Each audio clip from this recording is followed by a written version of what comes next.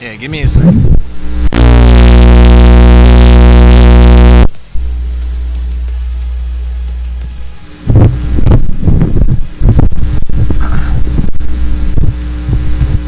Wait, you went to the LCQ to show up to this? Just to show up to the announcement? Crazy.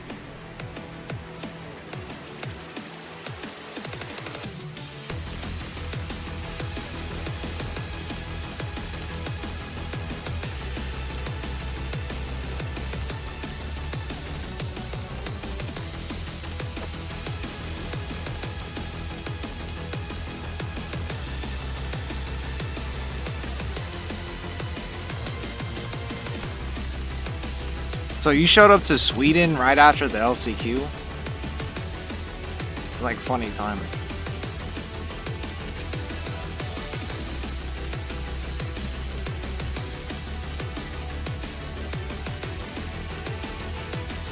You could have saw them release Goku. You could have saw the Goku release in person.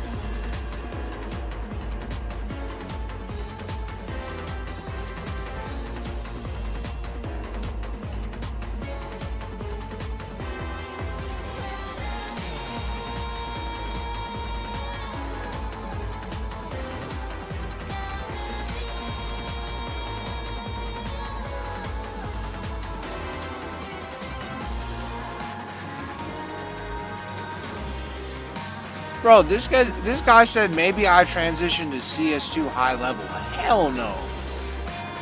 You're fucking gold Nova. You're not doing shit in CS2. It's too late for that, bro.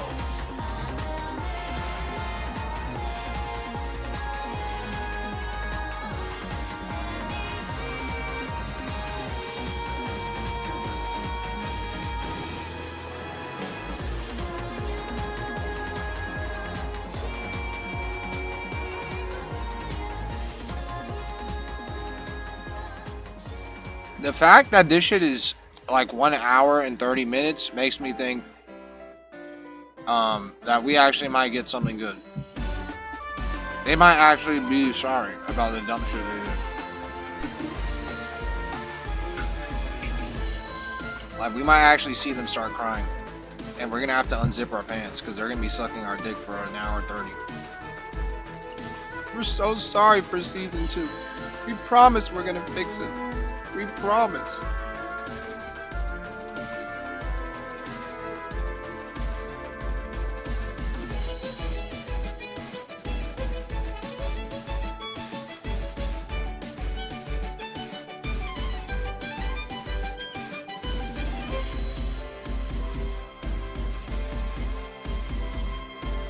Bro, you're at the airport while this shit is getting announced? That sucks. Your shit's gonna lose connection.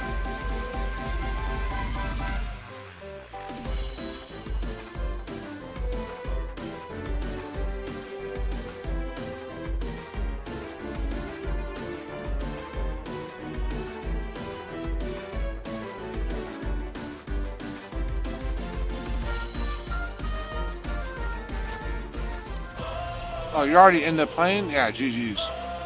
Welcome to the Tekken World Tour 2025 Finals! Alright. Let me get my shirt really quick and I'll show my face.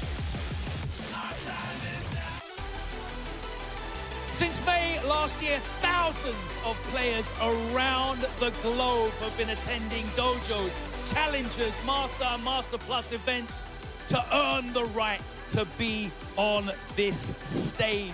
Over the last 3 days, we've had the best Tekken players in the world battling it out tooth and nail to earn the right to compete today in the final bracket. We will crown our Tekken World Tour 2025 champion.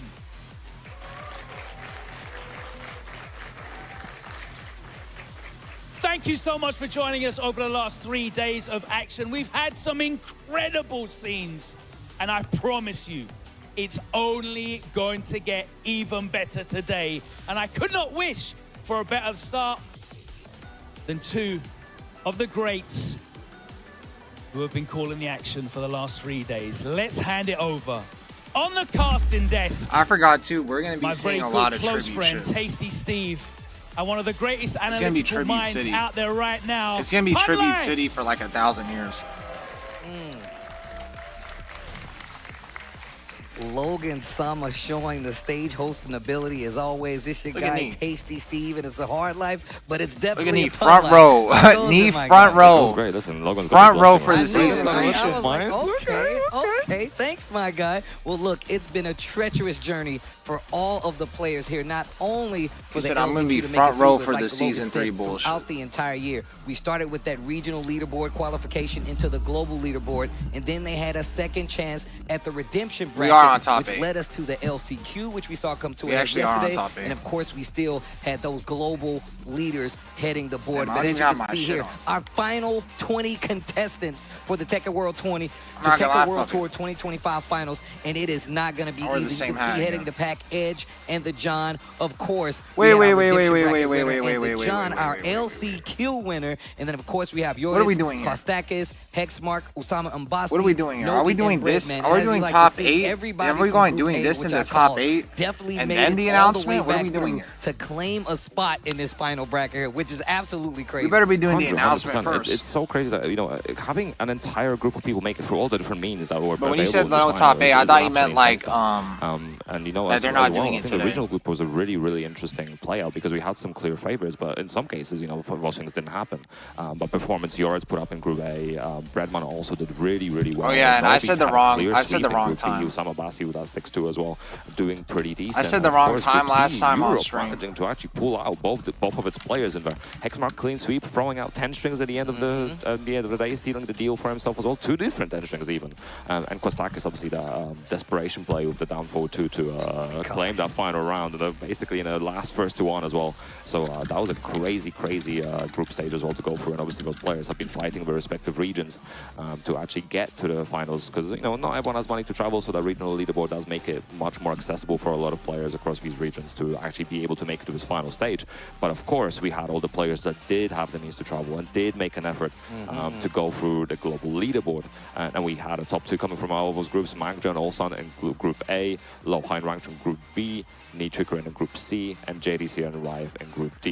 And then you can see those 3 players. Like, are you sure it's Eddie and Tipitano was third place? I think they're gonna go through top 20 and then announcement. That's what it seems like. To try to get back, which is kind of weird. Such a tough situation as well. Psycho was relying on Eddie to win a 2-0 over Edge in order to be able to qualify. That did not quite transfer. Yeah, that's kind of weird to be honest. To happen.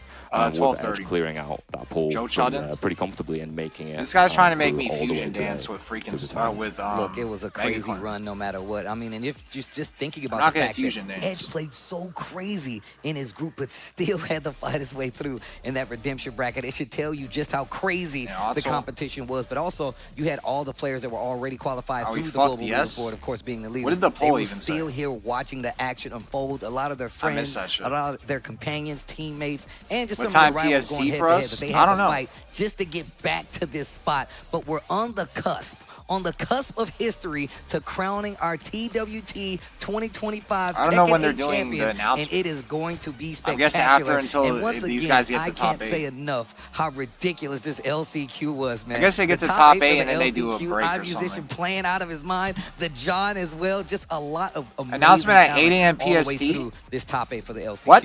Yeah, and of course, like the crowd favorite, K-Skill was pulling out electric, What? powering all of Sweden all by himself. This is going to 8 a.m.? And then, of course, you know, Fergus, with the kind of the run, I don't think anyone could have expected. It's fucking from him. He was a little it's bit down fucking, after the group it's stage. 20 It matches. didn't quite work out in his favor. And then pulling out the June, something new that we haven't seen from him for a while, and just making a massive run throughout the entire bracket as well. Only just about ending the semi-final to Kennen Trench. You know, Kennen Trench, a rival that he had for many years at this point, going all the way back to sort of Tekken 7 Tag 2 days even.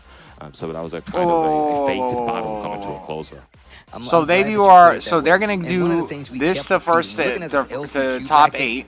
This was literally they're going to do this to top 8, and then what? They're going to do in a million-year break? The LCQ, you would feel like these are TWT finals matches that you're looking at, and they are, but it was just to get to the top 20 bracket. Some of the most amazing Tekken 8 matches we saw were played yesterday on this very stage, and they were played back-to-back under the craziest of situations, and the duress couldn't have been higher, but it can only get better. We got another I have to watch for your you guys anyways, to check out before we get to the point of crowning this new champion. 100%. And you know, I swear to God, I looked up CET and then it said 8 a.m. The regional groups, the global groups, the LCQ. And then Megaclan told me that this shit's happening with now. the buys as well. Mulgo, and I called him a Ferzi, dumbass. Nash, and Atif. And both players were in that top 4. But then it was actually me that was earning a free ticket for that buy, right? Getting the nice position. They did not have to play any of the previous days as well. They've just been relaxing. They could practice. They could gather information, prepare, do all those kind of preparations to make sure they're in the right position as well. And you can see that they kind of, I don't want to say it's the easiest path because it's never going to be easy in the finals, right? But as things go, having a bye, not having played out round 1, and not having anyone run 2 as well, and having some of the regional players going to them is probably one of the easier parts. Yeah, so it does give them a very much an advantage going into this bracket as well. But you know, there's still games to be played as well, and it's first to 2 until we get into top 8, where it becomes first to 3 as well. So much longer territory is going to be a bit battle of attrition at that point. And you know, the stamina is going to matter because these days get long when you have to play so many world-class players. Every decision counts. Every split-second hesitation can lead to defeat. So you're going to have to be on top of your game. And having an extra game to do so really does kind of give you that one extra thought process to throw into the mix to especially get an opportunity to cash your ticket and be the crowned winner. I started singing songs. Looking at that bracket, man, I got a lot of favorites in there, a lot of friends in there. I mean, the John running it back with the King. I can't say anything about it, but of course, Edge running it back through the redemption bracket. There's so many instances in which you can pick a horse to say that's going to run this race to the finish line. So I would love to know what the people out there are saying, man. Hashtag TWT final. I would love to know what you guys are thinking because a lot of times you're wrong. You know I like to tell you guys, you're not right about this because you're not here. You should be in person enjoying these games with us here in Malmo, Sweden. But we're getting closer and closer to that achieving moment of the first match for this last 20 who are here for the TWT final. Yeah, and in your minds, who do you think is going to take it? Like, if you had to make a prediction. Oh, jeez, you're gonna put me on. I thought this shit was gonna be. Right now. They're right. I thought that's what makes it extra. that all this shit was gonna be like an hour before. I think is gonna win. All right, well, lead the pack. Give me an example here. Listen, I've been watching this man for years, right? I want to get his. That they do the announcement and then they'd run the tournament Banana Papa card as well. I was looking at him earlier, and I'm going to say I think Moolgold is going to take it. He's my favorite to win. He's been dominating the tour. I don't know what this time first place like at the what end of it. this. I think he's the favorite for me. You know, I know it's like how. There's no way this is gonna take 8 hours to do 10 matches. It's impossible. About all this because I don't know why they're fucking right here spacing this shit out so long. I always want to see do well, which is me. I also want to see Arslan get even the LCQ barely took 8 hours. As a 7-time Evo champion, but also I want to hear about my boy Ulsan. I got Rainchu that I'm rooting for, and then I want the John to win too. It's too much on my plate. So you asking me this? Steve, you're running out of time. If I want to, if I say I want a character to win, does that count? Yeah, sure. All right, I want a king to win. I want a king to win. That's what I want. I want a king to win. But look, only time will tell. And I think it's almost time. So what I'm gonna do is, I know you guys are tired of hearing me talking, but we got plenty more left. I'm gonna send it to the well-dressed man on the stage. It is. Bro, this guy said he wants a king to win. There's only one king. Thank you very much, Steve. That's right. It's time to get into our first match of round 1. And let me welcome to the stage, hailing from South Korea, representing T1 Esports. He qualified through the global rankings, finishing 11th with 1,540 points. He made it here into the final bracket by way of the Redemption Group. He was 4th place at the Tekken World Tour Finals 2024. Let's make some noise and welcome onto the stage, Edge!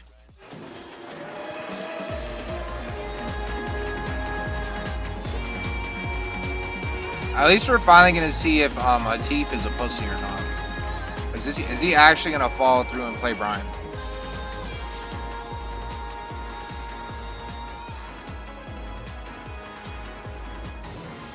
And his opponent, a man that he will be very familiar with.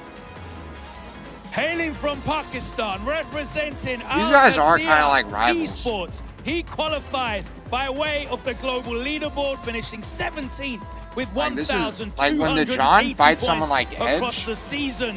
He made it into the like, final bracket. It's like 8 out of 10, or it's like 9 out of 10 entertaining. Closing out the last chance. But when the John has to fight someone boring, it's boring as hell. Last year's 7th place Tekken World Tour Finals finisher. But him and Edge is always good.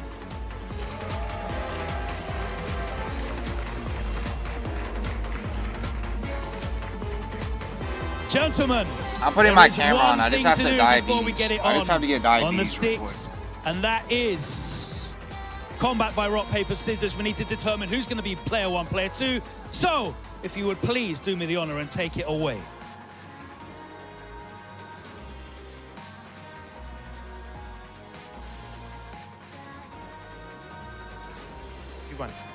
The John will be P1 side. Gentlemen, if you could please take your places.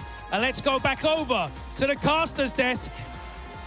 And let's get this underway. Round 1 of our final bracket. I don't really understand what this schedule is going to be. 2025 begins now. Thank you very much, Logan, for that. They say the announcements at 8 p.m. or 8 a.m. PST. This is crazy. Which is in 8 hours, 7 hours. Considering we saw John setting levels yesterday. But then the top 8 that we saw from him, making all the way through every match going to the final. Then the top 8 doesn't even fucking end. Every decision counting. Or doesn't even start until after. The adaptation that John was going through as well. So they're going to make his way through a big-ass break. Playing so heavy in the keep out and having to fight through that barricade of defense. And yeah, I've never heard so many people say that a tournament smelled like ass ever in my life. Well, look, first and foremost, we've seen like you guys, like whatever happened at Frosty's. This isn't the first time these guys. Like sounds like it was the most degenerate fucking tournament of all time. I heard people were having orgies.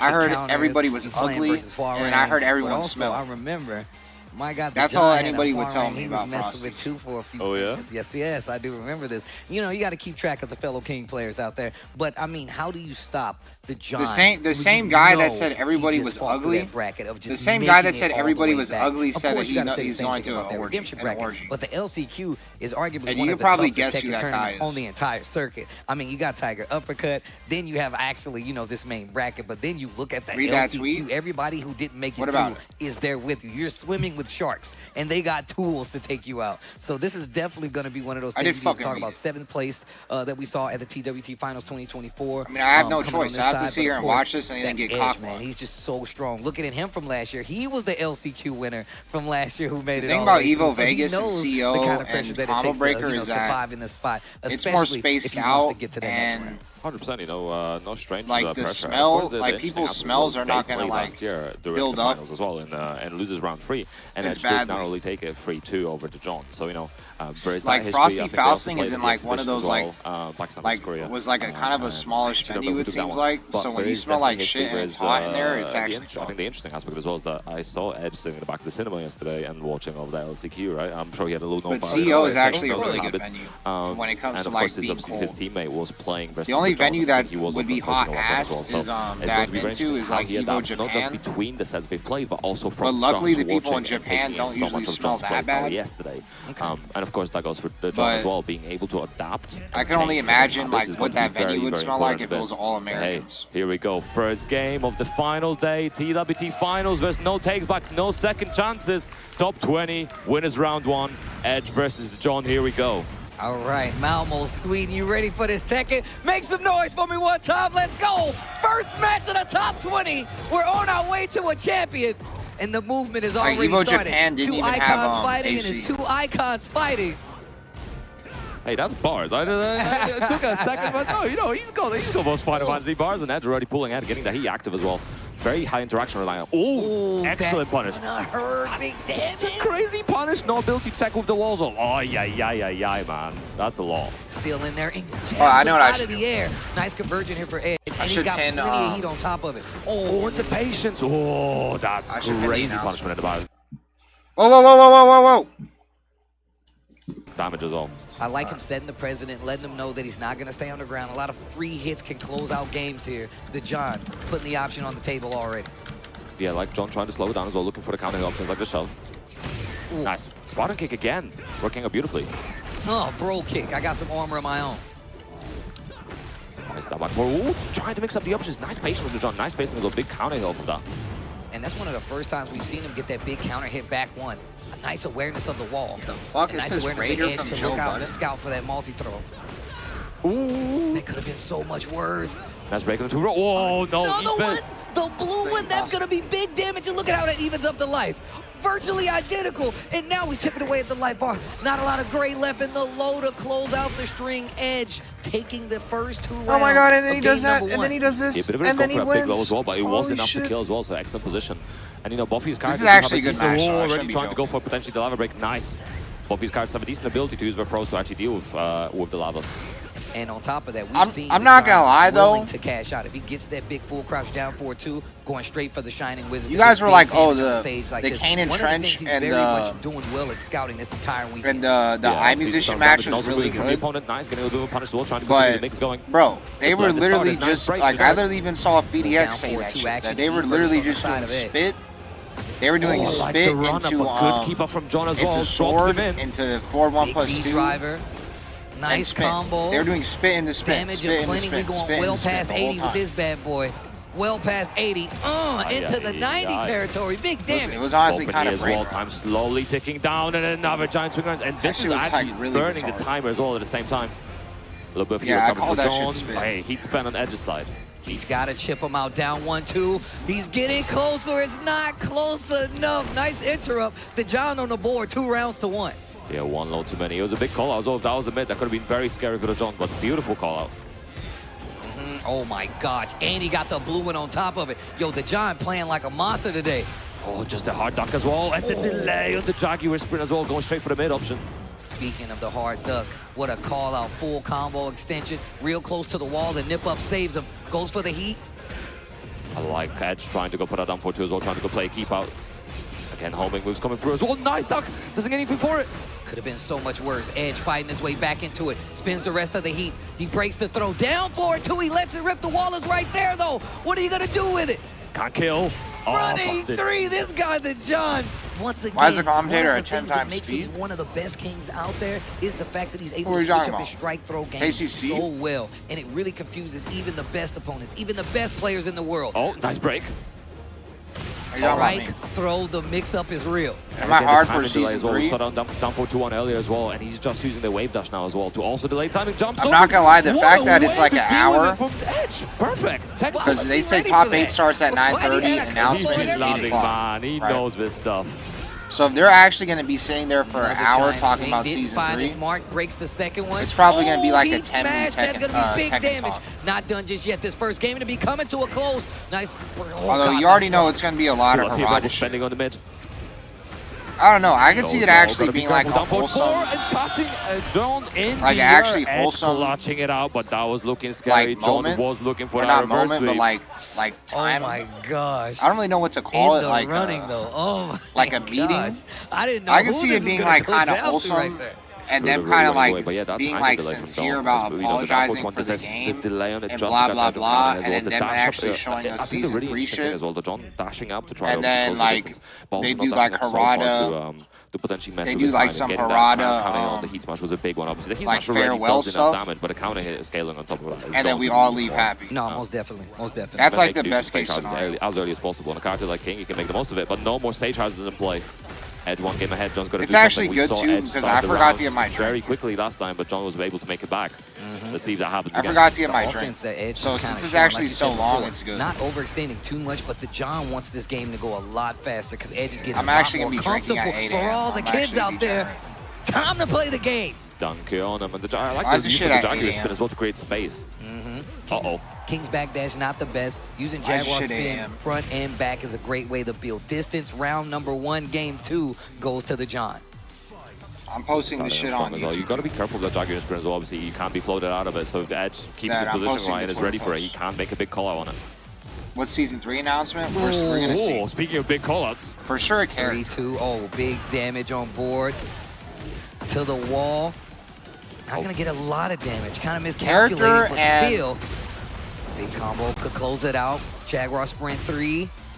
He's trying to interrupt the pressure, but he has so much health to work with. We're for sure gonna see down 1 like Harada to the low parry farewell from Edge, stuff. and he dropped the combo. Lots of recoverable life. But since there's so much time, I just think that they're probably gonna show season left to do the more back than just 3, a the character. armor and the leg drop. This guy, the John, looking good at game number 2. And we see so much of the power crash from There's no way they would just like. A lot of help to work with. He that shit would be like 30 minutes max. Absorb hits using and then they go into another hour break after making us wait like 4 So hours. crouch down 4-2, 100%. I think they're gonna take up all the time. Oh, big chunk. He's still available, spending the heat smash straight away, keep the pressure going. Oh, this game looking completely different on the side of the John. Great armor placement with the back 3. Counter hit down forward 2. He could definitely take him to the wall, and he's got heat still. Chunk of damage again. Was Yoki running up? It goes the wrong way. The attack roll from Edge was vital. He did not want to get put in the mix with the Jaguar. Oh, you're talking about Pun Life. That's the guy you keep saying is fast forward. Nowhere near enough to kill on the side. Definitely not helping the situation. Oh, Black Kite. You guys never heard of Pun Life, really? And he catches him out of the air with the you guys must be Tekken haters. That was definitely a help coming out of Dawn as well. There. Edge a little bit behind still, but trying to get back in. He is trying to finish this game as quick as possible. Back 3, nice power crash. Again, we see this out of the John so much in the rapid pressure. Was power crash. A big down forward 2 counter hit for Edge. Taking him to the wall. He's going to get some big damage off of this if he plays it correctly. Activates the heat. More than half life gone at this point. A little Oki situations as now he's standing on the ground. The Edge making him pay. That's a lot of blows from the Edge. I like the hard duck as well. Oh, the delay on the 4-2 string. He finally gets the launch. This could be big damage. Cashes out the heat, and he's getting a lot of that great life back. Get up off the ground. Figure 4. Woo! Big call as well. And Edge trying to tech roll, stay on the ground. No, there's the heat smash. Changes sides. Oh, and forward, neutral 2, sealing the deal, 1 apiece. And that's a beautiful adaptation from the John as well. We saw Edge rolling away to try to not deal with the Jaguar sprint mix. Now that I think about it, Jake Man really does upon him, and play the a John lot like taking the John. notice of that and making it hurt even more. The second game looking a lot better for the John. Ending rounds with 4-4 One game apiece in the first match today. Oh my God! I just think that Jake Man spams down 4-2 way more. Could definitely benefit both. Obviously, King has a range of throws to use in this situation. But Hwoarang, you know, has a full throw game as well. He started with the full crouch down forward. Just watch this. Called out the RKO before it, going through the floor himself now. Damn. Look at the damage already. Look at the damage already. He still got heat. 3, 2, 2. And he got the Jaguar Sprint powered up on the run. He ducks and gets hit by the 3. That could be the first round. And the explosion on top of it. The John. Round 1, game 3 looking good. 2 hazards popped already. The John making the most of it. Very, very efficient flavor. And we all know King hurts, so you know every single one. I'm glad that they put especially the on LCQ like winner and winner with that down forward 2. He almost made him pay, but the low parry on the follow-up, drop combos on both sides. Yeah, John's gonna be. That'd be kind of dirty if you win LCQ and you get put as well. Looking for a hop kick. I don't want either of these two to get eliminated. Engage on the follow-up, low parry on the follow-up from the John. Right there on the X marks the spot, big explosion. Jaguar Sprint 2. Look at this combo. I like what I'm seeing. Doesn't quite get the wall, but again, okay situation. Nice. Edge rolling around this time. Letting rip as well in the high. Oh, the back one whiffs. He makes them pay for it with the heat smash. Oh, again, the delay, the timing delay, and Strings doing so much damage and pops. And what even popped that stage has it had all the damage at all, just like that drawn on that set point. Edge needs to do something here, or the John's gonna run away with it. Taking a big leap into the big boy bracket. Nice sidestep into the 4th round, gets the back 3, the Plasma Blade launcher, hard spike. Great acknowledgement by the John to roll. Nice duck as well. Guaranteed damage. Pushing to the wall as well. This nice back 3. John getting away, but on the side switch as well, gonna come in handy. 1 and 3. No break on the giant swing. The wall is right there. Major damage. Very seconds to go. He available. So the hard duck again gets this blood. This might be enough to kill for the John. He activated. Big chunks of damage. The final charge hit, sealing the deal for the John. After that LCQ run, he's not giving up. He wants to go further. And he does go further this time. Look, you already know that Edge was the last year's LCQ winner, so he made it very far into this tournament. Yo, Malmo Sweden, please do me a favor. Make some noise for Edge! My man is going home, but man. Well, no, he's going to lose his bracket right now. Going to lose his bracket, excuse me, lose his bracket. Thank you for correcting. He did play amazing, and he did play to the point where he did make it out on that winner's side, but now you got to fight it out. And once again, a Shark Field loses bracket. It begins right now. Make some noise for the guy that just lost. Obviously, everyone's telling winners. It's because he thought he was going to be also make that one mistake before heading out of the tournament. But there's still, that doesn't mean you can't really afford any mistakes. You never want to go into losers early because it just means you have to play way more games. You have way more pressure on you. And we saw the pressure that was swear to God, though, just this first game. This is the first game. I just want to highlight that. And there was so much coming out of both the players. We talked about the timing delays from Edge, from John, and we talked about the damage. If Ateek doesn't play Brian, in the set, really playing that momentum game. But you know, ultimately, John really stealing the victory there. I'm gonna kill him in Terraria. He got so many giant swings. We saw that yesterday in the LCQ as well. So many people were not prepared to break giant swing when it counted the most, which is when his back is to the wall. That's gonna give you even more damage. And a lot of times, that's what got him back into the game. He would. There's no way this guy was doing taunt shut up or blindfolded not to play Brian in TWT. And then use armor attacks to kind of break your offense to take advantage of it. And it just became harder and more difficult for Edge to get his game started. Just looks like the John was in full control. Yeah, and I mean, I know you said earlier you wanted the King to win, and you're getting your wish so far, right? And it's going to be the best representation of King we're going to get in this finals, a King of Kings, as we were saying earlier. Yeah. Just saying, man. And then on top of that, he had the stages in his favor right now. Both of these characters can definitely utilize it, but King definitely gets a little bit of a plus, a little bit of a oomph with these, you know, instant shining wizards, all the slams that he gets. A lot of time it is going to be stage hazards. But like we said before, low high Chikrin. How the fuck did Kostakis still? And that means he's going to move forward. Moon Gold versus the John is what that sets up for winners round 2. But I think we got another whatever like regional group that was like a really jobber one. This is going to be a good one too. Yeah, you know, we have Kostakis on one side, Euros on the other side. Both players are very, very, very interesting. So, I'll kill you know, Logan, tell us more about it. What you got? It's a weird combo. Yeah, it is kind of a weird combo. Thanks very much, guys. That's right. They don't really have much match of chemistry. round 1 in the finals bracket. And first up, let me welcome onto the stage, hailing from Kuwait, representing Triforce Esports, qualifying through. I'm still NEA 3 region with 800 points. I'm still like pissed off that they didn't even like, bro. We couldn't even see Mayman once this whole tournament. Onto the stage, Yoritz. They didn't put the camera on him. They didn't put him on. They didn't put any of his pool matches on. These guys are retarded. Get me mad when I do it. Because Millard fucking... Bro, do you not see how this guy talks? This guy's an AI. His opponent, hailing from Greece, representing Phantasma, qualifying through the Europe 2 region with 405 points. This is a Street Fighter guy? I've never heard. I don't know about this guy. Of Group C in the regional leaderboard group stages. He did get washed. Let's make some noise for Quistakis. He did get washed. I wish he didn't play Dota 2 before the tournament. Gentlemen, all that comes down to now. I wish he didn't play Dota 2, and I wish, even though if he did play Dota 2, side. So if you'll be able to shoot rock paper scissors for me, I wish they would at least show one of his pool matches.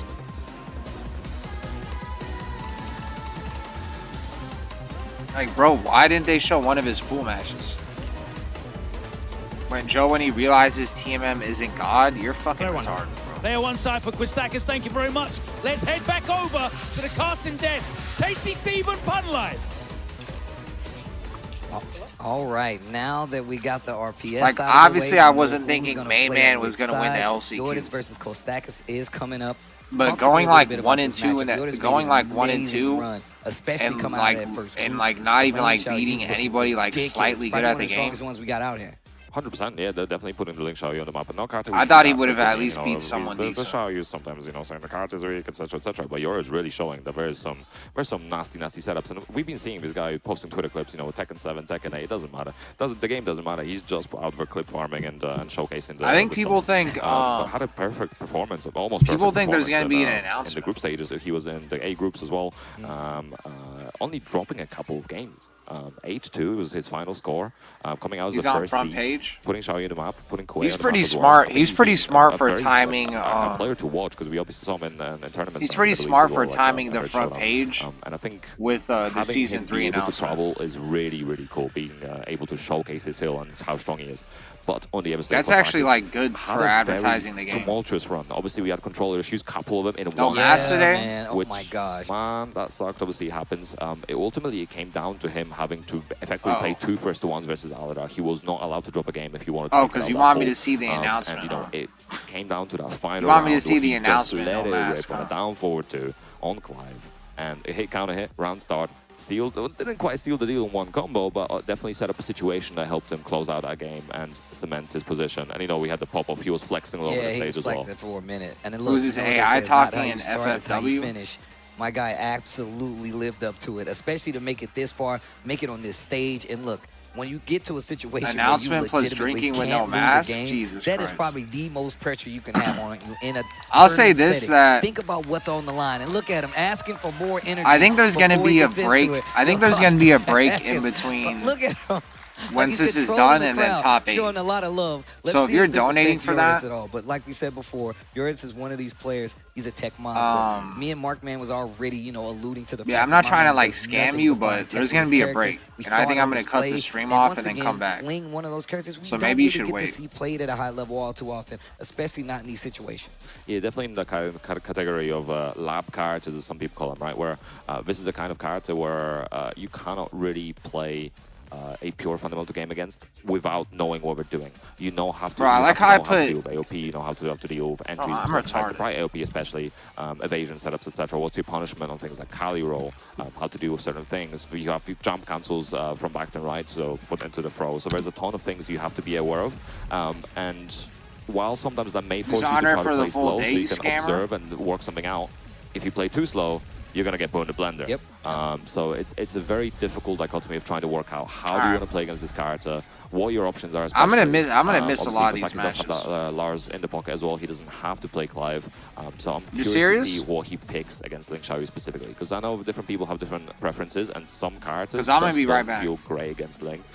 You know, Steve, King, Hwoarang, historically really bad matchups against Ling. But even like things like Dragunov didn't feel great. I remember like clubbing the matchup a little bit myself. It's not super fun. Things like maybe like Claudio feels really good. So it will be interesting to see how he feels about these different characters and who he's going to. Don't mace my shit this time. I need a re-up. Okay, but really depends on how he feels about it. What he labbed as well, obviously, what he's comfortable with, because you have to play those matchups to get really comfortable with it. The thing is about the Clive matchup is like he has great reach, right? Like his range is some of the best in the game, right? Outside of maybe like Fakrama.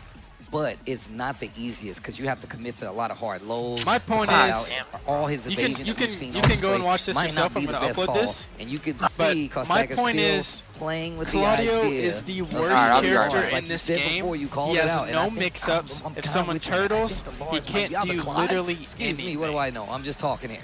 I'm just talking here. Let's see how this works out, because I feel like you're really going to have to commit to some very big lows. And Clive does have a few good lows in his arsenal, but how do you keep this character honest without committing to some of these big strings that can put you in even more trouble? I'm just double checking the buttons. Yeah, it is going to be interesting. I mean, I would have favored Lars purely because of down forward 1. Like, you know, having a 13 frame mid check, that's not too difficult. And obviously, I mean, both these characters have decent mid checks, but Clive doesn't have a kind of orthodox down forward 1, right? So it can make things a little bit more difficult. But we talked about the reach. I mean, even tools like back 2, right? If you're not going to really be able to... with Clive, another one of the tools I feel like that's really good for dealing with Ling, has a great range, and on top of that, you can confirm it. So. I think with some of it, he's going to be careful. So, like, back 2 is a great tool, but I think, you know, if Ling from a distance, if she's just hitting AOP far away, like, you're not going to do anything with that, right? So you're going to have to be very careful. I mean, forward 1+2 can reach it, then it could be a really good alternative, but also it is punishable. But here we go, second game of the day. Kostakis versus Joris. Into the mid activation on the Heat this time around. Lowe's already starting to come out and play and tries to answer back with a down 4-1 and just not able to find anything early. I love how Jordas plays. He sets the pace already. Oh, wow, nice orbital to get over it all. And look, that's going to be a really good tool, especially if she decides to swing out of AOP. Big counter hits can come from that. And look at the damage cash out that Kostakis is getting with the Clive. I really like the decision from Joris as well to try to go for like a charge up, try to go for an unblockable setup potentially. See if Kostakis is going to remain passive. This gives you a lot of information, but it did cost him a fair bit of damage for that information. Hold on, plus 2 spend. We were talking about earlier. Nice back one as well for the interrupt. That's going to be an important tool of this matchup. Playing back a little bit. A little far on that down forward 2 again. You've got to be careful around the down forward 2. Nice. Speaking of the down forward 2, not careful enough, and this is going to be a lot of damage. And this should be enough to kill, especially with that Rage Art as well. Kostak is showing me I definitely don't know what I'm talking about. He's playing such a great game when it comes to the spacing. Great placement on the orbit. I'm not sure what Joris was doing, but he definitely got clipped for it. That was, what, 80 damage he hit him with, and he broke the balcony on top of it. First round, game 1, Kostakis in the Clive. Joris has to be very mindful of Kostakis' spacing, because he's been playing that spacing game, especially on someone like Clive. When you have so much range, it's going to be very important to be careful. Oh, and another low parry as well. Nice. The cool combos on top of it. Back 2. Straight to the wall, and the stage hazard as well. Big damage on the board. Committing to some of those big lows I was talking about already. Nice patience as well. Was trying to get something forward 1+2 spend, just using the last of that heat. Nice punish. Kostak is not afraid to duck or sidestep. Gets the big launcher. Wall gonna change up the combo just a little bit. Flame dash. Yeah, was looking for that low as well. He's been a big fan of that counter hit low. Speaking of lows, you better be careful. We know he's not afraid to use that orbital. A little slower than the typical orbital, but still gets the job done. We saw it already. And down, back, forward, committing to these normal lows. Low into low. We've seen these sequences from Kostakis before, and you know he's been mixing a lot of it up. Goes into low, goes a bit next time. Maybe the third time he will backdash. So rotating his options as much as possible. Nice big counter hit, though. Okay, Joris needs to do something right now. Oh, hop throw. Important to break that. Good counter hit confirm as well. Okay, counter hit engager. Joris has a little life lead right here. Nice block on the low. That's what I was thinking we were going to see a lot of. There's that orbital again. Oh, but the combo drops. Doesn't get anything for it. It's unfortunate. He's spacing out. He has the available going low. Forward 1+2, mixing it up this time. Nice back one again, interrupting the pressure. Oh, I'm out of there. Wait. We went over the orbital. Okay, sidewall could potentially save lives. He has to realign away from the wall. But it does no matter, doesn't quite hit the wall, and the Rager should be enough to seal the deal. We've seen that sequence with the orbital a couple of times already in this set. So nice one with Stackers to make the most of it. And again, it's so important to know which moves in your arsenal are going to go in which direction. If he used any move that could potentially put him to the left side, you'd end up on the wall, and who knows, maybe he would not be able to kill because of the damage difference and the scaling difference in the wall. So very, very important for that. And yeah, good awareness with Stackers. I like seeing when players just instantly aware of their resources, like, I'm just going to hit this Rage right. They're not going to try to go for the fancy combo, and just being aware. Sprinkling in that orbital, especially when ALP's been put onto the field to play, has actually saved them quite a bit. Drop that last combo by the wall, but still getting that hit, taking back that momentum, and going straight into the Rage Art once you did get the combo. Game My number point one, is, Stackers, and you're you can go and watch this yourself. I'm going to upload this. It's to be fair, But I'm super my surprised point by is, how Claudio is the worst character in this game. He has no mix-ups. If someone turtles, he can't do literally anything. Apparently my man was caught in 4K playing some late-night Tekken games to get ready for the situation coming up, because you know these guys knew exactly who they were going up against. So they had a day or so to look at who they might be fighting and what they could do, build some kind of strategy. Yeah, I think yours has to be very careful. Obviously, we've seen a lot of our Black Ones work, but the moment Kostakis smells these situations, he might take advantage and block it, or even just bait it out. Kind of removing this AOP from the timeline right now, especially with the way he's been playing, but sprinkling in a little different lows this time around. Back 2 until the Phoenix shift stance, and back 1 to answer on the offense. Yeah, excellent interrupt again. Oh! Sidestep by OP, but does not matter. Down 4-2, finding his mark for Kostakis again. Okay. Pops the heat, gonna get the wall, flame bash. Oh, goes low again. Keeping the strings going as well, and ooh, what a trade this time. Nice punish from back 1 as well. Backdashing to get out of there, Yoritz getting a little space and gets floated out of the orbital. I talked about how it's a little slower. That's one of the things you have to worry about. That delay just saved him some trouble and gave Yoritz a chance to take another round in this game too. Nice punish, blue stuff as well, looking for the Yoki, doesn't get anything for it. Again, the spacing and the movement from Kostakis is absolutely on point right now. Does not have Rage available, is he able to finish it? Not quite, one more hit, and goes low. Another round on the board, 1 round closer to victory. Taking that momentum back from Yoritz, and then we get a clean launcher at the beginning of this round 3.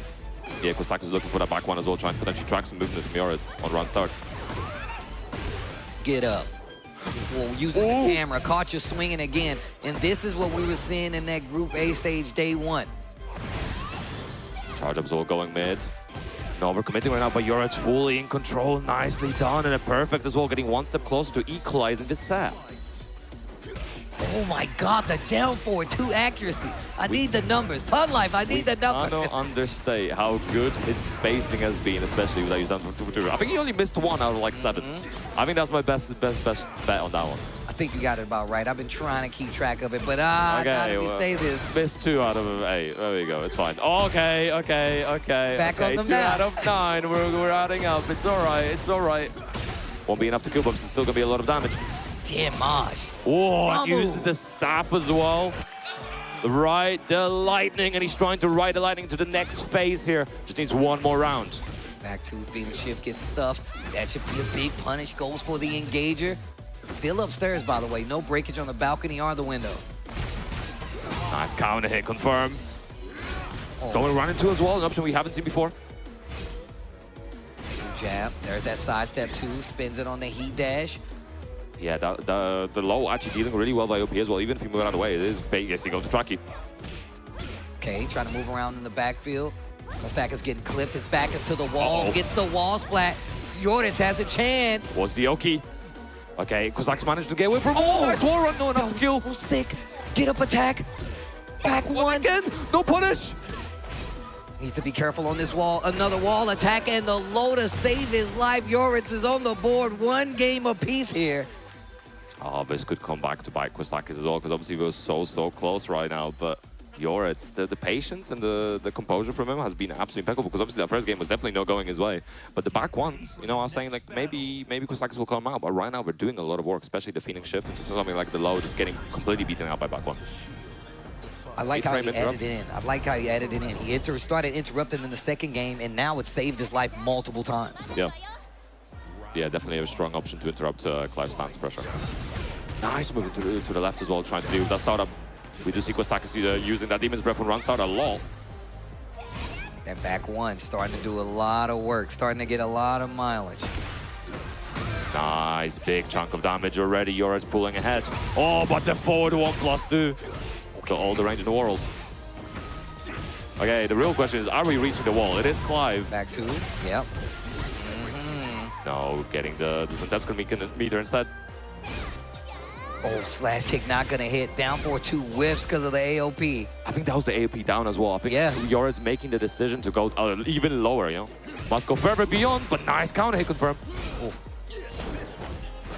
Okay. Damn, he's got assist. 2 versus 1.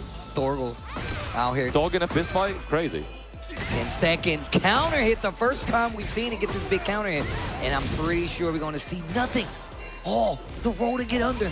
Lively definitely in favor of Kostakis. And not for long. Oh my God. Crazy, crazy steals. All looking for that unfold 2 around start, not quite finding it though.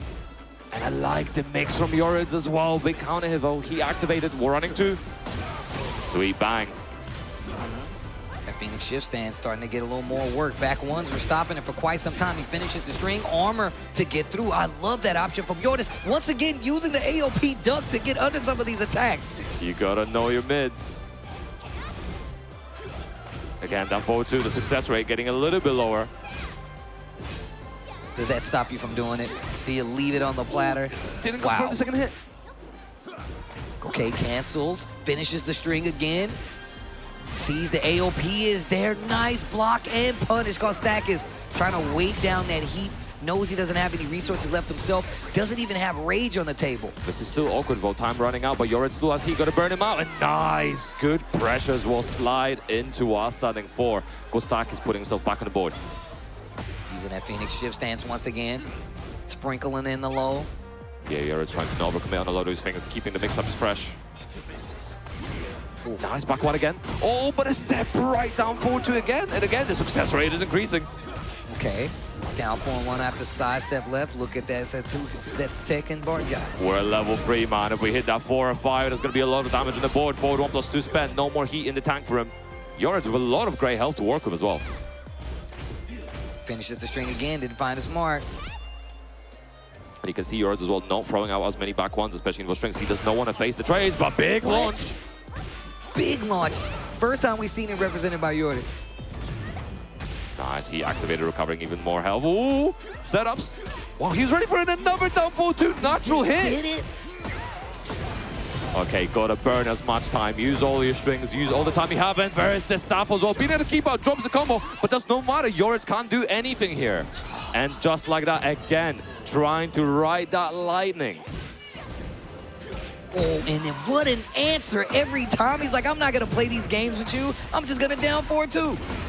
He's absolutely down forward 2, just doing all the work. We're going to be going to the wall. It's Clive, no issues at all with reaching it. 15 seconds and a bunch of damage already on the board, but hey, it does not matter. Yored's brute bug and the hop kick as well to punish. First time we've seen him block it, first time we've seen him launch it. Big Chan going mid again. Oh, the mix-up, trying to get strong. The AOP duck again, making it part of the mix-up, but drops the combo on the follow-up. Normal throw, one more hit can do it. Went for too big of a launcher. Great back dash. Oh. Wow, what a sidestep on the running 2. That was crazy. Final game, final round between these 2. Oh my gosh. Try to place another down forward 2 in between. He did not quite find it, looking for the Demon's Breath. Finds it this time. He activated. He's going to try to push the advantage as much as possible. Going low once again. Oh, wow. Spring up, sidestep. You know he's looking. You know he's looking. Definitely still has he available. Oh, and a nice confirm as well. Out of heat. Level 3 Zentetsuken as well. I don't know if he's going to use it. Sidestep 2 got this combo started from him. There we go. He does use it. Big damage. Not even in rage yet, but 89, real close to 90. Oh. No break. Yored, as he available, has great health. Activates that heat. 25 seconds to go as well. Running 2. The low. And again, same option. One more hit potentially. And he tries to move. That's gonna do it. Kostakis staying alive in this bracket. Well played, the Clive. Man, the theatrics in the pop-ups as well. There's an art form to it, you know? But the interesting situation, and you know, we saw earlier, Yoredz actually not pressing back one in that situation earlier because it did trade. And then this time he tried to commit is the final kind of situation. Maybe he thought he's going to survive, but not enough health to tank that trade. And will be going to the loser side. And honestly, I want to say this is a little bit of an upset because I think Yoredz had a kind of a crazy run. I think Kostakis was definitely a little bit troubled in his regional pool. But hey, it does not matter. Listen, he doesn't even need to do anything. He's calling for the noise himself. He's doing it himself. But let's take a look back at what happened. He was checking himself at the camera before he came out on the stage, almost as if he knew what was about to happen. But once again, we talked about the unconventional characters. I said Ling. Clive is another one of those characters. And we were kind of dancing with the idea like, hey, man, we're not sure what he's going to do, especially considering Clive doesn't have the best lows, but down back 4, still using down 4-1, and just raw callouts with the down 4-2 as well to, like, make it count. And then sometimes, just sometimes, when things got a little crazy, went for the orbital, which is a little slower than we're typically used to. But every tool in his disposal, he made Clive work for this win, and it didn't stop Yoredz from actually putting up a fight. Of course, we saw the Rage Art close it out that first time, but started getting more lows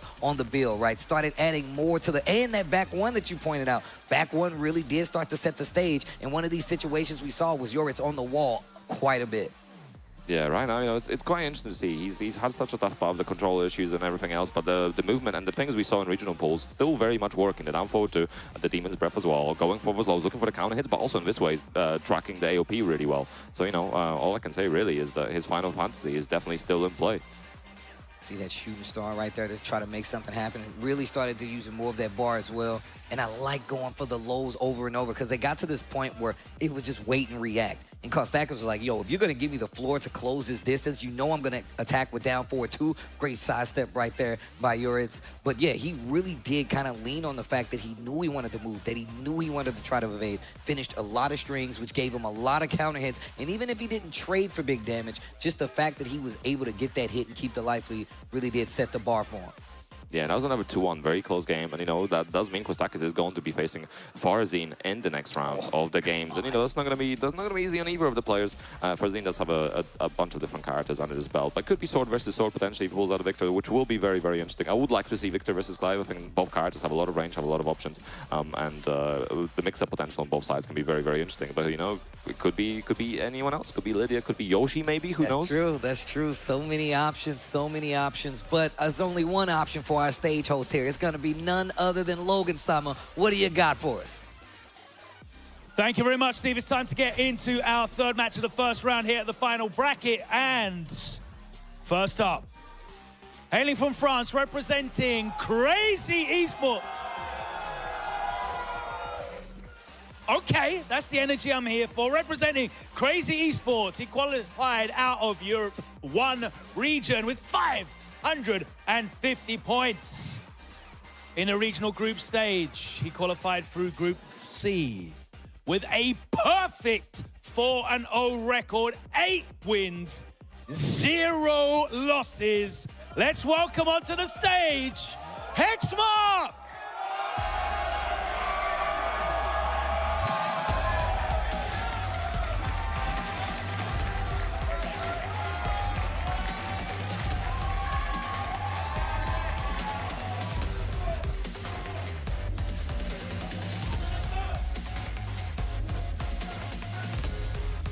His opponents, hailing from Pakistan, representing Falcons. He qualified out of the Pakistan region with 540 points across the season. He made it here into the final bracket, qualifying through Group B in the regional group stage. Let's make some noise and welcome Usama Abbasi!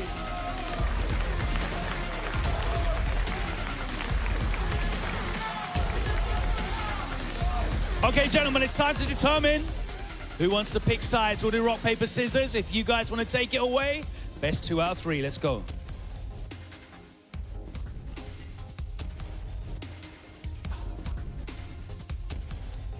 Oh my word. Oh! Okay. let's hand it back over to Tasty Steve and Pun Life. Listen, that's a man of action, River. No words needed, didn't tell us the side, just went straight to it. He just walked up, he's like, I want him out of here. He's about to give us that work, right? He's ready for it. But listen, I think we know who the crowd wants to win. Obviously, the European bias will definitely be in play here. And hey, I might be biased as well. I'm only human. I'm always going to root for the European, or maybe not always, but most of the time, 90% of the time. But you know, it's hard to say how good Usama Abbasi is at this point. He's beat everyone at the biggest dojo, not dojo challenger, but we had this year, Takedown, which was an insane event. One of the best events we had all tour in this year. So it's going to be a tough opponent. He came to Europe. He has played a lot of European players. He did pull a lot of belts to asses, really. Lots in the way he was doing it, especially only the best. He was playing his mind out. So it's going to be very interesting to see if he can do it one more time against another European. Well, look, I mean, speaking of the European, man, I saw Hexmark in the lobby when I got there, and he was just like, yo, Steve, they kind of sleep on Paul. They don't know. He's like, I'm about to show him the true power of Paul. And it made me really interested to see how well he's been playing this entire week. But Usama Abbasi, we can see right here, first appearance on a TWT stage, guard breaker, final round, as well as heat wave showdown, like you said before, 540 points.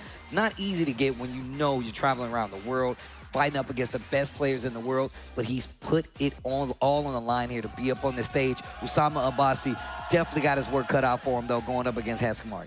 Yeah, 100%. And I think it's worth highlighting, especially in Hexmark's case, is France is such a strong scene.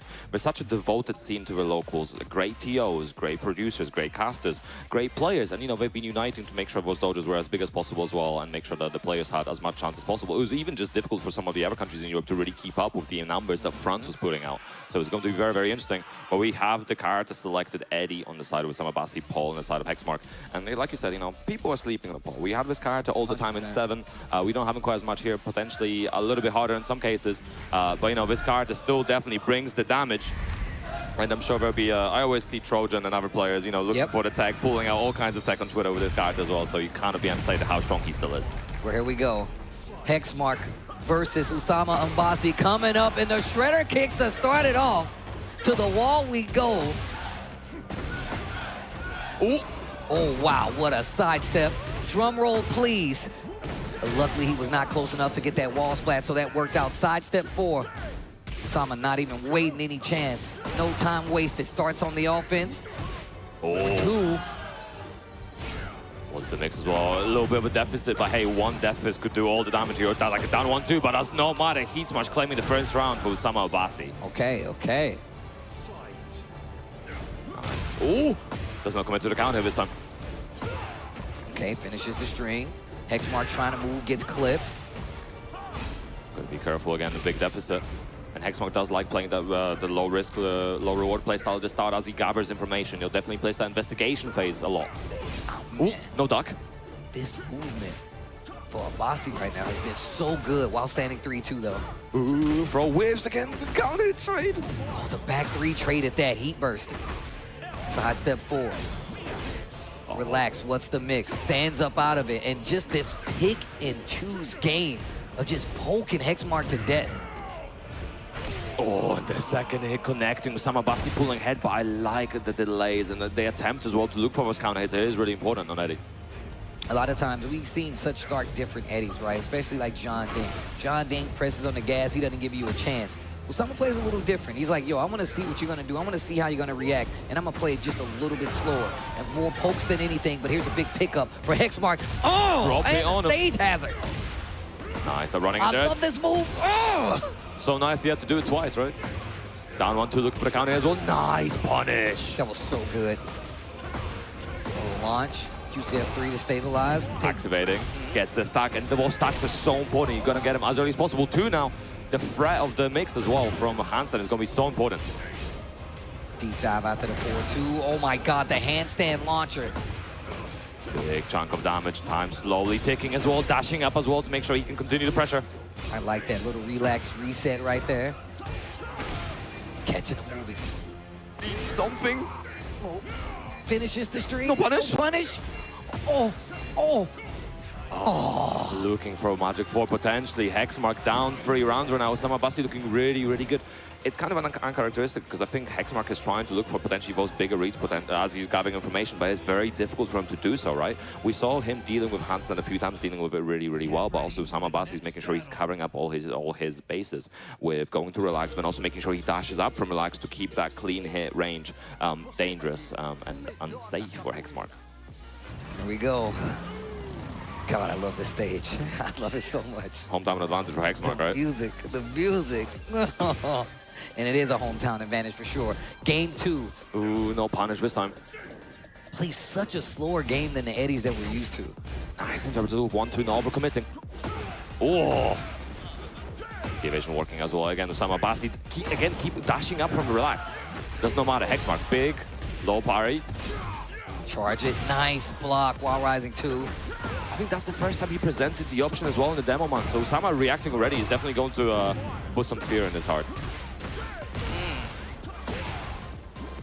Ooh, and again the dash up, going under the jabs, going low with this option, and goes low again. Just on that first hit, Osama Basi, another round, 4 rounds straight right now. And that first game, he would go into relax and goes back to standing. This time, he's staying in relax, gets the big launcher, and the lows are starting to add up for Osama Basi's favor.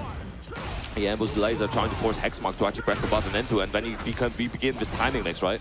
So it's going to be very difficult for him to deal with this right now. Nice little 1-2 as well. Hexmark looking for something. Nice break. Finishing a string. Hexmark getting a little anxious. Okay, here we go. Still has plenty of heat. We've seen him connect with the 4-2 quite a bit. Pumping the pedal. That's not going to do it one more round. And Osama Basi moves on. This is looking rough right now, Steve. Hexmark, oh, it's not looking good. The counter hit landing as well. Back 3-3, and he's taking him to the wall as well. Heat's still there, so he's got resources, and 50% of his life is already gone. He activated as well in the second hit, connecting counter hit. I don't know. I don't think this is enough to kill. Nice, okay. Gets the splat. Okay, big damage on deck. Not dead just yet, but needs to lay out as much damage as possible. Gets the big death fist, charging that up back too. Oh, Heat Smash connects. He's not quite dead. Has he available? Needs something, but gets tracked for the movement. Osama Basi, all killer, no filler. Yeah, didn't stay aside, just went straight to the setup, got his 6 rounds, and he's gonna go sit down and relax for a bit. But it's a rough one on Hexmark.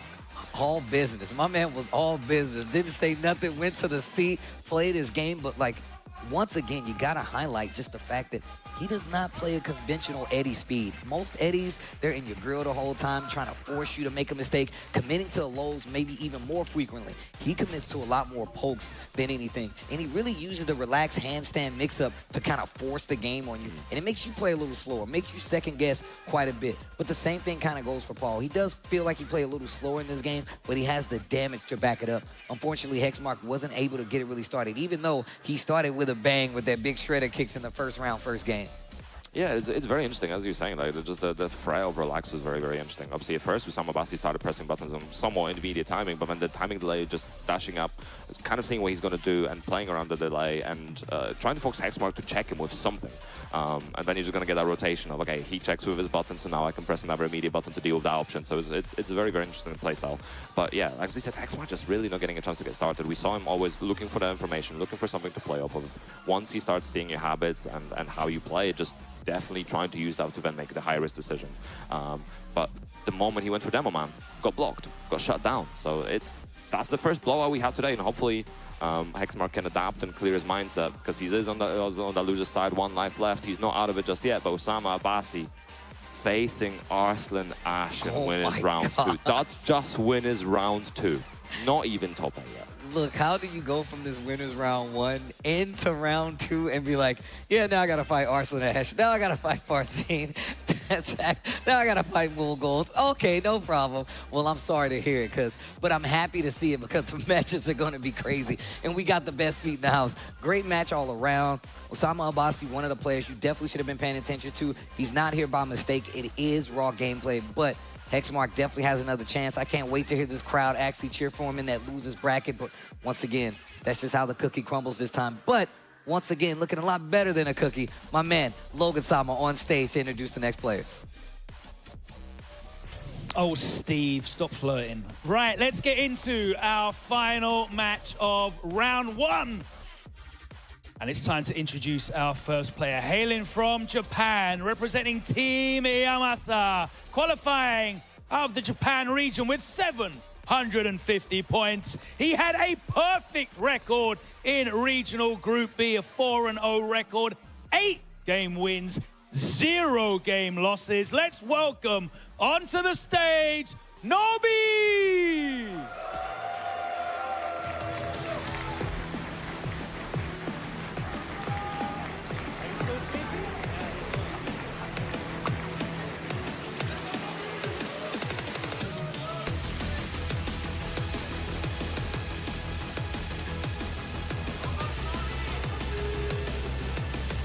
And his opponent, hailing from South Korea, representing Z10. He qualified out of the South Korea region with 250 points across the season. He qualified for the final bracket out of Regional Group A. Let's make some noise for Breadman!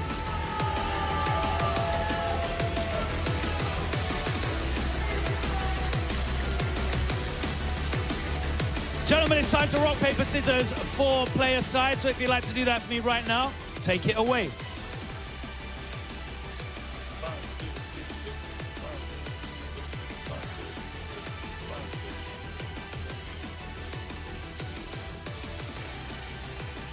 Nobi will be on player one side. Let's head back over to the delicious Tasty Steve and the mildly palatable Pun Life. Now, you're lovely as well, Pun. God bless you. Don't do that to my guy. Don't do that to my guy, all right? Don't do hello, HR. I'd like to report a violation. Come on, man. Don't do me like that. But hey, it is what it is. This matchup, I've been looking forward to this, right? So, Nobi, a legend. There are 2 players in the finals that have attended 5 different TWT finals. And that's Nobi and Knee. No one else has managed that feat. They've only missed 1 final each. It's funny because they missed different finals. I think it was 23 for 1, 24 for the other. So, you know, veterans. Nobi even winning the King of the Iron Fist tournament before we had the Tekken World Tour as well, way back in the 2015, 2016 era. So, you know, I wasn't even playing the game yet. We didn't even have the console release of Tekken 7 yet. So this is old times. This is back in the 7.0 era, the arcade era. So it's going to be very interesting how he adapts. Obviously, he's been playing different characters recently as well. He's been kind of gravitating away from Dragunov a little bit. During the Korea-Japan scrims, we were seeing a lot of Steve from him. Yeah. And I think a lot of us were really excited. There was a lot of really good matches won that Steve. And then in the regional polls, he was using the Lars, right? Which feels like a very nice, happy medium between Steve and Dragunov. So it's going to be interesting to see who he plays out. I'd like to see the Steve. The character's hype, man. You know, boxing is awesome and all that. So I'd like to see that Steve. But, you know, what would you like to see? I mean, look, I really like seeing Breadman. I like seeing Breadman with the Leroy. The Leroy, we don't get as much representation, but even more so, I just feel like he has quite the understanding of the character. Nobi, like you said before, though, I mean, this guy is a legend, man. He's been around for so long. I've been a fan for just as long. And, like, shout out to the Yamasa boys, too, man. He's one of those guys that's been really kind of putting that team up as all times possible. This guy, Breadman, though, 49th at the last chance qualifier for 2024. And as you can see, he's really been out here traveling as well, man. I feel like each year we get to see him more and more, and he's really been stepping up to the plate with his characters as well as showing up. It's one of the reasons he's up here on the stage trying to win that bad boy right there. All shined up. I'm telling you right now. Real gold, apparently. That's real gold on that bad boy. Kilos away. I saw it took like 3 people to lift it up. That stuff is crazy. But there's my answer. We're not seeing any Steve. Come on, Nobi. But, you know, Lars, a very good, capable character, especially this season. So it's going to be very interesting how it goes. And, you know, it kind of feels like a dream coming true as well, because I've learned from watching Morgold and Breadman back when he used to play Claudio as well. So to see him on a big stage like this, it feels like a dream come true. But hey, another game right now. Winners round 1. The last game of winners round 1. Team Yamasa Nobi versus Z10 Breadman. Let's go. Again, back in France. Pretty not sudden moves right now, but 2-2-2, nice. 1-1-1 rubber, sorry. Okay. Instant heat activation, gets the counter hit, and this is where Breadman gets to play. Recover some life back, no gray left on his side. It was interesting as well. Nobi already was looking for that backsway earlier. Definitely one of the things he was known for. Keeping the pressure going, nice break. Okay. 4-4. Tries to go on the Hermit, stands back, one to close it out. No. That's a great call out from him as well. Sidewalk left working out beautifully there against the Tsubaki. Q-Shine blocks it this time. Low parry, Nobi's ready. Again, it's Lars, so it should be easy carry to the wall here. Ooh, drops the ender. Unfortunate. Tried to go for a punish. Didn't get it, though. And not guarding his toes at all, Nobi knows. Yeah, but Shin's looking rough, man. Okay. Gotta get away from Scorpion. No break. The callouts right now from Nobi have been super good, especially on the parries, especially on the kind of all options that Breadman is presenting. Oh, tried to cancel in the Hermit, expecting something from Nobi. Nobi hits the brakes, takes his time, 2 rounds. Yeah, you gotta be very careful about how you punish that low as well, because the possibility of the parry coming out, but oh, it gives him the lightning. Okay, 1-2-4, fishing for orbital. Man, Breadman is just having a hard time getting anything started in his first game. And the movement from Nobi has been so tight, and nice low parry once again. To the wall. Nobi looking very good as well. It's the family man, Vav. I'm telling you, he was so strong in the regional leaderboards, and now as well, looking so good. Gotta bring home the bacon, man. That's a lot of pressure.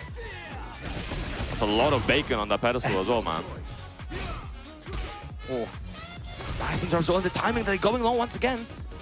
I'm just waiting for that mid to hit, man. That's going to be a chunky mid. Speaking of mids, Hermit stance once again. Almost 10 seconds left on the clock. Breadman, if you want to come back alive in this game, you got to do it soon. Time taking, Nobi trying to play with that space.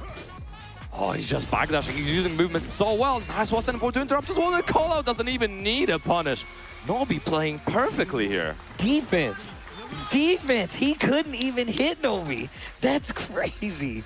And look, you can see the exhaustion weighing in. Breadman's like, what do I do to open this guy up? And he got a few pokes, but the spacing on the side of Nobi made it so it wasn't anything clean enough. Even when he went into Hermit stance, he really had a hard time trying to like get an extra hit in there, trying to make him like freak out, do something he wasn't prepared for. Nobi just never took the bite. Yeah, Nobi just very well studied in this matchup. You know, he feels like he cannot be surprised by his character right now.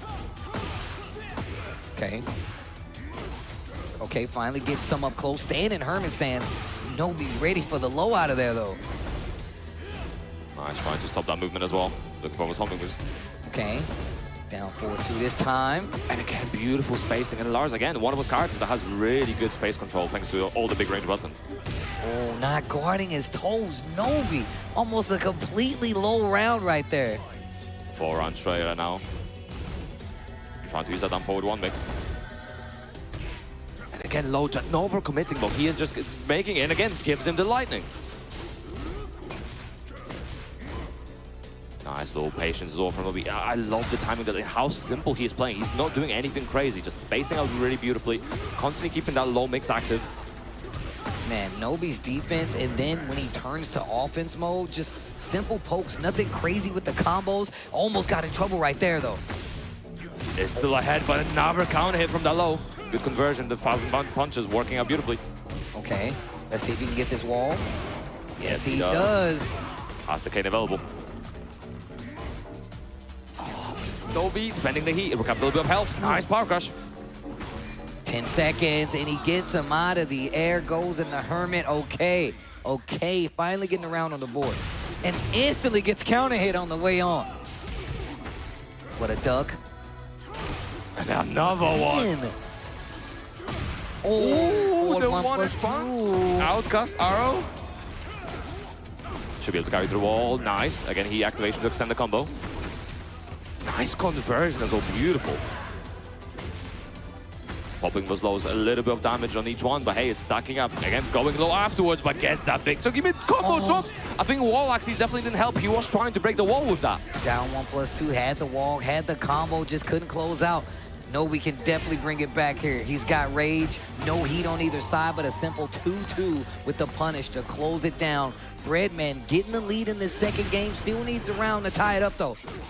Nice, good bit of guarantee damage to the back. Nice 2-2 punish as well. Looking for the orbital again. Try to go for this to the back. He's not quite finding it this time.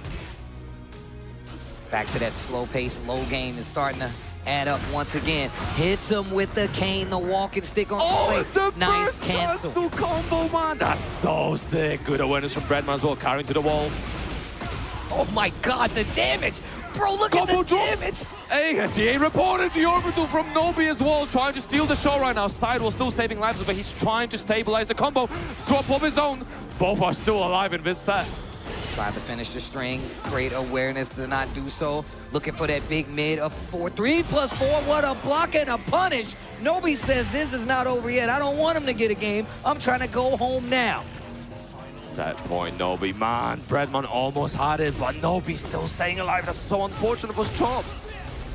Nice block. And he's trying to call out those lows now, but he has to be so careful. Those Lars mids. My whole stream is gone now. Okay, not Get ready for the low scammed this time around.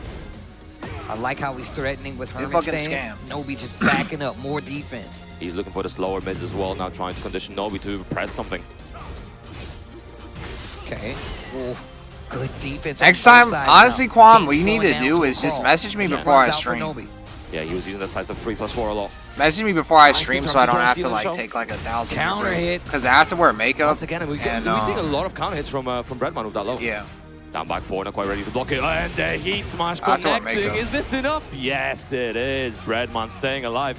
But hey, that was a bit of a stressful situation with those drops on both sides. Oh, man. But I do want to highlight one thing. You have to really think important to understand why he went for the burst cancel. So when you use heat in this game, especially when you're mid-combo, you're actually inflicting a and today is Christmas. So today is like literally the fucking closest I ever felt to Christmas ever in my life. Connecting. There is no in like the past like 10 years. So today is Christmas. And then you can use it later on. So that's why I'm wearing this without the potential drawback of doing it. So, you know, Labu characters, there are launchers that do allow for those kind of things. And especially post-tornado situations. Today is literally Christmas. I'm one of those. I just get full crouch down 4-2 with King. We're actually going to get cancel full combo pickup. We're actually going to get Goku today. Yeah, we're super sick combos as well. Lots of stage houses on the He stage. from Stellar Blade? I think Lars is going to have a little bit of an advantage, especially with the walls in play and the big wall from carry. Stellar Hey, Blade that's did not sweet get bang right now from Breadman doing some work. No more holding back. To the other wall. That's going to break another one, right? Oh my god. Gets the corner as well. 2-1-2, not quite getting the final hit. Oh, looking for the Alcazar again. He running out. He tried to go low. Gets away from that down jab. Oh, didn't believe. Could have closed it out. Yeah, it was the right punish as well. Big crunch. No heat, no dash. Time to running. But Kwam? The sidewall again, saving lives. 10 seconds to go. Both I mean, what time is it? No enough to kill. 1:45. Breadman a little bit of a deficit. The Shushan again working out. Nobi pulling ahead. If I start drinking now, I think I might be too fucked in like 6 hours. Looking forward duck, big tracking mid out of the stance. Yeah, he's constantly with stance transitions as well to delay his timing. Gets the lightning once more. This is like baby shit. Jeez. I need to get a whole new bottle. With Herman stance. I need to get like a whole bottle. No longer using the slow mid, going for the faster options. Oh, nice. Yo, to Zavaki to get through, but got to hit the heat dash, but not the combo. And no whip punish as well. Try to go for the slower option again. Nobi calling it out. Teasing with the down 4-2. Nice block, great punish. Nobi on set point. Breadman got to pull something. I need to get a whole bottle of Hennessy. All those carbs maybe not working out. He's here for the bread, but Nobi I don't want to trying drink to take that the bread shit away from him. I need to change it up. Nice, big chunk of damage. Not quite able to carry to the wall, but hey, this is still decent wall positioning. Against has the 3+4, going for the chain punches. Yeah, I will. No! You think I should just start drinking now? Because the thing is, I don't want to be dead. I don't want to be dead by like, what is it, 7 hours? Nice combo as well. I'm not saying anything. If I start drinking now, like I might be. Oh, big damage! I don't know. What do you think? What do you think? Nobi going mid. Nice. He's must spend as well. What's the option for Breadman afterwards? Going for slower mid. Needs something else in the trade on the orbital. Drink it 4 hours. But that could have been scary. Don't start drinking now. Staying alive. Because I'm definitely gonna be. Once the TWT shit hits, I'm gonna be like this. I'm gonna be like this and like completely fucked. 1-2 to get him I'm out not of even there. able to see the screen. Small little interrupts against Shushan.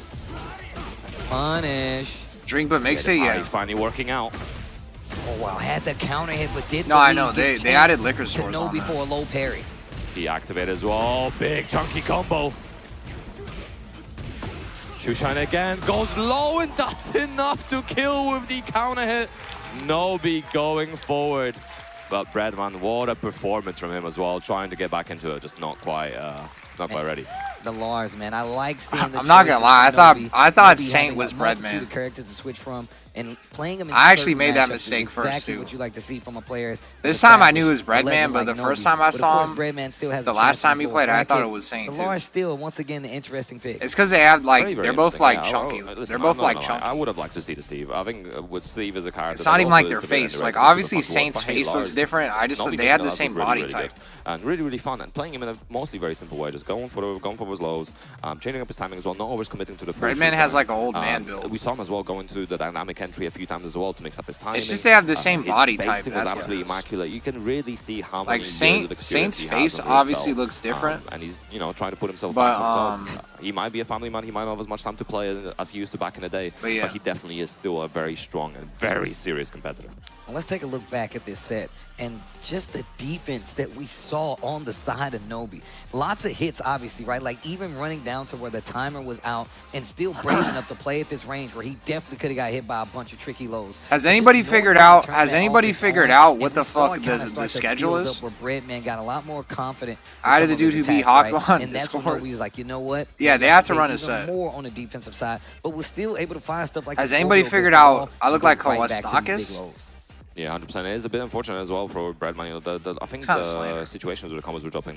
Actually, that guy went like this on the camera. Really important. It's also the fact that you're using wall carry, and that means you're using wall positioning, and that makes it hard to close down your opponent in those situations. No, then he went like this with his hair. Have as many options, and all the high risk options are way riskier the walls because it does splat and damage and maybe another wall. Stringy his lane, don't do it. It sucks. It definitely sucks. But Breadman, I'm sure he's going to. This guy said Vecna from Stranger Things. Take some time, have some water, and then get back into it. He is in losing. You think they would actually do that? I don't think so. He's going to be continuing on in this bracket as well, looking confident and poised. Oh man! Also, I'm glad I didn't miss any good games. Done and done. The John. Really, I've been gone for that long, and the only games that happen are these four. As we move on to winners round 2. This is where our global leaderboard top 4 have been waiting the entire week that we've been playing Tekken, but you're finally gonna get to see him throw hands. The digital fisticuffs are on the way. We got Moolgold versus the John being set up, and as we know, he came from that LCQ. He definitely just took out Edge, but the bracket tells a great story. We're gonna get to that first part of it coming up real shortly here. Yeah, and so far, what's your favorite match? Obviously, we've had 4 matches, all killer, no filler.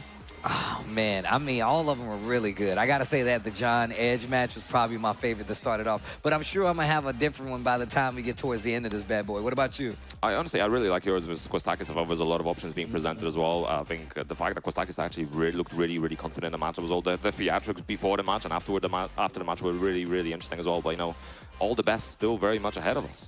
Yeah, we got plenty of games left for you guys watching at home. Of course, man, it's been a pleasure here talking with Pun Life. I'm glad that we moved it around so we can make this talk happen. We've been having conversations a lot off camera, and I'm a big fan of this guy, man, a fan of the stats, and you guys got a big opportunity. Go check out some of the stats yourself. Head on over, follow us on Twitter, #TWTFinal. We got a break, but when we come back, we're going to get to that winners round 2 right after this.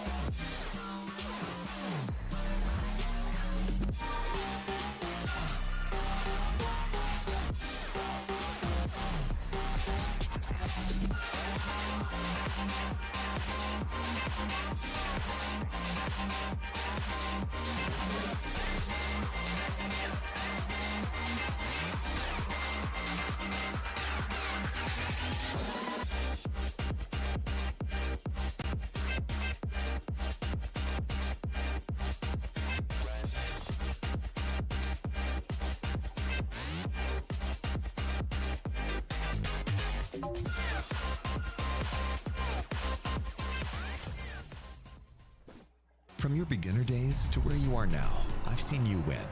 I've seen you lose. And I've always been here, right in front, lighting it all up. We were together when you first discovered gaming. That feeling, the discoveries, the friendships. You never shied away from me. You've cried. You've tilted. Your bursts of joy. You've discovered fame. You felt everything, fully. I've seen you become you. We've always been together in your gaming journey. Tekken 5DR 最初にやったのは Tekken 4です。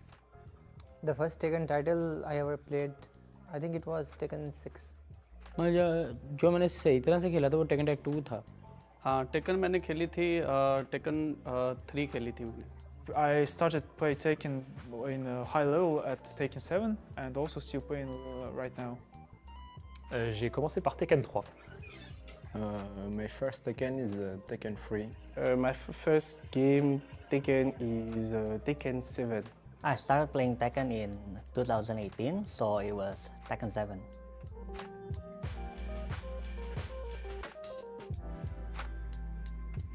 ये तो बड़ा मुश्किल है सवाल है। 誰をってよりもいろんな地域に行っていろんな人とやりたい。そうですね。パキスタンが結構オフラインでみんな強くて練習集まってしてる感じがするので、ちょっとパキスタンにオフ練習はちょっと行ってみたいかなと思いますね。If I teleport from Pakistan and play with any player, I don't know actually. I mean, I need a player or training partner that play multiple characters. I need to find that one like Atif, you know, I can just play with him for hours because we play multiple characters. जॉन्डिंग होगा वो, क्योंकि मैं शुरू से जॉन्डिंग की game देखता आ रहा हूँ, क्योंकि वो एडी का प्लेयर है तो मुझे इसका गेम स्टाइल भी पसंद है और वो दूसरे कैरेक्टर भी खेल लेता है, तो इस वजह से मैं तो प्रेफर करूँगा, मैं तो वही प्लेयर जो है ना जो पसंद करूँगा वही करूँगा जो करैक्टर खेलता हो सभी, जिसके साथ मेरी प्रैक्टिस अच्छी हो सके। मुझे लगता है नी भी सब करैक्टर खेल लेता है तो मैं नी को चूज़ करूँगा। I think it's a very hard question because the also Korean and Pakistan scene is Japan scene also is everyone is strong, I think, but in my opinion I choose the Pakistani scene with my local scene, and the training partner I think choose the Atif. Étant donné que oui, la Corée et le Pakistan ça domine bien en ce moment. J'aurais bien demandé un Arslanach, un Atif ou un Ni ou un JDCR de m'entraîner. Maybe Arslanach, between Arslanach and Atif.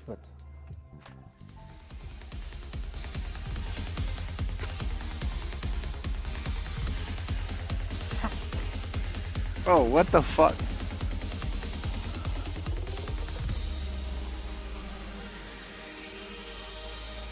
My bad.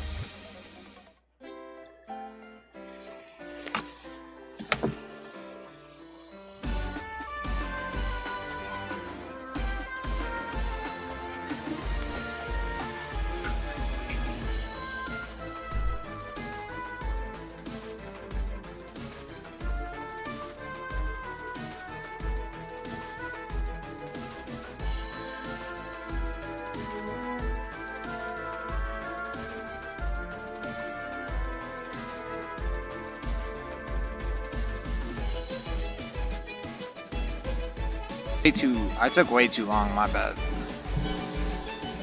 I actually thought I had glasses, but I didn't.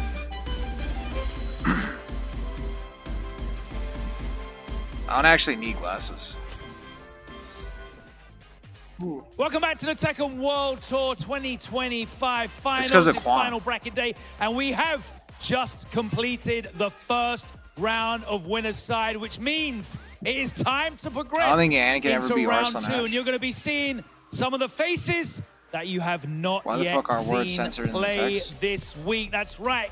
Some of those global seeded players will be joining us on stage. Let's get into our first matchup. And without any delay, welcome our first player. One of those seeds hailing from South Korea, representing Gen G Esports. He was the #1 ranked player globally across the season with 2,820 points. He qualified for the final bracket because he was the #1 seed. Let's welcome on stage MoGold! Welcome on stage, MoGold!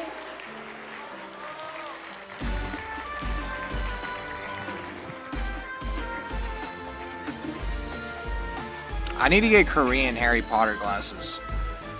And then do a MoGold cosplay. And let's welcome returning to the stage after his first round. He actually wears foam posits against Edge, the LCQ champion, hailing from Pakistan, representing Al Qadsiya Esports, the John.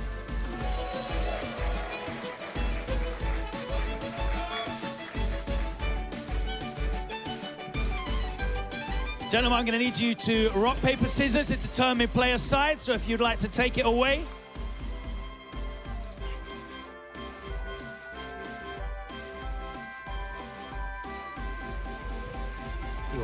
Okay, MoGold will be P1 side. Let's hand it back over to the caster's desk with Margin Obama and Brown Man. This guy's face is really small.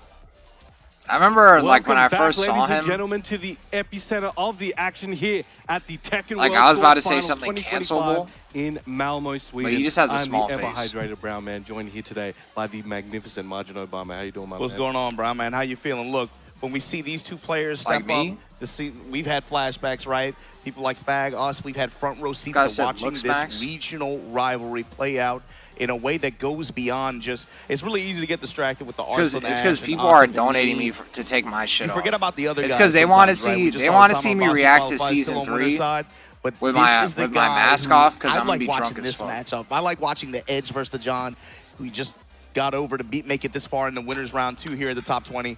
The sarcastic commentary and Crash Out earlier today had me laughing. He's been one of the most consistent players all year.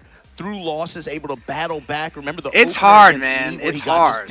I don't want to be like fake dick on that sucking. stage in Chicago to be able to punch the win. I don't want to be fake dick sucking. This is another one of those matches, man. It's just like the temperature rises a little bit in the arena. If I need to, I'll this one's gonna mean commentate. something right here. MoGold versus the John. If I get a call from Harada, I'll start commentating like this match. Talking about the last, 8 months, you were talking Oh my God, about, folks! Oh my God, folks! Get ready! Get ready! MoGold versus the John.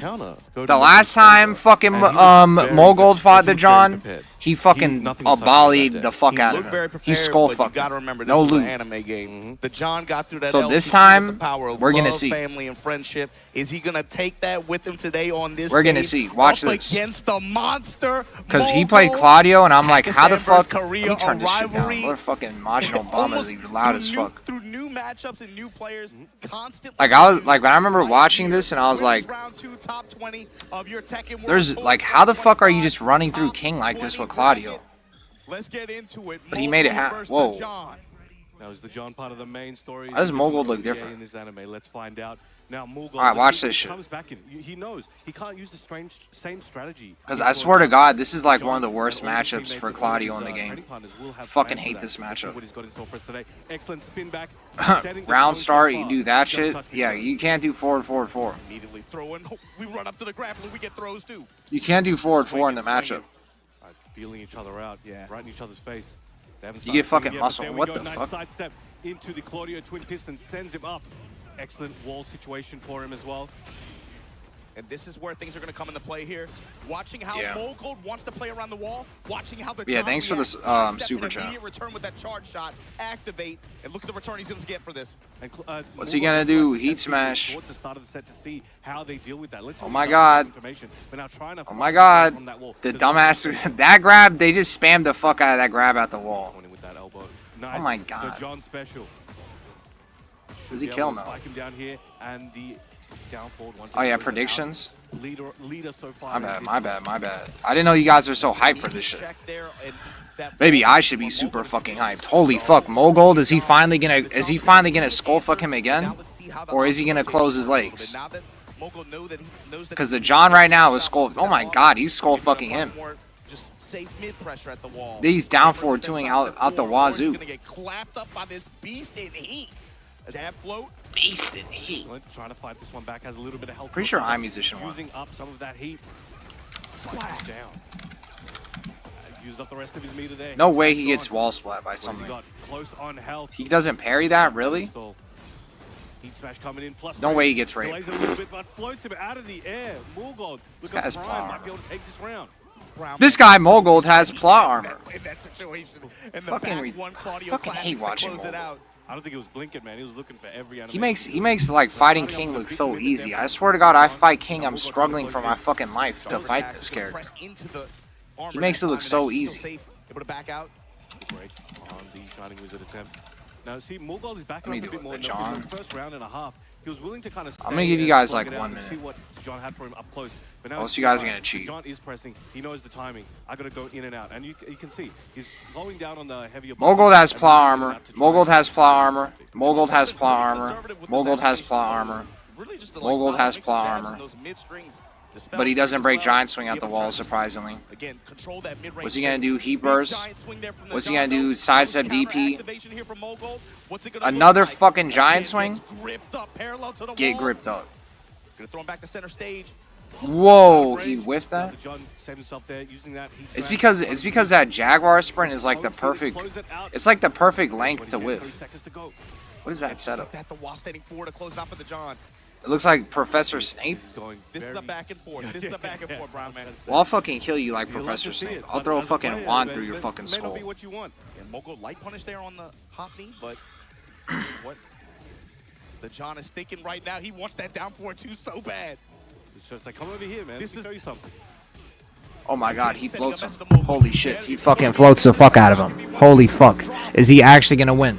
Is he actually gonna win? Is Morgold gonna have plot armor? No, he's not. Get down back for whatever that shit's called. Oh my God, what is he doing? The fucking retarded while standing too? Get Giant Swing again. Morgold is being a pussy. He's not Jake breaking Giant Swing. He hasn't broke the last 3 fucking Giant Swings. What's he doing?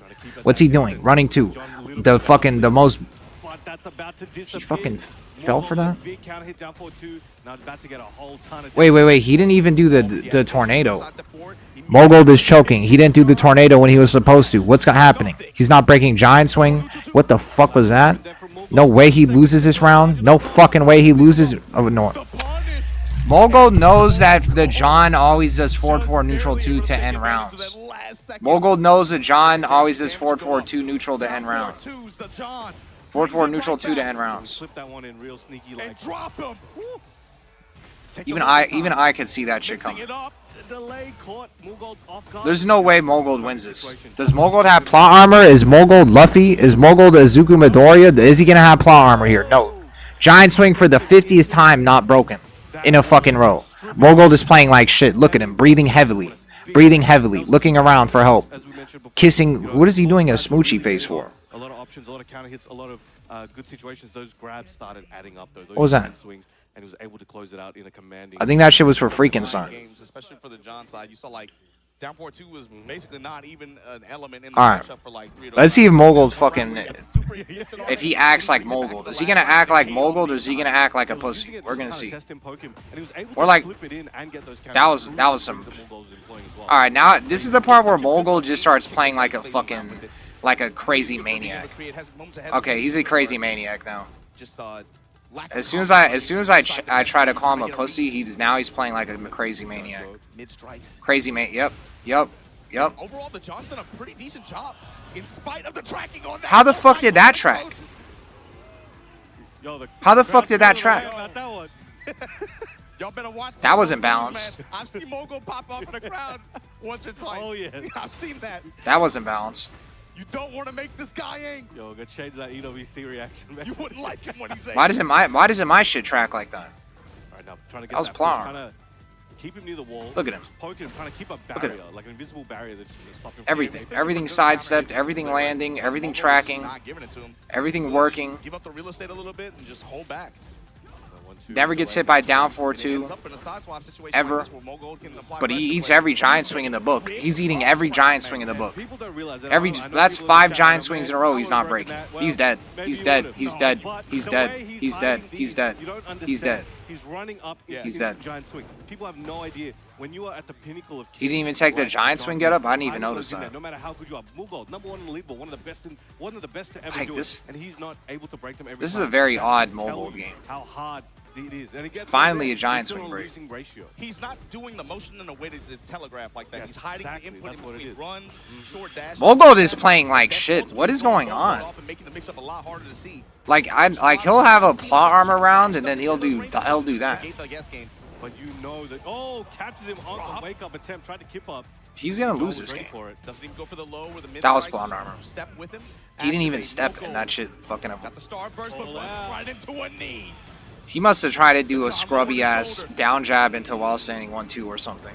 What was that? God has to make something happen. What was that? The John on set point here, the crowd clapping. They are getting into this. They want What's to he doing? see some blood. You get fishing with that down forward. He got lucky. He got lucky he didn't convert off that. Punish on the armor there for Moogold. Fishing with the hop, but nothing is coming up big here for him. Oh, and this guy's just doing like down forward 1 into nothing, or down forward 1 into something. Jabs him out, gets the activation after. This guy's an odd individual. Going for a combo video. Gets taking just extra hits. Finally, sidestep lows coming out. Demo man, dead. Dead. 2-1-2, 2-1-2, 3-2. Fucking retarded. retarded. Moogold this type of opportunity. The John had to be healthy, but there it goes, dissipating. Joe Claudio, Moogold's Claudio. And he did try to go for You do realize that I have a 0 in 1,000 record against Jake, man. All right, spiked him down. Okay, now you can see he's trying to put You the realize to the that. middle. He does not want the John to have a chance. This matchup is literally living hell for me. It's like, screw this guest stuff, man. I'm out of here. And look at the moon, bro. On wake up, he ducked. Why did he do that? Moon burst. The low touch. The delay. No way. It sounds like someone might be getting murdered on stage. Gets it with the YouTube chiropractor. Heat smash plus frames. Can he it through?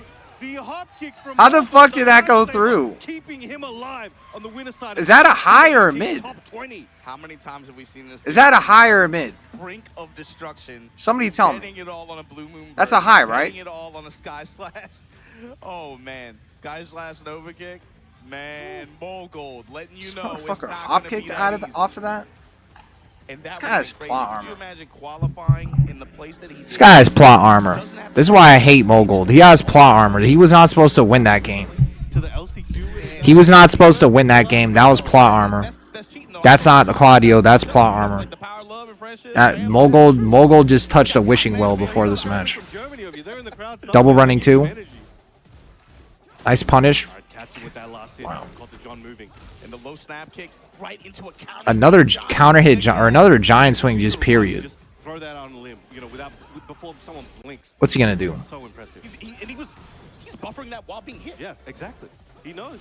That was kind of a wasted back 4-2. On stick as well. People don't understand that. That's the one thing that I do too, is that I sometimes will waste back 4-2 just for no reason, hoping they just get robbed. Using some of his heat options to try and force them game. So he's scouting side set 4s. Catches him again. I swear. That down forward 2, it looks small, but It's because this John guy, this John bloke, this king fella, he'll do down forward 1 or down forward 2, down forward 2. And I feel like the John is so good at frustrating. He loves doing down forward 2, down forward 2. So then he just lets down forward 2, 1 rip, and then you get hit. Utilize some of these defensive tools that Because he'll do down forward 2 on block into down forward 2 again. Block a lot too, just like letting the follow-up rip does not care. Whoa, he's dead. He's dead. 2-1-2, 2-1-2, 2-1-2, 2-1-2, 2-1-2, 2-1-2. Why are you doing that? Why are you doing that? You could have killed. Existed. Where are you? This is what I'm telling you about the 2-1-2s. I would have killed there. But it's fine. Moogold has plot armor. Moogold has plot armor. Moogold has plot armor. Moogold has plot armor. Moogold has plot armor. Moogold has plot armor. Moogold has plot armor. How's he backdashing out of that? He was at the wall. Moogold has plot armor. Moogold has plot armor. What the fuck? What the? Giant swing. He could have fucking splatted him to tart. He could have splatted him to fucking. Whoa, what the? Oh my god, you fucking. Oh my god, bro. Splash damage enter to close out there. Moogold right now. Gotta be careful about What the, bro? He was playing like such dog shit. This guy has plot armor. bit more cautious here. But This guy has fucking plot armor, man. oh, okay, he's taking him downtown. What? Why have I never seen that before? We're gonna get a fat combo here now. Oh, absolutely. Absolutely. But this Oki is gonna be really what you're gonna be worried about. Catches him, tries to catch him with the mid, but again, just not letting. The fuck was that? Have many options, and it was hoping maybe he can get another hop kick to go through the John's offense. But now here we are. Thanks to John. The final round. I've never seen Jake Man do it, but now he's gonna do it. Now he's gonna do it.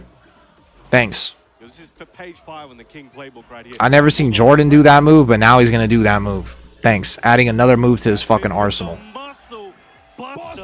Okay, this is a part where it's like Mogold is supposed to lose right here. He's supposed to fucking lose. There's no chance in hell he comes back after this. But then he gets a random down back 1+2, a 3-2, a running 2, anything. I'm telling you, it's not over yet. It's Mogold. It's Mogold. It's Mogold! It's Mogold! It's Mogold! It's Mogold! It's Mogold! I swear to okay. Holy shit. Holy fuck, that was close. Oh. Holy shit, I saw it flash before my eyes, the balance patch. I saw the patch notes flash before my eyes in that match. I saw the patch notes literally flash before my eyes. On Sunday from that Group A, and the John wins the LCQ and picks up. It's like he went to sleep, but the momentum is. Bro, Oddsoul, don't make me fucking kill you in Minecraft, please. And now you're looking at it like, man, if I'm going to losers bracket, don't make me kill you in fucking in Terraria, please. Saying dumbass fucking statements. Was able to skip all the first 3 days of this event like that, but man, the John right now, if he sits down and he's able you're like, you guys are some of you guys are like the type of guys where I'd walk into a bar filled with like a biker gang, and then you'd be like, I'm the toughest one in here. I'm the toughest one in here, and all you guys are pussies. And then I'd get like 30v1. Comeback. And again, it was very, very close. We were like everyone in the venue, they were pulling a shift last night. Yeah, bro, I'm way better than Mogold. I'm way better than Mogold. I got 100 place at Evo. I'm way better than Mogold. I'm way better than Mogold. I got 100 place at Evo. And yeah. Was very insistent on his mid pressure strikes. That 360 degrees, man. We see all around, bro. The BBL hitboxes, they're everywhere in this game. But the cool thing was seeing the back. Although the funny part is that if I fought Mogold, I actually wouldn't mind that matchup.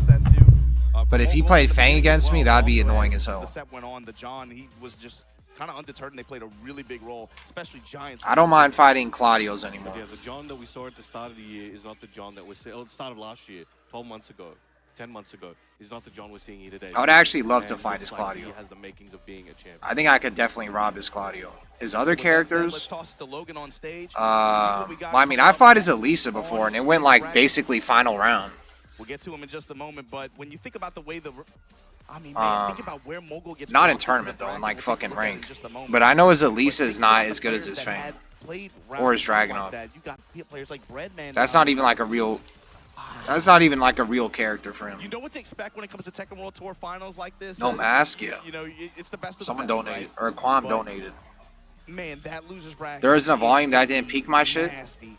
And looking at round 2, our next match. You don't have any peaks on your setup. Question. So if I'm like really loud, it's still gonna be really loud for you. Interesting. He's not been able to have those super breakouts throughout the and we'll see him and see what he has for Mangja. Another So you can hear that in full force, right? Right now, I'm gonna throw you with much pleasure to our. Thank you very much, guys. Let's get into our next match and welcoming. I don't know why my sock looks like this. Hailing from South Korea, representing Team Virtus Pro, finishing 19th on the global leaderboard this season with 1,260. Why they hate him? They always make JCR play against Ulsan. Why they hate him? Group A in the global group stages. Let's welcome I feel like JDCR didn't even make TWT last year. He definitely did way better this season. A lot of the people that started off kind of slow like turned up this season. He finished 12th on the global leaderboard this season. Like everyone thought JDCR and like Anakin were washed and Knee were washed, but they started doing a lot better in Season 2. And at the Tekken World Tour Finals 2024, he managed a 3rd place finish. I saw the patch notes flash before my eyes because fucking goddamn Mogold almost somehow brought that round back after being in the depth, like literally on death's door. He somehow brought that round back. If the John like was mashed in between after eating that while running 1+2, the super one, he could have died. Because he did the thing that I do, where I do super running 2 into down forward 3, and if they try to armor, if they try to rage art, you get frame trap them. Because it's +8 in a 14 frames. Let's get the action on. JDCR farmer my local. I didn't get to fight JDCR. So he didn't farm me. I didn't get to fight that fucking retard. We watched group play a few days ago with these two guys, and Riot brought out some surprises. I think in kind of had a pretty impressive performance. I'm looking at Majin Obama's Widow's Peak. That was not something I expected, but you know, he got it. Even though his hair is shaved, you could kind of like see the. You kind of like see the indent. I'm just happy there's no Fergus King Raidmere. I have to watch Bless Richie. Well, the interesting part is Riot has that branding of like character loyalists. Like you don't see him use. That was a good run by Richie. So he has that element of surprise. That was a good run by him. I gotta give it up to him. Utilized a little bit earlier in the week with that even though he's probably the only reason I would say he's still washed is because this guy's probably still gonna get on rematch after the tournament. It's not fresh anymore, but it's still coming into play. So now people are gonna start looking at who he's using. But to be honest, if you're calling Richie still washed at the game, that should actually be a compliment, because that means that you think he would even do better than that. A lot of Fakaram's go-to attacks would leave him at. Law can hit him pretty hard for that. Very hard. I would imagine he goes with Jin, but just out of like safety. And the reason why I call Richie washed too is that this guy was like in my chat literally before LCQ talking about is Leo even good enough or blah blah blah, that he was actually not going to play Leo.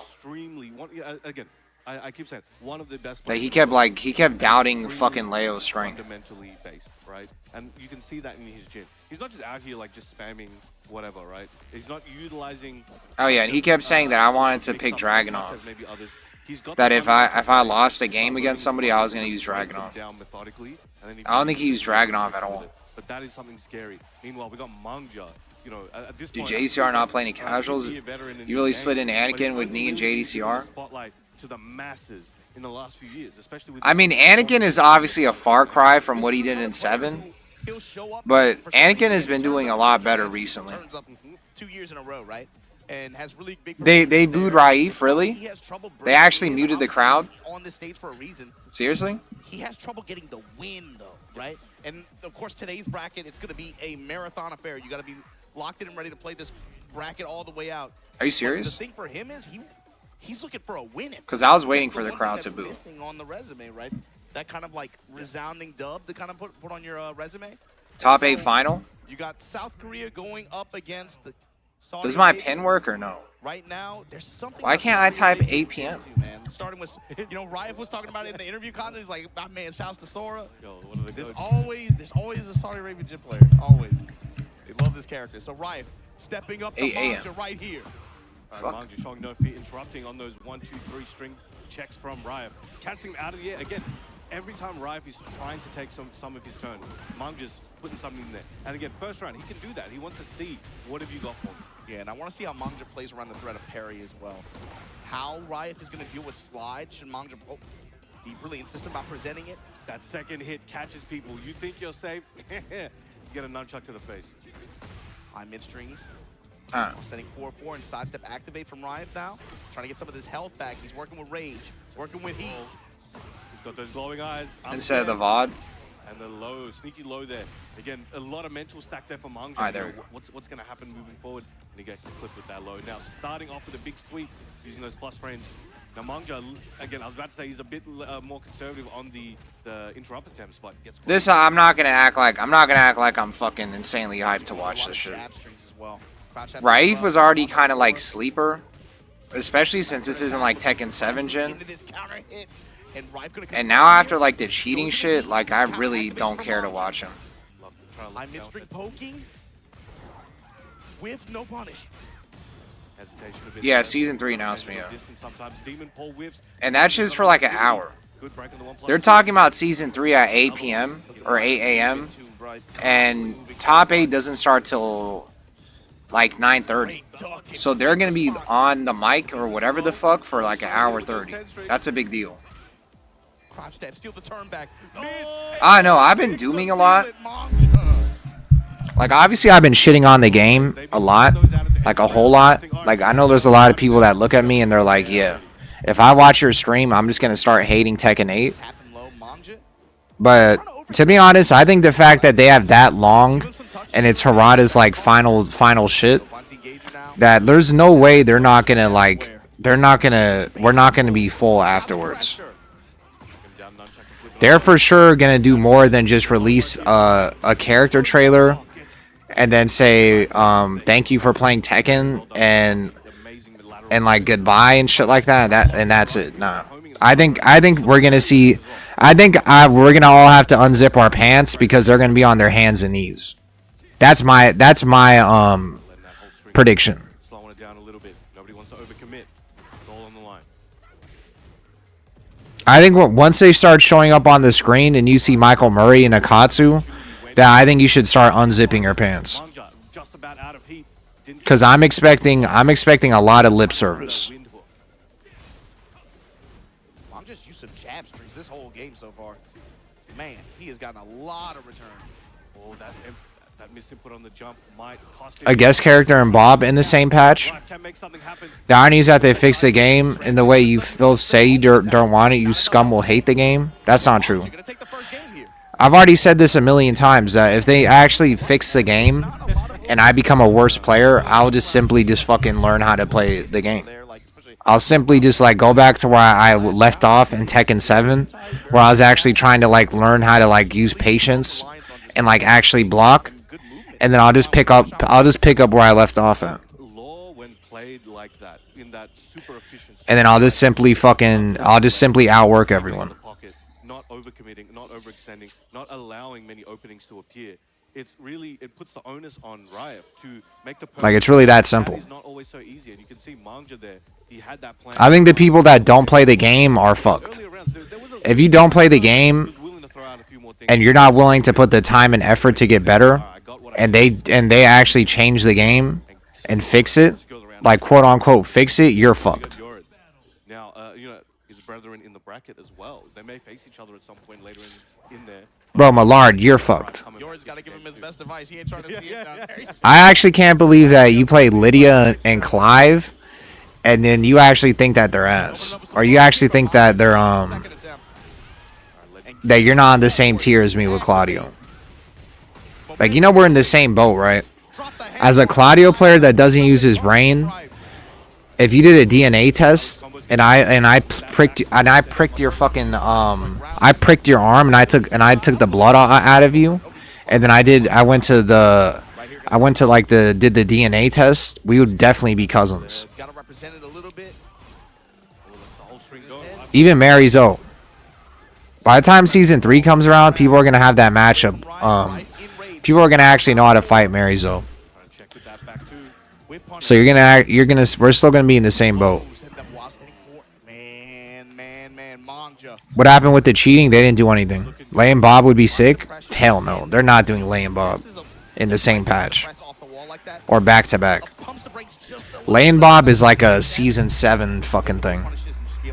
Abandoned narrative, there's critical misinformation destroying it. As long as they don't nerf up 4-3. We're Mexicans though. Mexicans, Joe. You definitely don't look Mexican. You look like LMFAO. Down nunchucks with your fist. It's not gonna work out. I have to watch the leaves for the tamales. This guy's on drugs. I like Season 2 Jin more than Season 1 Jin. I just think the dumbass flying stance is kind of annoying. The dumbass flying stance is kind of annoying. But other than that, I think he takes way more skill to use in Season 1. All the Jin players that were like jobbers in Season 1 disappeared. And Mega Clinton is losing to Cosma 13. So that's how I know that Jin can't be like that broken anymore. What was the cheating situation? That they were artificially stacking their dojos so they would get way more points. I miss Abanico. I still have this shit. Abanico.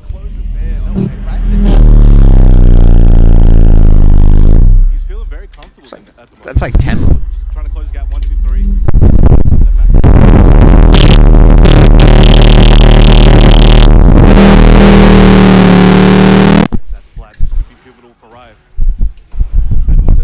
That wasn't even full blast either.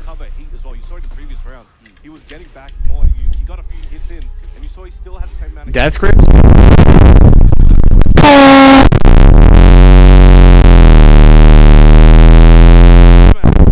That's basically death grips. Two of the few characters in the game with those wall splat heat smash. You cannot afford to get those near the wall. And Mark, here we go. After the delayed wake up, tried to come up low, just woke up right into. Oh yeah, you act like you act like my mic. That this means that my mic is broken. It's actually not. This is by design. And I actually did buy a new mic. And when I bought my new mic, I used my knife and I cut the fuck out of the I cut the fuck out of the tip of it.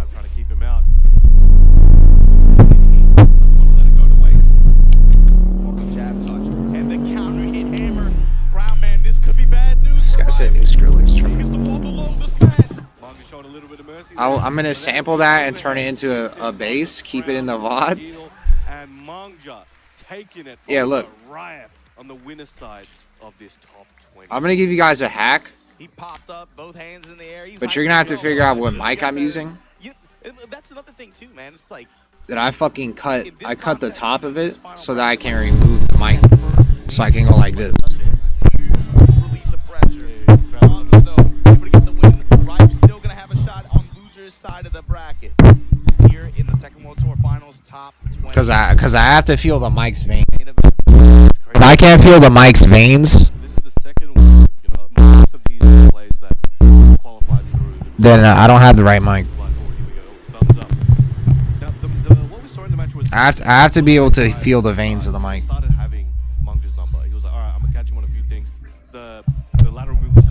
Is Oz up 4-2 plus in heat? Up 4-2. That string? Catch his timing, start delaying. Playing a little bit of rope-a-dope sometimes as well. I think it is plus. Able to start catching the slides later on. So the first one didn't work out. He got enough to still make Ryan worry about the fact that he blocked. The new high trip? Yeah, I'm pretty sure it is plus. He was stuck. Fire? Gave Mangja some opportunities. Yeah, someone's gonna sample it. Right there, while standing the DSS. Ryan was a bit confused on that one. Did not expect to get hit. Get sample.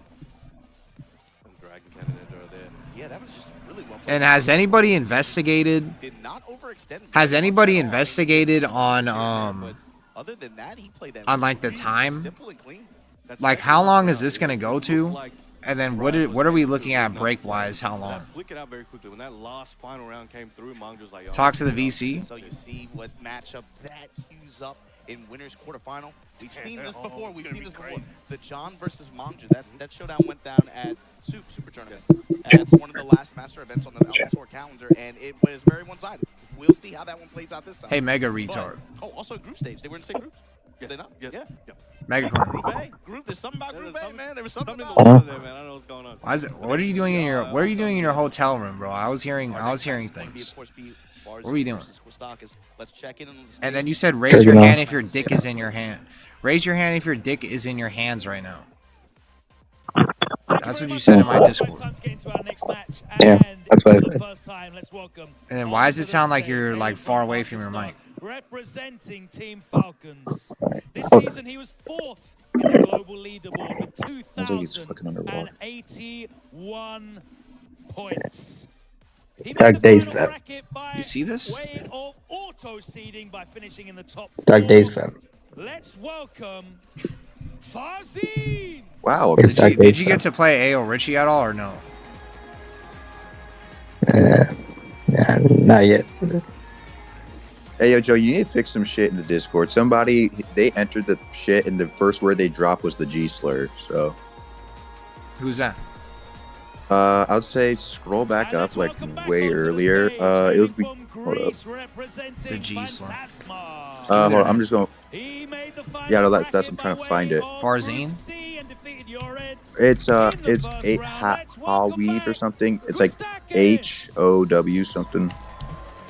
So they just joined, so yeah, like they. Bro, this guy said to do my bad, but this guy said to do a prediction of Quistakis versus Farzine. Seriously?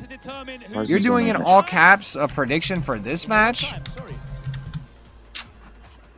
Bro, I don't give a fuck. Hold on, let me see. Okay, Quistakis player 1. Let's hand it back over. Oh, here it is. Alright, fine. Their Discord name was just go scroll up to 10:52 p.m. because their Discord name is Alaskan Folklore. Most likely, we're gonna see some weapon users on the screen. Oh yeah, bringing a gun to a knife fight, or bringing a you gotta bring a knife. All right, fine, bro. Go put all your money on Quistakis. Good old-fashioned fisticuffs. And about bringing knives and guns. Quistakis. What a name. Security over there? Like, how'd they get that? How'd they get to location? Hey, Mega Clink, you did an amazing job representing NA. He did an amazing job. What did you just fucking tell him? Representing NA. Because he'd get far. An amazing job? Hey, Joe, you know how difficult LCQ is? Do you know how difficult, bro? Do you know how difficult it is for you to get out of fucking blue rank? Bro, Joe, you know how difficult it is to actually playing Claudio? Fuck off. Big benefactor of those. Not very nice. But his opponent, bro, Megaclan lost to like a Temu Sephi Black. Bro, and Joe, you lose to jobbers in GOD, right? You're always saying rank don't mean shit. I'm facing jobbers. Ooh. Head ass. In the trenches in the underground Pakistan scene, you knew of him a bit earlier on. But he was like hear this guy? out here, putting the beat down on E. Hear this guy, bro? This guy? Dark Days, hey, come on. You hear this guy? He's trying to act like Giuseppe, you know? You fuck. I'm trying to act like just Sandy? Giuseppe, you dumbass. Never seen The Godfather? Yeah, I've seen The Godfather. A lot more confident he's growing as not just a professional, but as a man. Oh my gosh, I gotta go vote on this poll. Hold on. You could tell he wants it so bad. No, you guys like listening to him? You might beat your ass. Rodimus Prime. When are you gonna get out of Raijin rank? First of all, I'm in Bushin. Probably. When are you gonna get out of Bushin rank? Same thing.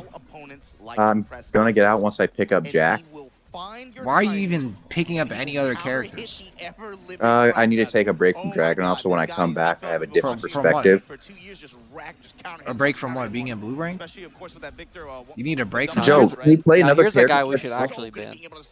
Hey, how are you hating on my cosplay? Bro, why are you sending me pictures of your face in the DMs, bro? Focus. What the fuck? Leave that shit to the bring server. that fried hair to ever I said that for the server. You're gonna switch to drag to Jack. That shit to the where fucking drag server, is the easier character. Oh, You're dumb as hell, my nigga. Jack was my first character. 1, 2. I'm coming back to drag later with a different perspective. You know, you're gonna come back to drag and being worse at drag, bro. They have a soundboard for the smoke detector. Louis, I know what the fuck I'm doing. I'm actually gonna take tips and actually learn Jack from other players. Like, want to put money on it? Bro, me and you both know we're broke. I'm not broke. Why'd you say we? That was crazy.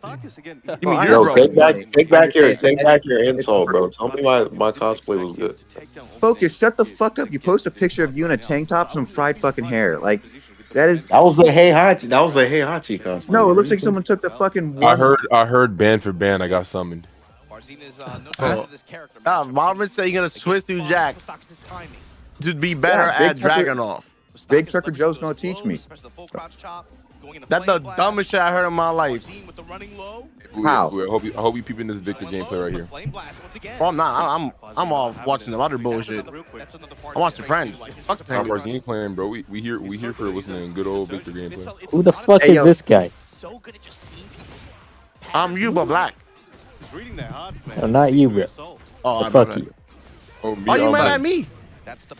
Ban Vilgax 82%. Yeah. All right, I'm a ban. Wait, what the fuck? What the fuck is But this? again, well, you know, this is a young man's game. And Kostaka is a younger man. Over that stop. The range Removed. game that both these characters can play is so interesting. It's unlike most of the characters in the game. Word. I like the coded language you use there. It is so I'm getting a white woman on my page. It must be a good day. swanging, man. Wait, are you on? Durando with Face- the dash behind it. And now, how does Parsi press here? He blocked it. No, he's checking with the mids. All right, quick evasive maneuver. Goes in with the low punch. Look at it. Look at him forward dashing on it. Hooks with the mid after, then just bangs on the crouch. That looks like a BM forward dash. Now, Kostakas, he's not showing That looks like a BM forward dash. You see that? But it looks like he's willing to play his game. He's like, screw it, I'm here to win. But also, Kostakas hasn't really found the opportunity to be able to activate heat, be able to put together one of those rounds like we saw him do in group stages, where he's just willing to just chip players down so much and then force that Clive offense. Gunshots, Farsi able to guard there, eats the sweep. All right, this could be Kostakas' opportunity. He's got Farzine's back. Nobody ever ducks a second hit of that Finding move. his way out. Just This is zapping sword his fight. This is a face. good old-fashioned duel. Just give me the Princess Bride vibes right now. Oh, who's gonna be the horse in the mud? I don't know why the fuck they're doing. They're like waiting so long for top 8. Wow, what is the point of that? Spike him down, catch him with that low. Again, Stark is being It's like really odd. The uppercut, not a safe one. 13 frames. Push 4-2-2 is guaranteed. 1+2. Building up some momentum here for Kostakas, but Farzine low jab to stop it. The bravery on that sequence for a lot of players. I mean, they're willing to. You might have get sent to the shadow. You could challenge, or you could try to duct it to guess on it, right? But I don't know. Nobody ducks that Walking through string. these strings, man, it's untouchable. But they're Farzine laying the blade on it. that's a huge momentum switch too. That string never gets fucking ducked. Man, he finds the launch. Farzine now pushing with the EMP blast, gets the wall, activate. Activate. Corner. Again, plus frames, but Gets the wall blast. Kostakas' awareness on when to walk He's left, activated. when to step, and when to hold it has been so pivotal in these rounds. His usage of Flame Blast has been incredible all weekend. It's found him so many opportunities against so many players, but the cut here. Farzine still with heat to use. Got the positioning. Cut him with the dash, but the orbital. This could be Tornado? what he needs to close it out. He has that heat. Should be able to get a combo through. And the erupting, the blazing slashes there at the wall to close out. Kostakas not backing down. Flame Blast, mids, full crouch low strikes. For those steel pedals. But again, nice sidestep block there from Kostakas, trying to keep it safe but stay out of the way. Staying off angle. Takes the while standing forward, gets the real estate to activate. Get over The here. range game. Denied. Plus frame there, Farzine wanted to see what Kostakas is doing. Nothing doing though. Flame Blast baited, no punish. But baby, oh no! That shit dropped, really? Amazing block gets the wall splat. Now getting a Maybe you guys are right. Maybe is this guy. Maybe this. Oh, he might have thrown. He might have thrown. Really good adjustment. He might have thrown. Farzine from this situation. He fucking threw. That combo seemed like he threw too. Waking up into a mix and gets caught out there by Farzine clutching it out. Wow, bro, he had him. He had him dead to rights. And bring that one back, ripping it out of the clutches of He had him. Kostakas had a really good adjustment at the The beginning. Kawakis guy literally had him. Where he came up the wall standing, I think, one slash, got the wall splat, was able to readjust off of it, then dropped the Oh yeah, also too that right after. if you're a conspiracy theorist, 2 or 3 really quick decisions made by both players very quickly after like brilliant decisions. if you're a conspiracy theorist, you're not a conspiracy theorist anymore. And that all hell is basically broken loose. Yeah. And that's all I'm gonna say. Could lose you everything. Snuffing out the string with that downward one. That shit is fucking ridiculous. Mind games with that running 1+2. There's plus frames there. Got a stance mix. There are options there for Kostakas, but Farzin starting to delay them. It's only a conspiracy until it's proven true. That mix of the low threat as well. All I know is that I think at this point that I think like people are used to seeing so much crazy shit on the internet that I actually think if they revealed aliens, like 100% revealed aliens, that I think we'd actually be able to deal with it. Repositioning, put that geyser on him. You're gonna give me that health one way or another. Cut the ankles. Cut the ankles again. I literally think revealing aliens. Get up. The aliens were on that island. Well, I saw a few pictures of stuff that was supposed to be like alien-like. That was like blocked out. He didn't need to use all that, but he wanted to get away and closes it. But I don't know if that shit was AI or I don't know if that shit was fake, but that was so smart. Farzin is willing to leverage resources. there was like alien stuff mentioned. Getting away with all week, right? Normally that character goes in a heat. People just been taking the chip sequence or whatever. Farzin said, "Hell no, it's my turn." Well, all I know is that if we actually like got 1000% proof of aliens, I think people would still be arguing about Playboy Cardi and would still be talking about how much Frosty Fausting smelled. Momentum. What was that? Like they'd be like, "Oh shit, aliens are real." Amazing work there. Yeah, and then I told Jenny that Frosty Fausting smelled like shit, and then I went to the bathroom and I slipped on fucking semen. You know, you can have that momentum, but once you hit a brick wall like Farzin, it's hard to break through. Let's see what he can do in the losers bracket. Farzin will be once again moving forward here today. That's the thing about today, and that's the cool thing about it too. Because everybody starts in winner side, you still Alright, I got you. I'll pay up. You got to be willing to play out a full tournament here today. Can't get too crestfallen after a loss like that, especially not against somebody like Farzin. Especially like that. There were orbs. He was really There was that like weird drone fiasco. It was one of those situations where again, Farzin was Kowastis? his timing, seeing the situation, Kowasticus? with certain things, and was able to just put it all on the table. Quasticus? You Quistakis? know, probably a bit nervous throughout the second game where he was not able to do the things that were working from the first time. Yeah, slipping on semen, that's ASAP Rocky shit. On the last one, but Kostakis, amazing job there, and I think I'm looking forward to seeing more of him. And you saw a couple times too. I was gonna say slipping on dog shit, but there was especially like Kostakis' timing on Flame Blast. You saw it, and especially in the last game. You saw slipping on semen is funnier. He was able to bait it, punish it big time. Oh, I'm a kumquat. Right? Tom DeLonge. That's just Farzin, like you said, taking time to collect data and read habits over time, and it came into play in a big way there. And of course, Don't put him in the same sense ever again. Be able to just, again, how much chip health. You saw a UFO and it made you contemplate shit. Didn't the CIA confirm aliens' existence in some file, and if it's public or no one cares? They confirmed that there was like an unidentified flying object that was moving at speeds that were not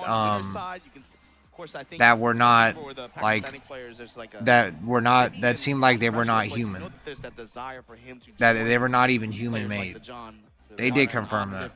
As they move higher and higher through the bracket, nobody wants to be the odd man out. But before we get to our next match, we got to throw it to the stage. Logan. The other thing about that though is that it could possibly not be a UFO, or it could possibly not be an alien. It could just be something from another country, but we don't know. Hailing from South Korea, representing DRX.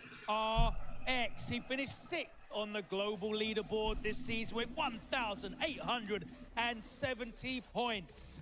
He is the reigning UFA I believe in ghosts. champion, and he qualified through Group B of the global leaderboard. It's kind of crazy that I've never actually seen a ghost. I haven't even like hallucinated like a ghost.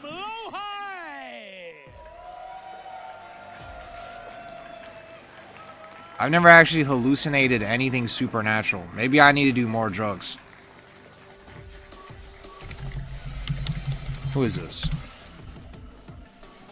His opponent, hailing from Japan, representing THY Esports. He finished Chikrin. 9th on the global leaderboard this season with 1,570 points. He qualified out of Group C in the global leaderboard group stages, and he is a former Tekken World Tour champion. Let's welcome Chikrin!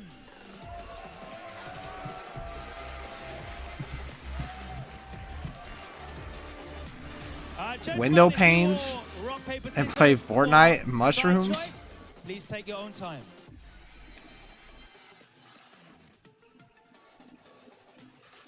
I never did fucking I'm not gonna lie, I wanted to do DMT, but I never did that shit. Low high will be player one side. Thank you very much. I can't be talking about that on stream. Obama and Brown Man.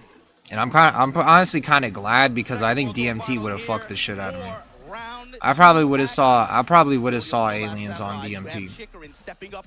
And I probably would have became a pussy afterwards. Korea's finest, and of course former Evo champion going up against, of course, Chikarin, former TWT champion. You got Low High going up against Chikarin. Take it on stream. Man, how you feel about this? This is gonna be stacked. I think it took 7 years for them to regulate. You know, and I think it's a very different style to what we saw before. But there's also the Lily on the palette, right? So depending on how he's feeling, what strategy he has. The DMT card CSGO clip? No. And I play like Chikarin. You might see a singular pick, like you mentioned, he won TWT well, he's an Evo and a TWT champion. When he won in 2019, he had a secret character pick, if you recall. I'm breaking through. Nobi was like, "Yo, why are you playing?" He asked him, "Why are you playing this character?" He's like, "No, I'm saving it for Ulsan." And that character, and as a surprise to Ulsan, was Akuma, and he just demolished him in that grand final. DMT CSGO card clip. Similar strategy coming from Chikarin. You know, he had max rank on every single character previously, but we have Low High here with some crazy runs throughout the year, and he is considered to many as arguably. I swear to God, why did they space the fucking? Why did they space this shit out so much? Oh, I'm hitting my DMT card right now. Yeah, I know about this clip. I'm hitting my DMT card right now. I know about this clip. I brought her as a time. I spent my time in that. Not enough to break through though. Oh my god! Oh my god! Oh my god! Does he say anything that can get my Twitch banned or no? Choosing based on character and player. Because I actually forgot. He doesn't say like the hard R or anything, right?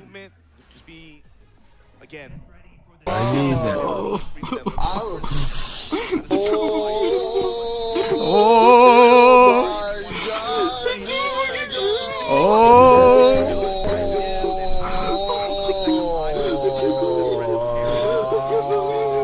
Bro, Eddie has voice activity on. Oh my god! Holy fuck! Oh my!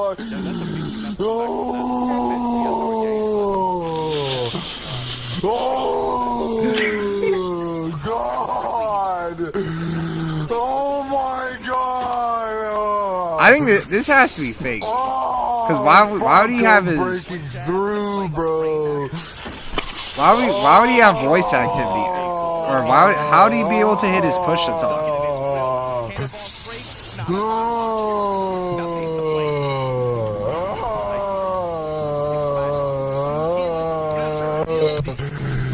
Oh my god!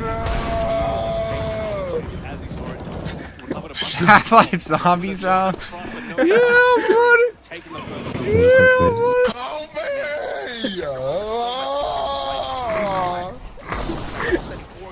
He's just like waiting outside long. It can add up to just like little chunks of damage here and there. Bro,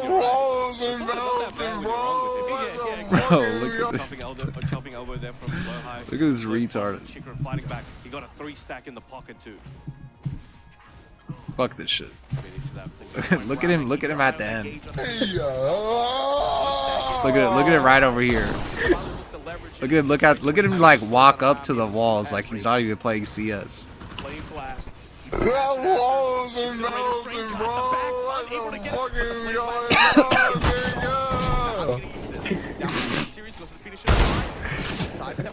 What the fucking Actually, I believe it. He must have had voice activity on. Low High just holding back. Time a factor now, man. Oh, he ran into the low touch. You're not the only one I've heard that said they like 1.6 more.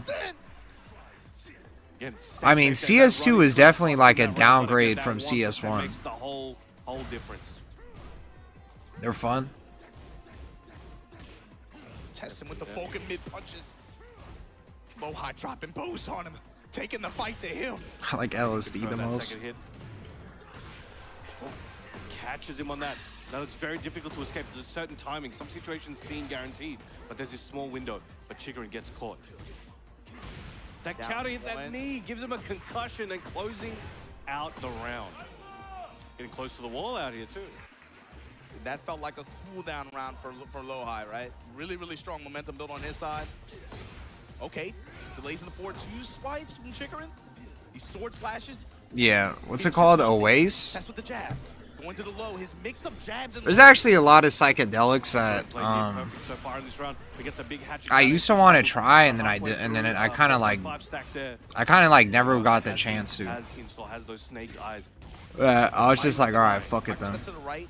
Because I always thought you get fucked. I always thought with some of those you get like fucked permanently. Rhino Electric coming into play. Now again, he's looking for that counter hit, but Chikarin trying not to let him have it. Because even though I act like I do hard drugs, with psychedelics I never actually did a lot of them. Underneath Chikarin's name, 4 bars built, that could come into play here if he gets the opportunity. And I know he does like using those in combos as well to kind of get that extra chunk after surge of damage. Already. I never actually fucked with psychedelics like that. Coming to play here, but now Lowhigh trying to lock down the lateral movement. To get those Vulcan punches on your gut like that. Chikarin eating knees. Oh, clipped him. Couldn't even recognize it. Another reversal punch coming into play. I definitely look like I would do fucking psychedelics. So job so far. Nice low jab. Chikarin scrambling here, trying to find an opportunity. Lowhigh looking for one big counter hit. like yeah, like somebody said. String mind games, and again, There's been multiple times people said in my stream that they did salvia before, and that is like that is like the last psychedelic I would ever do. He knows where to place I would ever zero do. on block. You know, he can restart that situation and keep it running. And when I hear people tell me they did salvia, you guys are fucking retarded. Sideways movement really, really well that game too, especially that round. Tell Chikarin was really, The Bear Beef said too it was entertaining. into the background. Lowhigh made him eat so much damage for that. Nah, I didn't. It's not. I'm not like doing this shit for commitment. I just got someone sent me. Quam gave me 50 subs to do this. Yeah, especially when Clive gets in heat. But especially Ryan once he gets it. I forgot. I need to buy more alcohol. Catch him in the back. Big slice. Hello, Caesar. I don't know why they space this shit out. Who can get the wall? Who can get that advantage? Right now, Chikarin just sizing him up with jabs. 1-2-1 from Lowhigh. Trying to lock him down there, but excellent awareness. Sidestep duck there from Lowhigh. Either do heavy drugs or I look like an upstanding citizen. Man, it feels like such a small margin, but it's like Lowhigh just barely has a sense of read and timing on Lowhigh, on Chikarin right now. Press towards the wall, gets the low touch. Lowhigh with advantage here in game. Yeah, I don't know why they space this shit out. Looking very strong for Lowhigh. I tried it in my head. I was dying laughing. My friend said I was in a trance for 5 minutes. You did salvia? You guys are crazy. As well as Lowhigh is kind of learning. You guys are fucking wild. Toggle out to play. Back swing right in his face. And Chikarin's just kind of trying to move Insane around. doses and they could just be normal. Yeah. A little bit stiff, especially just holding back a lot of these situations. And I think Lowhigh might have picked up that Chikarin is very mindful and playing around the QC back one, right? Yeah. So he's using it very sparingly, but he's letting Chikarin. He's throwing it out once in a while just to let Chikarin know. Still here, you got to worry about. If you just like spam drugs on your own, that's how you get a tolerance like that. If you just start spamming shit by yourself, then you're actually gonna become like a fucking tank. On the whip punish. And that's not a good thing. Because that's just going to cost way more money, and then you're going to have fucking... I don't know, that's just better when you don't have a high-ass tolerance. He's swinging for the fences there. It's going to be a whole grip of damage. That's been the difference so far, Brown Man. Lowhigh's been able to find those big launches. Yeah, don't do drugs, kids. In this game. Because I forgot, I can't even talk about this shit. Keep him there. That incinerator, it's gonna hurt. Ooh, just put the knee on him just like that. Hopefully in Season 3, when this game gets better, that I won't have to be talking about drugs anymore. That combo. Because people won't be doing copious amounts of drugs to cope with how dog shit the game is. That was surprising. How did he see that? How did he know? It wasn't even like I swear to God, you played this game like drunk or on drugs or whatever. That's crazy. That it's actually not as dog shit. But then when you play this game sober, it's like, bro. Set point here for Loha after that amazing clutch rage art. And that's why I deserve a Nobel Peace Prize. Because I've actually been sober playing this game for like 2 months. I think I'm like actually like one of the only people that can like accomplish something like that. This game is fucked in the head. He's gonna lay it all in the line. Needs to make this count. Cannot give Lohi a moment of reprieve here. Break the balcony, take the full break here. Got a bit of a delay on that one. Dash forward. Drunk and coke, y'all be on BS. A little bit of heat left, uses it up, runs Chikrin out. Anybody's game. Chikrin swinging from the fences, and it might. I mean, that's kind of the meta. Lohi needs to finish this because you get fucking you could drink for like infinity. Amazing awareness on the combo, and will take it out over Chikrin in a clean set, 2-0. Lohi. Really they played for 9 hours straight. Consistent breakdown on Chikrin, right? A lot of it's just like sidestep, sideways mobility, but then also just reads on a lot of his like. I took acid and lost all my care for opinions of others. It helps to a degree, but I didn't dabble till I was way older. That's like those people that smoke K2 in prison. I think he was doing up 1+2 with Claude, the walk around and then that to find that hit. Sometimes with some of those attacks, it's really easy. I should look up one of those. I should look up someone in prison doing K2. Sometimes the moves track awkwardly. Yeah, that sounds like I would definitely not get banned on Twitch.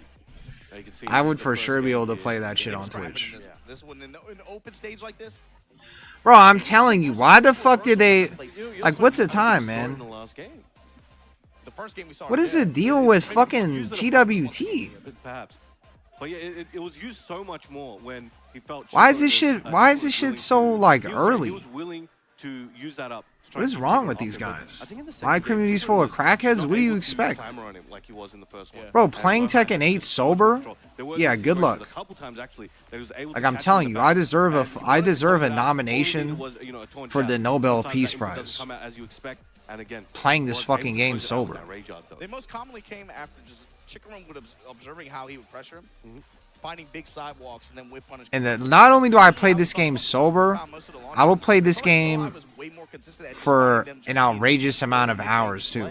He was able to just capitalize off of a lot of those launches. Like there's people that are on drugs that can't play as long as I can. So that brings up winners quarterfinals. They get too angry and they just quit the game and they play fucking Final Fantasy or some shit. Going up against Farzin Lohi right after. I actually should get nominated. Pakistan, Korea. This is what we were talking about, though, right? We get so distracted with Arslan and team. It's allowed on YouTube to be Twitch legal. That's not the case. YouTube is way easier. They are scrapping. I get high on life, the drugs, man. Journey as well. You know, you had the momentous occasion that was Pakistan versus Korea, right? I play sober. People thought, all right, look, well, Korea lost that one pretty convincingly at the time, but so far throughout the year, we have been seeing. Never played Tekken sober. Yeah, there's people. They're dominating in, I think, overall. I mean, I'm not gonna lie. I used to be like that too. I think I would go like literally months of not even being sober at all playing That's Tekken. kind of getting to that point where it's like, I think we need to see the run back. You know what else I think we need to see, Ron, man? We need to go. Y'all need to stop playing with us, man. Go ahead and let us see these M.Rage Astral Systems Tekken 8 collaboration jackets. Like I'd get on Tekken and then I'd be like, all right, when I get angry or when I lose a set really badly, I'm gonna tap out. Stay tuned to Pete. What that Tekken 8 collaboration is. And then like a month or 2 months later passes and then it's like, damn. But first, we gotta take a quick break. Don't go anywhere. We'll be right back with more Tekken World Tour Finals action here. I enjoy muscle memory more drunk. Is that why NA players underperform? Their coke gets confiscated? I always wondered what the effect is on your gameplay if you're always like high as fuck when you play, and then like when you go to a tournament you're not high as fuck. I always figured that you actually play better not high, which obviously makes sense. But I also think too, it's kind of like if you're like practicing 24/7 and you're high as fuck, and then all of a sudden you're not high as fuck and you're playing, I don't know. I feel like it might not actually be that cut and dry. Like what's it called? Like which version of you would be better?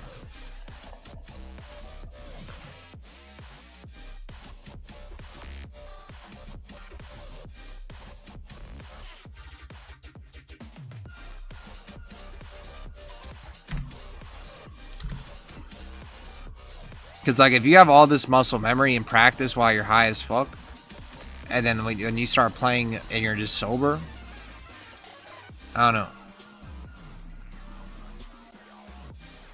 May their best music being high as giraffe pussy.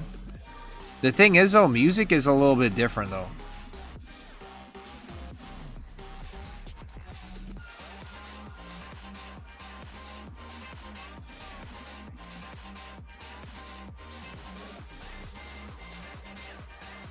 Like, you don't always get rewarded for creativity in Tekken. I think the thing that drugs will help you do in Tekken is be unpredictable.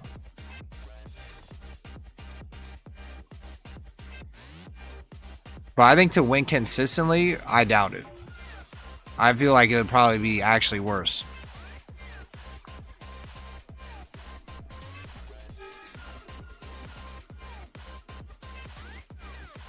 And I'll say too, I think a thing that drugs do not help with when playing Tekken is giving you a sense of urgency and making you feel like you actually need to get better, and that you actually like should be mad that you lost to this fucking retard. When you're on drugs or I feel like it's with everything. Like no matter what you're doing, that shit is gonna nerf like what you truly feel when you fucking lose. Which is why you're doing that shit when you play Tekken. Because you're not feeling like 100%. You're not feeling like the 100% of the blow you feel when you lose. That shit is like a nerfed version. So you're also gonna get like a nerfed response to it too. So instead of like maybe playing for another hour or two and labbing or whatever, you'll probably like kind of just like shrug it off and then like move on to the next one.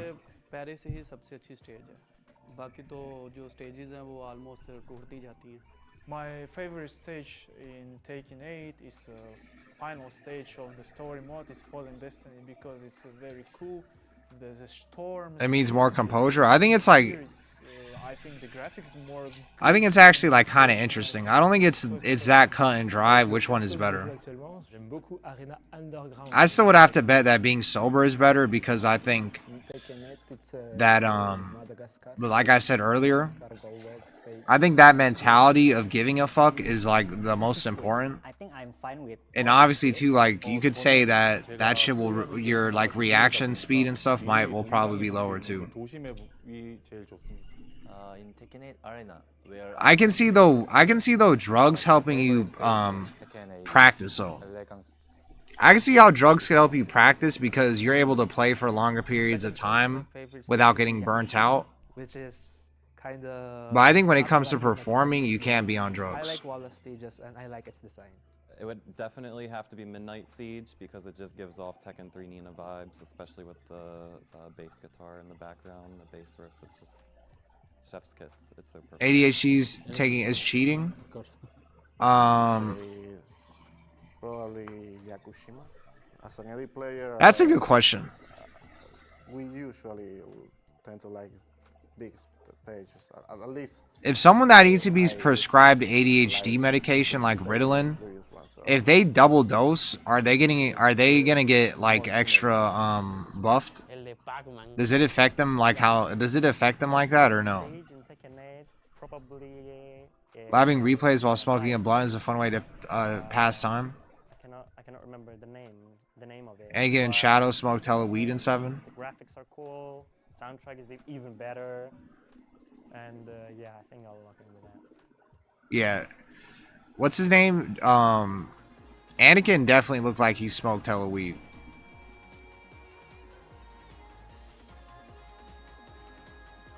It makes things look slower.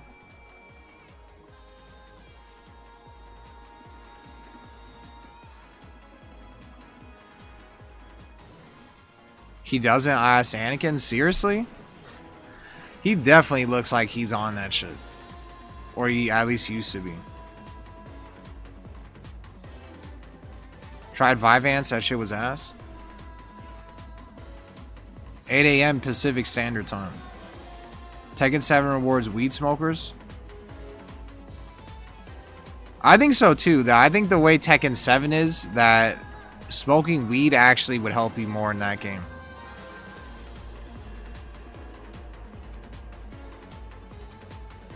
That's actually a good point.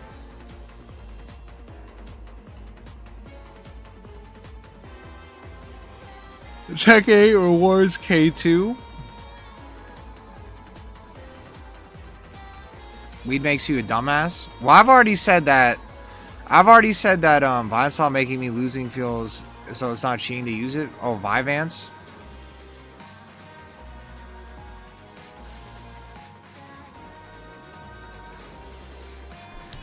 It makes you feel worse losing with Vyvanse. Well, I've already said that I think sober is more powerful. I've already said that shit. 2025 finals brackets, and it is time to continue in round 2. Now, it's my pleasure to welcome onto the stage, for the first time this finals, hailing from Pakistan. Yeah, surprisingly, I have a clean opinion. It is surprising. Minds. He finished second on the global leaderboard with 2,770 points. It is actually surprising, huh? A 7-time, that's right, 7-time EVO champion, including the reigning Offered smoke with Taxi and Anakin, was like, nah, before his top 8 run in 7. What about people gooning? Does it affect you? No. World Tour champion. The only reason I talk about gooning a lot with Tekken 8 is because it always felt like Tekken 8 was fumbling the bag in the gooning department. Drugs is like playing with weighted gear. Drugs is like playing with weighted gear, but you also have like more health. And now welcoming back onto the stage after his first round victory against Hexmark, hailing from Pakistan, representing team. He's on Ritalin before tournaments. You're probably talking about Ritalin, huh? TWT finals debut. Let's welcome back Usama Abbasi.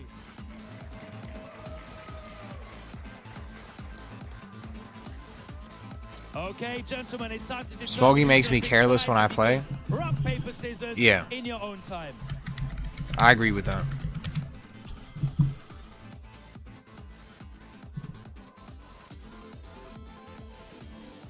Our time will be player 1. Let's head back over to the commentary desk and get this one underway. Over to you, Martin Obama and Brown Man. I don't know, drugs are... I shouldn't be talking this long about drugs on a Tekken or on a Twitch stream. But that shit is kind of interesting. I think drugs like are kind of like a reflection of your fucking self. How have you felt about the last 4 matches we saw? Like, I think the reason why you do drugs, like, if you figure out the reason why you do drugs, it'll help you a lot. Watch some players, you know, we've been seeing this with fighting games lately, you know, players are starting to get older. And if there's something that you do that you would do better without doing drugs, and you're able to find, like, the motivation to stop, looking at Arslan Ash here, man, the Emperor of Tekken, right? I think that's actually just about good. Everything you can win in this game. Look at his first place, bro. Look at all those points just from 3 events. It's just that a lot of people don't have the motivation to stop doing drugs because whatever they're doing is not important enough for them to be at like maximum like output. 5th and 6th place last year at this event for Tekken World Tour in Tekken 8. But his opponent, you got to talk about this guy, man. Guard breaker, of course, the importance that this guy had in Pakistan, in his region. 540 points earned in a place where they run a lot of dojo events, and the competition is very fierce. Like, those points, you know, he got 100 points. He got 100. Those are hard-earned. Like, yeah, the level of skill required to get those points, you know, is beyond some majors that I've seen. Just, that's like, the level Was of I a skill big drug from user? the average player in Pakistan, people need to understand. I always act like I was like smoking crack and shit. Pakistan and everything. The average player level, I think, is what sets a nation up for how strong they are. Which is kind of funny. And bro, man, the cool thing to me too is when I look But at if I smoke crack, the then way I'd have Usama really just shitty stepped teeth. on the stage and even made Like this I event, like right? really bad See teeth. his face Like lit my up, teeth would be smiles. horrible. It means the world to be able to play against Arslan on this stage like this. Or if I was Because even though addicted they to play meth. together, even though they have that relationship, right? They try to make it as much of like a team game as possible. It is singles, right? There's no teams on this thing. But if you want to beat a man, you got to beat the man. And this is the Emperor. If you want to join that echelon, that global elite Thank level, God that my people are gonna once. have to go through the Emperor of Tekken. You're going to have to go through Arslan Ash right here. Yeah, I know. I look like the type of guy that would talk about drugs the entire stream. Here we go. I don't recall the last time these guys played the tournament. I might be misremembering something, but this might be some new gameplay for us to see in a stage like this. I also don't think it's like really that bad to even do, to be honest. It's just that if you're doing something important where like if you're even if it's something just like Tekken and you're taking it seriously and performing like really matters to you, that even if that shit is gonna deter you, or even if getting off whatever the fuck you're doing is gonna help you like 5%, That's funny, we talk that about, shit is worth you know, him straying away from the Eddie, but it's actually him just going back to Drew. Yeah. Right? But if you're doing something where a 5% increase in like productivity is not really gonna matter, that changed his life. You know, he's as long as whatever the fuck you're doing doesn't ruin your life, then I don't really see a reason to taking it stop. back to that same corner. He's like, yo, you're paying rent over here. Paying that in blood. This is looking like an Usama Abbasi round. Hitting that heat smash on block and using those plus frames to catch Arslan with the low. Low touch off the wall. Right now, it's all Usama so far, but now Floor Blast going to come into play potentially, especially with Nina on the other side. I don't really like. Brutal momentum here applied on I don't like watching Pakistan versus Pakistan.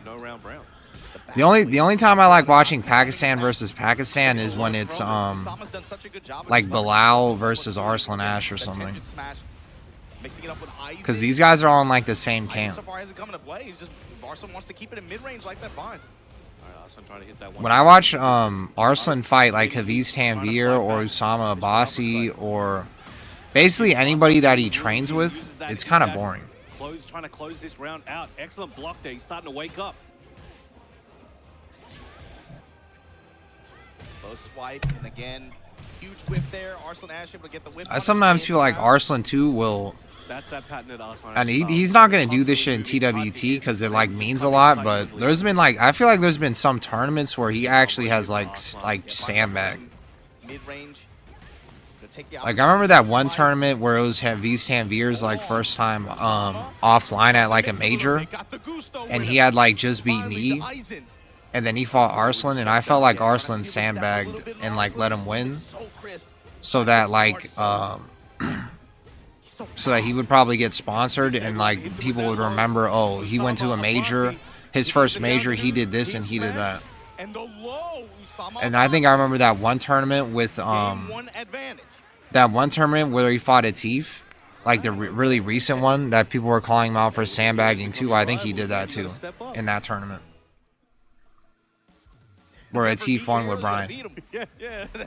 I think him and fucking Atif were like, yeah, or maybe they didn't do that, but like it was kind of like obvious like that he kind of sandbagged so that Atif could win the tournament with Brian for like agenda purposes. No, meanwhile, Arslan's been in this situation a million times. He's been out, but he's very difficult to count out. Let's see if we can bring this one back. You know, that big momentum swing is what he. Yeah, cigarettes. I'm really lucky I never got addicted to cigarettes. This might be like a childish way of looking at cigarettes, but I feel like you really have to hate yourself to get addicted to cigarettes. They're like so like annoying to smoke. Cigarettes are like so annoying to smoke. It's like way easier to smoke weed.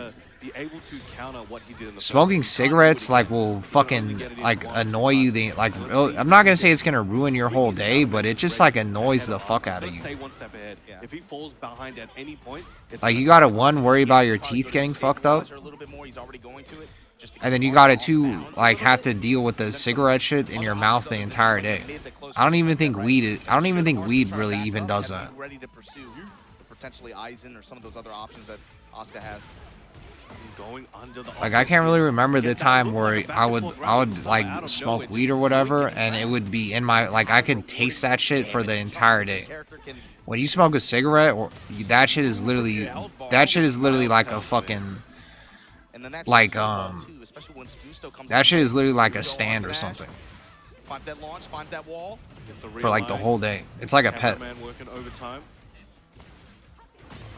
Side step 2 though to Splat. So much health recovered. In Rage too. Look at how much health he has with Rage. And again, the duck call out this time. And you also just feel like shit after smoking cigs. Should be able to close this one out. Uses their heat dash. Like smoking cigs really makes you feel like shit afterwards. But I agree that smoking cigs and drinking is kind of nice. I agree with that. Still, it's not like Arslan is able to run through him here, but he's slowly throwing out those pokes on the approach. To be honest, I like cigars more. Representing it just a little bit, even though it costs. I actually like enjoyed cigars. Arslan Ash though is moving way more active this game so far. Foreground, background, giving Like the aftertaste and everything isn't that annoying, even though it's really strong, but it doesn't feel as like dirty. Taking it to the wall, gets a big splat. Now you know Arslan's gonna try and lock him down. He steps on him, and again that shit is really nice drinking too. Keeps him in position, flips him over. Oh yeah, and too that with cigars, like it doesn't feel like you have to like do that shit every day. Like when you smoke a cigar, it feels like you're good on smoking a cigar for like days before you do that shit again. Like you don't even want to smoke a cigar again. To that down 1+2 attempt, but again that means Arslan's in his head at the moment, and he's getting this wall, he's getting the snowball, he's getting everything he needs to be able to close out this round, perhaps. That was a good combo. Arslan Ash still going. No, on the down 4-1 series. Zins. Interrupts. He wasn't even scared of it. A few frames later, and that could have. Then be a degenerate pothead. No, but he had that confidence. He's seen that. And cigars make you, yeah, cigars have the most aura. Game apiece. You know, it's very strong start from Usama there, but Arslan showing again. Those jackets go hard. I used to abuse Adderall and Coke pretty bad, but been 10 years sober now. Well, that's the thing is that like when you get prescribed Adderall, or if you do Adderall or Ritalin or whatever or Vyvanse, that you basically have a tolerance to Coke. Like I'm pretty sure you'll even test positive too. And there is that counter hit. Might use the wall this time. Like it's basically like the same shit. The counter hit launchers. Spring kick, Osama Abbasi desperate to get off that wall to get anything started. Finally, So I already know there's a lot of people that have like ADHD or ADD, and it's probably easy as fuck to get addicted to Coke. Gonna take advantage of the heat activation here, trying to get as much HP back as possible. Reposition, kick him into the blast. Sends him sky high. This is looking very good for Usama. What can he do with it though, Brown man? Can he get it? He dash, gets into the wall. You don't? It's meth? Oh yeah, meth. You're right. Yeah, I forgot it's meth. In the set once again. The combo yeah, not Coke. Decision making there was. I'm surprised, Rodmus, you know that. Heavy buttons on round start. You know they're challenging. Rodmus, your favorite character is Vilgax. Playing with a game 1. Crouch jab. Dashing in his face. Showing these homing attacks, trying to steal Arslan step at close range. Arslan right back at you. Nice lateral move. Down back 3, stiletto heel counter hit. Shut up. Gets the combo. Winging. It's gonna be heavy. Activating that. Vilgax had aura though. Keeps him there. Keeps most of his heat. One more big interaction could save him here. Tension step not deep enough. That was scary. He dash coming from Arslan Ash. There's no way I'd watch Ben 10 fucking sober. He has enough. He tanks it. I don't want to. Especially nowadays, bro. Fuck no. You don't actually like sit back and watch Ben 10 like currently, right? Attacking World Tour Finals. Say it ain't so. On winner's side, that loser's bracket is gonna be They're giving kids legal meth, yeah. Previous rounds are both challenging, swinging. They're both like, yo, I'm gonna back up. Kids are like basically meth heads and coke heads Now the now. mind games for the strings are coming out. Usama trying to catch him on a counter hit. He knows Arslan likes moving, likes pressing. He needs a safe counter hit option, and he's going DBZ back to that. abridged. Back for a moment, lighter punish. I was thinking of watching Ghost Stories dub Does a bit of a hill to on climb. stream Usama just needs one more round, but Arslan and doing the not thing making where I it kind of easy. like cover Pushing the me screen. the wall, but they can catch Put on defense, Ben 10 they right can now. catch. Fuck you. The Oscar special. You gotta activate here. You have to. Get into that wall. Nice carry. This is gonna be huge. Yeah, they said that the dub is like really ass and funny. And Usama Abbasi does it. Arslan Ash, you guys are gonna have a losers bracket is gonna be crazy, man. I'm thinking, man. Arslan Ash with the benefit of that top 4 seeding, able to skip the I stream on play, Kigno. able to skip all that, comes up here in first set against Usama Abbasi, dropped in the losers bracket. This guy said, "Please do it." Usama Abbasi, very well played. Never bet against And again, he a started off Pakistani really when he strong. fights These Arslan guys Ash. walking out. You know, nobody. When we saw this, when we saw these guys walking out, you know, I'm sure 95% of the plan was like, yeah, Arslan's got this. Might be a close. Oh, set, you're but, fearless? You know, easy Oh. wins for Arslan, right? Meanwhile, Usama's like locked in. He's like, yo, I know what I can do. You can see in the first 2 rounds of the first. That's game, probably why he you was were so fucking dominant. such He kept a. putting him back to that That's probably second why you corner. were so good Again, back 2 then. rounds in a row, you can see ending there, gets the low right after. Maybe that's. I mean, I'm not gonna lie. I'm not gonna sit here and downplay you that much. Now, Arslan was able to start bringing it But back, but that shit is a cheat Usama code. was able to take it out overall in the first game, but then when it got to game 2 and then game 3, that's where it really started getting meaty. Game 1 to me felt like the vibe check, and then Arslan Ash started to come around in game 2. And game 3 was like, okay, I'm not going to shy away from this moment. He started to leverage a lot more of Tenjin, especially the 4-4, 1+2 in close range. Starting to float a lot more homing options to try to seal. Doing like Vyvanse or Adderall and playing his shooting game is actually like kind of satisfying. Because you like really feel like how like you like it really feels like you're playing Claudio. You actually like can feel it in real time, like getting boosted. Usama Abbasi, that fist bump, you know that meant the world to him. Prime 4 He's got to be locos. feeling good. He's got to be feeling confident moving forward. Again, Usama Abbasi has locked his spot in there for his qualifying. What, did they nerf it or something? We got knee and run. They nerfed it, right? Waiting for their match. Didn't that shit used to be like 4 energy drinks? Like 1 4 Loco was like 4 energy drinks and like a fucking like I forgot how much alcohol that'd be in a 4 Locos, but didn't they weren't people like going to the hospital and then they like nerfed the fuck out of it? Alcohol to weed, no. Surprisingly, no. Thank you very much. Let's get into our next match. And first up, I'd like Was to it work of the welcome on devil? stage a legend, one of the greatest ever in the world of Tekken, hailing from South Korea, representing Team DRX. He finished 5th on the global leaderboard this season with 1,880 points. He qualified through Group C in the global leaderboard group stages. He is the reigning. They killed a bunch of frat kids? Yeah, when I went to Let's welcome. I'm not trying to dox myself, but when I went to like I didn't go to college there, but I went to UC Santa Barbara because I had like a friend over there, and then there was like millions of 4 Locos. That's where I like drank 1 million of them. And this shit was like probably like eight fucking years ago, I think. So I'm pretty sure they got banned since He then. finished 10th on the global leaderboard this season with 1,550 Prediction. points. He qualified for the final bracket through Group B. Who the fuck is Of playing? course, Oh, your Knee? reigning and defending Tekken World Tour champion, the only player to hold 2 Tekken World Tour championships. Let's make some noise for Rangchu! Rangchu.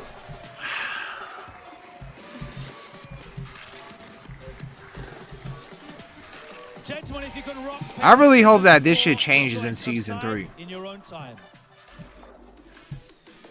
It's kind of annoying, like Yeah, there's just certain players that I just like find like zero entertainment when I watch them. Thank you very much if you guys want to get set up. And let's head back over to the desk. Why did I moan his name? Because I'm just like, I was just being like, oh fuck.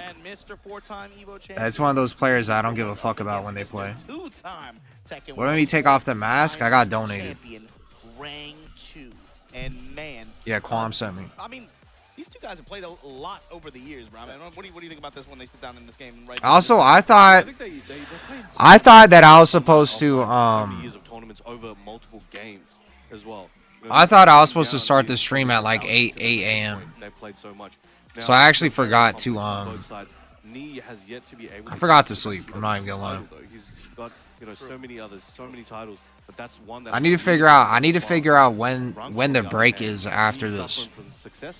Because there's no way this shit's going for 4 hours like with no breaks. There has to be like a 3-hour break or something. Man, when they start hibernating, he turns up. He turns up, but somehow finds the dub. Sleep on stream again, it's fine. I swear to God, I start drinking. If I start drinking right now, I might actually like fall asleep during the reveal. On that part, we were talking about it with Arslan Ash. We were talking about it with some of the other players that we have here, and of course just in fighting games in general. But Rangchu is no stranger to that sensation either. It's a little bit different when you're fighting. Is there any like? Is there at least one person that has figured out what the time period's gonna be? He's got a family, you know. And no balls. With that in mind. Look at this, man. 10th place, 1550 points. Rangchu. I'm gonna smoke a cig right now. To this top 20, but I was getting high, then abused Adderall with teammates with one team, and I was on land and I got super addicted. Are we getting announced? We're getting 4 hours. 4 hours. Knee is building, in the process of building his own family at the moment, so he might be cooking up that buff, whether it hits now, whether it hits in the future. Tennis ball shooter aimed at my bed while donos. Yeah, we have seen Rangchu go to that well of Bakuma recently. What did I just look at? Hold on. What? Did you see that? Hello? Okay. So you were talking about it. I was riding with you. I was riding with you. I already drank a little bit, but I'm not like drunk or anything. I'm like barely even like buzzed. Knees patented Brian. He's been cooking this one up for sure. He's been planning this for Knee. Whether or not he's prepared for it is a separate question. Or also this fucking map. Watching and observing what's successful. Yeah. All right, and no hesitation there from Knee. Watching button presses as he gets into a counter hit Knee. Now, depending on how much Rangchu's been playing Ana, you know, he might be looking at this like, look, I've got a really good Ana, I want to bring this in against Knee, I think I have a chance. Or he's like, I've got a very specific game plan. I got an idea. Now, let's see what he has, because if Knee can put him into positions that he's not used to, not muscle memory, and not natural, he might be able to catch him off guard and get him to waste opportunities and get caught by things like that. Look at that play, man. I'll just get this shit ready and then takes advantage of the whiff punish. if I have to fucking if I have to start early, then whatever. What does he see? Whatever. What was the play here? Amazing. Gets that low. Now it's trying to build that momentum. Now we have I just wish I had like a time. I guess I just wish I knew when is there gonna be a break. When's this shit gonna be over? For sure, and you have to imagine that they've influenced this on some level, right? Seeing those guys be like, is there just gonna be 2 hours of just fuck all? Because if that's the case, I'm gonna fall asleep. On the start of that one.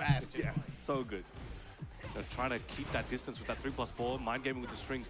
But Rangchu trying to put the pedal to the metal, breaking up this offense piece by piece, trying to catch Knee with a counter hit. Giving him a lot of different stance looks as well. Punishment there for Knee. Let's see.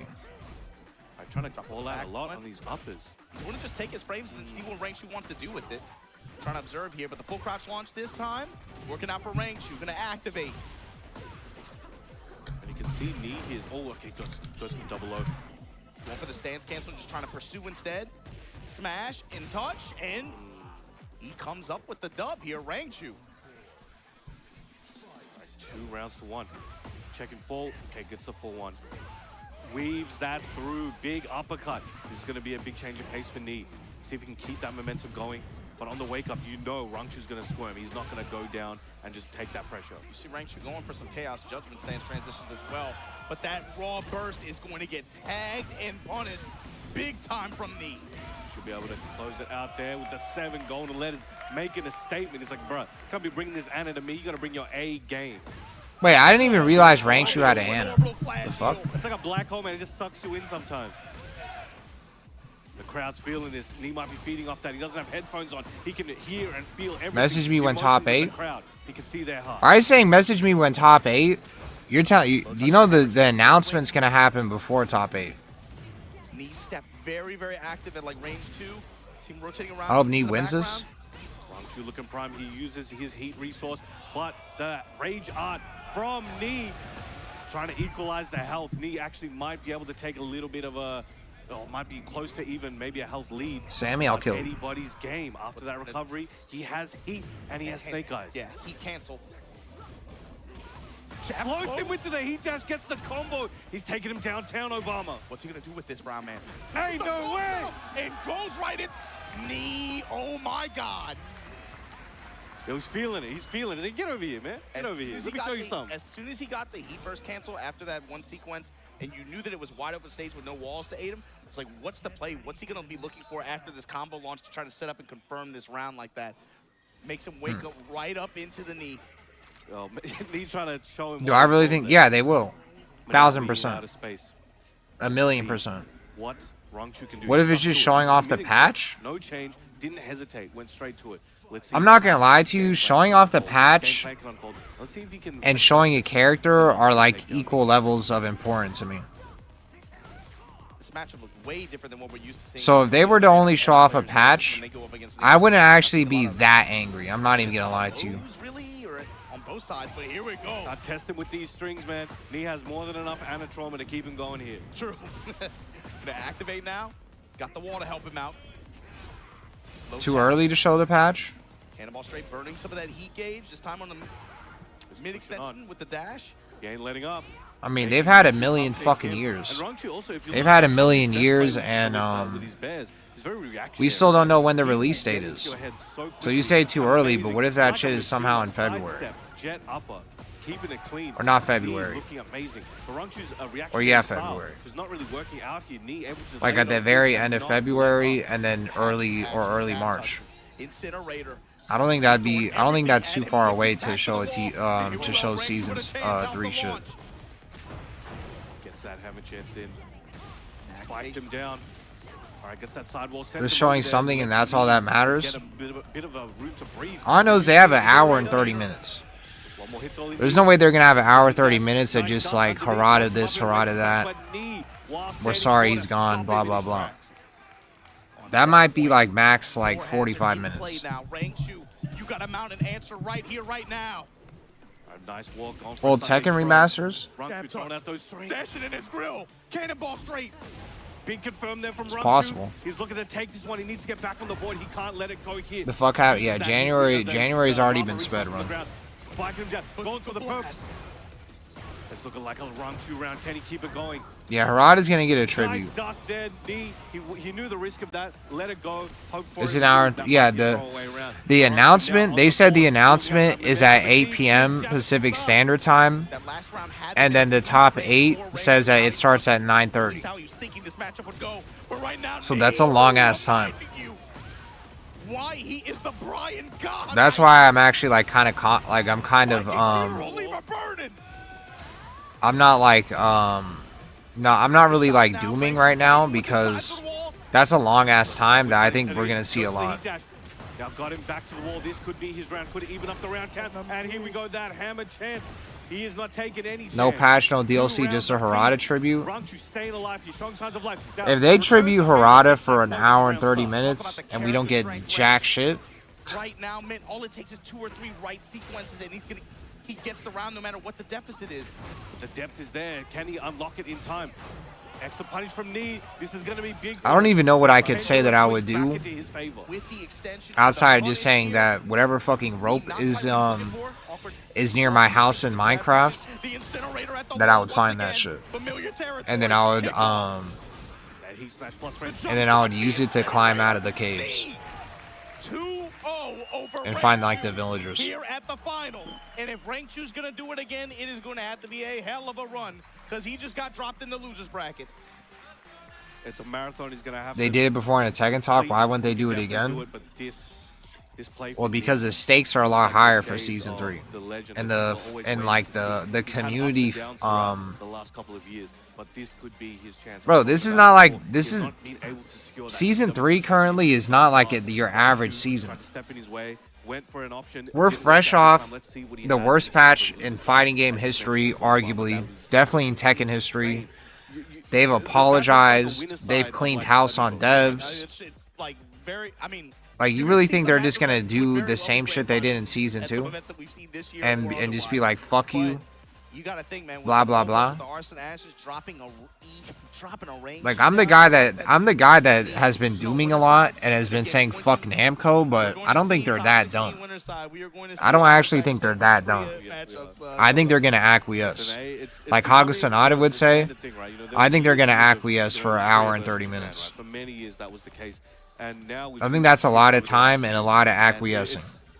It's not showing signs of slowing down. Both regions are so passionate, so skilled, working so hard, and they're one-upping each other time over time. But we can see here, Rangchu looked like You have to see the Wolves. Take the second game here, but as we saw, Yeah, the marketing is horrible. With that Heat Smash Plus frames. That's another reason why I'm just like, just say fuck it and add an anime character. Is because the marketing is just so dog shit that the only thing I can see that could even slightly market the game decently is just adding an anime character. That will do more marketing than the entirety of Tekken 8's lifespan. So far, right now, winner's side top 16. It's a Korea-Pakistan affair. Let's see if Like, Tekken will be in more eyes that it's never been in by adding like a fucking random ass anime character than any of the marketing they've done throughout the entire lifespan of Tekken 8. Let's see what the character selection is. Like, somehow Tekken 8 added fucking foam posits and they're still ass. See what he has to say, what he's got for us. Like, their marketing is still ass. Thank you very much. Let's welcome for the first They had a custom made Nike shoe and they still fucked up. Hailing from Pakistan, representing Team Falcons this season, he finished third on the global leaderboard with 2,271 points. Fuck is this? He is the reigning CEO champion. He finished second at EVO Oh, Las it's a Vegas, and last year at the TWT Finals, he finished in second place. He was automatically seeded into the finals bracket. It's like, who the fuck are they talking about? Atif.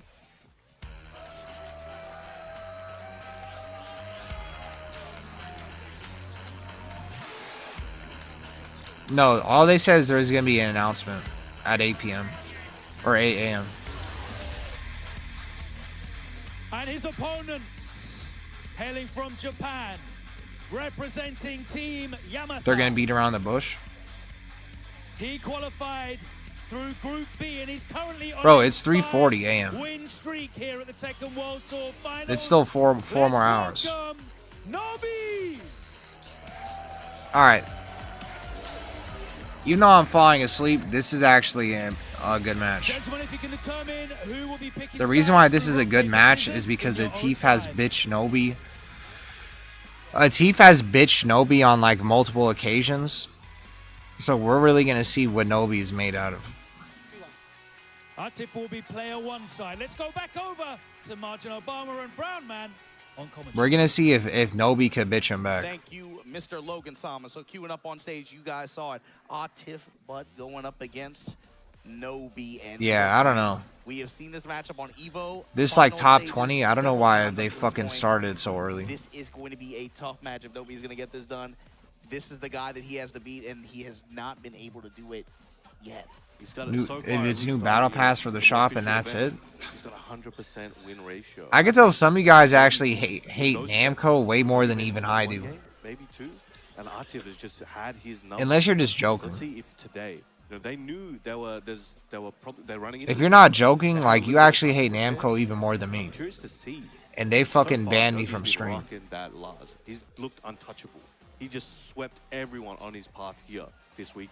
But can he close it out against Atif? He's at this point, you would consider him a bracket demon for it.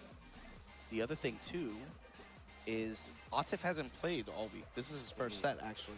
So I'm curious what character he's going to leverage, but just as much as Nobi. TWT was Kisuke's matches. It seems like a soft commitment to Lars with Kisuke and Ao Richie carried the fuck out of TWT. But LCQ. it's been mostly Lars and Steve so far this year, I would even say. Atif as well, though. What did you say in the chat? I want to see the Brian, bro. I'm not gonna lie to you. Well, that's what I'm thinking, but he might not feel the need to go with that in this set, you know, especially considering he's had success with other characters in this specific player matchup. So I'm curious to see what the character selection is on both sides. You have to imagine Atif is pretty confident coming into this one. Nobi, this is the mountain that he has to climb if he wants to get. They'll show the whole lineup? The cool thing is, with Nobi, it's always about. You actually think they'll do that? I don't know. Right? This is a guy who, when he is playing his best, is not only super fun to watch because he plays with his heart, he plays like but crazy. he Well, yeah, I understand. If you have PTSD, I fully get it. up until this point. So far, my thing is, I fully understand. If you could never have hope in Namco because of season 2, I get it. Queuing up, he's hovering over to Lars up against Atif's Ana, and we've seen this matchup a good bit.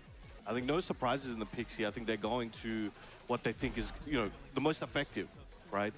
Lars has been so amazing for Nobi thus far. And Atif, you know, he's been jumping around, as you mentioned. He's got a lot of characters. He is the Mokujin, right? He is Earth's Mokujin representative. But he has found so much success, old reliable in Ana. You know, we talk about Brian, we talk about Dragon. Oh, yeah, you're right. You gotta do Those options are prediction. on the table, but I think Ana, many of the points where you saw him, you know, you mentioned he's come second to a few things like that. Ana got him there. Are we able to see Nee versus Atif possibly? He's gonna try to get through here today, but I might look at the bracket after this. Tries to leave. Right away, trying to grip her up. The magnetism back four. Break off that downward strike. And I'm sure Nobi felt like this might have been on the cards. I'm interested to see what kind of counterplay he has in store for you. It's about the counterplay, and I want to see how he pressures, and then what his defensive answers are to the offense that Atif will run, right? The role that some Nina of the flows that game? Ana has, Oh, full fuck yeah. crouch mix, how is he going to play around that?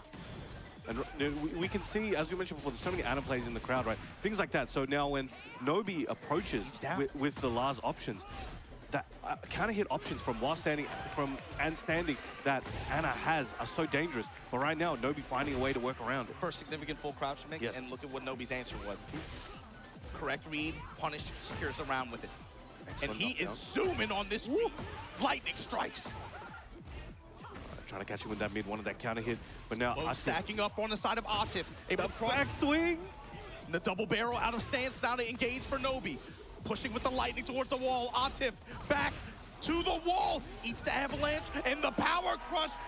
Nobi has the read right now. Playing with speed, playing with momentum. Atif showed so Can you lend me some channel points? Round, man.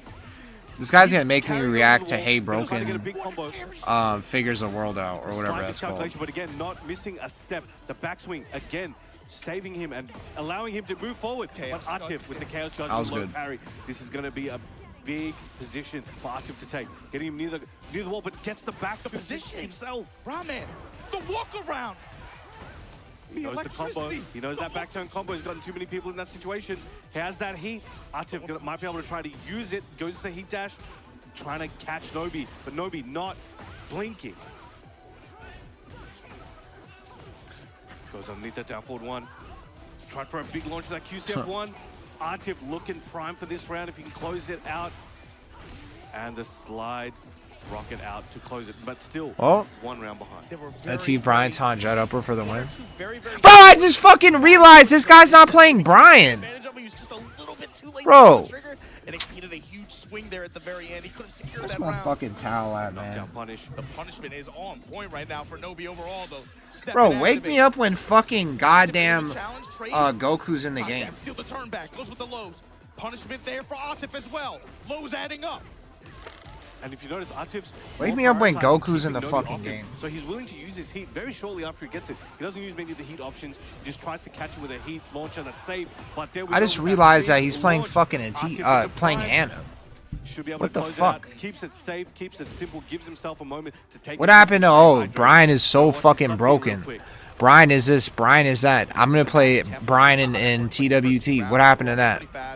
Nobi Negan was such a blank, straight, Fate Strange fake. Don't spoil that show for me. I'm gonna watch it. Round-ending sequences like that. Like you said, leveraging resources, not really just to even be able to get the max. I mean, all I know is that they had fucking Gilgamesh from Fate, or they had Kodamine Kiri, or Kirei, or whatever the fuck his name is. No fear, no hesitation. He saw that. I'll be a happy man. He dashed to the wall. Those two characters have like insane aura. And it better be the... Well, I guess if it's an anime character, it's gonna be in sub. Where'd the good old Joe go? You could thank Quan. Recover a bit more in his flurry. But the big call out, he was ducking, lying in wait. Atif taking the first game. He flipped that 180. That looked like a Nobi. Why do I want a character with a sword? Don't I hate that shit? I actually hate characters that have swords and plus like dumbass magic powers. I would prefer a character that just has a sword and only uses a sword. I think the problem is they had characters with swords that have also other dumb shit. Got a full crowd back there. Open up with back one. I like actually am kind of fiending when like I played Clive. It kind of made me fiend for like a samurai character that doesn't have magic or anything. Like Clive without Final Fantasy stuff. Again, that keep out, that approach, such a big return there. And I know you guys say like Yoshi, but Yoshi still does stupid shit. Look what it sets up for. The low parry on the get-up kick. And Atif now, this is what we were talking about. As sharp as Nobi came in this They're gonna add All Might. The longer it goes on, it feels like Atif more and more. Mugen from Samurai or Musashi. Well, what's it called? The guy from Ninja Gaiden? That's kind of like a pure samurai character. Ryu Hayabusa. Check with that jump on one. Lets that string rip. This one's looking good for Nobi. And again, you can't block them all. All he needed was one stray hit. And let's see if he goes into that situation a little bit more. The limited entry cancels and Warden running that while standing. Delta Slicer to open things up here. Working the lows. Throwing a lot more. They don't want more weapon characters like that? Welcome to the Beyblade. Swapping between Dan and Sen. Going low. Limited entry comes with the while standing 4. Yo, I'm busy just watching Lars right now. 7 golden letters, 2 rounds ahead. But again, the first game was very similar. Nobi was able to assert his dominance, but Atif slowly just stripped that away. Something happens in like round 3, round 4, and he just like gets it. See if we can understand what he's Rock Lee. Rock Lee's just not popular enough. This could be that round. Stay down, Nobi. Comes up with the while standing 4. And again, these keep out options that resulting. There's too many like new school kids that don't know about the fucking tuning exams, sadly. If this was like 10 years ago, he probably would be popular enough, but sadly, there's people that actually skip OG Naruto. And I actually think an MK character would have been at the top of my list to add to the game, because it would be a perfect time to steal Mortal Kombat players. But the problem with adding an MK character is that MK is banned in Japan and Korea. At least definitely in Korea. So I think that's why that shit hasn't happened. Rockets, Headless Horseman. This is getting nasty, Brown Man. And just like that, Atif, but 2-0. Oh my god. Alright, so let me do the math here. It's 4 a.m. First time Nobi has shed blood since the It's 4 a.m. True. With the way that, man, with the way Shippuden Lost the Sauce, the original series tried to make. he came into this one with some fire that Well, there's like moments in Shippuden that I think are better. That I think Shippuden has higher peaks than the OG Naruto, but a lot of like the character designs and the animation and stuff fell off. Not fell off, but like their attention to detail definitely fell off in Shippuden. It's just like the swing it creates is so harsh. Especially on the wall stages like that. Because obviously the animation got better at certain points, but like it's like the attention to detail started kind of like going away in I think it Shippuden, was quite important, and you can see whenever Nobi got Atif to the wall, and that's why all the side characters turned into jobbers. He was really able to seal the deal there and kind of make it work for him. But Atif had a very good eye for when he could take his turn back or intercept or leave. This guy said he's off. He's off when the 4th grade Ninja War started, or it fell off. Yeah, I'm already hallucinating words. that there were 2 rounds. Shippuni's world building is terrible compared to OG. It's like the exact same Pain arc and mod reveal were the best moments. Yeah, I don't think there's anything in the OG that stacks up to mod reveal. Like Shinobi Alliance, the Pain arc. I don't think there's anything in the original OG Naruto that stacks up to even Sasuke versus Itachi. When that shit finally happens, like, you are literally like glued to your screen. And Atif now locking his spot in winner's side top 16. And so now you have JDCR versus Ulsan, which will guarantee you get 4 of those regional rivalry matchups to qualify for top 8 on winner's side. And I'm not gonna lie, I think it's kind of underrated too. What comes to mind for you? I mean, it's not really underrated. People dick ride it still. But yeah, all the Akatsuki fights, specifically like Shikamaru versus versus the Jashin guy, and then like Kakashi versus his partner, and then the Jashin guy and his partner fighting Asuma. When I rewatched that show, that fight was pretty good. Yeah, Kakuzo and Hidan, yeah. Swept Group D to qualify for the final bracket. Let's welcome JDCR. Sasori versus Sakura was underrated. Yeah, Kakuzo versus Kakashi like might actually be his like second best fight in the whole show. That might be like that might be the second best Kakashi fight outside of him fighting Obito. His opponent, also hailing from South Korea, representing Team DN Supers. He finished 8th in the Tekken World Tour Global Leaderboard with 1,000. Yeah, Kakashi is kind of like the original Gojo. He was not like as strong as Gojo, but he kind of like just steals. He kind of steals the show a lot, or he steals the shine a lot.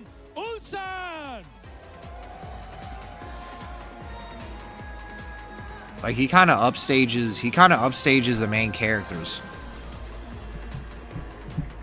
Okay, it's down to you guys to determine who's going to pick sides with rock, paper, scissors in your own time. Kakashi Daddy. Look at Maui. Oh, not Gojo. Gojo is very well written.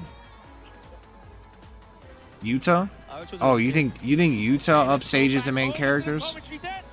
Well, I don't know shit about Yuta yet. He got his shit kicked in for the whole show, then goes toe to toe with the second strongest villain. The old guard JDCR still showing why he's one of the world's best versus the not as new but relatively new generation in Ulsan, 2-time esports. He set the blueprint for Gojo. JD, also an Evo champion in his own right, and I think it's a big opportunity to see both of these titans clash. Look at this guy, bro. Most likely, Millard, you do too much drugs. Dragunov or Armor King from JD, you know, historically known as one of the Heihachi goats. I personally love to see some Heihachi, but he's got to trust in his gut and see what he wants to choose. And Ulsan, you know, the Dragunov has been doing work, but we also, just like Nobi, have been seeing the Lars, right? There's something in the Lars source that they're figuring out. So I'm curious to see what they have for each other. Yeah, I wouldn't be surprised if you versus Millard? Nah, Millard's gonna cook you. Just because of the history these two guys have with each other over time. Actually, Like they you said, played at EWC actually in the pool. My guy with the 8 gates. Ulsan was Yeah. able to take it pretty clean. And so Toji is a JJK Kakashi. pretty satisfactory. I mean, Toji could have been, but this guy, the fucking writers, like, the writers removed him in like 2 seconds. I hate the Jujutsu Kaisen writers for doing that. Like, instead of getting Toji, like, aboliating the Zenin clan, And of course, bam, shouts to Melbourne. we got fucking an inferior version of him doing it. But he's somebody who on this Tekken Like, I know Maki is cool and stuff, but all I could think about watching, all I could think about when watching that episode was that this could have been Toji instead. with that Akuma gameplay in Thailand from Chikrin. But I was really just thinking, man, if this was Toji, imagine how clean this would have on been. his side like that, you know? That's all I was thinking about. super stressed or anything like that. He's kind of started playing a little bit looser towards the end of group stages, in my opinion. Yeah. JDCR versus Ulsan. This is gonna end in an hour max. We're gonna be looking at like 3 hours of just pure pure spiffling and spaffling. Today, and I think this final bracket with the like. I'm for sure taking like a quick nap. Confidence in himself. That was a funny one as well. He was talking to me about that, where he was like, "Yo," because he was sad, right? It was like, "Yo, why does he look like he?" Told you I had no incentive to kill them. Maki did. It was Edge. It was a tiebreaker. I don't really give a fuck. And Edge already understood the situation, and also I was like, "Why is he? Why is he looking like that?" Oh, Then they could have had Toji just squad wipe somebody else Wish this dude come true. All right, let's make some noise for the Heihachi instead of having to fight a dumbass JD, fucking ladies and lobster. gentlemen, Malmo, make some noise. I'll make some noise. Let's go. Toji only had one good fight against Gojo, and then all the rest of his other fights were just jobber shit. Previously, JD's mains in Tekken 7, actually. Look at this, man. And it's not even his fault. It's the fucking writers. Last time the crowd was cheering for it, he said, "Stop that."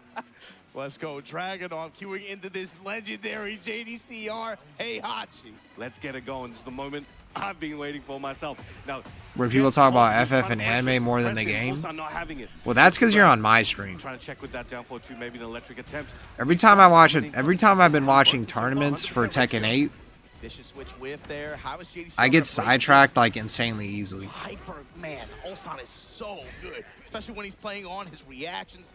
I get sidetracked like extremely easy. This guy down. Now, JD But when like a match is like peak though, I'm like completely locked in.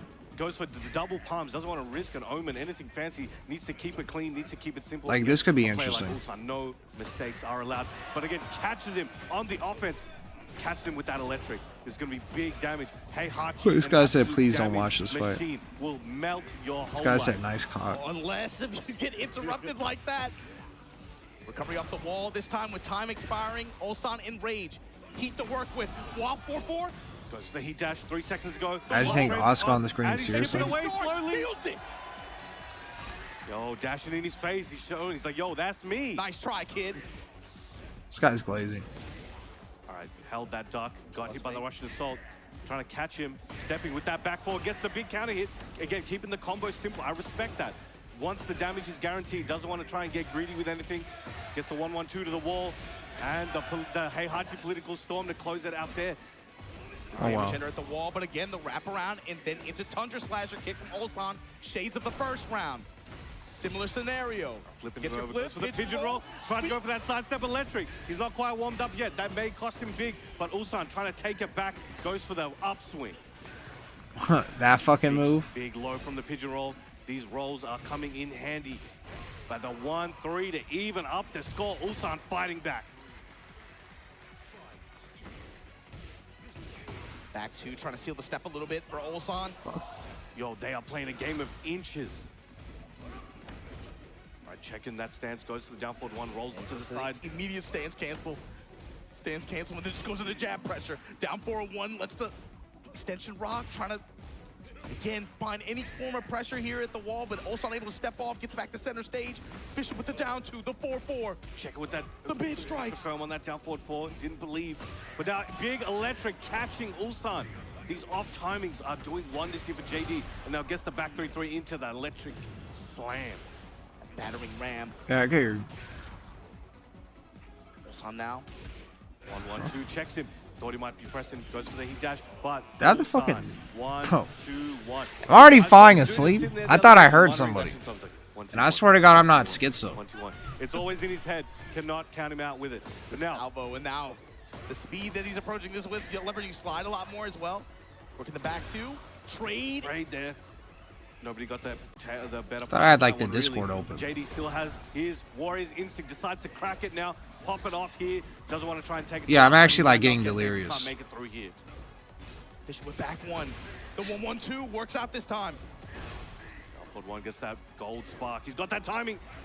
Was a bit late on that potential whip punish, but then kept it safe. Didn't want to risk anything. Nice whip Bro, I punish swear to God, like I'm actually, there has to be a 2 hour. I need like a 2 hour break. Alive, Ulsan taking this opportunity. I need a 2 hour break. Tailspin into the rage art. I thought somebody was in like the Discord and they said hello. He said it was going to take him a little while to warm up, right? So the sidestep electric finally come out for JDCR, but ultimately, Ulsan going to take this game here. I actually just 1-0 completely advantage. fucking schizoed. Ulsan with the smile on his face. It's his own cheering squad right now. That won't be a 2-hour nap. It'll be an 8-1. He's gonna have to think about it. He's got a bit of time. That's what I did. That's what I did yesterday. Really marinate on this one. But here we go. Ulsan definitely proud of that. Yeah, that was a It looked Sandman like card. a JD round. I think again. I don't know how much he's playing Heihachi. There's a lot of situations where it looks like the unfamiliarity is costing him big, but he's sticking to it.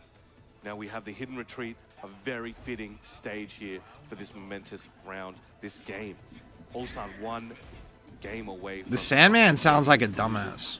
but the fans want to see as much of this as they can. Nobody expected to see Heihachi in this late in the tournament. You know, Kudans was fell a bit early in that LCQ. Let me look at the we thought matchups. JD might be rocking with the drag, but here we go, applying that pressure. He has that heat.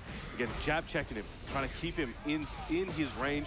Uses the guard break. Once I see there, the matchups- that gets a nice fat combo, but doesn't get to complete it. We'll see. But it's still a big health lead there for JD, and closes it out with the 1-1-2 flash punch there. combo. Yeah, 1-1-2 flash punch. Gets the heat up. With punish with that down forward one, gets the blue sparks.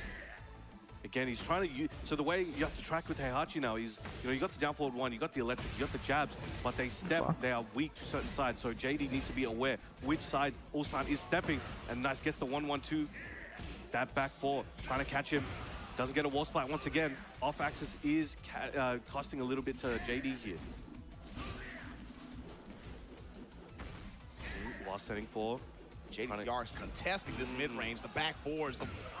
But a scoop up, I was about to say, one big scoop. Hmm. Ulsan needs, if you can feel that confidence when JD's trying to pressure him, one big scoop, down forward two, while standing two. But he got that I used to big hate seeing drag, but not rise. Yeah, I said the same thing. with the homing wall splats close Of out. all the broken characters in the game, I think drag was the best one to watch. Crowd clap for every single round. Now watching drag mirrors,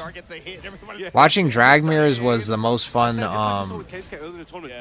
broken character mirror in Tekken 8. Drag is more fun to watch than Asuka. When Jin, when he was fucking broken. Drag is actually like right now, currently. Drag is almost more fun to watch than Heihachi, and that's crazy. That's how fucked up Heihachi's gotten, is that I actually almost would rather watch Drag play than Heihachi. This could be a chance for him to get the second round he needs in this game. JD coming back with a vengeance, one round away from equaling the score here against Ulsan. But the reason why I say that is because I think Drag is like how Tekken 8 should be, where like they have like a lot of aggression and like they're like poking a lot, but they also have like good movement. So when there was drag mirrors in season 1, even though his pressure was kind of broken, or was broken, like 1000% broken, that you still had to deal with like Dragunov movement and being able to like backdash and sidestep out of everything. So that's why I liked it. Like Lily, my problem with Lily is that her offense isn't as poke heavy as Dragunov, and it's more of just like spamming fucking heat on you. Let's see what he has in store. I feel like her offense is more fucking robbery than Dragunov. They didn't have that same level of impact in game 2, and JDCR was able to hold on. And again, the way the matchup kind of changed as well. You see him They love drinking water. Ulsan's pressure, and It was kind of funny that someone was saying to me like, "Oh, you wonder why Koreans and shit love drinking water so much?" It's because when they play Tekken, they're all on fucking like Adderall. plus frames, and then just goes for homing grab again. Excellent punish. He was That shit made me laugh, because it's probably true. Running out pressure and flying with the safe mids, the jabs. Showing some back four. Interruption on the armor. JDCR able to get his burst off. And the step electric. Oh man, the crowd coming alive every time he makes contact. The axe kicks. Alright, use that heat dash on that. Yeah, 1-2-1, yeah. Close to that mid. Break. Down forward one checking and the back three. Caught him with the counter. This is looking good for Ulsan. Ulsan has been on point with those attacks all week long. This is a 2, first of 2. I have to watch the end of this. Even if I'm asleep, I have to watch the end of this. Let me see the rest of the games though. Cocoa Pebbles? And that's the big timing changer. You know, you can change your wave like that. No, I might buy that shit for myself. You can see he's trying to catch him, and he's getting it blocked a lot. But I've made that shit in a isn't long able time. to intercept him before he gets there because he's so dynamic. Again, Imagine taking Oscon, or I guess I already read that. Coming in for the approach, goes that down into the shoulder. He just couldn't get the combo he was looking for, but gets Joe. You know, I used to think that emote was main man sweet. And he will with the stomp to finish, and that brings Ulsan. I used to think that was a main man sweet emote. You gotta imagine he does have 2 heat activations. Gonna look for that third one and be able to put Warrior Instinct on the table. Finally, Like it actually like looked like him to me. Let's get a long combo here. Yeah, Ulsan with the dubs and Cocoa Puffs are better. big time. It's like the same shit. Working with a huge lead right now in another launch. Man, he was trying to bluff him there, trying to approach, not them, but he called his bluff like it had a phone number, man. That was crazy. And Ulsan able to ice JDCR out in game 3. Great set though. Fuck JDCR. Moving on to face Atif in winners. You'll get the run back. Okay. We got that run back. It's happened a couple times. We know the most momentous one that had those two involved. Wait, Atif lost? Yeah, No, he that's didn't. That's not even crazy. You see JDCR on the walkout. Oh. All right, he's got some stances. Ulsan calling his shots, and you again saw the Heihachi pick. You were pleasantly surprised by it. I don't think a lot of people, you have it in the back of your head, but I didn't expect them to pull that out in this set. Let me see what the next matchups are. Is it knockoff brand big bags? From my assessment, from what I've seen there was a lot of situations where, again, I don't know how much time JD he's been putting into his Heihachi as of late. This might have been, a pick that he's like, I feel it in my gut. Reese's cereal is the best. Maybe it was just for Ulsan. I would have to ask him. But The thing about Cocoa Krispies maybe taking the set, but there was combo unfamiliarity. or Cocoa Pebbles, I mean, is that I feel like it's a lot easier to eat like a million of them. This stage in the game, Like after a while, Cocoa Puffs will just start tasting like there corn. you go. You see the heat smash there. Like you'll really start tasting like the corn, the high fructose corn shit. But it's just those situations where he was not able to. But with like Cocoa Pebbles, I feel like you can eat like 1,000 of them. I don't know why that's the case. You can't afford any failures. Otherwise, play like Ulsan is gonna make you pay and regret. Same with Fruity That's Pebbles. the issue, right? It's like you have great power, but you have Great responsibility. You have the Great responsibility to responsibility. not mess up. But there you go. Ulsan gonna be Arsenal lost to Usama. Okay, so Farzin Lohai, John Mangja, Usama Bossini, and Atif Ulsan. Come on, man. Atif Ulsan's all the way at the bottom? All these matches are grand final material. What the fuck? It's all the regional rivalry matchup that we've been watching for a few years now. I just want to watch Atif Ulsan and then fucking leave. But man, Tekken World Tour Finals.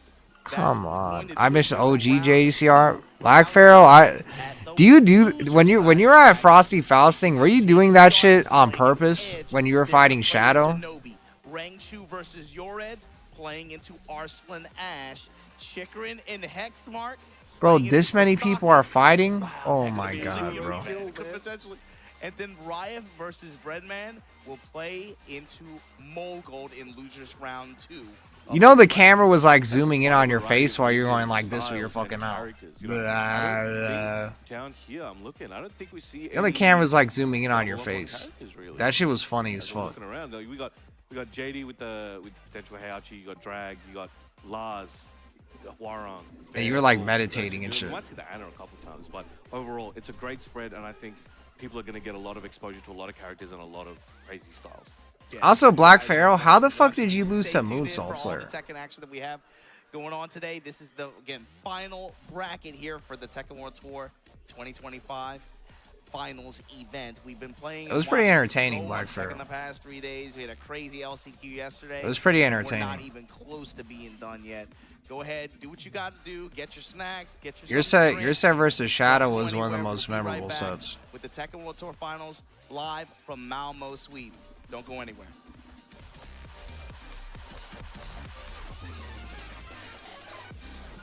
Yeah, it was. You had some down 4-2s that if you convert into combos, like you never know. Like you actually dropped a few combos where if you would have converted, who knows what would have happened.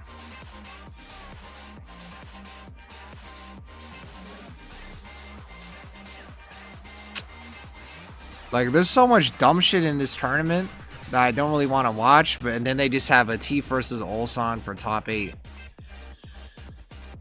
Oh fuck, man, I need to watch that. Fuck.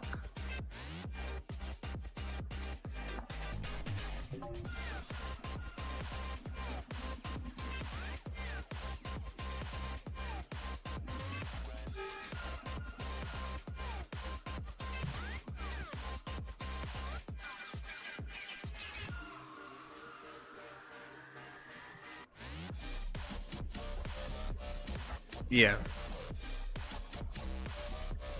We say it was Zafina. I felt like I was in a good position. Yeah, he swapped off, dude.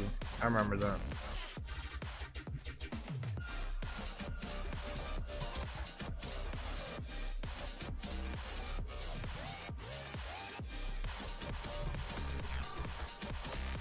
All right.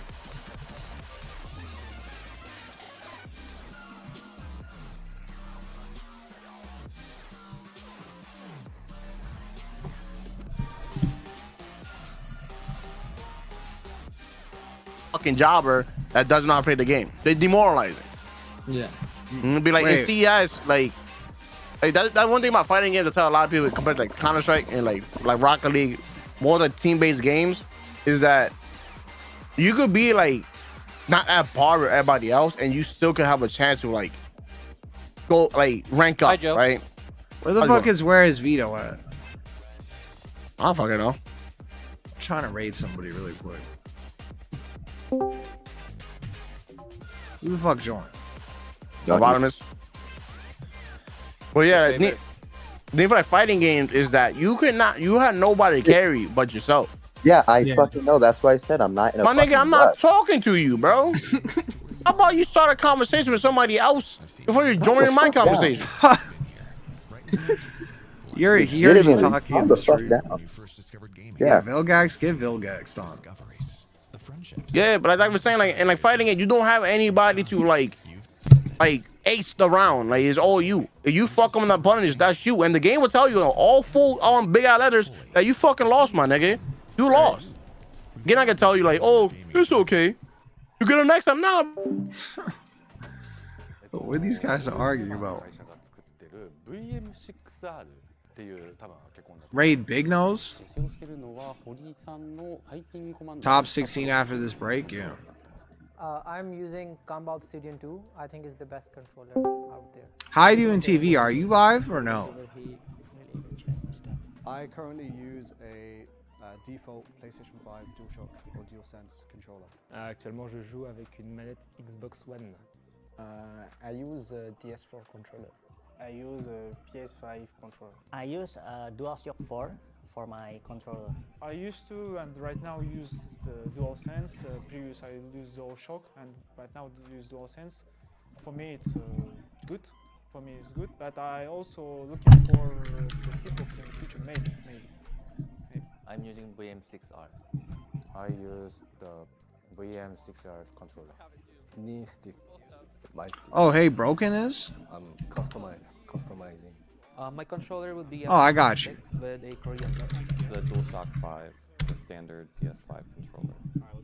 PS5, but right now I'm using the PS5 controller. Ahora mismo estoy usando el Canva Obsidian 2. PS5 controller. I currently use Hitbox. 저는 판테라를 사용하고 있지만 He's ending? 이제 달려 있는 레버는 골든 레버를 사용하고 있습니다.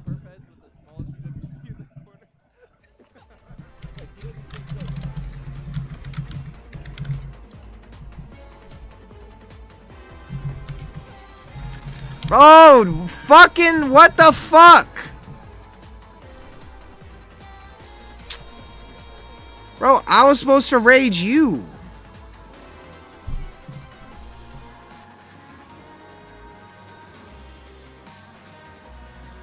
God damn it.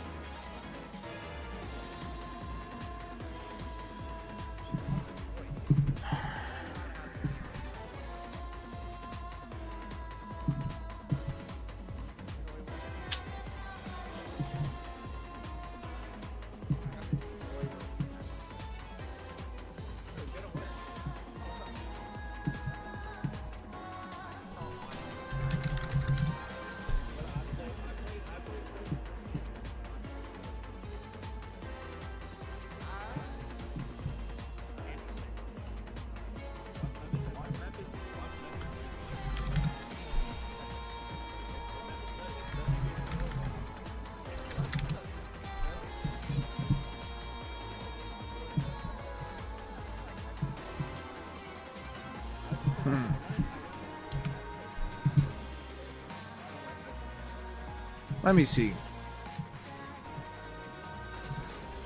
Alright, bro. Alright, bro. Let me see. Let me see. Whatever, fuck this shit. Hello, and welcome back to TWT. I'm gonna look for something to drink. Final day after multiple days of extreme competition, honestly, the only way to put it. We're back here for the final day. No takebacks. I'm just gonna look for something to drink. Fuck it. There's been so many games, man. I don't know what to say anymore. There's been so many games. All of them go down to wire. All of them the top creme de la creme of Tekken. My name is Punlife. Joining me, the ever hydrated Brandman. Yes. How's it going? I'm going good, man. We've had some crazy matches, you know, throughout the last 3 days. And just before, you know, I was talking to Obama about this loser side we're about to experience. This loser side looks like, if you put that at like any tournament you want, the biggest thing of all time, and just put that on the winner's side, all of them, you're like, yeah, this is pretty stacked. This is pretty stacked. Yet they're in the losers. How'd they get here? You got a lot of footage to review, guys, at home. A lot of Tekken to enjoy to figure out everybody's story. We have some big ones coming up. JD coming back on the sticks. No rest for the weary. JD versus Edge, a Korea match here.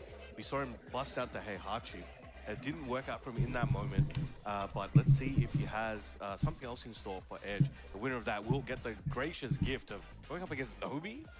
Yeah, who's actually been playing super well as well. Honestly, if he didn't have to face Atif, I reckon he could have gone even further in the winner's side. Atif closing it out. I think Atif is also the only former champion remaining on the winner's side as well. I think everyone else is now actually on loser's side, so it's going to be a tough one for all of them. But yeah, JDCR versus Edge. I mean, Edge has been playing so much this weekend. Obviously, his group was really tough. He didn't quite make it through that group.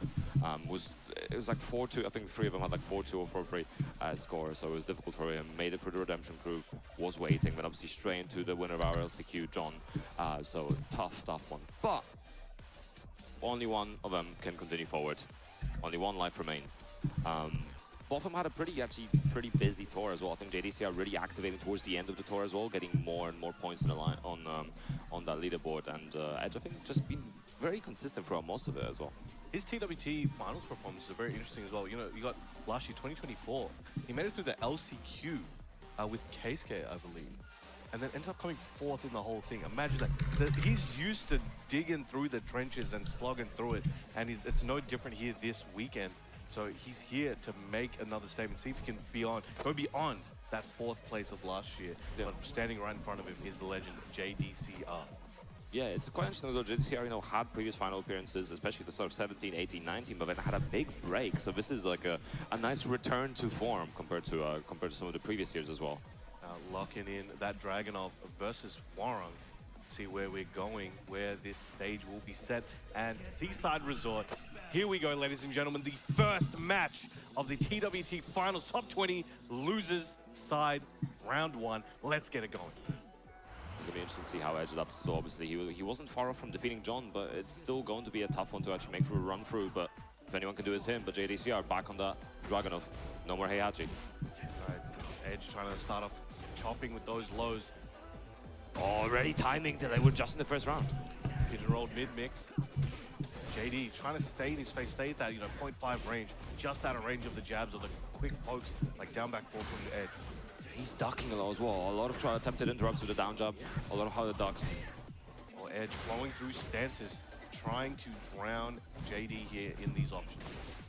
Going low as well. We've been seeing Edge going low a lot, especially versus John earlier as well. I wonder if he's going to be using the same strategy versus JDCR.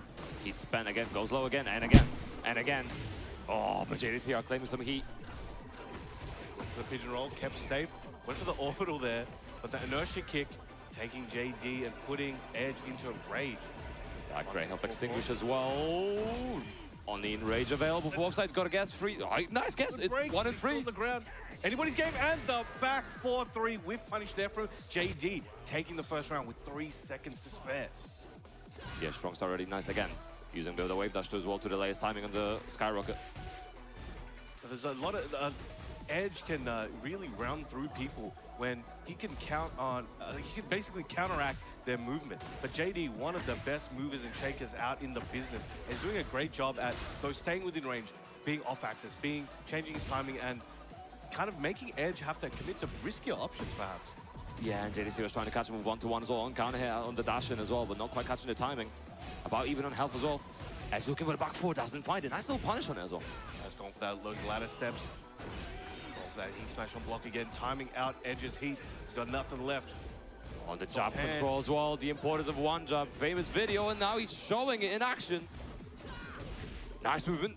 Not enough to kill, running to try to keep the pressure going, and 1-3. JDCR pulling ahead by 1 more round. And again, JD's movement remains uncaged. Edge is having just trouble keeping him still. It's like a toddler on red cordial right now. He is moving. I don't think there's a single moment where his controller is not sending a signal to the console. Inputs galore for sure. Nice 1-to-1. He activated as well. Running to again, trying to continue the pressure. 4-1. 1-2. Edge trying to take his turn back with that heat activation. And he's building up that low pressure. Shoulder into the heat dash, keeping it safe. 1-1 catches Edge. He's in trouble. Ooh, what a massive counter hit. Here we're going to see some truly obscene damage as well. Going straight for the radar. Going to cut away that gray health extinguisher. Put himself in a better position. This is going to be a boon for Edge, but can he close it out? JD's going to have to... It's going to be a distance between them, as you can see. And the up, okay. Oh, did it get a follow-up? That would have been enough to kill as well. Tried to go for the up forward one, was not ready for the follow-up. Now Edge was able to clutch it out, but again, still 1 round behind, 2-1. Oh, that's such a shame as well, because that was basically guaranteed, but nice. Getting a little bit of punishment alone now. Goes low again. Nice movement as well to the left. Nice sidestep block. Try to go for the full punish. Bit late on it. Oh, and again around the world, JDCR. Beautiful movement. Burst activated, nice. I like the dashing as well, didn't want to overcome it, especially because of the back turn combo. Didn't want to lose everything as well, but they tried to get a new one. Okay, floats him out. This is going to be big. And has half his heat bar left. Down 3, string to close it. Full crash down forward 1. Using the heat once again for the shoulder. Edge fighting back, slowly recovering health as well. Changing the tides. Oh, but the 1-2-1 is enough to take that round as well. But yeah, Edge definitely trying to seize back as much of the great help as possible. Popping the heat smash, trying to get as many hits on block. Every single hit, even if it's on block, you're still getting something. And it stacks up. But every little something, it becomes a lot more of a little bit of HP. And that means you can now tank another low. Maybe you can tank it down forward 1 and gives you, again, it's 1 more interaction that you can play. And then 2 more interactions they can play. It all stacks up. Putting a little bit of gas back in the tank. Yeah. You only got a couple bucks of gas. It'll take you to the next stop. and he's able to close it out with that and get to the destination. It's actually very interesting. A character like Hwoarang can abuse the mechanic of health recovery a bit more than many others, where because he has so many string, the string pressure is consistent, right? So even though you're not taking the damage as the opponent, you might be getting chipped a little bit, he's recovering so much just on the offensive attempt. Exactly, but speaking of recovering, JDCR won't be recovering most of that health. They're already gone and going mid right now. Edge. Kick. Nice, enough to kill, getting that perfect on the board as well. Making a statement, dashing up at him. Oh, forward one, nice. Gets the follow-up this time. He gets the redemption on his move there. Yeah. Russian Assault pushes him back. Big hatchet. Nice, again, ducking, trying to look for something. 1, 2. Forward 3, trying to keep that pressure up. Edge just kept guessing by JD, but gets a scoop up. Doesn't want to deal with it anymore. Let's see what he does with the wall situation. Nice, gets it, uses it. Bicycle kick, yep. Puts him back there. Now, a lot of characters, like earlier, instead, Arslan decided to keep Usama at the wall, right? And didn't use the wall explosion, had the opportunity, but kept him there. Meanwhile, a character like Hwoarang can still use the gimmick and still put you back there with that down 4-3+4. Yeah, he can have the cake and eat it too, you know? It's best of both worlds. That sounds very unhealthy. That's 4-4-3. Trying to home him there, and the low strings are coming out in the back 4-3 challenge. JD not having it. He's been absolutely in point with challenges. I mean, he's playing the right cards for it, you know, between 1-2-1, back 4-3, etc., stuff like that. It's just an excellent Simple card. and effective. It's like a basic multi-tool, right? It can do nearly anything. 100%. Nice block as well, because can't get anything for it. Good defense here, and JD not trying to overcommit here to a potential punish or potential interrupt, waiting for the guaranteed situations just like that. He's so on point. His defense is so good, but still eats the skyrocket. Nice big carry to the wall. Big chunk of damage, low key activated as well. Maximum damage output. All right, ooh, that could have been big, but didn't believe in the moment. Now JD's got a chance to bring this one back and get a round count in this second game. Has all his heat available. Will he use it on another shoulder attempt? 1-2-1, uses it there instead. Down forward 1 to check. Edge fighting back, and a lot of health to recover. Yeah, recovered a little bit, going low again. No duck. Still keeping the pressure, but delaying the timing before that low and Edge. Second round on the board. He's trying to get a game. Again, he's willing to go back to that move multiple times, but the timing change you mentioned is so key to the success of it. 100%. And there's layers upon layers of mind games on here right now. Not even from just this game either. There's years of stuff. 2-1. Ooh, couple drops. Hellspeed is looking for. Goes for the unblockable attempt. Intentional or not, we're not sure, but JD was able to snuff it out before that kick landed. It's going to be a big chunk of damage. Spikes down as well, gets the wall standing 4 and dashing in. Heat smash spent. Nice down forward 1 as well, keeping it very simple, very risk averse. And you know, I'm noticing a lack of things like down 2 as well. So I think he's concerned about the punishment potential from Edge here. So he's opting to change the timing, maybe use mids to make him, highs to make him duck, something like that. But right now, 1-2-1, nearly comes out, but the running 4 at the wall combo. Nice big chunk of damage as well. The optimal tornado. Nice again, spike down. He's mixing up his options constantly. That super roll, and the heat smash should close it out here with the wall explosion. One more hit's all he needs and ends it with the up forward 1. JDCR moving forward here on the loser side of top 20, while Edge will unfortunately be bowing out. Can we get a big round of applause for T1 Edge? What a performance the entire weekend, you know, fighting tooth and nail to remain in the bracket. Unfortunately, won't be able to be his placement from last year, but you know, either way, he's had a tremendous performance. And like we said earlier, it's really good to see JDCR on top as well. On top of his game, really getting back into it. We saw him rotating characters this year as well. We saw some of that Heihachi earlier, seeing the Dragunov now. At different events, we also saw some of that AK as well, which is also very interesting. So yeah, it's just a good amount of variety, and it allows him the ability to flex between the matchups. So, you know, I think in this matchup, I think Dragunov is just objectively better in this matchup than Heihachi is. Although, yeah, probably make the Heihachi work as well. But I think it's doable, but I think the options that Dragunov has to really keep Hwoarang guessing, like, you know, the pokes and everything really come into play. As you saw, 1-2-1 alone, I think, is so key in this matchup where, you know, you only have a couple frames to work with. That 10-frame gap, that 11-frame gap with the 1-2-1 could change everything. And you saw, you know, it did come in handy for JD a couple times. And Edge just, I think, wasn't ready. Even though JD wasn't playing like an absolute animal or a machine, he was showing flaws, he was showing personality. But he was able to close it out because I think Edge just wasn't able to capitalize on stopping his movement. Yeah, no, that's actually a really good observation because we saw a lot of sidewalk left, especially on round start a few times, working out beautifully. But that's Edge out of the tournament. JDCR will be fighting Nobi. Yeah, it's actually over. That is an old man matchup, right? That is. Yeah, these guys I think were playing back in like T5. Yeah, you know what's funny actually? I mean, obviously you were there because it was. I think. It was I got really lucky. Wednesday when you were playing Tag 2 people, and JDCR just rolled up and just like his eyes sprinkled when he saw Tag 2. Oh my God, I got just lucky. Coming into focus, it was amazing to see. You know, a lot of nostalgia for these games. You know, What's these guys good? had And some of Bear the greatest Palm. years in these games, and they still continue to have even greater ones now. But it's always amazing to see where Yeah, other people enjoying that experience as well. So that can always be a very powerful. I'm going to be crying pretty soon. Rangchu. Once again, we've mentioned a million times, and Yeah, Quam, you're gonna get your wish. as it always deserves that title to be known. Two-time TWT champion Rangchu. You're gonna get your wish. The bear specialist. This shit is even stronger than what I was drinking before. But yeah, it's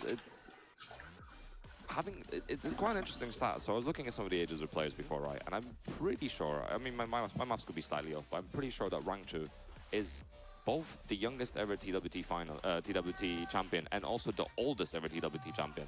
I think 26 on his first win and then 31 on his second. So it's an interesting accolade to hold, and obviously just having both of them is already extremely impressive. And I'll be interested to see if he can try to look for that third. But Yoredz, I think, is a person that can't be underestimated. The way he pilots Xiaoyu, the way he can show her strengths, and the way he uses her unique tools, you know, whether it's AOP, whether it's her jump cancels from back turned, or even things like back one we saw earlier in the previous matchup as well, is very fearsome. And you have to be very aware of what he's outputting there and how you can deal with it and adapt to it. But you know, he is on loser's side. He did make quite a show in the regional side, but now he has to make quite a show on this loser's bracket in order to be able to continue. And it's a taller, you're going to have to knock down the king off of his throne, right? You know, he's been knocked down once while he's on the ground. You're going to kick him or not? You're going to have to see. If you want to move forward, you're going to have to clear him out of the way. They're going with the Fakumram versus the Ling. And now, the crowd is going crazy for this one. Here we go. We have Rangchu versus Yoredz. This is a death match here. Somebody is going to have to go sit in that crowd after this one and not return. Yeah, let's see how familiar Yoredz is with the Fakumram, and equally how familiar Rangchu is with This guy, again, this guy thinks I'm drinking like moonshine. No. Often, but we've been seeing a lot of Fakumram this weekend. We have been seeing a lot of Fakumram. We don't see too much of Yoredz though. He's I was drinking one of his I was drinking like white girl whiskey before, trains a lot against the Saudi players. but now I actually just have straight bourbon. So now I'm actually done. A lot of in Europe that Now I'm actually good night. So this is what we're gonna do. Every time I see Rangchu on the screen, I'm gonna drink. Because every time I see Rangchu on the screen, I get fucking bored. So every time I get bored watching a match, I'm just gonna drink. Was Lowe's doing damage right now for Yoredz? Nice, this nice to pry AOP, beautifully done. Oh, confident MG jump into the double O, the League Classic, and acrobatics are catching Rangchu off guard. 1 round apiece. Yeah, Yoredz, good shot. I also have coffee too. Nice, Doc. So whatever Four Locos is, I have that shit. The jacket, it recovers a lot slower. Whatever the new age version of Four Locos is, the unbanned version. Nice back one as well, stopping Shooting Star stays away, keeps that distance Yeah. for Knight, gets a big counter launch. Yoredz looking prime for this round, activating. Yeah, water. For sure, going to try and lock Rangchu down here. Goes for the roof. You're right. Good option from Rangchu as well. Nice punish. The losers use a bit of heat for nothing. I'm not drinking Four Locos. Yoredz staying patient as well. You know. But what I'm saying is that I have like, Nice back one. I literally have coffee with me. Rangchu in a good position to be able to take this round back, but Ling Xiaoyu, evasive maneuvers, sidestep AOP into option there. Evasive Great maneuvers. guard to close it out, keep it safe, keep it simple, takes a swig of his water.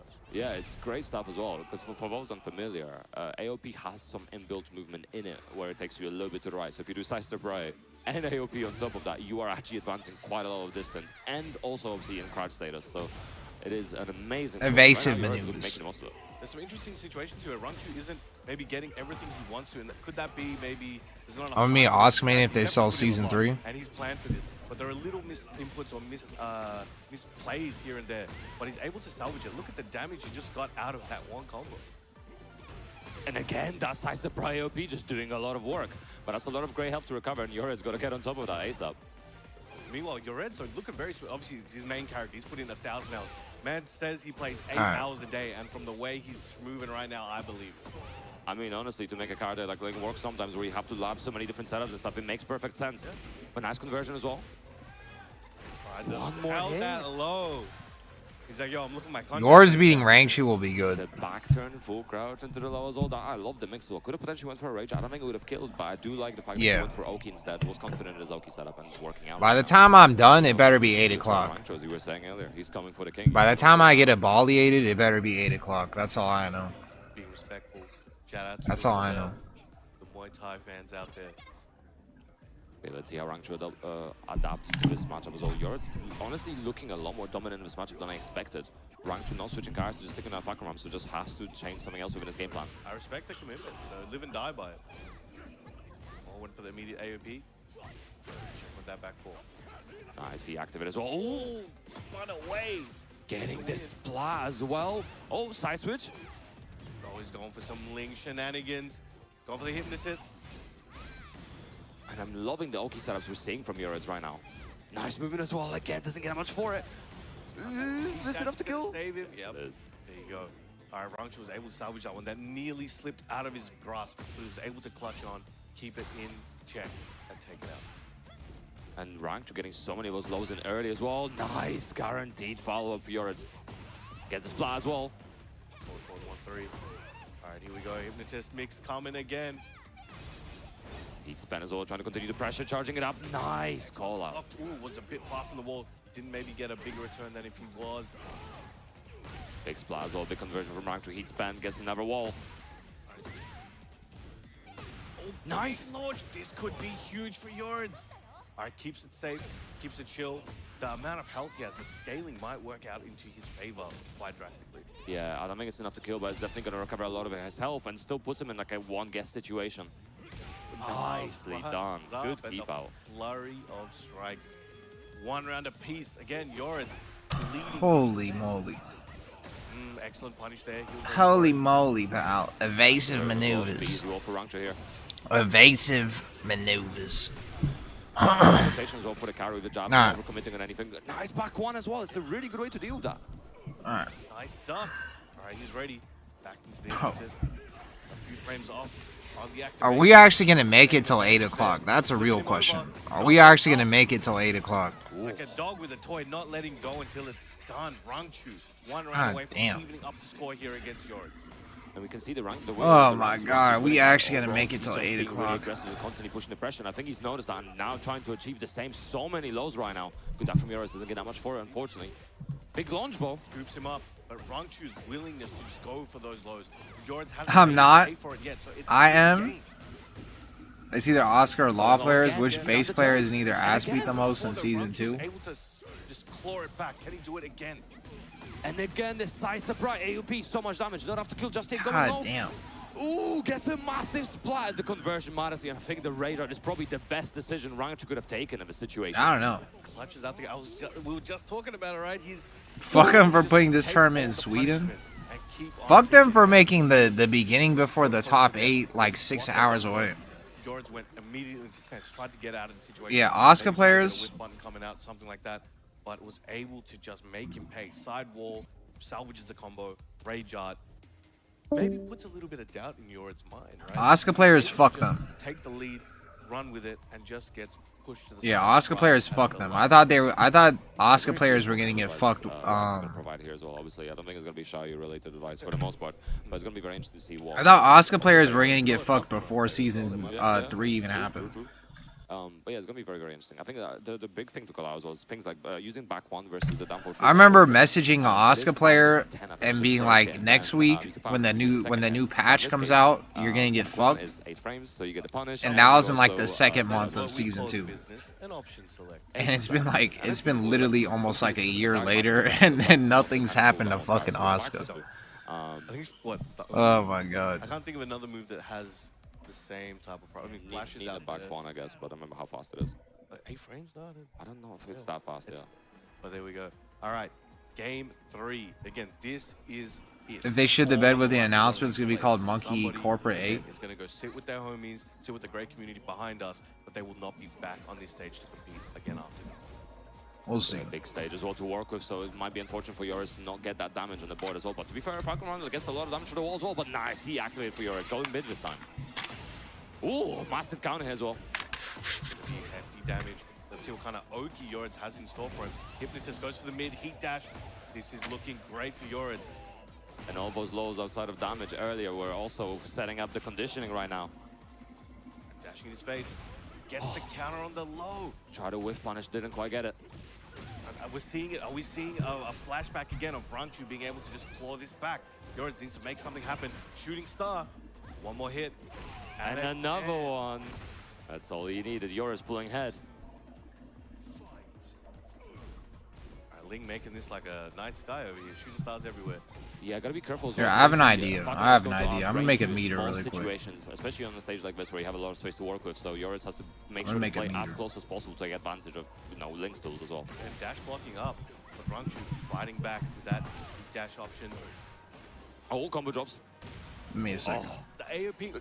Everybody's fumbling at the moment, but it's a big moment. It's a lot of pressure. Can't be perfect. Yeah, big straight kick as well from the front. Rangchu a little bit of a deficit, a little bit of a health lead right now. Yoris fighting at a deficit, but Rangchu equalizing the rounds right now, 1 apiece. This is still first to 2 territory, so they only have so much time to work it out before it's over. Nice punish. That big barge. Going for the overhead, trying to build his position once again, but Rangchu just making it very difficult, willing to challenge and willing to throw out these little hits to interrupt Yoritz, but big launch here for him. Gonna activate Heat Paps. There it is. Yeah, they keep on working out beautifully. Oh, I like the roll it as well. Doesn't get anything further. I like the use of toe kick from Rangchu as well, trying to stop the pressure, but no health to work with right now for him. And the little kick keeping Yoritz alive. Set point right now. Rangchu gonna pull something out of the bag here, otherwise it's over. Gonna have to pull deep into that bag. Yeah, I'm gonna make a Yoritz is meter. looking like a man possessed, running away with this. Rangchu again going back to those lows, and now Yoritz opts not to butt into it. He's just backing up, waiting for more. Ooh, second is still connecting. Flipped into it. Oh my god, bro. I looked at the time again and it's like 4 more hours. Back to right now. Rangchu staying patient. Nice heat activation as well. Back one again, and it's doing so much work for interrupting the pressure. And big flow as well. Can Yoritz close it out? We have heat available, all the resources on the line, and he does close it out. Yoritz putting Rangchu outside of his bracket, sending him home. And what a performance from him right now. That's an amazing, like especially coming from the loser side. You know, he had a bit of a tough one on Nah. the winners. You know, he came here with an absolutely immaculate record, but here putting himself up against Rangchu, again the 2-time, will be bowing out here. And you guys know for sure. And I want an extra loud one here for one of our goats here. Can I get a big round of applause for Varel Rangchu? Absolutely deserved. It's a 2-time. One of the best we've ever seen, but he won't be getting the 3rd time today. Are you looking at memes on his phone? What were you looking at up there, Yoritz? What was on your phone? Just checking Twitter, you know how it is. He's looking for the new Brown Man post. Oh yeah, for sure. All right, so we could see throughout the match, you know, Yoritz wasn't airborne too much. You know, a lot of times outside of the shooting star, and there was one interaction where he did the back turn flip there, and it worked out. I'm surprised he didn't try to go back to that at any time. I don't recall it. He kind of kept it a lot more compact, and I think there was a bigger priority on him knowing Rangchu is willing to throw and tends to throw out jabs or pokes intermittently, not nearly with the intention of hitting him, but just trying to keep him out, right? So when he's airborne or something like that, it could get him floated, it couldn't cost him a round. That was just something I was just thinking about, but we can see this was another round where Rangchu was just able to claw it back and rip it from Yoritz's clutches. Alright, I got an idea. It's going to be interesting. This is what I'm gonna do. Yoritz continues in the bracket because the matches are only going to Watch get harder and harder as stronger and stronger players get thrown into that losers bracket. But Bro, right holy now, we fuck. have another player stepping up to the stage, and I'm sure he can I don't do it usually behind drink us. bourbon, but my goodness. Hexmark I see why you guys call fucking me drinking what's it called? I forgot what I even drank before, but I see why you guys call that shit pussy shit. Back with a vengeance, perhaps, but this is a tall order against here, Chikarin. the winner of this will be going on to verse Mustaki. Yeah, so you know, it kind of is unfortunate that both the remaining EU representatives are in the same path, but it is what it is. Alright, where's this shit at? Hexmark losing to Usama Abbasi earlier in a very dominant fashion. I felt like he was completely shut out, couldn't really play his game, couldn't play that low-risk playstyle and gather information and then get ready for the more risky things. Even when we attempted like a demo, it just got blocked immediately. This is So where it was I'm a at perfect right now. lockdown and shut out by Usama Abbasi. And you know, I wouldn't expect anything different from potentially from Chikrin attempting the same thing. But we will see how Hexmark handles it. This is a tall order. It's going to be a difficult one. But you know, he's been traveling around the dojos. France, again, a very, very passionate region. Lots of very populated This is where I'm dojos. at. Watch this. Very consistent and are organizing a lot of dojos and making sure that they're getting as big numbers as possible. Lots of new players, lots of new blood. You know, players like Nea, players like Yuya. So it's a very competitive region with a lot of players that just want to get better and better and have a massive character variety. So hopefully that helps in this case and Hexmark's sake. But you know, Chikrin is no slouch. This guy's been around for ages. He is a former champion himself as well, and I'm sure he wants another one of those trophies. But still, his house probably full, man. Oh yeah, 100%. All right, here we go. We have crazy Hexmark from France. The crowd's feeling it. They're loving it. They know what they want to see. But up against him is the legend incarnate, THY Chikrin from Japan. Should I leave the heart on there, or do I just fucking Crazy call out on star, just hard dog under the forward two, big punishment. You think I leave the heart like that or no? Getting started with a lot of damage at the board. With the jabs. Coming in. Without drowning it? This is his Magic 4 attempt. Nah, he's getting a little bit of a punish. Speed Geeks hates Chikrin? Why? Come into play quite heavily in this I match. forgot Hexmark's still They in got all the this. backsways, the deep dives, but that has good enough tracking and it's fast enough to kind of punish Hexmark for many attempts on nearly half of his moves. Why does he hate Here we Chikrin? go, seeing it find its mark. 100%, and fast options are always really, really good against Paul as well. You want to stop his pressure. All of his big buttons are the best buttons, right? So you want to beat him where he sucks at, which is the lower down, the lower frames. Shimmying there. Ooh, didn't quite Yeah, go that's my boner level. Trying to side swing blow and True. catch him moving. An amazing move there from Clive and Chikrin using it quite well. Excellent punish there for Hexmark. Trying to get back on the board. Hammer of the Gods building up that momentum. Whoa, just spacing in the death fist as well, beating up the low. Nice. Using the heat strings. Trying Okay, to punch a hole through his chest. Luckily, Chikrin wasn't there that time. activates heat of his own as well. What's the follow-up? Going low, right side of heat. Oh, maybe made that a little bit too obvious to Chikrin. No, the dash up to try to make sure that he can get a clean hit range. Chikrin was just ready for it, already 2 rounds up. 4-4-2-1. Jimmy in his face. Oh, instant ducking the lost standing 3. But Chikrin maintaining composure, staying in control. Hexmark, amazing spacing, but gets caught afterwards. Nice, gotta be careful as well. Nice punish as well. Very delayed punish, but still working out. It's fast enough. Forward 2 does wonders. Nice. Talking about wonders, you just spoke into existence. Excellent combo. To get a high splat there. Jump on 1 into Death Fist. This is looking like a Hexmark round, but Chikrin patiently waiting. Hits that 1+2 we were talking about. Dashing in, both of them going in like a Dragon Ball fight or something. Excellent grab break. Didn't go for the second hit. Nice 1+2. He's still alive. Just checking with down forward 1. And the block on the low. 3 rounds straight there for Chikrin. Hexmark, recognize, look, he's struggling to get in. Chikrin is keeping him out so well. That 1+2 coming in clutch. But these strings and opportunities that Chikrin is just a couple beats ahead on the timing sometimes, and he's just catching Hexmark ahead. And we see Doug from Paris staying up to the stage to provide some coaching as well. I feel like I'm like putting this shit in the wrong. I'm trying to think of a better spot to put this shit in. So, he's no slouch of a player. He's serious business. Do I just lay it out flat The reason why and stop being a Lee's retard? there, right? Yeah. He's an experienced player. He's like, in my mind, historically one of the best players in French history. Yes. And it's still, it's a pleasure to see him still come out here. I He's, just go like still this. one of my favorite Steves of all time. Oh, 100%. 100%. He's definitely up there. I just go like that? In his own right as well. So we'll The see fuck do I what do? kind of best he can provide here if he's going to help with Hexmark. It's definitely going to be difficult. Like, there's no easy way to coach against someone of caliber like Chikrin. I don't know why. I just wanted to make it on the side because it looks funnier. Hit him. Take some health. It's true. It's true. It's difficult. There'll be minutiae things as well, and it's there are things you just need to try to adapt and mask. Maybe things like masking your movement when you're approaching as well. So perhaps something like masking the movement when you're approaching for the demo man and then going mid, or delaying the timing. It's going to be difficult, but we'll see how Hexmark can adapt here to Chikrin. Let's see. what Doug from Paris has for him. Just probably told him hit him over all death fist. Round start death fist. I mean, yeah, do him like Dr. Giro did. Right? Just straight to the chest. Bro. You see what happened to him? That's a clean hit. That's why. That was clean. All right, 1-2, approaching with it, and being more mindful of Chikrin's defensive tool. I like the backlash afterwards as well. Potentially, if there's another move, it could have worked out, but Chikrin. That's the crazy part is that I'm 25% drunk, and this game is already 25% more fun to watch. Managed to stay safe. Just there we go. Like I'm sitting here like, We'll try to send him up, but yeah, I'll watch this shit. The flames are out. This is kind of interesting. The counter hit string as well. Even though every time I watch Chikrin, I literally yawn, and Hexmark's getting fucked. Control A, delete on his whole health bar. I'll actually enjoy myself watching this. Watch this. Nice. Shoulder, send him near the wall. Good patience there on the kip up, but Chikrin again slamming him with that 1+2. It seems like his offense and defense are both based around that in this matchup, and it is doing wonders. 100%. You were calling out earlier, and it's absolutely what's happening. It's doing so much for him as well. Nice side switch change.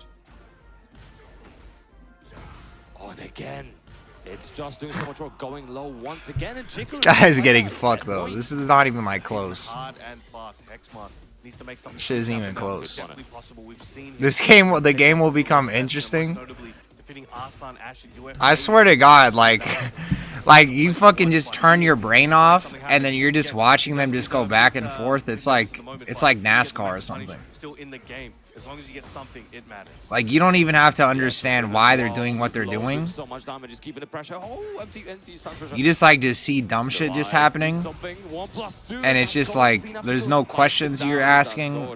There's no logic behind any of it.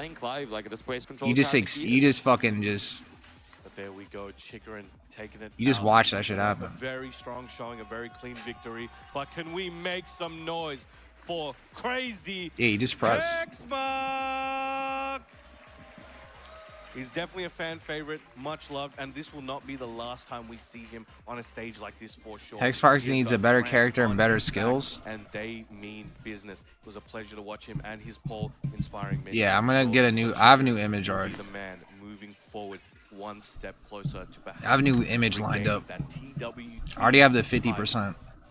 Yeah, it's going to be very interesting. I think he's definitely got the potential for that. You know, he's got the age, he's got the experience. It's when you've played the game for this long and you've seen so many different iterations of it, whether it's Tekken 7, whether it's Tekken 8, whether it's Tekken prior to that, you're definitely going to have that pedigree, and especially the calmness and the sort of the nerves of steel that you need in a competition like this. This shit is scary though. Where lights all over you.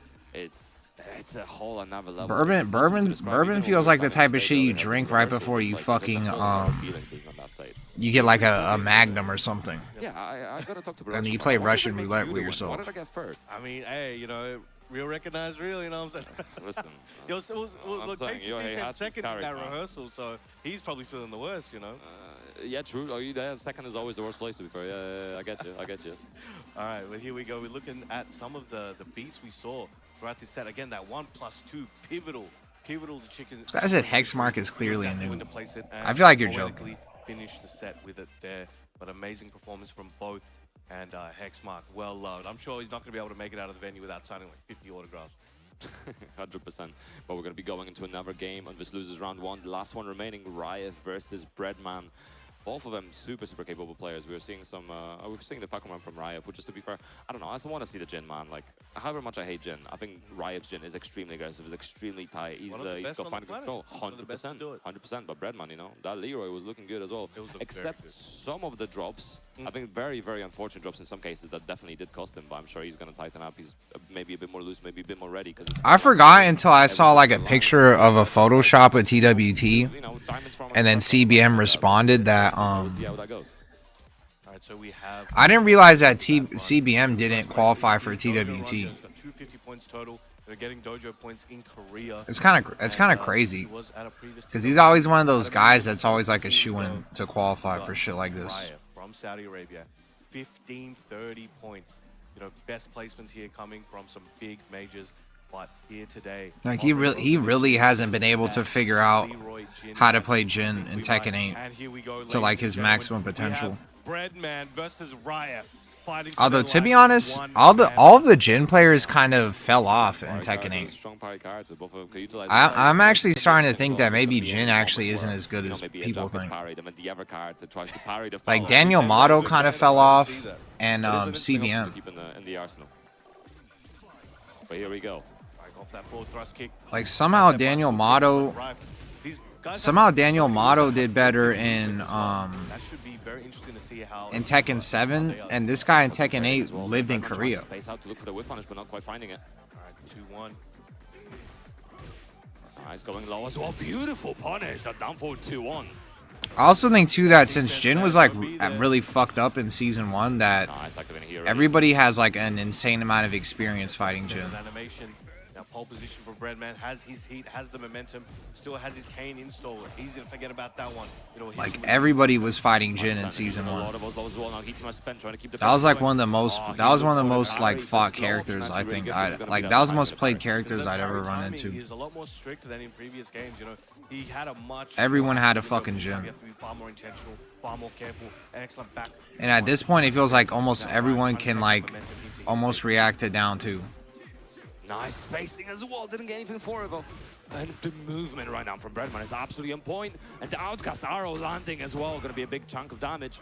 Now, compared to a lot of characters, I think we were talking about the parries, right? Jin's parry may be a little bit less effective than in other matchups because of the amount of string-based offense that Leroy has. You have to be ready to parry all the hits, but there's that cane out of nowhere used earlier than usual. And I like that decision as well, because when you're in the final line, you're always going to be looking for that cane. Whereas if you use it sooner, it's going to be harder to place in the mental stack. You never know. There's so many mind games that can be applied in using that, but he doesn't have it anymore. Once per game. Excellent low parry there from Breadman. Looking very clean at the moment. Nice, going low again. Oh, and goes for the mid. This time deactivated. Oh, and the orbital landing. Even he wasn't expecting it. It was tip range as well, so maybe that's what. Alright, I'm not gonna lie. It doesn't matter what I'm doing. Leroy is still fucking garbage as fuck to watch. Very clean first game, very quick, very. Breadman's Leroy is still fucking insanely boring to watch. He was just not able to find his Claudio though, I actually do watch. Leroy's offense. Just as best as if he plays Claudio, I'll fucking lock in like 2 seconds. But his Leroy is fucking actually just like watching paint dry. Yeah, it's nice to see, back and forth teammates always helping each other. I don't even think it's like his Leroy, it's just Leroy, period. The person that plays you the most and knows your habits, knows your mental state, because coaching isn't just about what's happening in game, it's also what's happening in your head. Sometimes that character is like a super waste. It's important for the coach to also recognize that and sometimes help him, tell a joke, make him laugh, something like that. Like how the fuck is Claudio more entertaining to watch than you? There's a lot of better coaches than me, and a lot of it is about the mental game. It's about the personal. It's not always just about the gameplay. It's about, as you mentioned, knowing the person you're speaking to. This guy thinks he'll play Claudio. With them. But here we go, going with the Falcon Run. Raif is a bum. Jin is very overrated. He is trash. Matt Damon. Breadman on the low, super on point. You have to take those chances. And what did I'm drinking bourbon. His life is in the hand of Falcon Ram right here as well. It's an elimination match, and he cannot switch after this, so he's going to have to take it all the way. Let's see if Breadman has the knowledge required. Jin, so far he's doing quite well. Jin was so much cooler in 7. Nice running. So much well. cooler. Keep the pressure going. Nice spacing from Rival. Good punish. Ooh, a little bit miss of a punish on that jack kick. Now, regarding this, compared to in the string offense, right? I think. Like I don't even play Jin anymore, and I still feel sorry. Trade on it though, and Breadman, little bit of health, has a rage available, uses it up, has nothing to recover, but has a lot to take from Riot. It's going to be interesting as well. What's going to be the option from Riot on the wake up here? Obviously, we're going to get a little bit of a neutral reset, but Breadman could run up. Even seeing that coming. Yeah, bourbon and coffee. Oh, nice call out on the low. All right. And Rife looking at the crowd after that one, surveying. Yeah, like every gym player dropped him. Looking at yours, maybe was something in the coaching as well. Book, I forgot about Book too. Book, CBM. All right, gets that. Even Daniel Motto was playing Ana. Goes for it again. These heat strings are gonna be tough. Raif is like the only one. String check. Wait, I just said that, and then Raif is on Fakaram. Ooh, yeah. Free water with punish. Jack kick as well. Raif recovering a lot of that great health. With beer. Force it. Trying to put Breadman under the pump here. Like casually, beer's all right. health, but they I don't go out of my way to drink beer, but it's That's alright. something to consider this matchup as well. The Jack Kick does break through parries and power crashes, but it does Drinking not beer mind to like Breadman get taking drunk and another shit is round. asshole. looking clean. I'd rather just drink hard alcohol. Nice backdash into Dark. Breadman looking untouchable. But like if you're like not trying to be a degenerate and you're at like an event or something Massive damage right now, as we can see. 95 and you're damage just from trying to Breadman. get like slightly buzzed, Breadman being playing, but he knows what's going on. like here. beer is There's perfect. So many strong players in Korea, and I'm sure a lot of them play Pokemon Ram, but he's definitely got the knowledge he needs. Make it very difficult. But if for you're Ryan trying to make get like those Tekken 8 flat. entertaining to watch, you need definitely something stronger than beer. Yeah, perhaps there's too many hits as well. Breadman's still alive. Trying to keep the pressure. If you drink one beer and you watch Tekken 8, Chunk of health. it's not gonna be enough to make Leroy's Breadman entertaining to watch. Good awareness from Rife. There. He wanted to end it there, knew what the risks were, took it. Rife was able to salvage it, but Rife now 2 rounds to 1. If he can take this round, he can take this down to the wire. Spacing as well, about even on life. Nice punish in the low once again. Beer's dropper drinker shit. The wall in play. Not able to extend the combo here. Nice timing there from Breadman, coming in with the punches with a flurry. Yeah, both very much going for his keep options right now. Rife going low. It is looking good for him as well. He recovered from Breadman, still alive. Hit, tries for that 1-1, down 3-2. Okay, Breadman showing signs of life. What's he Recovering gonna health do? slowly. These hits will stack up, bring him some health. Maybe chip Rife down, but the delay, timing, down 4, snap kick to the leg. Devils are still here, Rife but yeah, the staying character's alive, trash but and has dead. to Damn. stick with the Bakuman. And those one-hit situations versus Vakuman was so scary. Versus other characters, like you have to be quite close to get hit by a low, right? So That's maybe why you trying to prefer? space out those down forward ones, and then you can just duck at a distance to try to deal with it. Versus Vakuman, he's Yeah, his it's legs just are- that legs are so long, it's right? just that you have to Down forward, drink. down You have three, to all drink those so options much. Can just reach from so far away, and his mids can You have to drink so much you're beer. always in that danger zone. And he's really good at just using that danger and pulling him to that. Although you eventually get to the point where it just tastes like water. 3 times, and by the time, again, you've lost so much of your health. But now, Riot, just laying it all down. He's throwing out his offense. It's very risky, but Breadman has the health deficit. But as I say that, Leroy's activating, he's trying to Breadman? bring it back. Is that what I said? He's been using a little bit of size to 3+4 to start out this pressure, and it's been working out quite well for Breadman. Oh, just let it chain punches again. Just let them rip. Yeah, Quam wanted to see me drunk without the mask on and then reacting to Goku getting released for season 3. And that's one thing that has to stay on everyone's mind. It's like, It's kind of smart, actually. He makes sure he gets that out of the way quite a lot. I don't know if it's going to be used early, late, but that's another thing. It's actually kind of smart, Quam. It's also a case, obviously, like which case. Like, I honestly should have done this even without the subs. And again, he's playing at that distance where he can just about block those lows, and hopefully most of the mids that Rife is likely to put out are not going When I see Goku on the screen, That sends him flying. it's gonna be bright days. Again, sidestep bicycle It's kick. gonna be bright He wanted- days, fam. Still has that heat. Tried to go for that Tsubaki. I'm sure he wanted to use the heat Chitrin to make doesn't the use save, but Jin now no that more? he's gone. Oh yeah, Riot Chikrin had a chopping Jin too, away huh? at the legs. If a man can't stand, he can't That fight. eats and gains But Breadman install? Bringing out the cane and bringing the pain. Absolutely, and is able to kill with that. You were saying, when is the cane going to come out? Fuck. Boom, there it is. When you least expect. That was the mid one as well, not even the low one, right? That's the one. It's you better to need be block. tipsy than drunk. But Rife knows Nice he's parry. in trouble. This could be the end, but if he can fight through, stay alive. The Ninja Killer rant should have been mask off. Nice going mid this time, getting a counter. And I'd probably drink wine all day. Backing up. He has to let Hermit Sand go after +3. Hard vodka tastes like water? Hell no. Running right at Hell him. fucking no. Wants to end it here. He smells blood in the water. Nothing that's Couldn't hard get the dash alcohol out of tastes one, like but gets water. right after with the overhead. Even beer doesn't taste like water. The only reason I say it'll taste like water is once you get drunk enough. For the bread, and he's not leaving without it just yet. Once you get to like a certain threshold of drunk, then alcohol just starts tasting like water. That's what I meant. Through victorious here against Rife. I look like I enjoy buzzballs.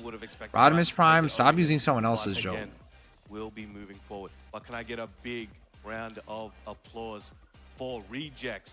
Rife!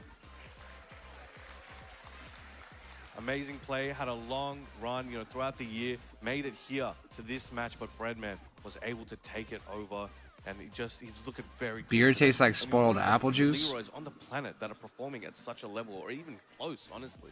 Yeah, it's a character we definitely don't see very often, and obviously he had some changes, brought from Tekken 7 to Tekken 8. I think you have to be an alcoholic to actually like enjoy the taste of alcohol. The only alcohol that I enjoy the taste of is like drinking like ironically is like drinking like a pina colada that's like buzzed. The safe flow because of the threat of the parry being a thing, which we saw actually in the Nobi set earlier between Breadman and Nobi. So basically something that's like mixed. Put Leroy in the map. I think one of the interesting but drinking just straight up alcohol, just straight up. He's having fun with the character. So, you know, if you're an online player, I feel like you actually have to be an alcoholic to really crave the taste of it. For the next couple weeks, as people, you know, take it like see the fun Breadman had, and they try it themselves. So we might find some new. This guy almost fell off his shirt. I didn't realize that earlier. He's got his inner balance, but he's got to work on the outer balance apparently. Yeah, it's fine. We've all. This guy's big. All right, but here we go. We got Breadman. Slightly drunk, not like hammered. Beer. Coming up for you guys. Let's read out the roll call of the legends we have. We have JDCR going up against Nobi. A battle. Rum tastes amazing even to kids. They've been probably playing, you know, longer than some of the people in the venue have been. That's not true. So your Reds coming up against Arsan Ash. The first drunk stream I did, I was drinking rum. Often crossing paths. You know, they're you know, it's a Middle East and Pakistan. Maybe it depends on the type of rum, but Chikarin versus Kwastikis.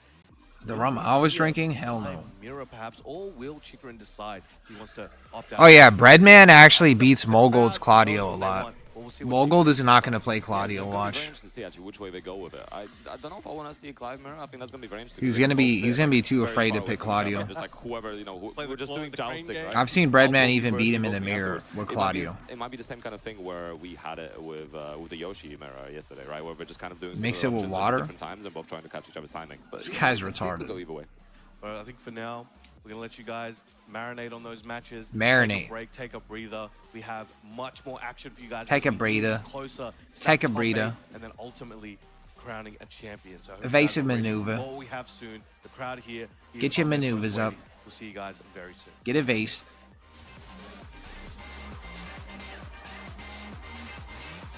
Got kicked out of a club because of rum. Captain Morgan. And Jägermeister. JDCR versus Nobi Pog. Don't drink Jose Cuervo. If you enjoy mix, yeah. I'm not gonna lie to you, like, well, that's because like when I drank a pina colada, like a what's it called? The last time I drank a pina colada that had alcohol in it, I was like actually like 17. So that's why I have fond memories of that shit. I was in like Puerto Rico and I was like 17 and I was like, holy shit, it actually doesn't taste like ass. And I'm not gonna lie, I haven't had that shit ever since.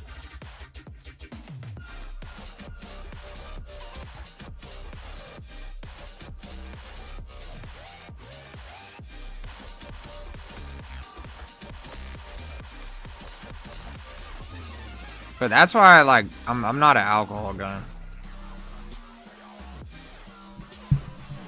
This shit is like fucking too much work, man. You could just like, I might get nuked for promoting underage drinking, dog. Oh yeah, I wasn't 17. I was actually 18. Oh wait, no, that shit doesn't work either. I was in Puerto Rico. That shit is legal over there, and I was 21. Because I forgot that since I'm really drunk, I was forgetting what age I was. Right.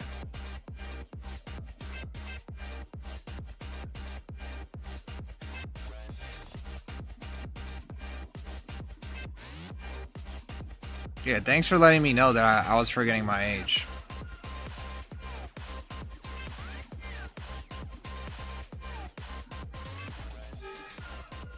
And I'm over 21.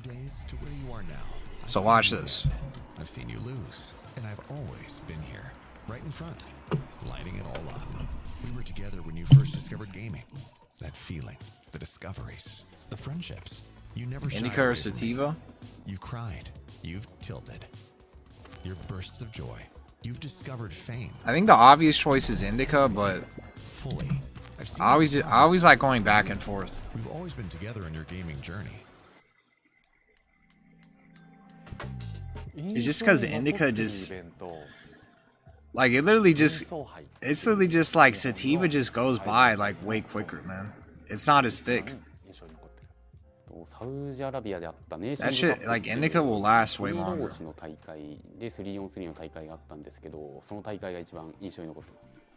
I think it's always Evo USA.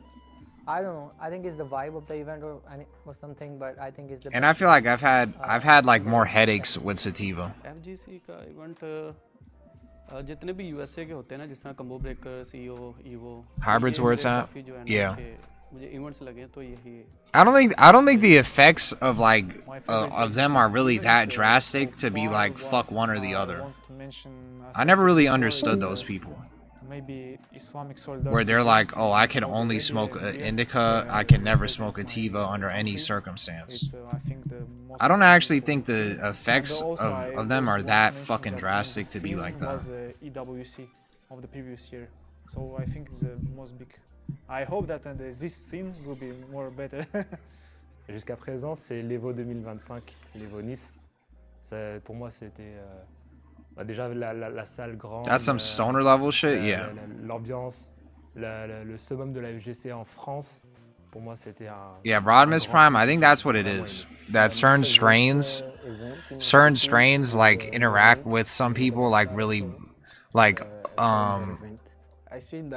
over dramatically.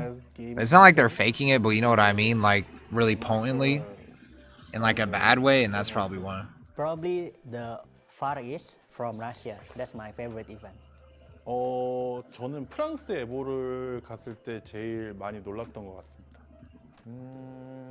Evo 2018. My favorite is EWC and Combo Breaker. First time Evo 2013. I think this would be my favorite FGC event, the Tekken World Tour Finals in Sweden, since I'm a part of it. So it's my first time in this country and first time qualifying, so it will be memorable for me. I would have to say Combo Breaker, mainly because it's like the biggest like Tekken FGC event out there, I believe, right now, and they have the cool things like the auction tournaments to make it hype and different things like that. The community really comes together at Combo Breaker, and everyone from around the world comes. So I think for experience-wise, top tier, and competition top tier as well.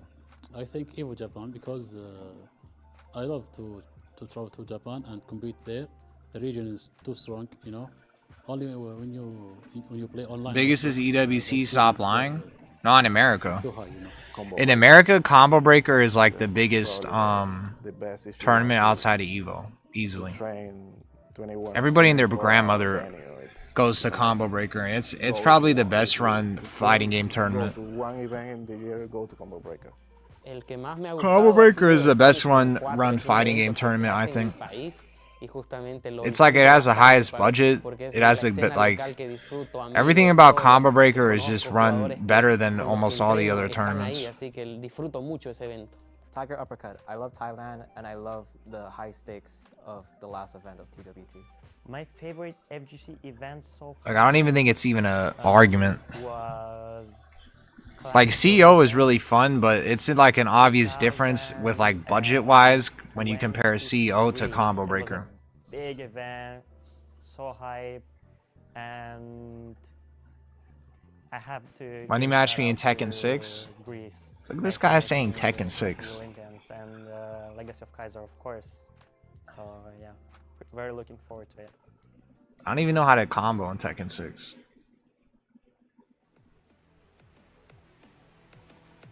He has no down forward 2 launcher, a fundamental part of Jin. Ace that you're going to use it, plus he doesn't have forward 4 pressure like other Mishimas. Yeah, but he has a fucking hop kick though.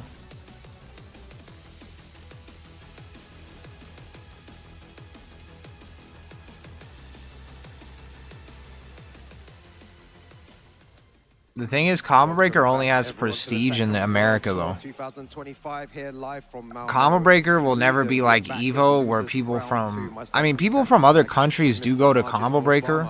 Like, it is that prestigious, but it will never, like, replace Evo. Yeah, we're making our way through the losers bracket now. We've already seen some players go by the wayside Nothing here will in the probably top ever 20. replace Ruke, Evo. I'm surprised to see you up this morning after you lost your mind yesterday. Man. That LCQ. Well, you can tell my voice already, man. It was that Oh, is that quick Kaiser? thing Look at that, Kaiser right behind him. Tipped me overboard, man. Oh, So, man. yeah, That's Kaiser. You see him on the Crazy right? day of Tekken, though, We're but making our today- way, of course, to the top 16. You mentioned it. Like you said, we already have seen so many crazy matches through the week, and it does not stop here today. But coming up next, take a look at who we got on stage, man. Yo, we have JDCR versus Nobi here in losers round 2. One of these guys will be going home. It's unfortunate to say, though. Unfortunate to say, Rukang, but the thing is, I think if you've been playing this game for a long time, you got to look at these two on stage and feel some Your kind of homie way. turned This is like, schizo off you know, Sativa? shades or Damn. flashbacks of bygone eras, Yeah, right? exactly. But here you go, Nobi, of course, qualifying the regional slot this year out of Japan. Last year he was one of the global qualifiers. Yeah, that's crazy. And let Shonen be able to sneak in through the leaderboard that way. This year, kind of bowed out a little bit late. Yeah, if you turn schizo off Sativa, then yeah, that's a reason to not use that shit. Huge amount of dojo points that he had racked up in the very competitive dojos events. It's in 'cause Japan. Some Kokoma's not trophy here. There. It's in the background of the arena stage. I never even put two and two together. What is Like, Obama in the wearing? background the next time we hit the arena stage. It's the same thing. And bro, with the way I think Gold Obama is was so wearing a ridiculous, backwards I hat. can't believe they made that thing out of. All right, anyway, look. This He's is wearing like a versus volleyball JDCR. hat. This is the real Gold on stage right now. Exactly. He always does that. He always wears volleyball hats. The crowd went absolutely Like the crazy. gym, Seems he like always wears like team is a volleyball fan gym favorite. They teacher always be- hats. Let's see if it's going to be the same. Yeah, like a visor where it's like Marco open. here, but It's two open on the top, but Armor King versus Steve. It it's seems still like like a there's lot of hat. Armor King Or it's fans like here a. in the crowd as well. Like, They're it's all like a normal going hat that's already. just yeah, visor. That might happen, right? In Heihachi tradition, whatever he gives it to is on stage. It loses, goes to another character. This is his Oh, other he's using trademark Steve? character, the Armor King. But Nobi on the other side, going away from the Lars for I want to say the first time this tournament so far, going with this Steve pick. This is a common shell that he runs. Lars, Steve to back him up with Dragunov waiting in the wings. But here we go against JDCR, longtime rival. Yeah, it's going to be a good one. JDCR versus Nobi, Korea versus Japan. Gets a nice launcher there to start things off. We were speaking before as well that Nobi has. Which of these pro Tekken players is the biggest womanizer? I wonder why he's opted for the Steve in this matchup against JDCR. I think it's similar to Bro, Steve, too. He likes this Steve. guy said I if I had a think nice player face matchups like where yours. He feels like he can make the game a little bit more binary and focus more Really? on just getting their counter hit timing and being able to use close quarter compact movement. You came out of the woodworks to tell me that? Tag them and create punishment, but that hop kick from JDCR. Damn, and you only have 4 messages? And I'm gonna hit you with that fire. That miss. Holy Yo, shit. I love when they do that as well. Putting pressure on, just throwing out a hop kick, not the worst thing to do in that situation. And get so much reward off that as well. And what a beautiful. I mean, I'll range. take it. I love that I'll range. Y'all take talking about the wrong wrestling event, man. JDCR. The came biggest to play. He said, "I went womanizer to in Royal Tekken. All right, pressure, getting some plus frames. Leaping Superman punch. And look at JDCR with the interruptions. Not really in the leg. The biggest womanizer in Tekken is Push off of those mids and threaten with some I was gonna say dangerous low speed high attacks. and Go at that activation. Instant I was gonna say low high and what's his name? For the throw, good throw break. What's the pressure like after this? Back against the wall. Oh yeah, Jian He's Ding. gonna try and hop kick again. Guaranteed damage. You already know that Jian Ding giant swing. that Jian Ding Side probably Yo, he's respecting the down forward one. There's a down forward one extension as well that JDCR has. Hit him with it gets before. like playoff tournaments. There, and a single jab there to take it. Jian Ding's the only Tekken player that actually like posts thirst traps on like Twitter. Huge chunk of damage right when Nobi thinks he won't pull the trigger. I feel like that's the thing with Armor King as well. You have Jian to Ding actually down like forward one because sacrifices the being second good at hit, so once Tekken you to do go to that the gym. situation, it's playing a big part already, and it's definitely going to play a part later on today. And this round's a good one for Nobi. Like, he Keeping sacrifices close quarters time out of kinda his like day. the way he wants it to be, right? Not really giving JDCR any space to be able to try to build momentum on his terms. And JDCR's gonna up in his grill, gonna spit that stuff in his face, grip him up. And JDCR gonna take that round. Yo, that's what everyone wants to see here as well. Violence. Yo, everyone clapping for that as well. That's what they want. Yeah. Lowe's adding up here. Hits the engager. JDCR pressing. Gets the load across the armor. Jab. Down for a one float. Stop him. I know who you're talking about. That guy, bro. That dude is like 17 or 18, and he's on like steroids. Beautiful way to get out of that. I know who you're talking about, and that guy's like really. That guy was like a really toxic player too. Like that. But Nobi coming out with the big floor break to take that away from JDCR. It's pretty potentially. funny. Trying to even up the rounds here. Still in heat. Yo, that was sick. Spit that miss. Throwing Nobi just inside of range. Yo, uses the dash, trying to get plus frames.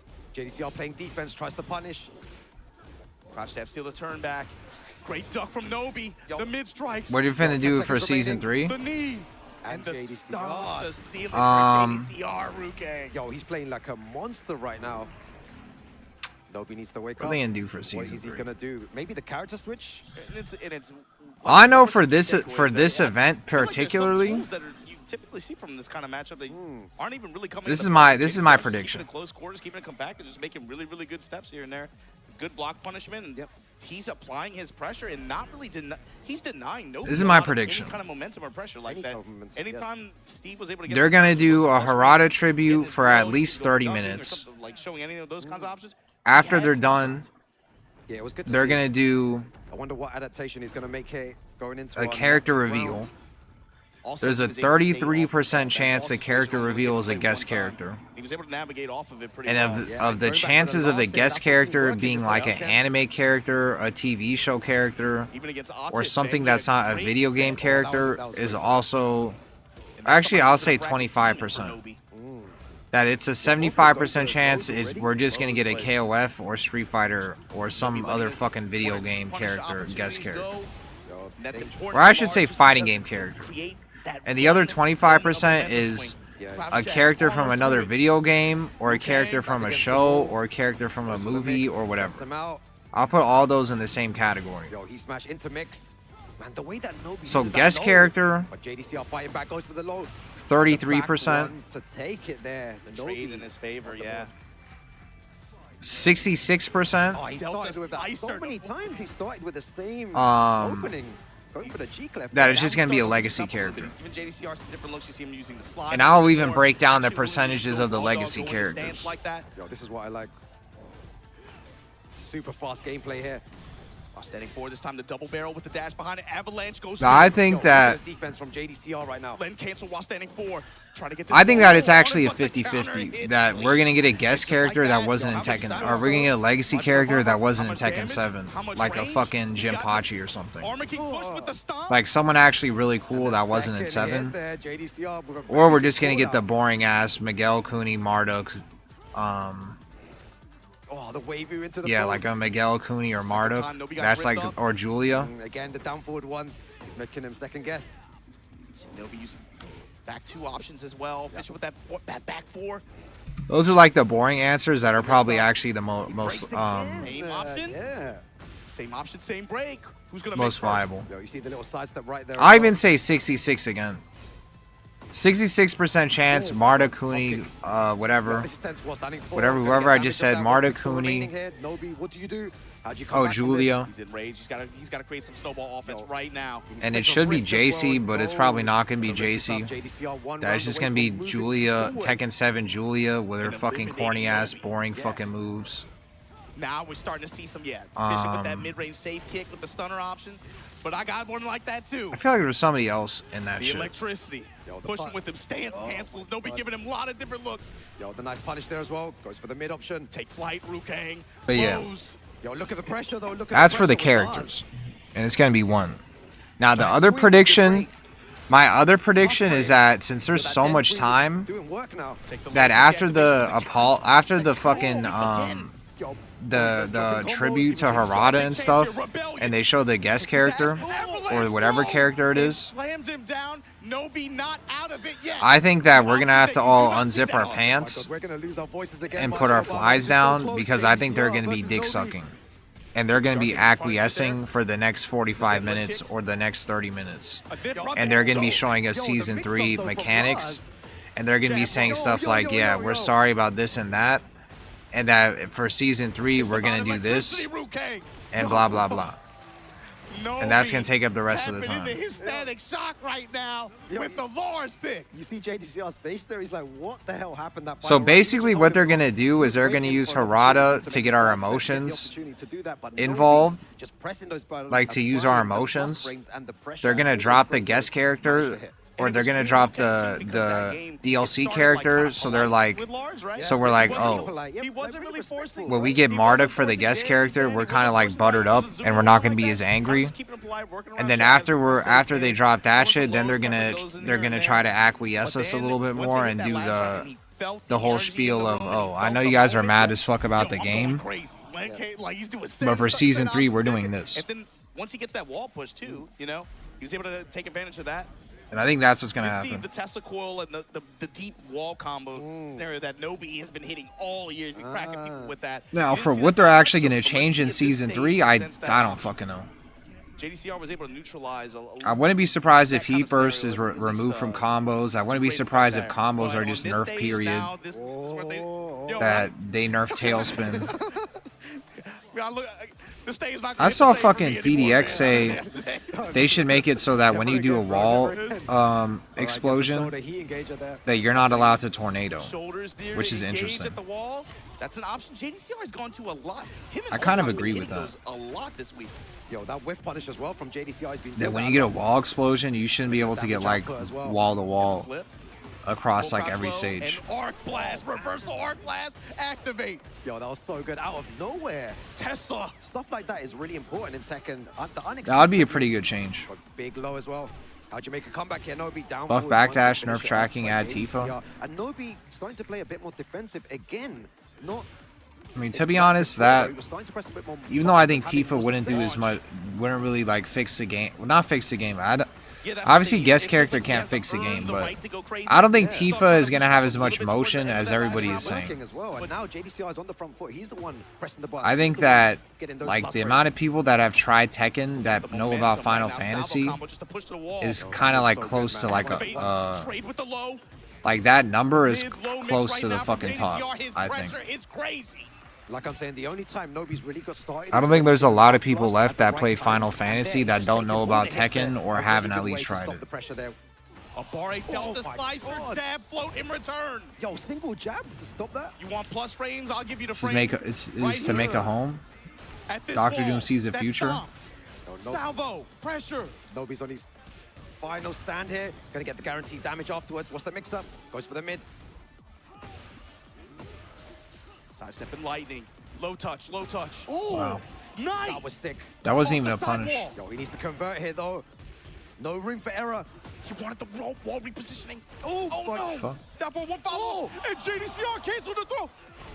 And the ignition Whoa. switch. JDCR. Yo, that was so tense at the end there. What a great game from both these players here. I'm not gonna lie, I blinked and that shit was over. But unfortunately, I blinked and I'm like, wait, did he beat Ulsan? Yeah, 2 hard sets today. Nobi, of course. Give it up for Nobi, everybody. Nobi Was that a good match? Crazy group performance. Played into this 20-man bracket. Had to go up against one of his demons. And Had a good then match. the JDCR after. 2 great sets out of it, though. Yeah. That Lars was zooming this whole week. New character's gonna be Pac-Man and Mokujin mech. JDCR, of course, going to be moving on winners. Oh, sorry, loser side. Goats of on the bracket. perks. Yeah, man, they play for all the marks now. This is elimination time. So JDCR going to be moving through loser side of this bracket here. All right, let me try to get my meter up. Nobi now no longer in this I gotta wake the contest. fuck up. There you saw that first game, man. This one was, it started so polite. Steve was able to get. Am I gonna commentate like FDX? If I do, I think I'm gonna JDCR just had vomit. Really good at Barre overall. And then punishment came into play. He wasn't really he just came out and just denied Nobi a lot of momentum. Yeah, he did. It was good to see as well. And JDCR just playing so solid. I feel like the aggression from JDCR was really working. He wasn't defending as much. It seemed like Nobi was always on the back foot. Yeah. Just trying to find a way in to JDCR's pressure. And you can see there on many occasions. Yeah, that was a great game, though. Super good game. And he wasn't afraid to throw those hop kicks. Anytime that Nobi tried to get some type of pressure, it was like, oh, hop kick. It doesn't work. Who cares? Minus 13, whatever. This ender was crazy. The avalanche throw option. Oh my god, bro. The lightning. And this is the part where you said, ow. He was starting to play a lot faster, and it worked in his favor, and then went back to very defensive against the Dragunov in this set.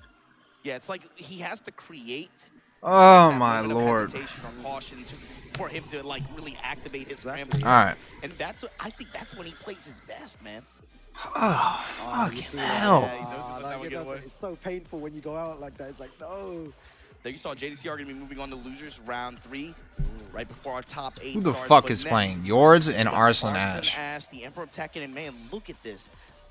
Chikarin, Breadman, Arslan Ash. You see all these players in losers bracket that I think a lot of people might have had pen to go. 12 more matches to go. Oh Oh Lord, bro. Arslan Ash, though, man, to say that you come into this event, one of the top seeds on the global leaderboard, you get to Jesus skip the Christ. first 3 days of competition. Man, You guys what a drink privilege. bourbon? But the way that that set This the shit winner's is side went down to open things up. fucking Sama Abasi strong. over Arslan to Holy drop it in the loser fuck. side of the bracket here. Now he's going to have to go How long up until the against announcement? Yoreds, who Like has 2 played hours and crazy 30 this minutes. week. Awesome performance in the regional stage, and then, man, let's see if he can follow it up with a deep Holy losers shit. run. To do so, you're gonna have to go over Arslan Ash. Your Reds, are you ready? Yeah, then this is the thing with how the bracket's gone. So many strong players. It doesn't matter where you are. You're going to face monsters at all points because it is the Tekken World Tour Finals here. The final 20 players. Sarah where only Louise one Young. person will be taking away that trophy and the title of the king. All right, Yords. But Yoreds versus Arslan Ash is Yords versus Arslan Ash. Yo, Yoreds. You know, I'll say it here. He is the best. So today, folks, we have a very high-level match. We have one of the greatest Ling players in the entire world fighting Arslan Ash, the greatest player in Tekken history. And this guy farmed his dojos. You know, big shouts to all the Ling players out there. Third at a dojo. Third at wait. I'm retarded. We want to be like him. We want to play on the big stage. We want to do the tricks like him. But it's really So supposedly this guy didn't cheat, but he has the same. His best placements are all some random ass dojo in Saudi. situations and different options. I don't understand. But whatever. Utilize their style and specifically their stance. I thought that was Joe Crush, and I'm not slurring my words yet. I'm only at 20%, 40%. Find all those strategies and then bring them out on a All right, so watch this. Yords versus Arslan Ash. I'm gonna predict it. He's gonna rob the fuck out of him. Arslan Ash. Arslan Ash. Bye bye. Bye bye. You're fucking. It's over. Watch. Watch. I got you. Wait, where are the channel points at? This is a guarantee. This is a Joe Budden TK guarantee. This is a Joe Budden TK guarantee. Atif versus Nobi, who won? I'm guessing Nobi won. Or I'm guessing Atif won. And if Atif didn't win, then call my lawyer. Titles under his belt. This is a Joe Budden TK guarantee. If you're trying to win $1 million, if you're trying to win $1 million, bet on Yords. He's gonna win. Oh, and Arslan is playing. Yeah, Arslan is playing Zafina. His Zafina is washed. You better bet on Yords. I'm telling you, bro. Joe Budden TK guarantee. You don't get a lot of these. Round start hop kick. Yords, you're fucking retarded. What are you doing? I just put a Joe Budden TK guarantee on you. You do round start hop kick against Arslan Ash. What is wrong with you? What the hell is wrong with you? You already know Arslan Ash does sidestep into like jab or some shit round start. He fucking evaded that? How in the fuck did he evade that? He wasn't even ducking. How did he even pick him up off the ground? Also, by the way, this is one of the most annoying Ling Jiao Yu players in the history of mankind. And holy fuck, that kills. Yo, and only minus 13 as well, remember. The way this guy plays Ling, like you actually want to like sock him in the face. And I really love how that move that he just did with that fucking move is unwhiff punishable. Like you can just whiff that fucking move and it's like a launcher and it's impossible to whiff punish. And it's fucking safe. What the fuck is that move? Really tricky character to play against. And you were talking about Holy it earlier. fuck. His combo decision making is excellent with this character. Yo, look at this combo. I haven't seen that combo before. Bro. 360 homing, bro. Eyes on the birdie. Yo, Bro. homing move? And it looks like Arslan Ash is gonna get fucking robbed. And it looks like Arslan Ash is gonna get fucking robbed. And I told you, the Joe Budden TK guarantee, Arslan Ash is going down tonight. Arslan Ash is going down, and you guys didn't listen to me. And you should have, because it was a Joe Budden TK guarantee that he was gonna get robbed, right? What was that? What the fuck was that? Watch the mix up, Margin Obama. This is where the tricky stuff begins. He's dead. Good luck. Good luck, Ling at the wall. Good luck, Ling at the wall. You're basically fighting Claudio. You're basically fighting Claudio with Ling at the... What the hell am I looking at? What the hell am I fucking looking at, John? What am I looking at? Yo, this is what I'm saying. It's a really difficult game to play against Xiao. Holy fuck, bro. You need to be careful with all your buttons. You cannot overextend. You overextend. I fucking hate Ling Jiaoyu. And against a player who is constantly leveraging. You're not allowed to call women bitches, but the only woman you're allowed to call a bitch is Ling Jiaoyu. This fucking bastard evil demon fucking character in Tekken 8, you can call her a bitch. The only character you're allowed to call, and no one's gonna get mad at you for saying it, even Freakenstein. So if you ever want to call a woman a bitch, go ahead and call Ling that. Fucking dumbass bitch. He's willing to show Arslan like, yo, just back turn feint. Just showing, just. It looks like Arslan Ash is sticking with Zafina for some reason. Like, his whole TWT is on the line, and he's sticking with Zafina. Dropping the explosion again. With the back one chop. Like, what other character... Yo, that was sick. Again, loads of Arslan Ash fans. Like, Nina is bad against fucking Ling? Fans and Arslan Ash fans. It's good to see. Is Zafina the only character that can hit Ling out of her AOP or some shit? Why is he playing Zafina? There you go. That's a jeez, what the fuck? What happened to Brian top 1? Arslan can't play Brian. Arslan's not skilled enough to play Brian. Watch this. Playing at that range 0. Nice block, good punish. Alright, so Yords ran out of tricks. Yords ran out of tricks. Get downloaded. Get downloaded. You're fighting the greatest Tekken player of all time. You're getting downloaded. What the fuck?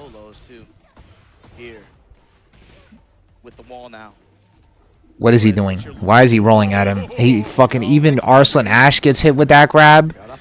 Even Arslan Ash gets hit with that grab. Even Arslan Ash gets hit with that grab. Nice combo. Nice combo. Even Arslan Ash gets hit with that grab. Oh, the whiff. Arslan Ash gave him the whiff in mid-range. Yored's eyes wide open, not out of this game. Oh, he's trying to bait him. He wants him to come in. You can see that he's looking for any double whiff. Holy fuck that move, bro. Can you just fucking just delete that move? Changing of his timing on the while standing twos with the charges. Yo, the mix up. Margin Obama, this is scary.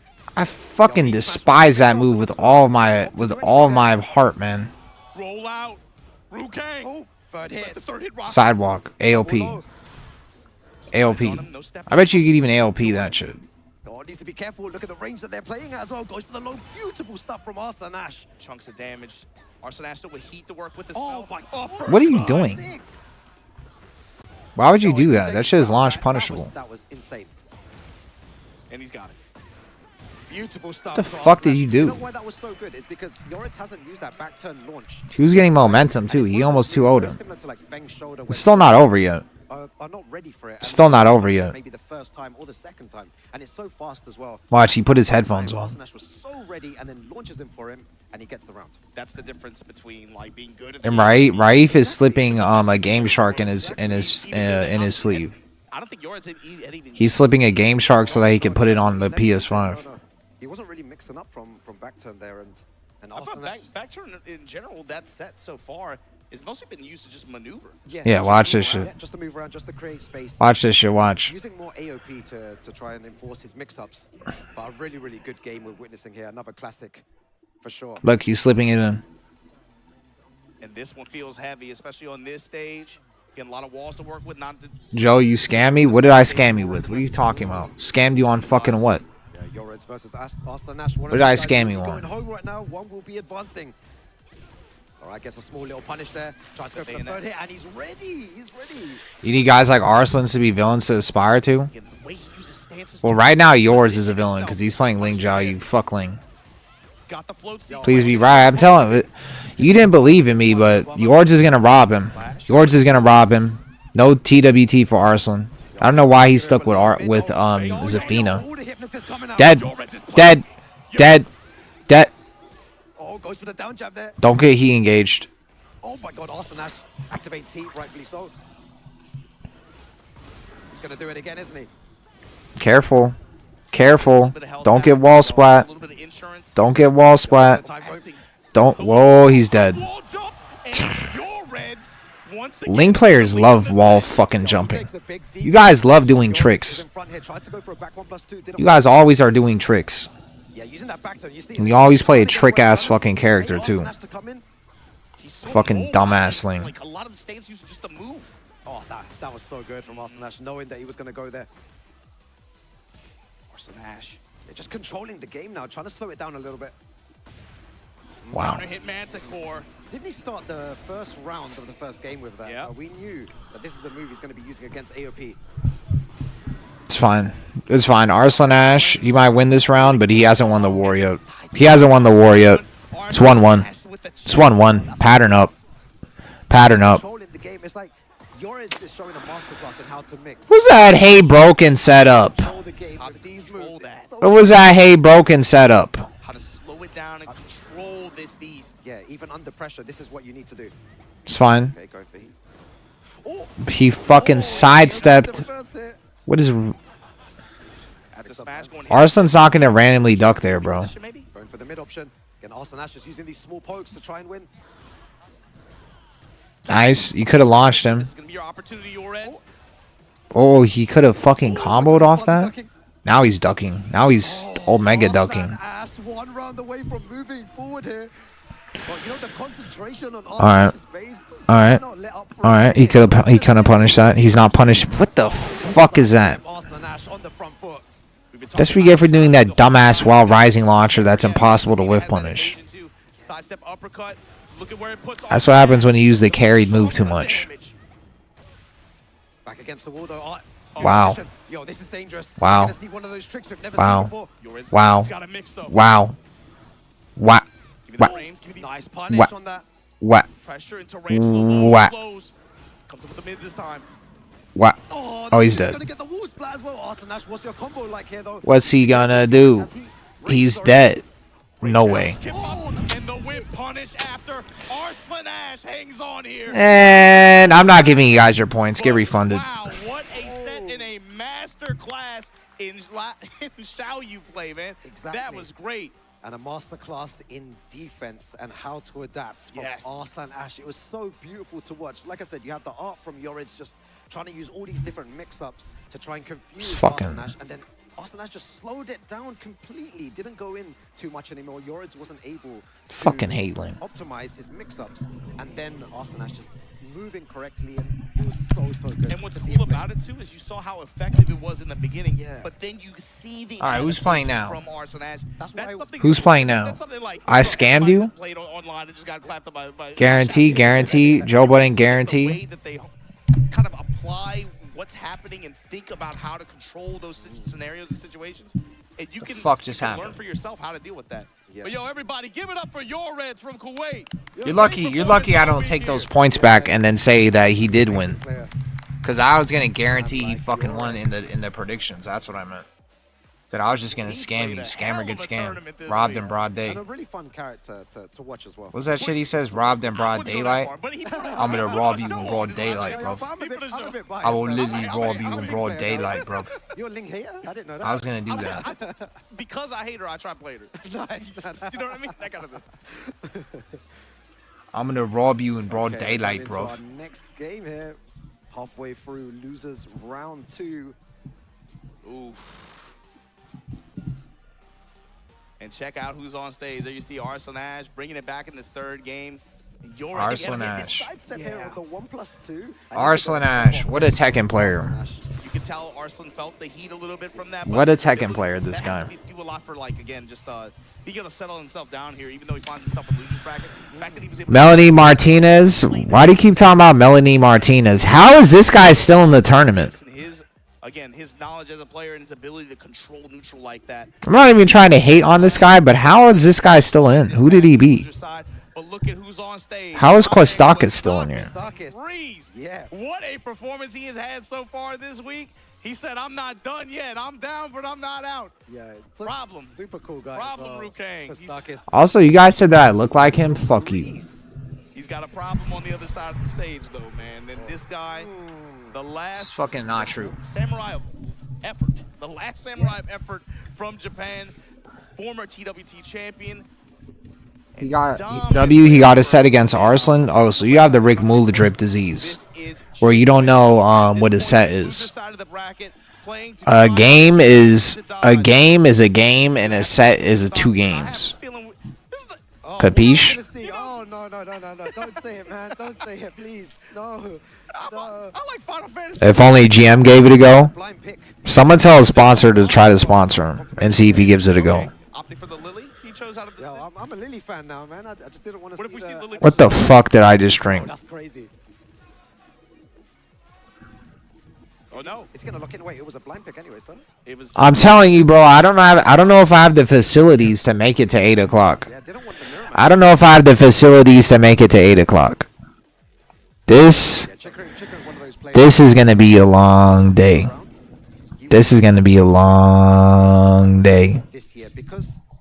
Holy fuck! I swear to God, after that, I see the announcement. Someone get this guy. I know. I know. Like actually. Like actually. You have to run through Arslan Ash and Atif and like Williams literally. sisters and on different players, right? That's where it can get really tough for him.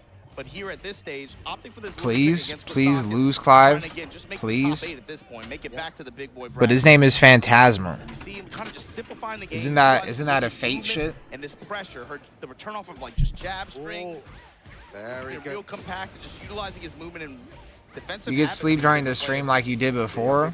That shit wasn't on We see the purpose. same cycle here when he's in heat. We're gonna see that up 1+2. Nah, he didn't. No, we're gonna test the graphics processor, and then you are definitely gonna take some chip damage. Yeah, I do. I don't watch the shitty Fates. Fates. Time break it. I only watch the good Fates. I don't watch the slice of life fucking Fates. It's a waste of time. But manages to pay off. Oh, we were talking about that before as well. That low down one to put him in the crouch. Yeah. He just goes for the low swipe, cut the ankles, then finds. That's how. Seems like a cult At guy. this point in the tournament, his uppercut placement has been on point when it needs to be. So good. Oh, goes for the big low there, down back 4. And no doubt, Chikrin has been watching and has observed. Kostakis likes to go to that down back 4 sweep option off the wall. When I played Last of Us 2, I was, what was that? and that was one of the worst experiences of my life playing a video 1+2 game. as well. Against the dash combo here. Yeah, 4-1+2 in the Having to deal with that shitty ass story and Joel getting fucking beaten to death with a golf club by a fucking dumbass looking character. Flippin' gets clapped. Right into the rage. I was Chikrin able to steal that round back. I'll never forget that day. But just good combo awareness and options at the wall. I was literally ranting for like 2 hours straight. Clive main himself as well, so he'll really know how to defend against this character. That's why you see him. He's like, he knows kind of what mix up. I basically had a stream and a podcast before I even had one. Abby is a great. Play with him, outpoke him a little bit. Chikrin is going to be wise to a lot of these kinds of situations. Oh damn, it's Brandon. You're not doing this to me today. You're not doing this to me today. I'm too. And then afterwards, you know, You're not doing this to me today. You're not doing this to me today. You're not doing this to me today. You're not doing this to me today. You're not doing this to me today. The only reason you say that is because you like brolic, fucking strong-jawed, fucking strong period women. Not even strong period women. You just like women with fucking muscles bigger than you. You like getting fucking put in headlocks where you can't get out. You like getting fucking squeezed between legs. No, actually just going to take the floor where you blast can't now, get now out. back to now activate. Yep. And not even by like sexy legs, by like fucking by man legs. And that's the move you were talking about, the up 1+2.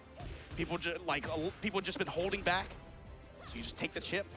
Chikrin with a lot of health to build, but clean walk around. Where's fucking Jade Cargill at? They're so good from Chikrin. Where's Jade Cargill at? The Lily Classics and the activation, the magic wall, gonna stomp on him on the way. This is how I know you don't give a This is how I know you don't give a flying fuck about the story. That you just want to fuck Abby. This is how I know. To put Chikrin up 1 game. This is how I know. Yeah, Chikrin playing so well. Kostakis needs to find a way to adapt to it, but it's really difficult to adapt to someone else who uses the character at such a high level. But this is the problem, is like, so he's been running Clive, he could go to Lars. Yeah. Chikrin's been playing against Nobi Lars all year, This is how I know, right? So watch what this. it's going to be dependent. Basically, he's going to have to just play and use some decision making that is going to really keep Chikrin off balance. But it's just like he's too This good is at how being I able to know. slow matches down and perceive that, you know. It's not like he can. You're not going to throw anything at this guy. He's been playing for. We were 30 talking. We years. were talking about You're not gonna women. throw anything at this guy that he We were hasn't- doing a whole not list only and that shit, he and then doesn't now's know, the but he first. hasn't That's the been first playing with person all you saw. year or all last year too. Exactly, Chikrin, an absolute legend of the game. So he opts for this Lars pick. Yeah, bro. I see why. I see why you like Abby as a character. That would catch him off guard early on. I see why you like Abby as a character. Just like steal a round or two. Oh, ooh, okay. The sidestep into the It checks arc blast. out. That's gonna work here. Kostakis with the activation now in the wall. It checks Going out. for the Tesla ender. Oh, the static shock. They gotta bring that show back, man. I like Fate Ilya. I don't watch Fate Ilya. That's a jobber Fate. I You don't are watch not that one. getting off this wall, girl. This wrestling, no, we're not going on this tangent again. Yo, what is going on? I'm not going on the tangent again. Yo, we're gonna see Even a though lot I of weird really don't interchange want to right now watch as this well. set, Crouch jab. Chikrin is still the turn back. I don't think I'm not Kostakis going pressed on this anything. tangent That's again. gonna be a guaranteed punish. That's gonna be it. I'm gonna watch Fate Strange Fake on stream. Taking that round, Lars working out a lot better to start things off here. I heard that it's really good, and I saw a guy that looks like Kodomine Kyrie with the fucking knife hands, and I'm like, yeah, I need to watch that.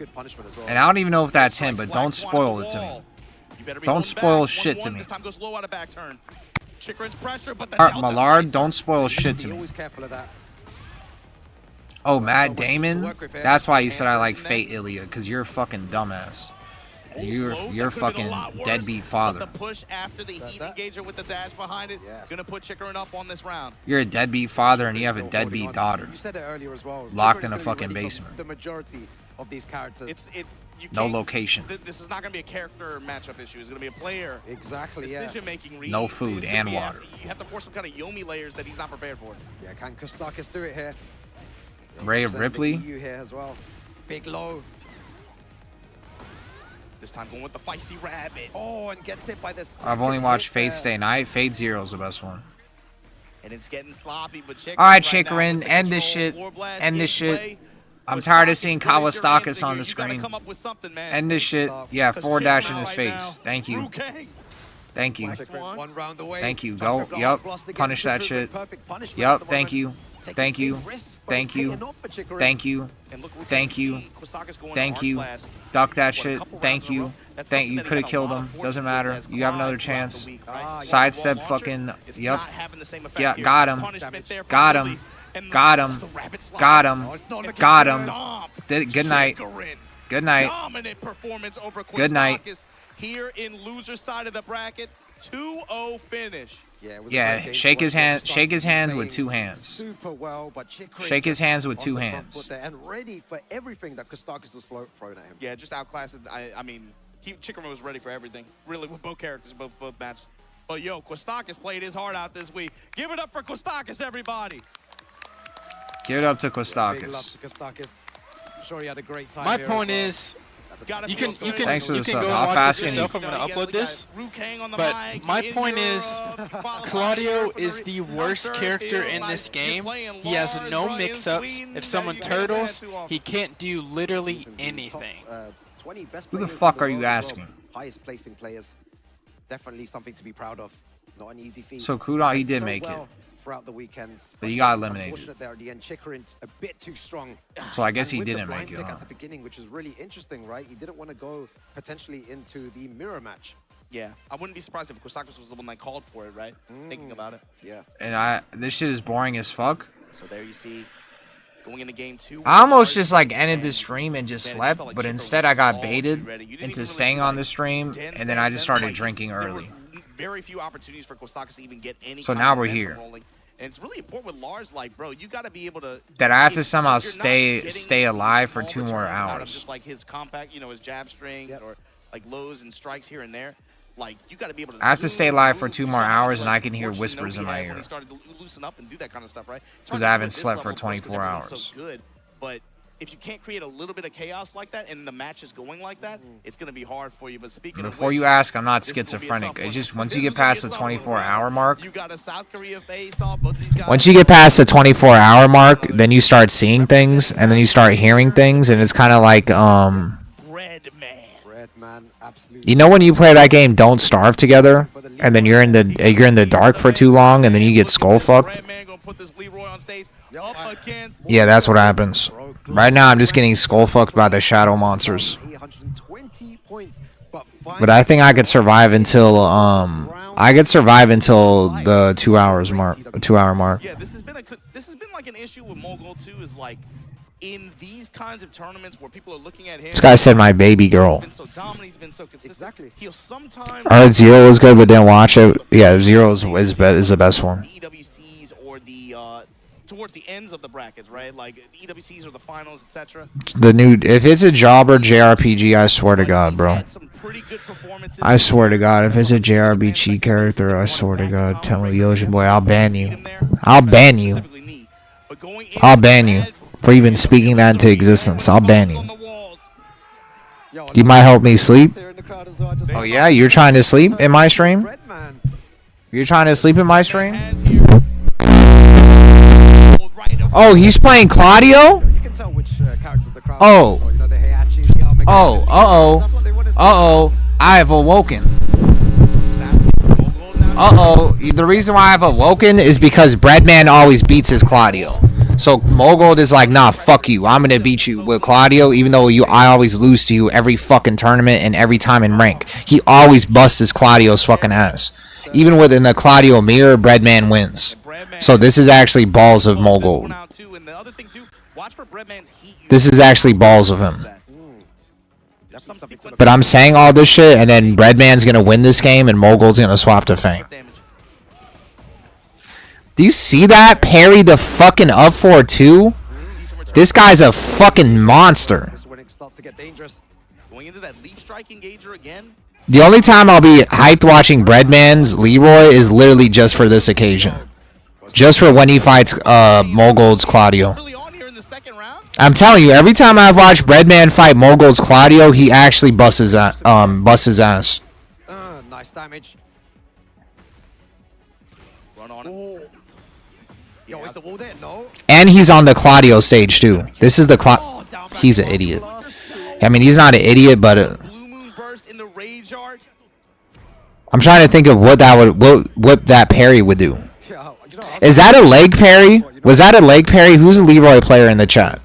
Was that a leg parry? Because if that was a leg parry, he was probably expecting him to do down forward 3, the leg kick that you could hit confirm after sidestep 4. If that is a leg parry, then yeah, that was pretty big brain.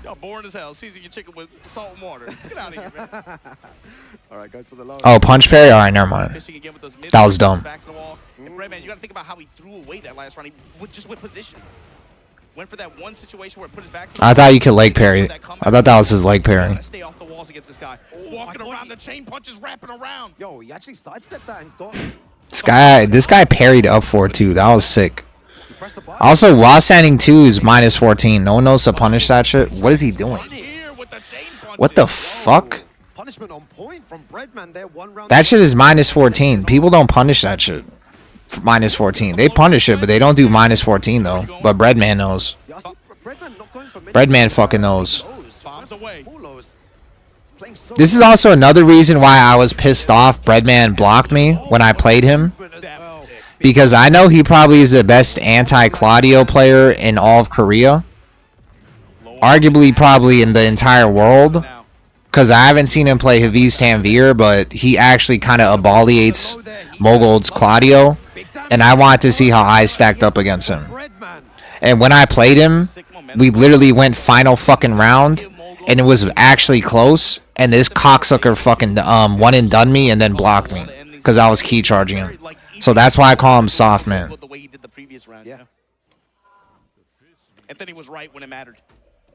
Yo, the implications of this next game is absolutely huge. But even after all that, I'll still say that as soon as you said it, he's really good against Claudio. Oh my God, the #1 seed is right now in. I'm in danger. And I wish he wasn't soft because I wanted to play him again. Because I'm telling you, like, I don't know why Mogold is sticking with Claudio. He always fucking wins. Breadman always beats him with fucking Claudio. Even in the mirror, he wins. Double perfect? When's the last time you ever seen Mogul get double perfect? Ever with Claudio? That's a first. That's a first. That's a first. And this is losers?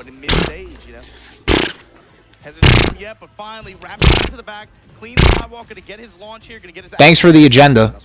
Thanks for the agenda, and thanks for finally making a hype match. Finally. Finally. I actually have a hype match outside of Ulsan and Atif. Give me that shit. Yup. Leroy time. Leroy time! Leroy time! Yup. Yup. Yup. Yup. Get up. Get up. What are you doing? Get up. Get the fuck up. Get up, Mogul. The fuck are you doing? It's Leroy time. Oh, he almost sidestepped down back 4 fucking 3 and killed his ass. You saw him sidestep and then got hit with the second hit? That shouldn't have happened. He actually sidestepped right to fucking down back 4-3. Come on, bro. Why did you parry right there? Relax, relax, relax, relax, man. Fucking relax. Don't fucking choke this shit, please. Breadman has not been letting those play out that way. Kane's still in play, by the way. Yeah. Yup. He wasted his cane. He wasted his cane. He wasted his cane. What are you doing? What are you doing? Don't. Oh, combo. Combo. Combo. Oh my god. Oh my god. Oh my god. He's gonna win. Oh my goodness. Oh my god. Get the fuck up, Mogul. Get up. This is gonna buy him another chance. It's gonna buy him another shot, Rukang. Hold on. Gonna get a little bit of health back. But the thing, he's gonna get health back. He's gonna get Starburst. He still has heat to work with as well. Bro, I swear to this is watch. He's gonna do some bullshit. He's gonna do some bullshit. He's gonna do some bullshit. He's gonna do some bullshit. He's gonna do some bullshit. He's got him. He's got him. No, Breadman's got him. Got him. Got him. Always wins against Mogul's Claudio. Free. Free. Free. I always beat your Claudio. I always beat your Claudio. You shake me with one hand. I shake you with 2 hands because I'm your father. Yup. Always happens. That was a guarantee. That was a guarantee. I should have said Joe Budden TK guarantee. You guys would have made millions. You guys would have made millions. You guys would have made millions. That was a Joe Budden guarantee. I knew he was going to win.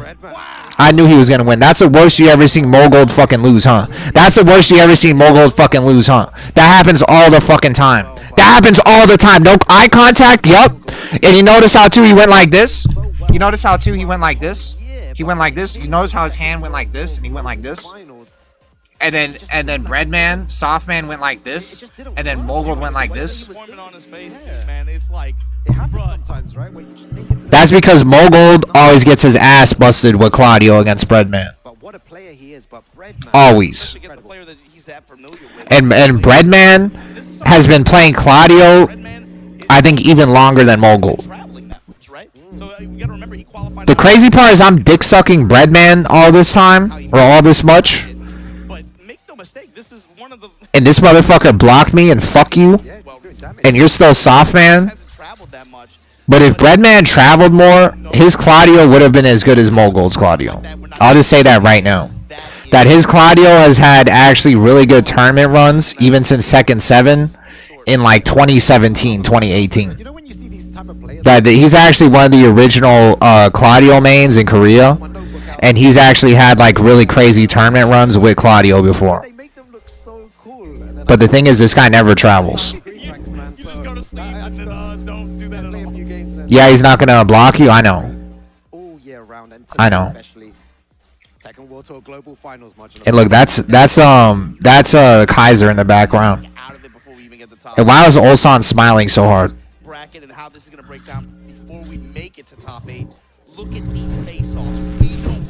Did you see Ulsan smiling? Why was he smiling so hard? Did you not see this motherfucker smile like he was at a he was getting head? What was that?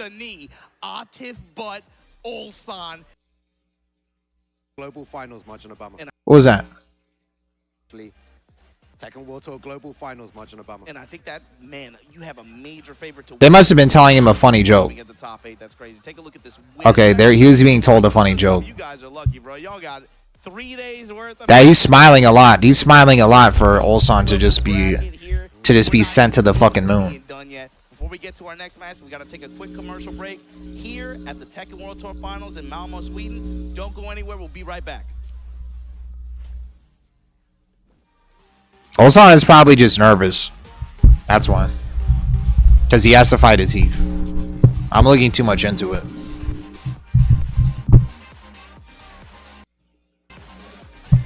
You see, that was a good match. That was actually a good match. That was actually a good match. And that was no alcohol needed either. I was completely sober that match. No alcohol required to enjoy that match. Was Breadman in the Epstein files?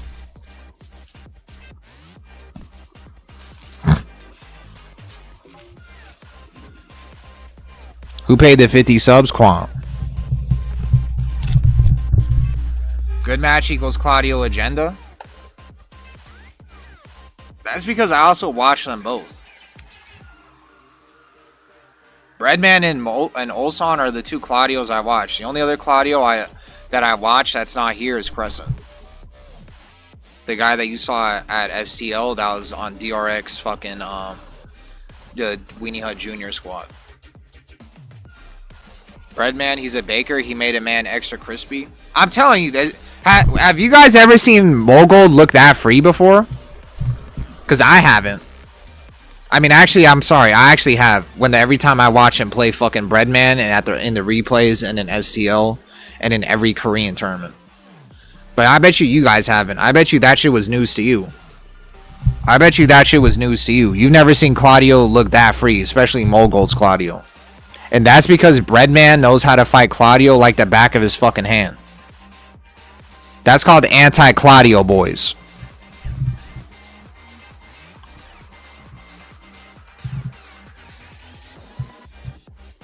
You saw he parried up 4-2 with the Leroy shit.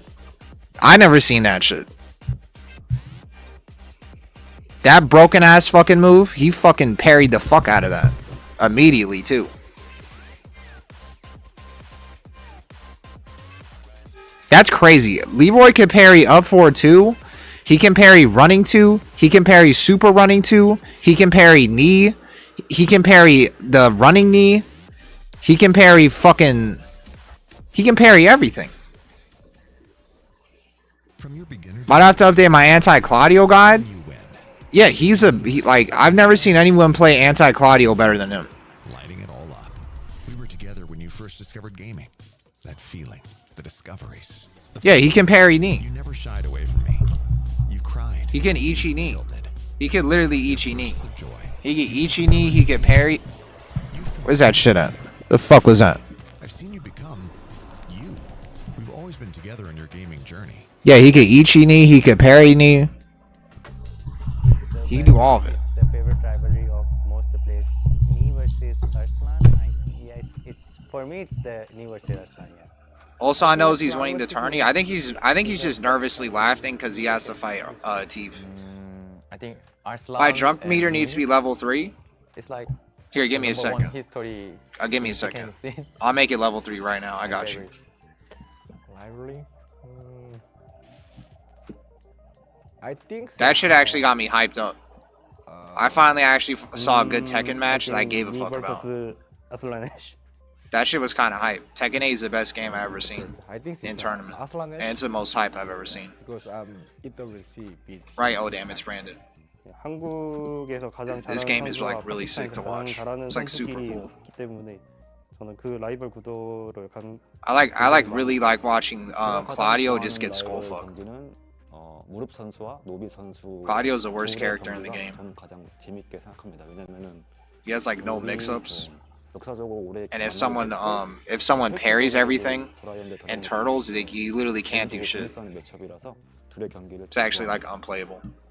지금 가장 라이벌 구도라고 하긴 잘 모르겠는데 작년을 기준으로 보자면은 물골드 선수와 아티프 선수 뭔가 이제 부를 곳이 붙을 것 같은 그런 느낌이 들어서. Alright, I got you. Watch this. That's a hard one. Watch this. I know everyone's gonna say Arslan versus Nee, because that's like the classic. Everyone is just, you know, that's been going on since what, 2018, 2019, and that's just been happening, you know, from Tekken 7 till now. I would say my favorite would be probably JDCR versus Nee. I think during I just want to let you Tekken know, 2, the or I'm gonna turning wait point of until I Tekken 2 and drink Tekken this. 7, people are kind of asking questions like, oh, who really is the best between the two? Because you had JDCR Who really traveling is so the much best in between the Tekken two? to all of these American Beans events, or and toast? he was winning literally everything. But you had Nee, he was winning everything. greatest in Korea. rivalry So it of was all kind of time. like, oh, who Beans is or actually toast? the best between the two? Because, you know, JDCR, he's shown he's undisputed internationally, but can he still compete against JDCR? So I think that rivalry between those two, that's probably my favorite in terms of Tekken FGC. Unironically, Arslan Ash and Nee. Nee and Arslan Ash. I think it's the most common, but Arslan Ash versus Nee is my favorite, like so far. You know? A lot of people are gonna say it's Arslan versus Nee, but I think for me it's Nee versus JDCR because it's what got me into the game and hyped me up to play more tournaments and play the game actually. I say you probably get this one a lot, but definitely Arslan and Nee because, you know, they play each other all the time. They kind of exchange a lot on Twitter.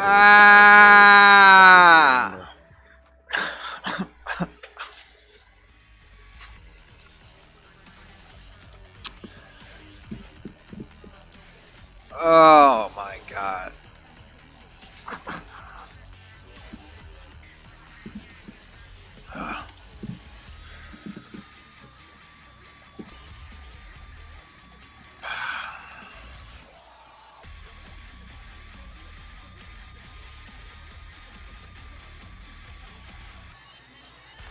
Jesus Christ, man. I want to put my shit at 80%. God, man. Oh, fuck, bro. Please don't throw up on stream. Please don't throw up on stream. Please don't throw up on stream. Please don't. Welcome back, ladies and gentlemen, to the tail end of the Tekken World Tour Finals 2025 Top 20 here today. We have whittled our Please way don't down throw up on to stream. the 4 Give me a second. Top 8 qualifying matches on the winner's side, and I am the ever-hydrated brown man, joined here today by the ever-handsome Pun Life. How you doing, my man? You've been putting in a shift today. You need to stop glazing me, man. Hey, man. I blush every time. Got a Glazer man live on camera. It's crazy. So, I am excited to see the matches we have up next. Absolutely momentous matchups that we have. And there is a pattern. There's a recurring pattern throughout those matches as well, which you guys at home might pick up on. But we have crazy action. But first, we have Mangja stepping up against the John. What can you tell us about Mangja?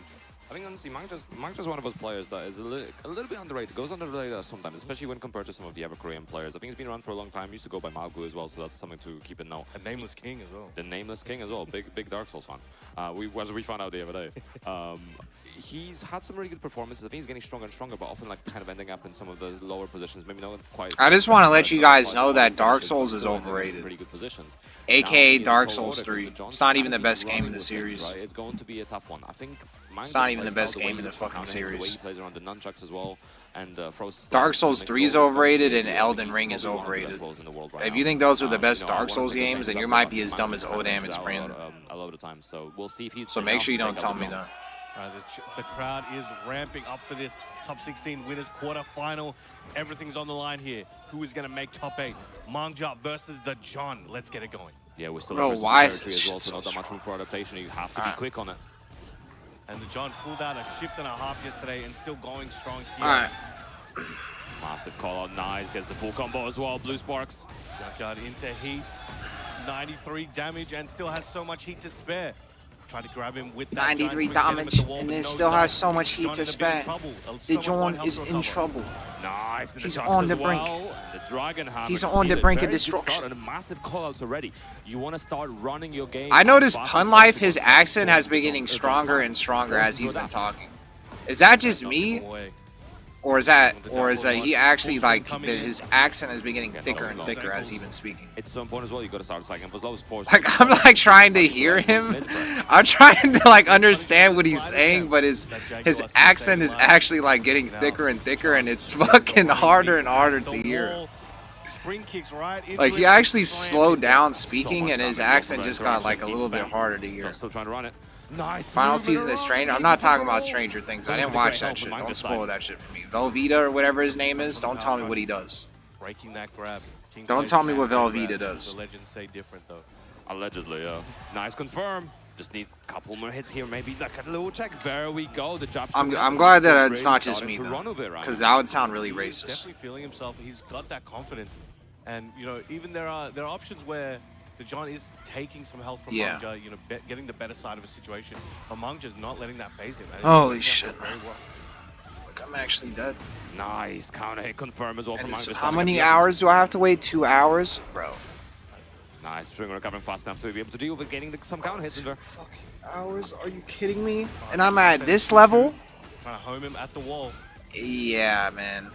Yeah, man. Having to play the defense. Yeah, man. Very well. Yeah, man. Classical playstyle as well, death by 1,000 cuts. Yeah, man. But the John definitely going to be looking to do as much as damage as possible with every opportunity. Nice break. Again, Mangja's been on top of us so far. Oh!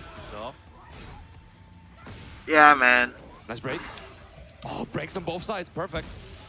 Doesn't break visual. It might be 10 over. seconds. This is gonna hurt. John now in the lead. And the heat smash landing clean there to John, getting back on the board. 2 hits is so much damage from those 2 hits. Like 70 damage, 80 damage. Crazy stuff. Nice. Edge. Double dragon taking the John to the wall, exactly where Mangja wants him, activating that heat. Very dangerous situation to be in. Amazing junkyard combo. Look at that damage, 84, and then gets a little kick while he's down. And just keeping the offense going as well, using the slide, trying to look for the Dragon Hammer counter. Stop drinking, dumbass. And looking for the interrupt as well, if John tries to do something.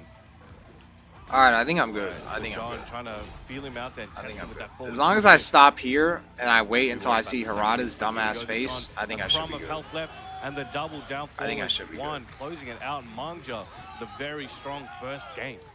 Yeah, and it's also like kind of, you know... But I like gets really the need to health lead, throw and we up, saw though. this happen yesterday with my musician as well. When John's playing from behind, when he does not have the health lead, it is very difficult for him to use things like the Power Crush, right? He doesn't have the health to actually use that as an option, which kind of makes it more easy to play around his interrupts, deal with him a little bit, make sure that you're keeping the offense as high as possible. So it's a very important aspect of I think, shutting down John to some degree. But we'll see how he adapts, if he's going to try to be a bit more aggressive to shut down Mangja now, or if he's going to do something else here potentially. Because the throws have not been working right now so far. We got that one, which obviously was a lot of damage, but the others were not enough. Yeah, let's see, in this a little bit of a different environment, you know, you got the Ghost watching, enjoying the show, you got the Pack Pixel. All right, now he's trying to catch him on those ducks, you know. But again, good defense there from Mangja. 2 duck call-outs in the first couple seconds. I wonder if that's kind of like trying to, you know, influence him to start ducking now, because maybe those duck attempts catching a favor failed, but maybe he's now trying to influence him to duck because of that. Could be. No, as gets that heat reversal, gets heat back up. Nice. Slide. Alright, I think we're good. I think we're good. Good block. John ready for it. He's at a good ratio on Where's those my slide, fucking water at? defensive options there. Recovering a good chunk of health as well for that. As long as I drink water, Sending him out. I'm good. Nice tag. Because this match, Mangja, I'm glad this is winners. Don't eliminate the John yet. I'm not ready. I'm not ready to finish watching. But the Jaguar's been working out. I'm not ready to be finished watching the John, so please don't eliminate him. Nice, the mix working out for Mangja right now. He activated. Starting the offense very early. Nice dunk. Only a little bit of a punish. Could have been a much bigger punish now while standing 2, but Mangja's still definitely in the game. But John trying to turn this around. Oh, spacing out. Oh, the low not quite landing. Again, he's not overcommitting. Nice break on the giant swing.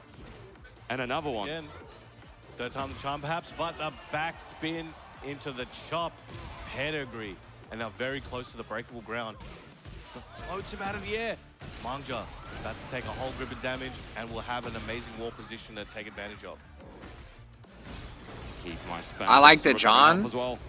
Why are you saying that shit's sus? Gets a combo as well. Like the John as in the He's toilet. making new combo routes on the fly right in front of our eyes. Mogul didn't bow during the handshake. What if the grand finals is John versus Nee? No. Grand finals, Nee versus Atif. Grand final. Working out. Nice interrupt there from the John, not caring about the hammer of the gods. Oh. Confirming A1. Grand finals, Nee versus Atif. Book it. Book it. Oh yeah, Bright Days fam. Yeah. Yeah, AO Richie. I'm behind in the chat. But AO Richie, I'm sure you got a bat signal about this fucking video, huh?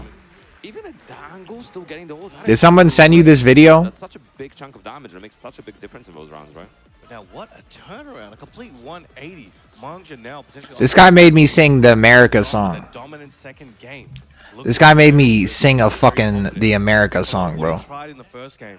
If that wasn't working, you would have thought he would have put it in the bin, but rather. Oh my god. I know is that Haku Sanada and Vito that the hairline jokes are probably not going to hit for like a few months or a few weeks.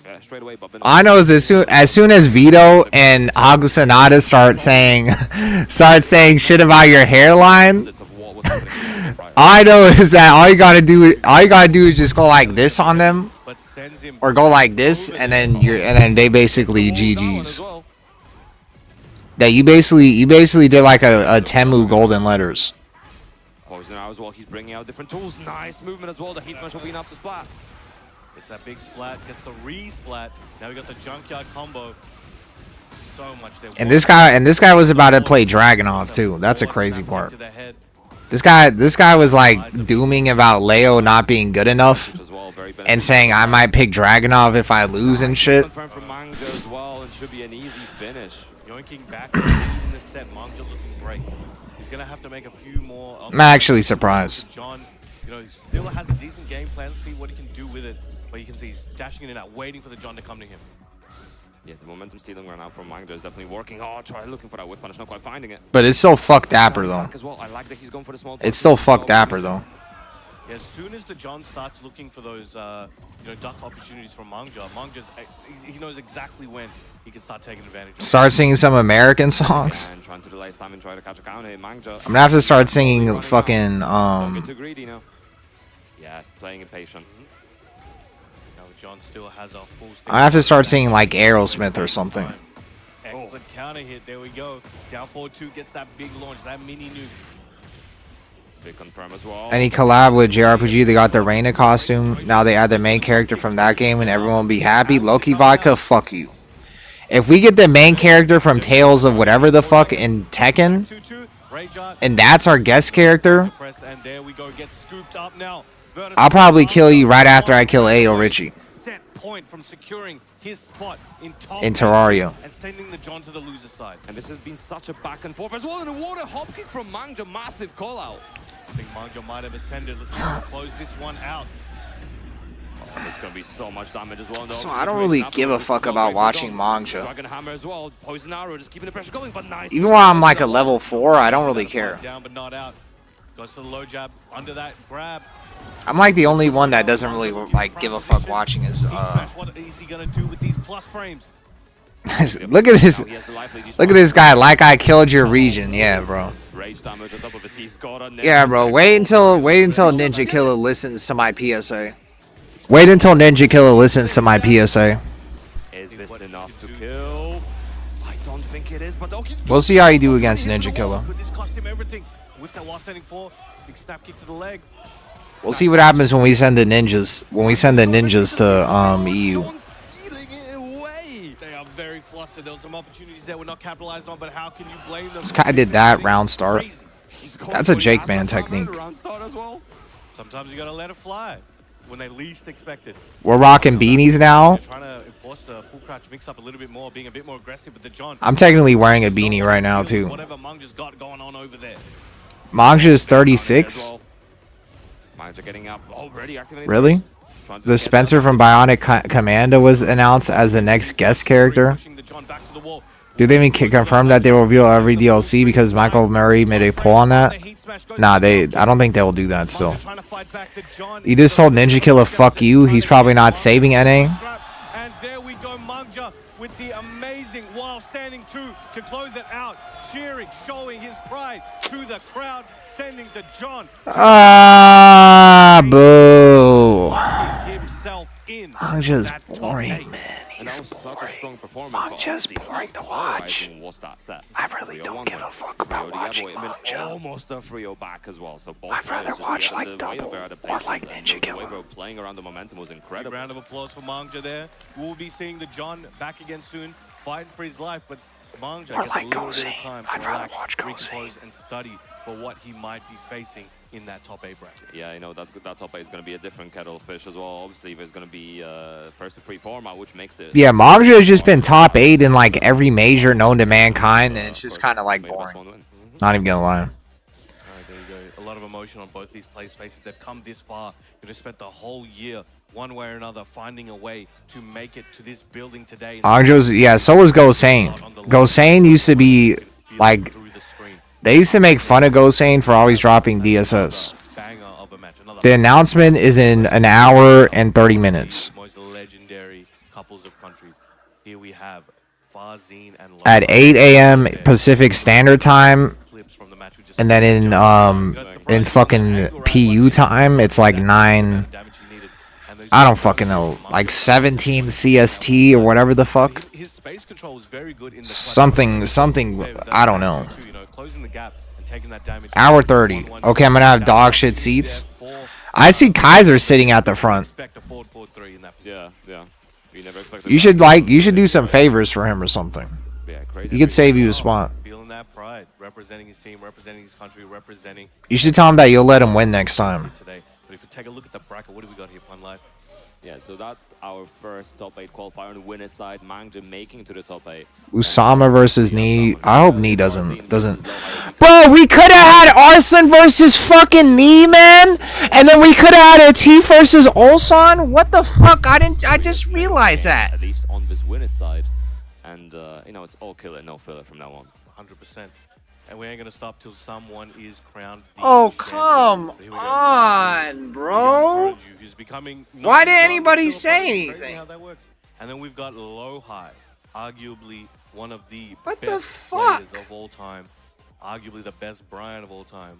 And we're gonna see what he's got here for Farzine. Oh my God, Usama! Why the fuck did you win? Melbourne, 400 points. Shout out to Melbourne. Went to Greece. Bro. Stacked up a bunch, and now we got. We could have had Arslan and fucking Nee. See, the interesting thing about Lowhigh is I think he was really What? struggling for like just getting like a main. I look like Donkey from Shrek. He was really struggling. Bro, Ignat Belsky, you're literally the guy. You're literally the guy that drew CP. He was in that position where he's like, you know, I didn't forget about you. I did not forget about you. You're the guy that drew fucking like literally CP on your fucking DeviantArt. had a hell of a year as well. You think I forgot about your stupid ass? I remember you. I was low-key expecting a Yoshi at some point. I know he was practicing before the finals on the Yoshi as well, but we go back to the... Let me confirm that shit. With the, you gotta, you know, sometimes you gotta leave. And when I say confirm that shit, I don't mean looking at fucking what I'm just trying to make sure that this guy has a shitty ass DeviantArt profile. I don't even have to look at what he drew. I could literally just go to his profile, see a DeviantArt, and I know it's his stupid ass. Because you're the only retard to even advertise DeviantArt on this fucking website. We see super frequently, so it's nice to see him on screen. Look at him. He as well. Lowhigh looking for something. Doing the same. And this is a guy from YouTube. Trying to catch him with a counter. Mixing out the Yeah, the as well, Russian, Incinerator, the Russian with fucking a DeviantArt. Oh, Yep. the parry as well from Perfumer. They should be able to get a whole load of damage here. Both players without. Yeah, and now he's quiet. Purely on skill. Yeah, now you're quiet. Now you're quiet. I remember you. I remember you. Any last fucking words? So many times before, but it never gets any less hype. Actually, you don't get last. Bro, look at him. Now he's advertising his DeviantArt. Yeah, bro. Yeah, bro. Get out of here, bro. The fuck out of here. Shit literally has fucking... Whatever. Power Crusher as an option there as well from Lowhigh. Incinerator again, ending early by mixing up the options afterwards. Anyways, we could have had Arslan versus fucking Nee. Bro.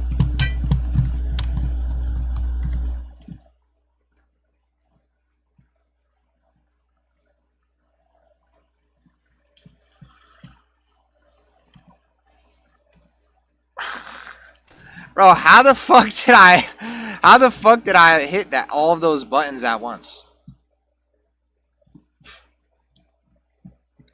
How did I hit all those buttons at once? Holy shit. That was impressive.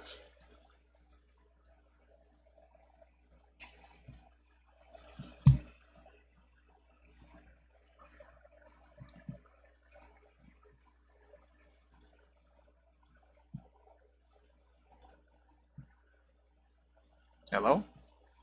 Oh yeah, I don't hear the stream. One singular lone bubble getting on the board. He's got a few more to go, but Lowhigh trying to make it hard for him. I wonder if that was an orbital round start as well. Definitely looks like it. He's rolling with this momentum. Going for the energy blast again as well. That mix-up is very, very scary. Oh, up forward 1-1. Counter hit confirm off of it as well. They're using that heat to kind of push Lowhigh I accidentally back, hit like breaks that F11 wall. or F12. Easy carry to the wall. Uh-oh. Mixing up the different options now. Tracking him with the stance transition. Lowhigh, so much great health and the heat system to work with as well, but is he able to enter it? You gotta find the right moment for it.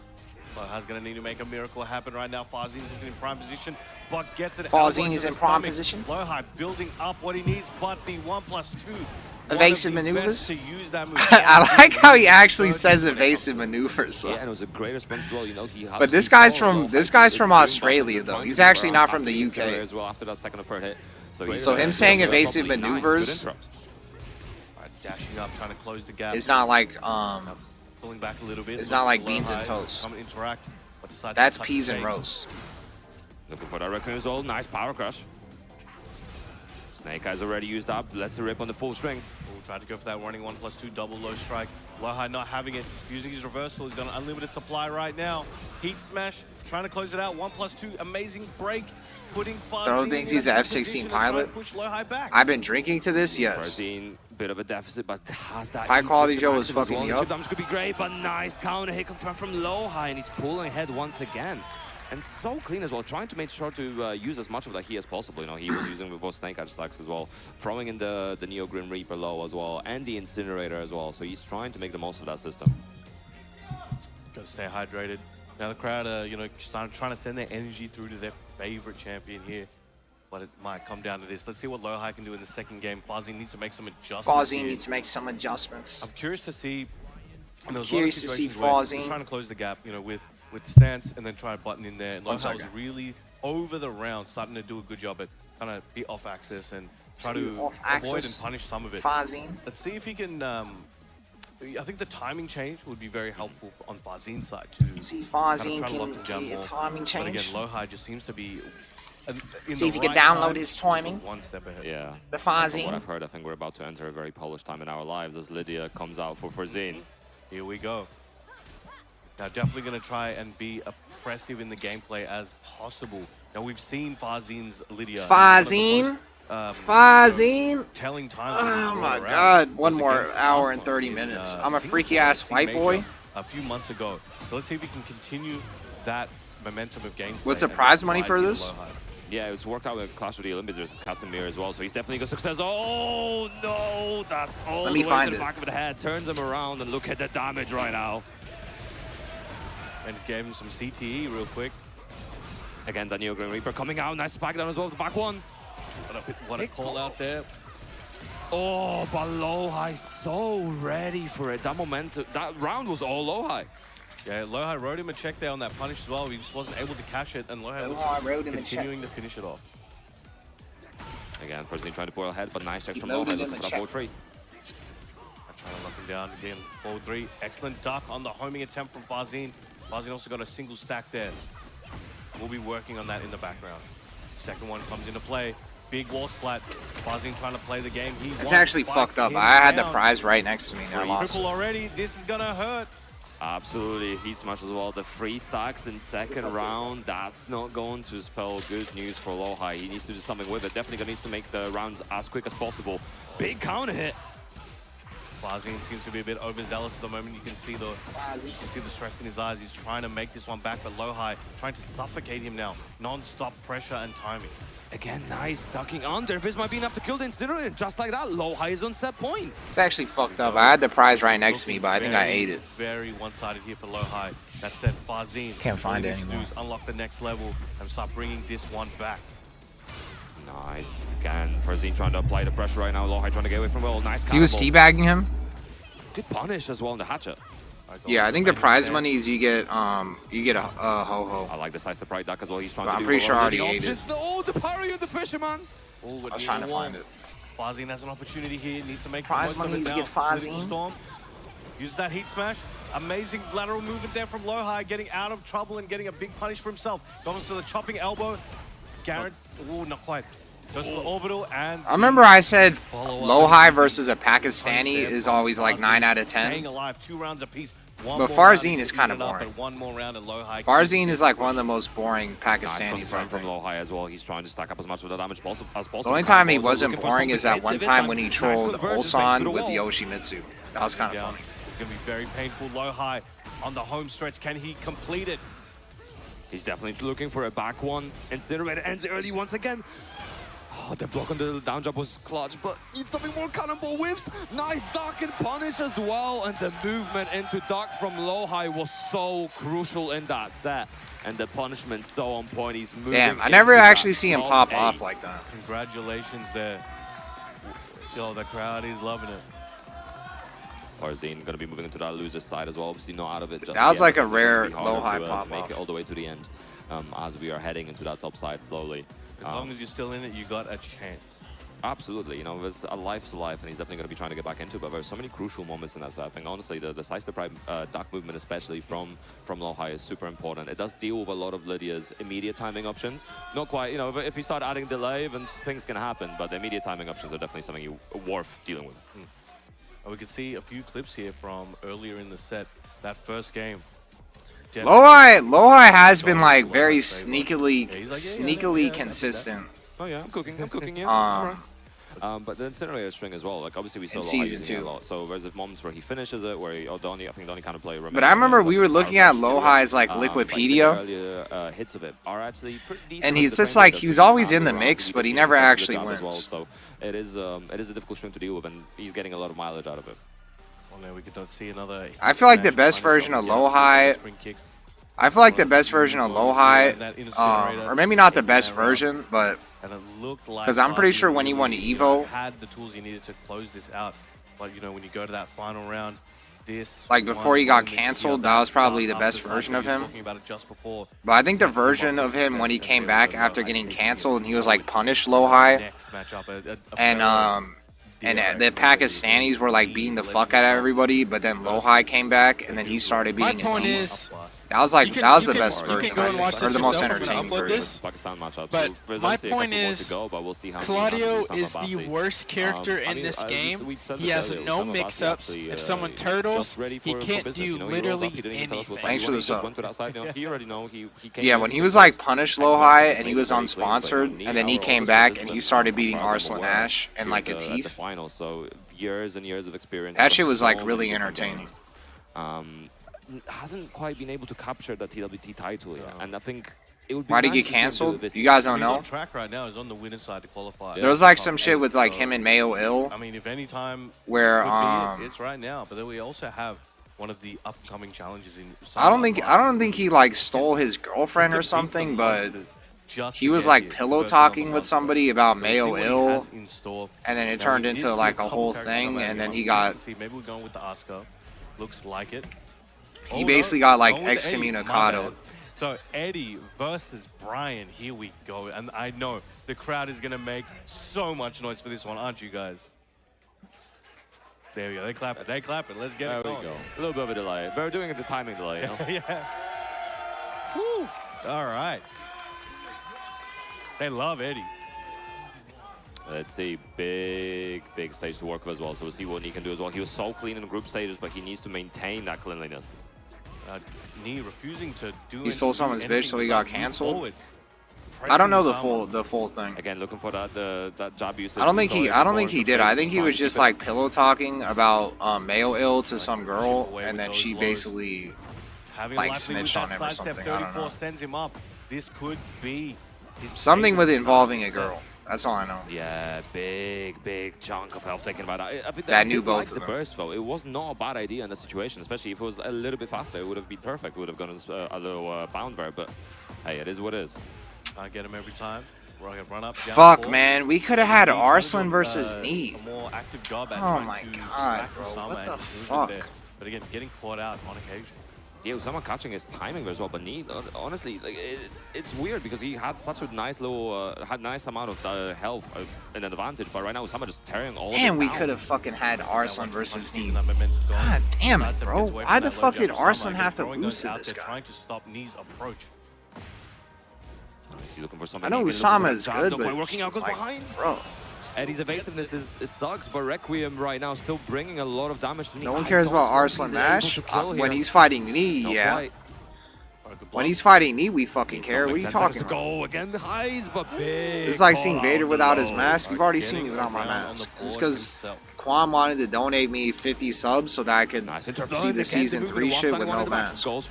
He wants to see the tears streaming down my face when Harada shows up. He's still a while away, but it's dashing in his face. What are you gonna do? Gets a big counter hit on that forward 3 knee. Gives him a concussion. Yeah, massive Arslan's damage out. on the tracking on it. We've all been hit by it before. Ooh, Arslan's out. He lost to Usama. He's slithering. And he could have fought Neve if he won. Shout out for Malfoy. Alright, going for that low. Nah, it's going low. Yeah. Arslan always does kind of bad in Not that much of TWT a though. health advantage right now, but you know, at least Usama has a bit of a chip protection. Doesn't finish the string. 1-2 G Clef. Dashing up to him. Anybody's game. Usama has that heat. I feel like this has Arslan even. Nobody home. He's in losers. I don't think so. Taking the third That was round. losers. That's a very big call out from Neve. I'm pretty sure that was losers. On the losers. situation with someone pulling head thanks to it. Oh, and a massive. Oh no, I'm retarded. I'm retarded. This is winners quarterfinal. You're right.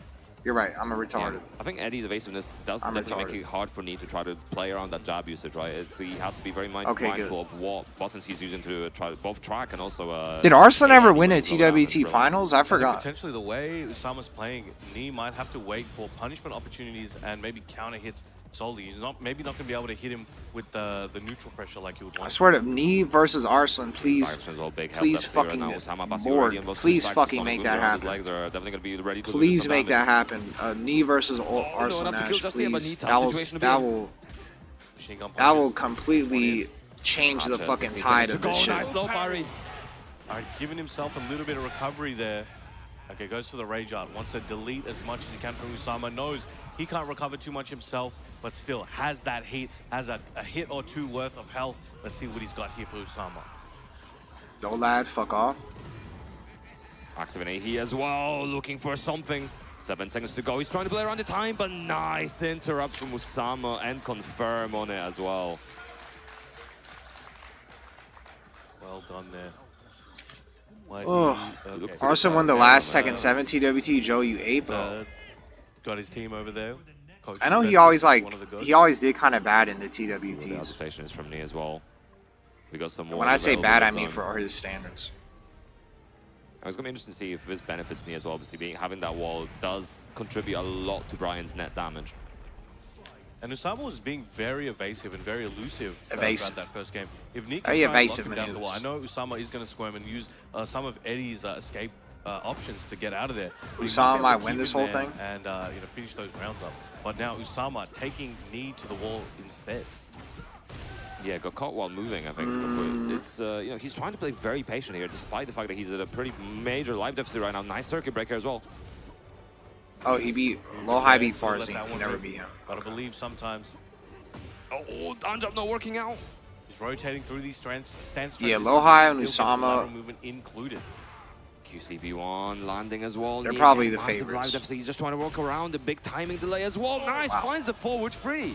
I forgot. No, what am I talking about? Atif and Ulsan are still winners. The type he's looking for. Down 4, keeping him down. Look for that taunt. Taunt jab. Goes for the string. No mix. 4 seconds to go. Stuffed out the big sweep. Knee staying alive. 3 seconds to go. getting back on the board. That was pretty clutch. Yeah. And he won. Nice, Usama won Potentially takedown. just waiting for the whip punishment. Let Usama do all the damage to himself. Oh, but a massive step around in the punish. Scooped up big time, activating that heat. The Pakistani fucking tournament. There we go, running up, trying to Like keep the big keep one. him while he's down, but out of the air. Knee gets a nice mini combo. Nice chunk of damage as well. Some great help to work around before Usama. Whoa, closing so much space with that. Again, the patience from Nia as well now, just trying to look for those checks. Nice punish once again.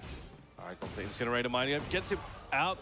I'm surprised Usama didn't go to Low Evo. taps as well. He's not overcommitting to anything right now. Need trying to realign him with as well, but the mid lands and gets the supply as well. Where did that will come from? 10 seconds to go. Need an advantage right now. Good confirm on the machine gun punches. He's pulling ahead. And what a change in his playstyle, playing so much slower, not overcommitting to anything. Miles and a lot from less COD. jab usage as well.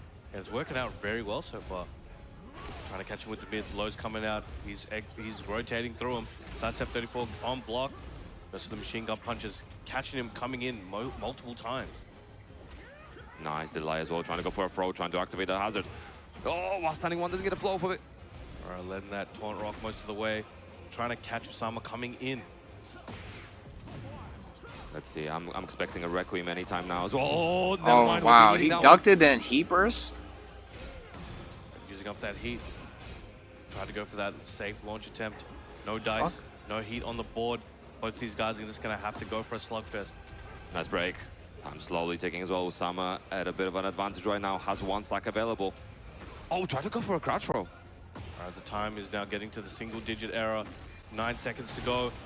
Usama with a big reprieve and closing it out. Getting on the board with the 1-round position. 2-1 at the moment, but still 2 more rounds away from taking the set overall. Nice movement from Nia as well. He's looking for something, looking for those back ones. Tracking him, trying to step as well. Again, trying to lock him down. Usama, the one trying to close the gap quite a lot now. He may be able to take these risks so far. Hasn't been punished too much and has been working out. But there's a low parry there from Knee. Has that heat on deck. There we go, using the stage hazard. A little bit of damage though. He activated. I don't know if he's able to carry to the wall. Not quite. Last hit, not connecting. Not interrupting there either. Doubtful trying to space him out. Big him in on the low. Activating heat. This guy's gonna get slugging it out. Knees heat about to run out. Usama dries it through and doesn't have any himself. Oh, he was looking for the punishable hatchet. Knee trying to wear him down right now. Time slowly taking down. There's still 10 seconds to go, so no sudden movements. Oh, and the G-Clef. Jesus Christ. Confident and the Jesus Christ. Pun Life Holy is fuck. 1 round away from knocking Knee to lose. The way Usama is like poking with Eddie seems like really I don't annoying. know if he's going to activate heat early, but no, keeping it in play. Gets the Snake Eyes though. Usama getting some Like damage he's to the actually board. just handstanding the fuck out of him. That elbow. Strings are flying. Caught him with the mid. But he's like not like fully Nice committing. instant one-standing one after sidestepping and getting the whip punish. Big chunk of damage as well. Crowd popping off behind us. I don't think he can get to the wall, but it's still a big chunk. Was the Yoki afterwards? Doesn't know for anything, just staying patient. Okay. QCB1. Finally Requiem. Alright, gets him through the incinerated string. So much health to recover. That- Machine gun punches to close it out. Knee getting on the board with 1 game, evening. That was a really sweaty match though. It seemed kind of boring, but And it was interesting as well. I think after the I was first like, situation, he was the looking way for he the was overcross as well, poking him because was he has 8 eyes fucking. as well. So you know, when you're trying to. I don't know. There was a lot of pitched out of it. But hey, we're going to another big stage. Hey, There was a lot of walls are still interactions play, in but that definitely match. a bit harder to carry to them. It wasn't like he just got hit with one random launcher and Has died. been paying off. He just needs to be very careful around those timeout situations because Usama Abbasi has been playing them really, really well.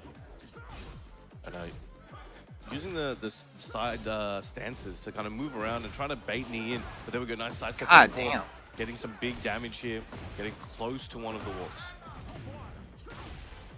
Are we getting to the wall? Yes, we are. So but this not is quite what close happens to when the you have an Eddie player that's actually like knows how to poke and has Good awareness fundamentals. spot. The side swing blow. Catching Knee off guard. This shit looks Whoa, fucking what an cancerous option as from hell. Usama Abbasi. Great example of a bar raver. Taking the lead once again. Looks like trouble for Knee and goes Bro, underneath. what? He baited Doing that? a lot of those cannibals, so Usama Abbasi, ducking a range to try to deal with it. Not a bad idea. Nice walk. Gets a little bit of a float using that. Tried to use that heat to stabilize the combo, but no dice. Just about able to spend the heat smash as well, ducking up. Wow. Good option there. Spikes him down as well. Heat's still available for Knee. Oh, and a big Requiem as well. Recovering all the remaining gray health and should be able to carry to the wall. The crowd charging up. I know, for some reason, the way they're playing, I'm kind of like actually like locked in. Where's he going? Nobody knows. GPS signal lost. Trying to go for those machine gun punches. Gets that follow-up. Knee in trouble. Goes for the mid. Gets wall splat. Has rage.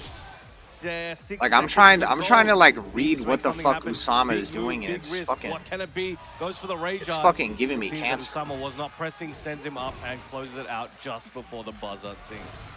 And just like that, we're in set point again. Like, he keeps doing so many moves and like half committing and then baiting shit. But it's not looking good right now. Massive launch for Usama, getting that stack on the board. Now the crowd, he seems very heavily. And now everything's just landing. He does not care.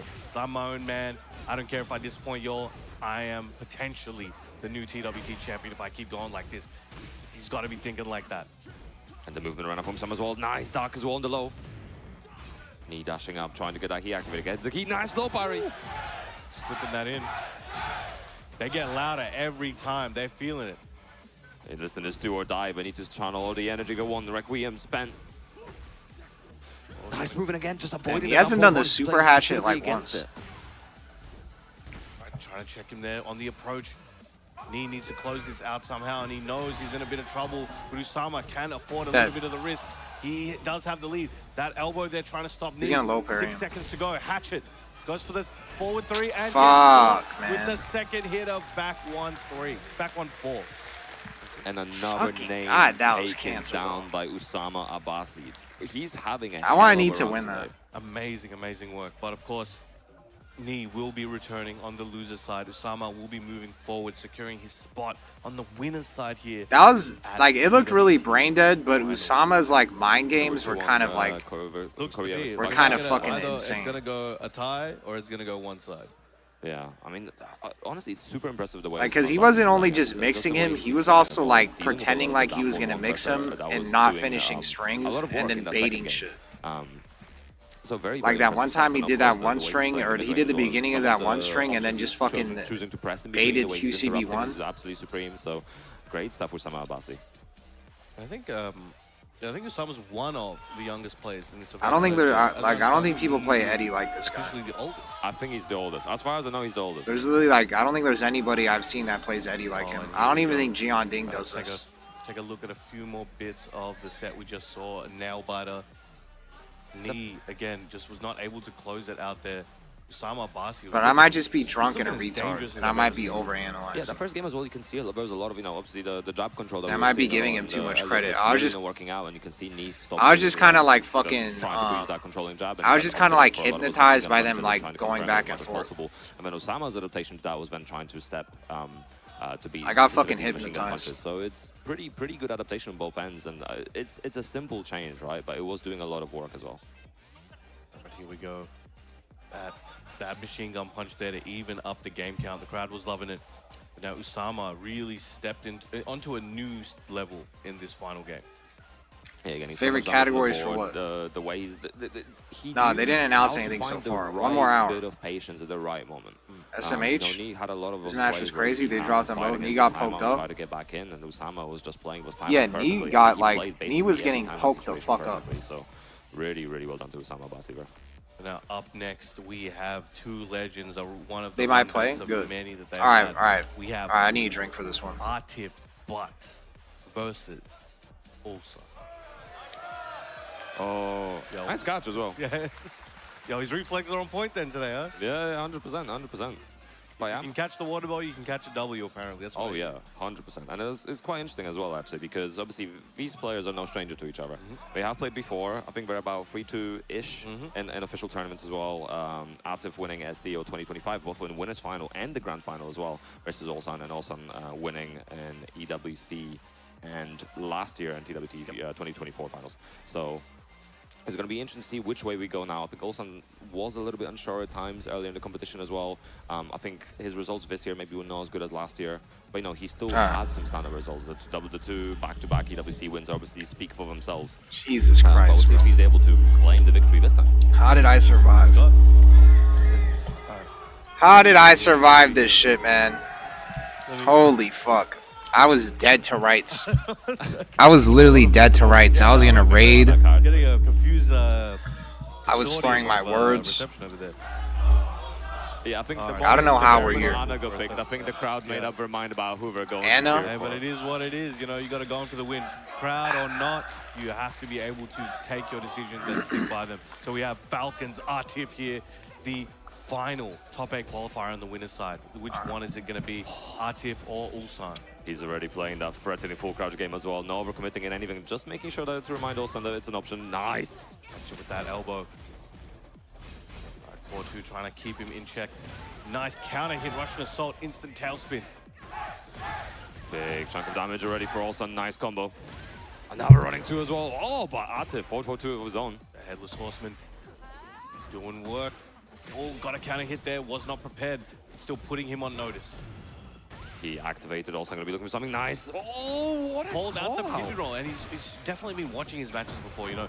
He's been using so many pigeon roll into buttons, so many pigeon rolls after certain strings and options that, you know, an immediate, no hesitation call that Atif was waiting for it. Yeah, I'm getting hypnotized. I don't know what to tell you. I'm getting hypnotized.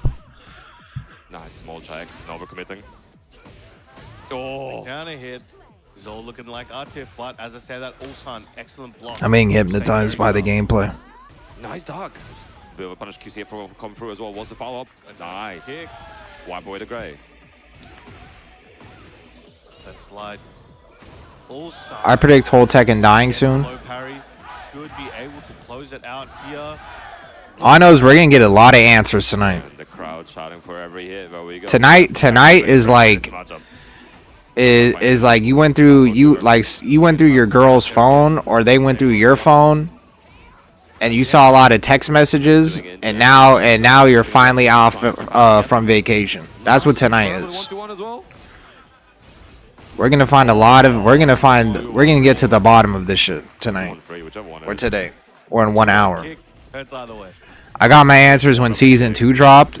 Nah, I think that you did get answers when season 2 dropped, but this is like the part where they say, "Oh, I'm sorry, it was just a one-time thing." Blah blah blah. And then they do that shit again, and you're like, all right. He was so ready for it as well. Ulsan has not presented the option yet, but you know, Atif was just waiting and prepared for it. Now it's like real. Now we make the decision today.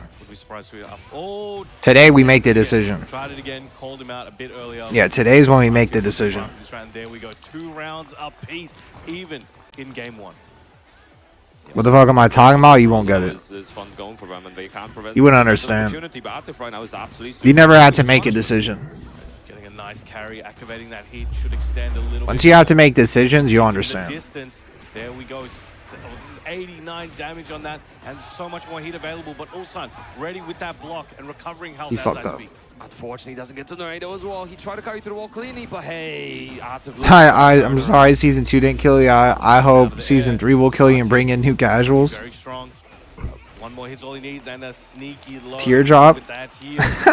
Ulsan, 1 game down, but he's just like, watch, bro. I get it. I think I understand it now. Yeah, scratch that neck. The crowd, and Atif scratch that neck. Experience this arena. There's a big call out as well on the low, right? The full crouch low, massive call out. It's very unfortunate he wasn't able to carry to the wall cleanly. Maybe just should have. Wait, what? He was scratching his neck like he lost. But you know, when you're trying to be optimal. Am I from New York? No. Let's see how Ulsan that's heavy. As well, because that was a close game. So if he can maintain that momentum and maintain trying to actually deal with Atif like this. Would I have mercy that she goes through my phone? Crowd actually caught him out of the air. Nice dashing as well for QCA4. Nice heat smash. Watch this. Russian assault. Nice 1-2-1. Gets blocked still. Has a big life lead. Can tank a few of these situations. But if Atif gets a big runaway with it, it's going to be a problem. So much damage already. Looking for the slice of free. Nice movement. Watch this shit. Yo, crowd is racist? Huh? Why do you say that? He wasn't thirsty. Yeah, he's doing dry January. What do you mean by that? Joe on his knees when it's just a character punish. reveal. No, they're gonna be on their Yeah, knees. that jump was -12, yeah. My fly is just gonna be Executions down. here. Oh, the pressure right now. My fly is gonna be And down, the but big they're gonna be sweep. on their knees. Duel gets the tech. Watch. No health to be recovered. There's the hatchet vault. Atif trying to get away. And again, he's ready for these rolls. The reactions are on point. Also Oh, gonna they're be going the careful. Pakistanis? Oh, and again, the counter hit from Atif off of the hammer chance. Right, trying to build that pressure, running in his face. But Ulsan again finding so much success with the shoulder. He knows that Atif's using a lot of the highs to build up his pressure and finding these holes to thread through. Nice movement around as well. Going to right to Anna's weak side. Ooh, Tried for the spike down. Doesn't quite get it. Jeez. He dashed. Fucking Dragunov could like launch all these The pigeon lows. roll, was worried about what Atif could do. Instead, going the cancer. traditional route. But Atif building that pressure, gets the counter. Still alive. Also needs something. Look at the mid and the punish. And the hatchet wow. to close it out. Ulsan not going down without a fight. Got a little smirk on there. I saw it. That was looking. 2 rounds to 1. That was so scary, man. But Ulsan definitely in the driver's seat right now, making all the right decisions. Nice movement as well to the right. Catching him with that second hit of that 1-2. Pigeon roll from a distance. Atif putting him in a rough position at the wall. And he's going for the big decisions, you know, going for the low over and over again right now. He's potentially trying to condition Ulsan into expecting another one. Using up that heat, trying to push Ulsan's back. Nice counter confirm as well. Oh, what a dunk! Got him. Even Atif was like, yep, fair enough. Uh-oh. Got a bit too greedy with that one. And Ulsan feeling the energy of the crowd. Feeding off it. Oh, This is no, what- no, Why is it Tifa not bot anymore? I don't You know. know, he's feeling himself too much. He knows the room is with him. He's Probably because it charging has butt in spirit his bomb. name. Meanwhile, Atif taking his headphones off, getting some air, listening to the crowd. He is going to use that fuel in the opposite direction. Waiting for Anna to be whacked. Want the other guy to win. I'm here to disappoint you. I'm here to crush your dreams. Let's see which player will be moving forward from here. He's done it before, and he can absolutely do it again. And wow, closing the distance and getting the counter hit on it as well. I said that, or how to make a Drunkometer rise all the way. They're locked in. It's all When or Harada shows nothing up right on the now. screen, it will. No punish for Ulsan, unfortunately, as well. Oh, and a big full crouch down forward one coming through for Atif, getting that round. Oh, not quite getting round, but hey, there you go, closing it out. Golden letters. He seems fueled up. Let's see how Ulsan answers. Again, trying to get some plus frames, mixing up the options, changing to the mids as well. All right, Atif being very agile at the moment, hard to hit. But as I say, Ulsan building up that momentum, big sweep in return. Bro, I just realized this shit isn't even top 8. Using so Holy many of his fuck. sweeps, and they're all pretty much just working out except that one. Holy fuck, I'm so cooked. I'm so fucking Mixes cooked. it up, goes Oh mid. my god, this isn't even top And then he does 8. as well. Look at the damage, man. There's so much from the interaction. Gets the side splat as well, and just like that, Atif Holy changing shit. it all around. Ulsan on the brink of defeat right now. And even he reeled back, and he was clapping. He's like, all right, I see you, I see you. Oh god, I'm He's actually still in, cooked. though. Never mind. 3 more rounds. As to long go. if we He's get through the 7 down, announcement Atif, and I'm one still away awake from closing this out. and I'm not The dead tempo and I'm has not throwing up increased. on the ground, we're swings are good. coming harder That's and all that faster. matters. I'm not even Oh, gonna there we lie. go. I was going to say, has to be That's careful all around the that 2-dub. Atif looking for something as well. Stand Slipper up, bro. power to the wall, and again going for the sweep. 1 I don't hour think he break. can kill, but it's still Order going a to be pizza. a chunk of damage. Gets the wall. Well, he's that resplat. Low jab, trying to keep himself alive, recovering a little bit of health. Going for the strings, nice duck into the step. Ulsan still alive, and the backswing blow, closing it out against his favor. Atif, but moving forward to the top 8 bracket. Make some noise, ladies and gentlemen. I respect the attempt on that QCB2 in that clutch moment. If it worked out, it would have been such an amazing decision. But unfortunately, not working this time, and Atif, you know, changing up the score. Now we're free between the two of them. And what I love about this crowd is as much love and energy as they were giving to Ulsan, you know, hoping he would win. When Atif got that victory, they were still willing to show that love. They're just here for that good-ass Tekken, regardless of who's standing up there. 100%, and that makes us 2 apiece, right? 2 Koreans and 2 Pakistani It's evened up. They're players. going to have to settle this. In Holy the fuck, please, and man. obviously, there's still Just the losers time matches to travel, go through as time well. travel. There's so many more games to continue going through, but let's have Time a travel. look at that bracket. What is that bracket looking like? Who's gonna keep me awake? Just as we witnessed there, Atif moving forward into top 8. Oh my god, the very losers close part. set. Arslan Some Ash are knee, please. you know, Arslan Ash extended knee, a please. couple levels Arslan there, Ash knee, taking Knee out, please. moving Arslan forward. Ash knee, Loha with a please. clean 2-0 against Fuzzy made it so difficult, did not give him a chance. And Mangja versus the John, an amazing set, one of my favorites, with Mangja resulting in Arslan Ash knee. Yeah, the Lowhigh side was also. I think that's probably one of my Please. favorites as well. I think Lowhigh and Farzine are both such strong players. So seeing Lowhigh actually Please. adapt and change both playstyles and deal with Victor and then Lydia as well in the same capacity was actually really, really cool. Very impressive. It's hard, you know, when you're a player, you know, switching characters, it can be hard to balance everything. Arslan Ash knee, There's a whole other file in your brain you have to open please. up and like check on in like a matter of 10 seconds sometimes. When that game loads, you got to be ready. 100%. And so far, I mean, the way it's shaping Yes, up, they're uh, doing it's been everything. Such an interesting. Everything bracket till overall, top the 8. way it's all been going, but we're looking at losers side as well.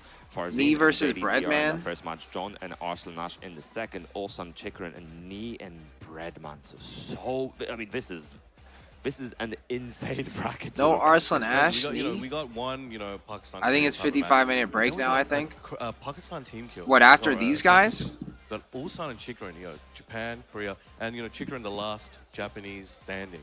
And then we got Knee and Breadman, another Korean clash.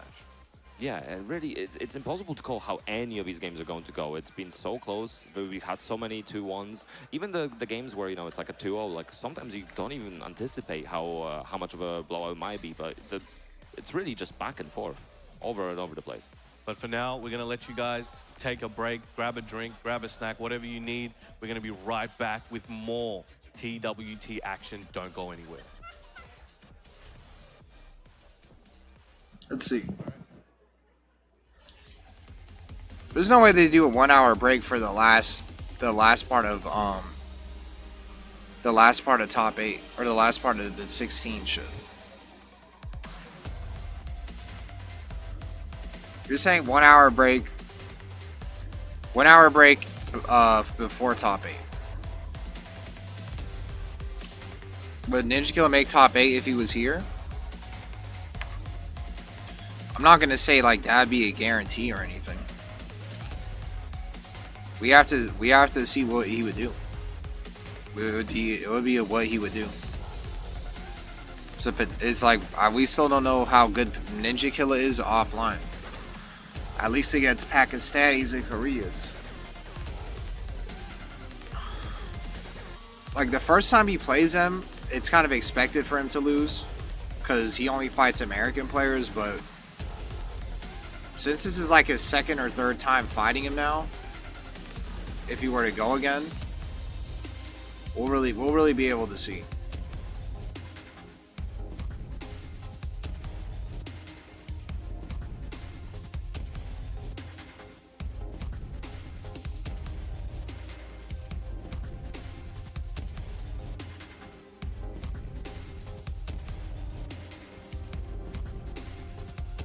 I haven't finished RE1. Yeah, Mr. Bun, no. Oh, yeah, I actually did. I actually beat RE1. And you know, somebody gifted me to play RE2, the OG.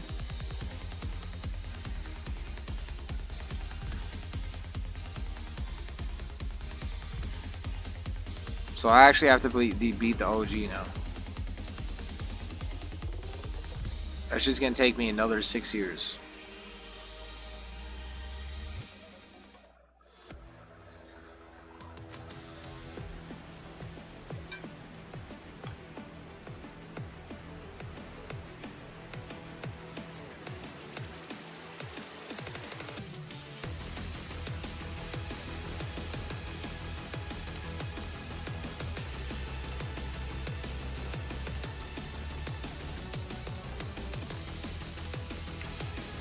What did NA do for you to speed run them?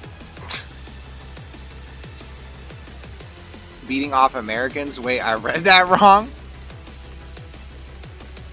You gotta post the the GIF or the emote where you're putting the flag in the shredder.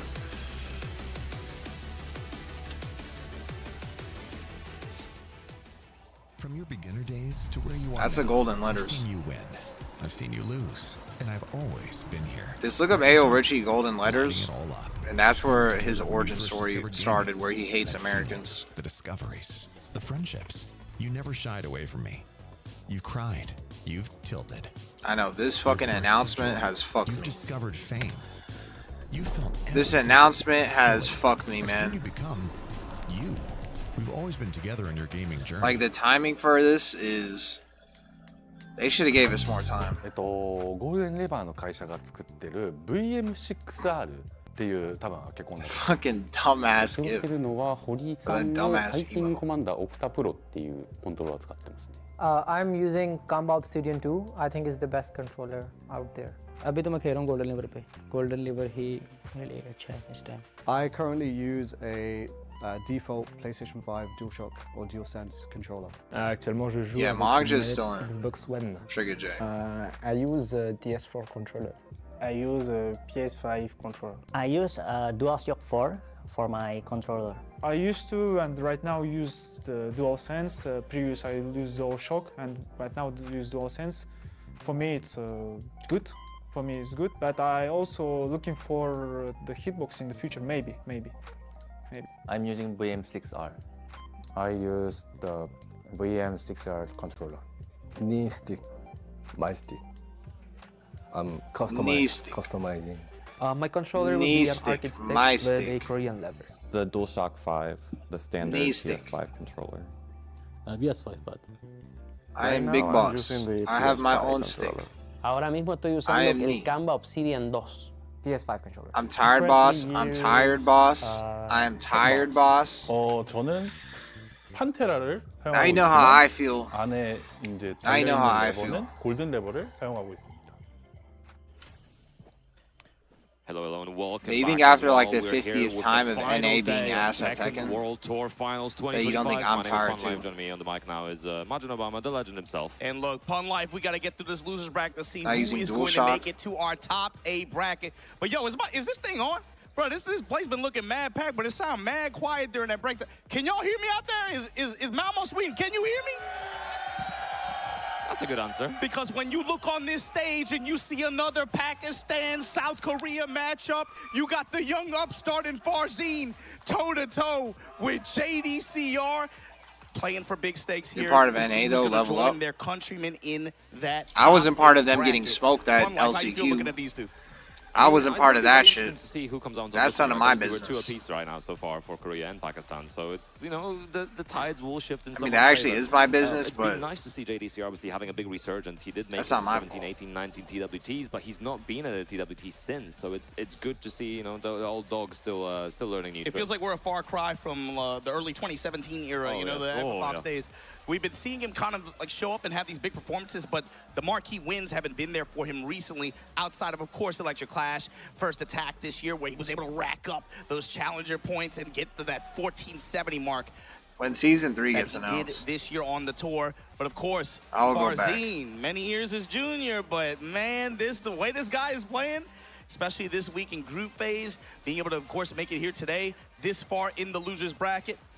But the thing is, man, holy shit, I'm to so make it fucked that I and thought join that like the you know, I thought that the just saw sleep that emoji was the intense Haku with Sonata Ulsan. Ayo Richie emoji. And then the other players that Osama Abbasi, the way that guy is playing out of his mind today, for them Their problem, yeah, to I'm fucking. be met I'm with, evaluated. again, this loser side of the bracket I'm and what is evaluated. waiting in this thing.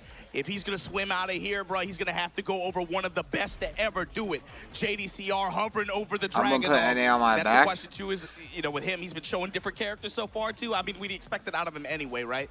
Yeah. But he has not shied away from that in this final at all.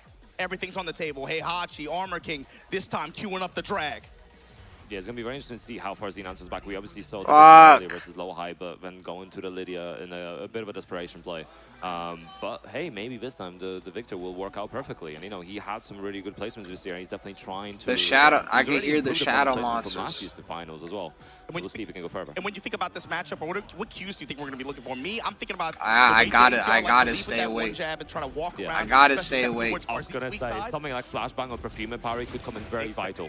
It's Farzin, dude. he's going to be banking on that shit, especially when it comes to the counter hit timing. If he's able to sniff JDCR out, or is JDCR going to draw first blood with that cocked hammer punish here, parallel to the wall in the activation. Nice, big chunk of damage as well. JDCR wins this, JDCR loses this. Oh, yeah? Clear out all that gray health. Oh, yeah, put your money where your mouth is. Reaction, how about you eating all that? Slides, the trades in JDCR's favor, but the yeah, I'm not gonna lie, I haven't been doing predictions because I haven't been. Carried towards the wall. My eyes have been closing. What's the Oki? What's the Oki? Is he going mid? Not even because of the games. I'm actually just like, fuck. I thought that the announcement wasn't gonna be until. The delay, the wait and see, and the mid. Down 4-1, JDCR. I thought they weren't gonna play Tekken until 8 a.m. Goes with the running low this time. And they were gonna play Tekken after the announcement. Doesn't want to overcommit. Nice low punish on that. So I was prepared to just wait. Nice mix of mids and lows but here. Then Megaclan said, "Oh no, it's actually at 12 a.m." That's what we expect from Farzine. And I got so good and being able to sniff out opponent timings, he will start fishing for these counter hit buttons. Yeah, the flashbang is such an interesting tool as well, because on hit it doesn't really give you anything. Angry but boost. Hey, big whiff still. On whiff, it's gonna give JDCR a lot here. Real estate coverage, activation state, the wall, double fish slam, and the down two to close out. JDCR rocking and rolling. Back in this thing. Catching that the roll from Farzine as well. Nice, coming under, doesn't get anything for it. Good punish from JDCR. People loving it too, man. You know they love them some JDCR. He's rocking and rolling, bro. 4-1 counter here as well. He's rocking, Farzine keeping the pressure. What a big trade and getting the most out of that. Hilt to the blade, the EMP blast. He's a rock. Farzine overextension in the sidewalk from JDCR. That time the perfumer counter coming into play gets the engagement. Farzine time. Cancels his pressure early. JDCR with the instant jabs. Running to working out for him as well, trying to use that gun as key power as well. Gunshots. Heat, and no, going for the tackle. 1+2 option. That's a chunk of damage from, he's trying to mix up from the side step. Farzine does not flinch, man. Back to the wall, he does not care. Goes for the sweep Damn, option he out of is mix two. ballsy for that. Farzine up with advantage 1 round here in game 1. Nice those small jab checks we are so used to from JDCR. Nice moving him behind, gets it in the back as well. And Farzine, you saw he identified the situation, was trying to go in the stance and get out of dodge as quickly as possible, mitigating the damage potential there for JDCR, even on the whip punish. Down for 1 checks, safe mids, pressuring with that trademark JDCR jab. And now we got the engagement from Farzine. What's the stance pressure gonna look like? Interruptions on both sides, the Abare. Yeah, he was not ready for the 1-to-1 to connect as well. And Farzine trying to track his movement as well. The humming was down back 4 as well, tracking to his weak side. Passive tracking, try to steal JDCR step as much as possible. EMP blast. Where the fuck is this text coming from? on him, JDCR, not. Bro, did I just type predictions in this? Just jab, safe mids. Nice movement as well. Side step. JDCR constantly opting for the Wait, did the prediction go through in the chat? Gets caught in the air by the hop kick on the instant tornado working out, and They did, right? Yeah. able to burn the time here. Pun life. Bro, I did not even memorize. I did not even remember doing that. Yeah, and Farzine, look, bro, we got prediction. I don't know. I don't know how the fuck that shit happened. Timeouts in fighting games. I love the lame stuff. Open setup too. Like I don't know. We've been seeing this season. I don't know what's going on. I'll be I'm blinking. I'm blinking, and then like things are fast forwarding. Bro, we saw it like in spades yesterday. Yes, right? Like, exactly. Towards the end of that time. Like I'm seeing a picture book right now. now. An offensive tool, but also an excellent tool of actually creating comebacks with it. It's an all-arounder that you can use in different ways. What have I been drinking? I've actually been drinking like really strong shit too. Health recovery as well, properties, you know, even if it's just enough to give you one more touch, even. I would be more like angry drunk, you know, or whatever scenario. Or more like to create an opening, be able to like take breaking my advantage of shit the drunk. clock like that. We saw it in spades yesterday. See a little bit more. If I actually today, slept. Farzine leveraging it So to now the I'm end just of like that first delirious game. drunk. JDCR taking a sip, thinking about it a little bit, mulling it over. Oh man, a little chat with himself as well. When these prodigies step on stage against these old guys, What is that really can't help strong but shit? root for I'm the drinking, old guy, man. Looking like he's going through it, but he's been on this stage so many times over the years. Farzine Holy looking fuck, to I already make history, forgot. punch his ticket for this top 8. And he's got so much experience. Like he was saying, so much experience under the belt, but even things like Evo. Drinking, prestige riding on his coattails. But sticking I actually to the forgot, Dragunov, bro. no switch. I was wondering if we're gonna get something like an AK potentially getting pulled out. What is this or shit, even a Born? Heihachi, but no, sticking to the Dragunov. Yeah, it's like we said at the beginning of the set, right? There's got to be a consideration, at least if I'm you're drinking on the other side of the whiskey. stage, right? Like, man, maybe But he the pulls kind out of the whiskey AK, I maybe he literally pulls out remembered it and I the forgot. Heihachi, right? But no, full commit the drag, and it looks like he's just doubling down on his same game plan that he's had. Tekken and liquor don't mix? See if he can try to. I don't know. When you drink and you play Tekken, yeah, bourbon. I'm an idiot.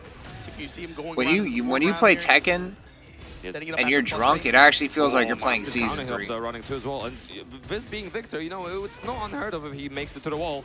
Yeah, it's bourbon. There we go. Actually does make it to the wall. Well, it's nice when you have built-in movement in all your stances. It's nice. It must be nice, huh?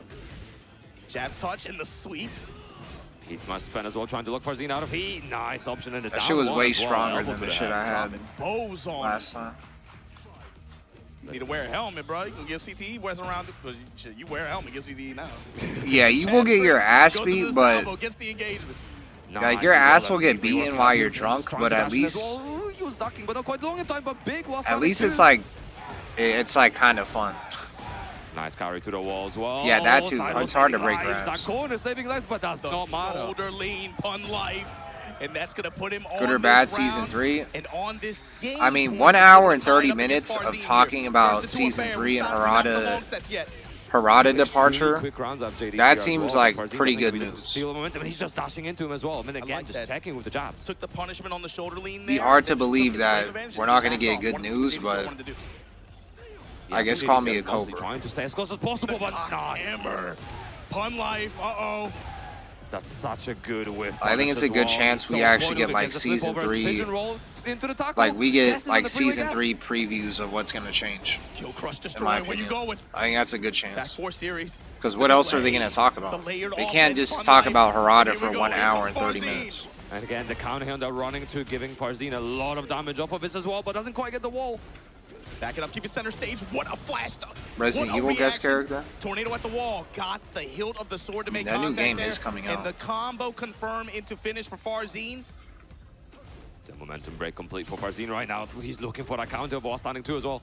Running to pressure. The delay mid that time works out big time. Additional advantage. That wall blast still available as well. JDC here gotta get away, but no, never mind. The side step 2 actually working out beautifully. Look at the damage. The blow up. That's all pre-tornado. Got your activation. It's not about damage. Apologize is so cool. Here with the pressure. Who's next? Arslan versus? Goes with the low after. Cut him. And just like that, Farzin is on set point to put the legend JDCR out of this final bracket. That was a momentum break. That was a momentum steal right now in Farzin, completely running with it. Nice interrupt from JDCR. I forgot. Running into him as well, looking for that down forward one. Nice spacing and movement to the side as well. Down forward working out. Combo drops. Good punish from Farzin. JDCR, you cannot give the prodigy from Pakistan these kinds of opportunities and chances. The mid-range control from JDCR kicking in though. Pressure with the safe mids, pressure with the jabs. The walk, the uppercut whiff, and again the stance forward momentum, able to get him out of dodge. Yeah, the dash out of Perfumer actually helping out beautifully there as well. Uh-oh, guaranteed follow-ups. Step and stomp. Yeah, 8 a.m., 40 minutes for Season 3. Counter activate. JDCR winning out, and there we go. Extinguishes the health. A little bit of damage on the board. And the last-ditch effort off the wall. How do I know it's a 1 hour and 30 minutes? I'm not guessing. It says the announcement is 8 o'clock, and then it said that top 8 is at 9:30. It's not guessing. Go to Twitter. You'll see him in a short while. Wow. The Excalibur to seal the deal. Let's go to Twitter. Off the top rope. We just watched the Royal Rumble. And it's so crazy as well, because we used to see that move so much, especially in Season 1, considering that the tracking was so much better, there was so much chip damage off of it. But Pun Life, give it up everybody. JDCR had a hell of a week. JDCR had a hell of a week. It was good adaptation as well. You could see, you know, he was stealing the momentum, but Farzin just answering back. Just one round breaks the momentum and just steals it back for himself. And again, Excalibur coming out, it's always such a good tool to use, though. You're fucking robbed. You know, it's a lot of risk. If you're using it outside of heat, that's a little bit of a crazy decision. No, whoever bet on JDCR, give me all your points right now. Not only being safer, but also just the fact that, like, what it does, too. It's almost Take a like, shot. almost like tag crash, almost like drop it from the top like that. Use it like some form of evasive maneuver almost, and especially with your back to the wall in that situation like that. Yeah, a bit of an unorthodox backsway as well, right? So it was an excellent decision made, and yeah, honestly, I was wondering. Oh my God! Why did they choose to make the TWT shit like this? One as well, and the movement around. There were so many moments where JCR holy fuck was so poised to try to get some damage out of it, but then Farzin got away, as we were talking about with the dashes out of his stance. But you know, it is what it is. It happens to the best. But Am I okay? I'm just drunk as fuck. Good about most of his run as well. And I'm tired as fuck. Yeah, I think his performance here was definitely a crowd pleaser for sure. You know, especially being able to see the character selection that we did. Because I thought that we were gonna have to. I thought that the announcement was gonna come first, so I was prepared to just be awake at. We're gonna have a bit of a wake up at like 7:30 a.m. John's already had a bit of a tough week. And then I got jump scared at like 12 Making o'clock. out of groups, having to run through all of the LCQ. To be fair, it's had its ups and its downs. Oh right? yes, it's had its for ups and its downs. How many But also, shots? A that lot. speaks to the strength of his group, man. That group A, that says something. If your group, everybody made it to Like this basically stage. like an entire half of a cup. Obviously, the group Like a play big didn't cup. go the way he wanted, but the LCQ sure as hell did. 100%. 100%. You know, he's had a, and we've seen this before. Out of a with him, shot where cup, he but only like really starts a attending events fucking- near the tail end of the tour, trying to be as efficient as possible with his appearances. Like a real considering, you know, cup. visa matchup is always a tough one, and also, you know, it's expensive to travel. But he is trying to make that position that he made last year as well. He's one Was it position Miguel? away from matching his last placement. Facts, true. But let's see if he can do it.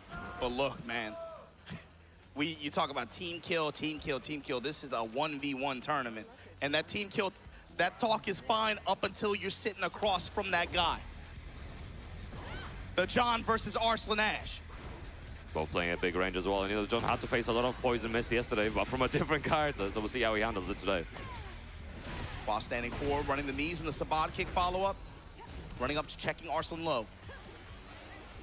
You gotta imagine for people like the John, for people like Atif, for all the other Pakistanis, there is no one that they would rather defeat in tournament more than Arslan Ash. Oh, 100% as well.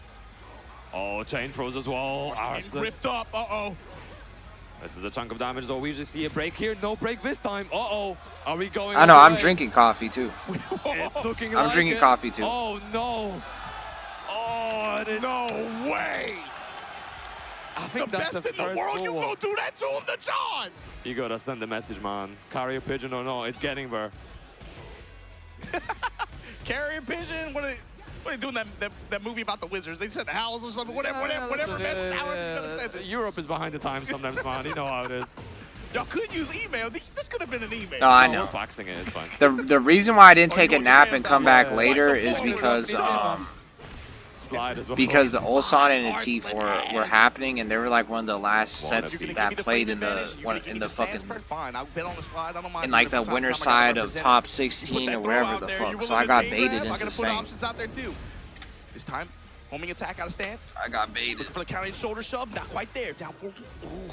Swinging with that down forward too. We haven't seen the John go to it that much. He's finally starting to go to the well a little bit. Power crush, leg drop. Again, he's using the health as a resource as well, Ver. Not scared of it. And we gotta be careful of the Arslan Hayashida. We've been seeing a little bit of every once in a while, but right now, not activating that heat just yet. Could have used it. The palm strike. Sweep the floor. And the John trying to walk for his life, man. Trying to walk into the foreground, but Arslan. ate a lot of damage in the process, Pun Life. He's trying to approach, but you know, he's not getting a little too risky with it. He's just keeping the right kind of pressure and making the John try to throw something out. Able to get up, doesn't get hit by it. Goes with the down forward one extension. Time gonna become a factor, but Arslan in his grill, moving, grooving, and comes up out the pressure. The slight delay there, comes up with the standing kick. It's also like the John and Arslan. I fucking hate when I watch Pakistanis fight each other, man. Definitely playing from behind really, really well. There's like no stakes involved. Behind it, just spitting the Listerine in his face. The only Pakistani I like watching fighting these guys is Bilal. Oh, what an option! Because as well, I know there's the like Atlas tension hammer from between them. below. And he gonna drop it on her right here, right now. Trying to mix it up as well, trying to mix up the Jaguar sprint. Emergency get up. But when it's like Arslan versus like his training partner, Drop the leg on her. The John right like now. the John or Usama Gotta be or able to seal Atif, this it's just round. Arslan in boring. range with heat. And now Arslan. We in could the have had advantage as Arslan well, versus both in Neil, we range, didn't. just trying to duck under things. Sidestep one, the delay, the down back three. The Good giant break. swing, break it. The blow, the sweep, and the John gonna bring this back. The Arslan Ash Classic doing him once again. Sweep the floor at the end of the round. Gotta be so careful around that. Just checks with down forward one. John moving like nothing big coming out both of them. It's jab, it's down forward one, it's sidestep one. so compact. We haven't even seen that much like back two of the homing options that much. Down back three, now the stiletto heels coming into play, working these lows a little bit. Arslan Ash. Oh, Ferdy connecting as well. He activated Arslan Ash, pulling to the wall. Look at the John, he's just holding back. He has to. I mean, what are you going to do? It's Nina, right? Great block punishment on that stiletto heel attempt, and it got him out of dodge here, got him the cancel, got him the real estate to be able to fight for his life once again. 4-4 neutral down two. Lows. This guy loves doing stacking 4-4 up as well, neutral running up too. this time, delaying the option as well. Going for the homing move. Guaranteed on trade. Can he finish it? The John. Not the end just yet, but a down one. Sealing the deal on that game. The John staying alive and pulling ahead. Crazy stuff, and he was looking for the right moment. The Nina pressure is so deadly. He was just forced to block for so long, but found the right moment, threads the needle, and makes the most of it. The patience, dude, that's crazy. In that moment, holding back for your life, and he somehow found the timing, saw the low. Listen, this is a borderline grappler zone matchup at this rate. Counter hit, uppercut to start things off here in game two for Arslan Ash. I want the wall, I want it all. Stomp on him. He's backing up again, looking for the right moment, looking for that potential muscle armor as well. No overcommitting, but nice little punish. Nice! Blocking the low as well, going low this time. The John making Arslan Ash pay for these lows in the down 4-2. The John trademark. Activate. Nice, stabilizing the combo as well. Doesn't get anything more for it, keeping the pressure going now. Arslan just stealing it with down jab. Crouch jab just to be able to get that in activation. No break. Shining. The low. Whoa, that was the John. Ali kicked to close things. Bro, the lows and the way that they have come to play. And then the block punishment on lows from the John too. And again, just a small with punishment. He's playing a perfect spacing game. Nice break on the blue spark this time. He is bringing it to Arslan Ash right now. He's looking so good in there again, just trying to find the right moment. Finally, some back two coming out. Arslan Ash pressure, working out at the wall there. Trade in his favor, whiff not in his favor. Hop knee, gonna get some light punishment there. Sidestep activates, sidestep not deep enough. Fishing with the down 4-2, just give me the space. He gets here of his own as well. John looking for something here, and again, he's just playing around the space. He's trying to play in the range where he can punish Arslan for any whiffs. That's one heat smash gone. I don't know if John is able to activate it. He's not. Arslan locking him out. Delay comes up with the butterfly swipe. Ooh, big boss handed to it. Just needs something here. Just small checks down back free from Arslan Ash as well. Nice. Finds the hit. Goes low again. That wasn't a charge up, so doesn't kill, but again down one, and just like that, John on set point to put Arslan Ash out of this tournament. Unlife, what is about to happen, man? I don't know, but this is damage. The King of Kings trying to bring it to the King of Tekken. Playing with the anger of the beast right now. Turn up in heat with the wall. Drop those legs. Oh, it's so much damage. Pressure piling on Arslan Ash. Not the end just yet, goes low, and Rorex, the King of Kings right now. The anger of the beast coming through as he takes out Arslan Ash. One of the, I mean, like we said earlier, man, his name is synonymous with the game of Tekken at this point. You gotta give love to him. Your 7-time EVO champion, Arslan Ash, everybody. Give it up for Arslan Ash. But the John gonna be the one moving on in this bracket. What a set, man. Some of your top-seeded players that we were coming into this thing thinking, you know, of course, you know, they're penned for like minimum top 3, minimum top 2. They're no longer in the bracket outside. We're not even in top 8 yet, Pun Life. We're not even in top 8 yet. And this feels like almost like a TWT Finals curse where, you know, the greatest of that year, the highest seeds come in and they actually just have the time. They just get clapped. But it's just a different kind of magic. It's almost like the inverse of the Arslan Evo power-up, right? Yeah. The TWT Finals debuff. That's just like, man, the competition level and just the way this game plays out with how people are playing on the day, but also how they're playing in the moment. The John, man, how many rounds did it feel like he was just getting smothered, and then he just finds that one opportunity, able to create space, go into heat.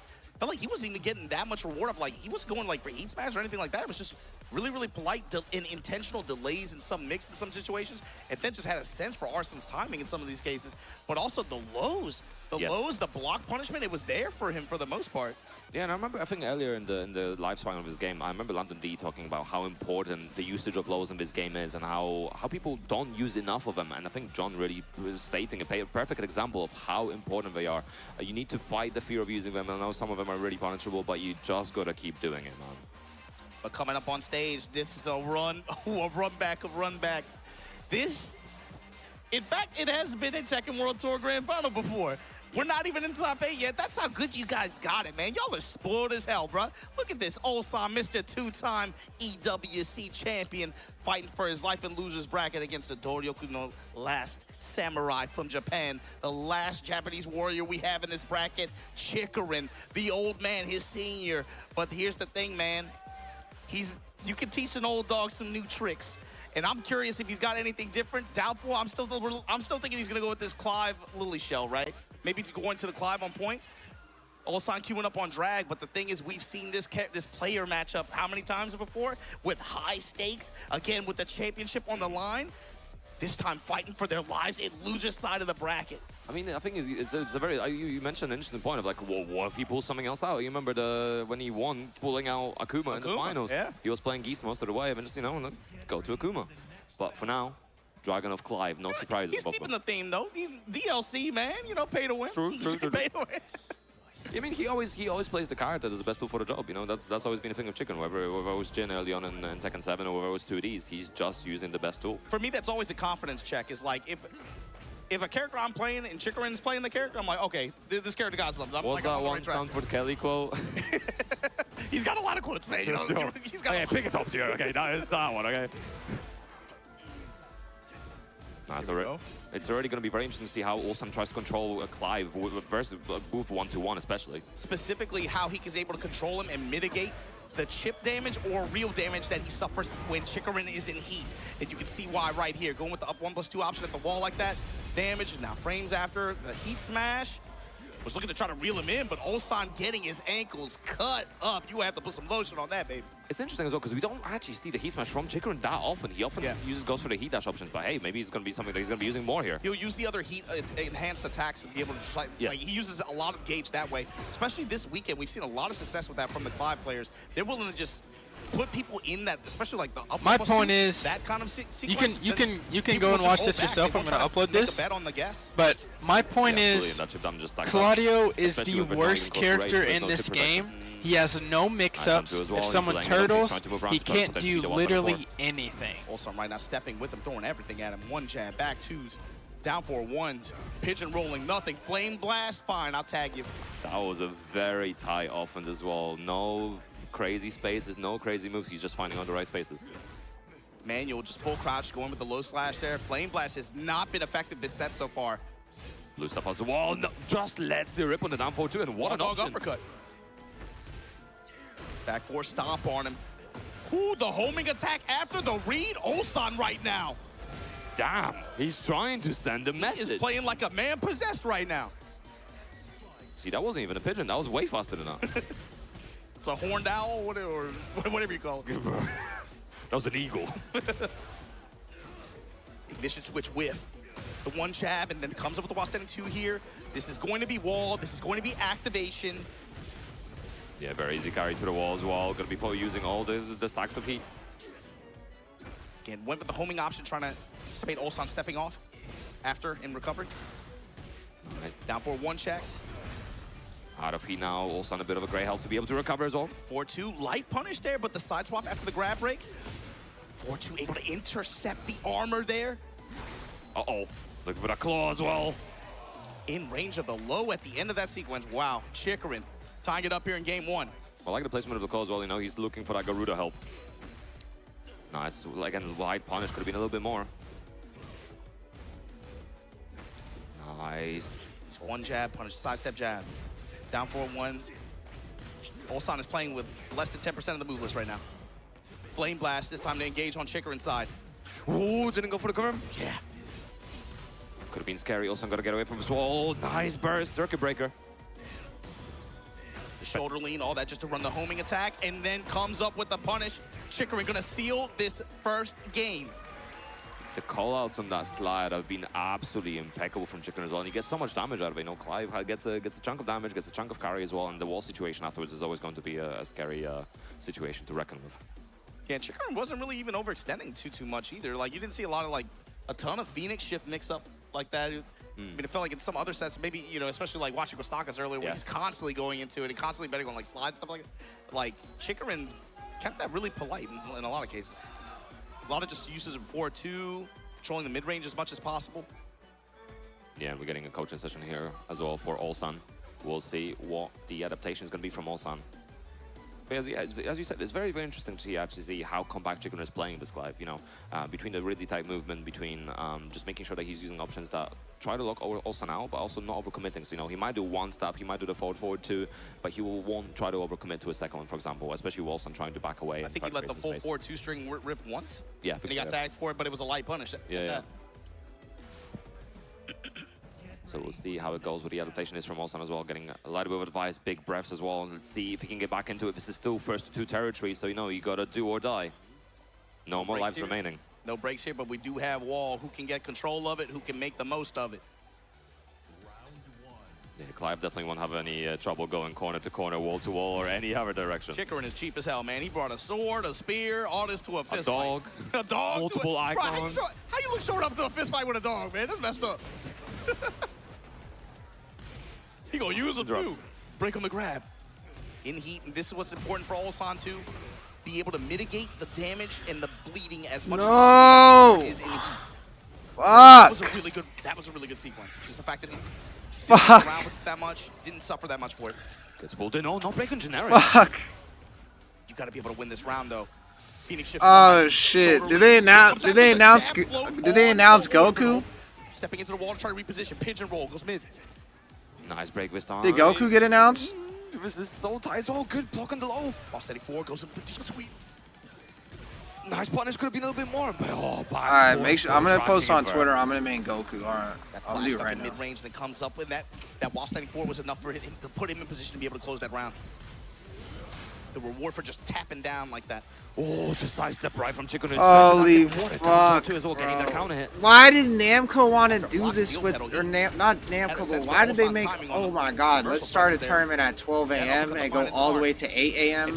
and then let's do an announcement at 8 a.m. and then after 8 a.m. let's do a fucking, another tournament at 9:30. What is that all about? Max damage. What is that all about? Make this positioning count though. Stomp and then homing attack. And he's constantly going for that homing move as well. That's a mid, because we're seeing Chikrin do a lot of sidestep into duck as well to deal with it. Nice punish from Ulsan right now. Doesn't get the wall. That's so unfortunate. Could be so much more damage. Let me just see Harada and Michael Murray on their hands and, or I mean, Harada doesn't have to be on his hands and knees. Let me just see Nakatsu and Michael Murray on their hands and knees.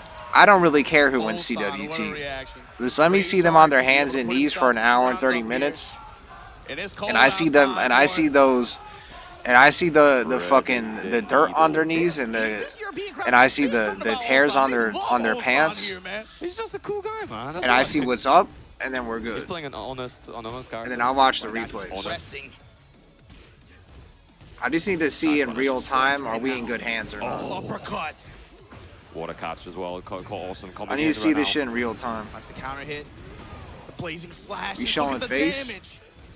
Nice patience as well. And another yeah, I have a thing where if you give me 50 subs, momentum, and we've seen this then before. I do Every time face someone feels the streams. momentum, they just keep running with it. Because there's still some people that are trying to jerk off to my face still.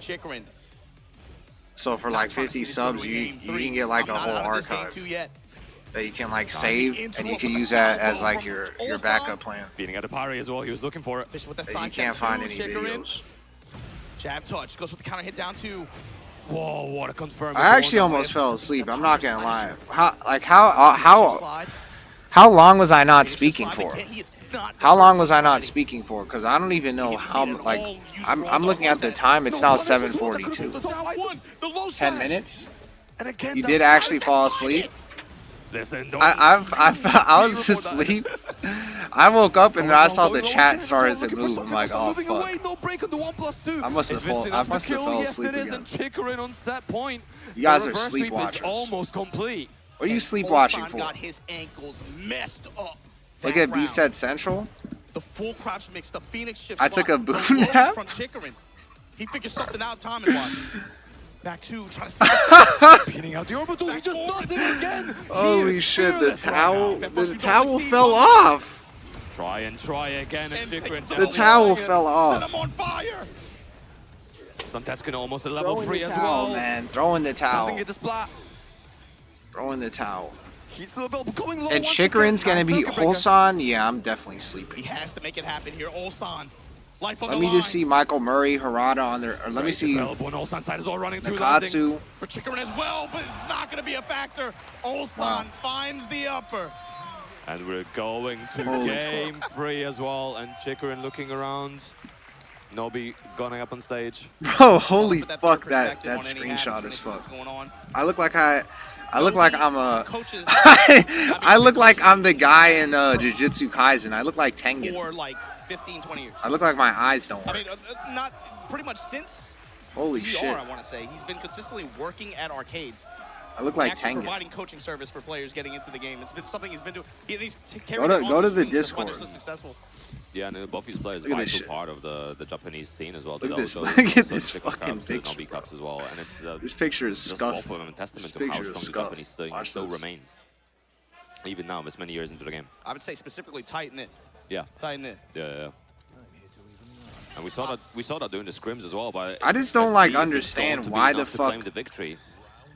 Like, Chikarin bro, Ulsan, final like, what do game. you Whoever expect? Wins gets into that top 8. Loser goes home. Let's have the top 30 at 12 a.m. and then let's have the announcement at 8:30 a.m. They always do the fucking announcement first. What are they doing? Announcement in the middle of the fucking like? What are they? Why? And that's something we saw Fucking Ulsan stupid. going to a lot earlier in the day as well. That option in the long range like that. Like there's been casuals coming to the stream and coming to probably every stream since 12 a.m. asking when's the announcement, when's the announcement. And by the time it's already 8 a.m. now, people are like, oh, they're probably not even in the fucking stream. Oh, going over. You do the announcement Bringing first. out Torgal a bit more often as well now. You do the announcement first. If you don't do the announcement first, Power crush into ignition switch. then you at least don't start this shit at fucking whatever the fuck it was started at. Oh, getting the most out of Kane as well. No overcommitting on the strings. I don't know, whatever. Fuck you. Goku's gonna be in the He already game. spent, Everybody's beating on the forgiven.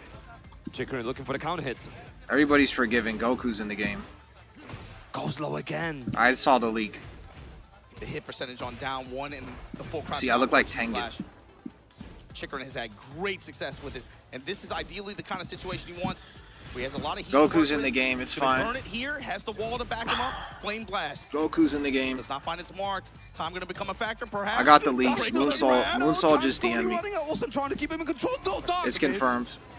On the floor, not enough. And Ulsan claiming that round, and just like that, It's he's on confirmed. that point. A master of space and time. Working the Goku's state in the table, game. the I look down like two. Professor Chikarin Snape. now. I look like a professor idiot. To interrupt. Too far, but still getting something, getting a counter off of it at least. Is this the last The game? downfall I don't just fucking know. using so many downfall once and the We got movement 14 around more minutes Chikarin until right 8. now. This won't be enough, but what's the Oki? Are we seeing the spike down? No, getting the heat activation first. Pitcher roll tackle. Guess, no guess. The 1+2 option working out, just needs 1 or 2 more hits. Like, just tell me if season 3 is gonna be. It's like, just tell me if season 3 is gonna be fucked or not. That's all anybody gives a fuck about. Frozo breaks it. Still Like, alive, this available. TWT was cute. Against the wall, and This shit was Ulsan's cute and all. staying alive and moving And if into Arslan that fights top E, 8 I'll wait. after I'll like all. actually get activated. But On this stage.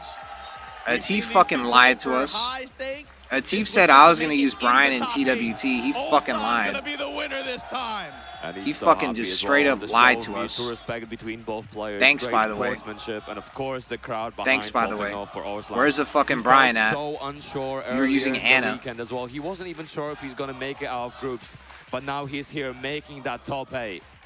Making that top end. Congratulations. I'm to dumb if Ulsan, I but think everybody season in the 3 is house, gonna be any give it different. up for Chikarin. All I know is they have an hour and 30 minutes of. All they have an hour and 30 minutes. Arslan got eliminated. After that as well. By who? Strong player. Was I He asleep when he got almost there as well. eliminated? By who? And look, this is another guy who was riding the energy. We'll get to that in a minute. Who did you get eliminated by? The John? Yeah, man. This, especially, I was looking the way Oh that final my round God, worked. By bro. then, Ulsan had just he figured out something, and you could sense a shift in terms of mood. Chikrin just kind of froze up towards the end of that last round. And it just turned. All I know is they have an hour 30 minutes. These guys have the gall to make a shit an hour and 30 minutes after making us wait 8 hours since 12 fucking. I know it's in Sweden, so it's not 12 a.m., but still. And it was just off to the races. Ulsan played a full final day, they start the stream.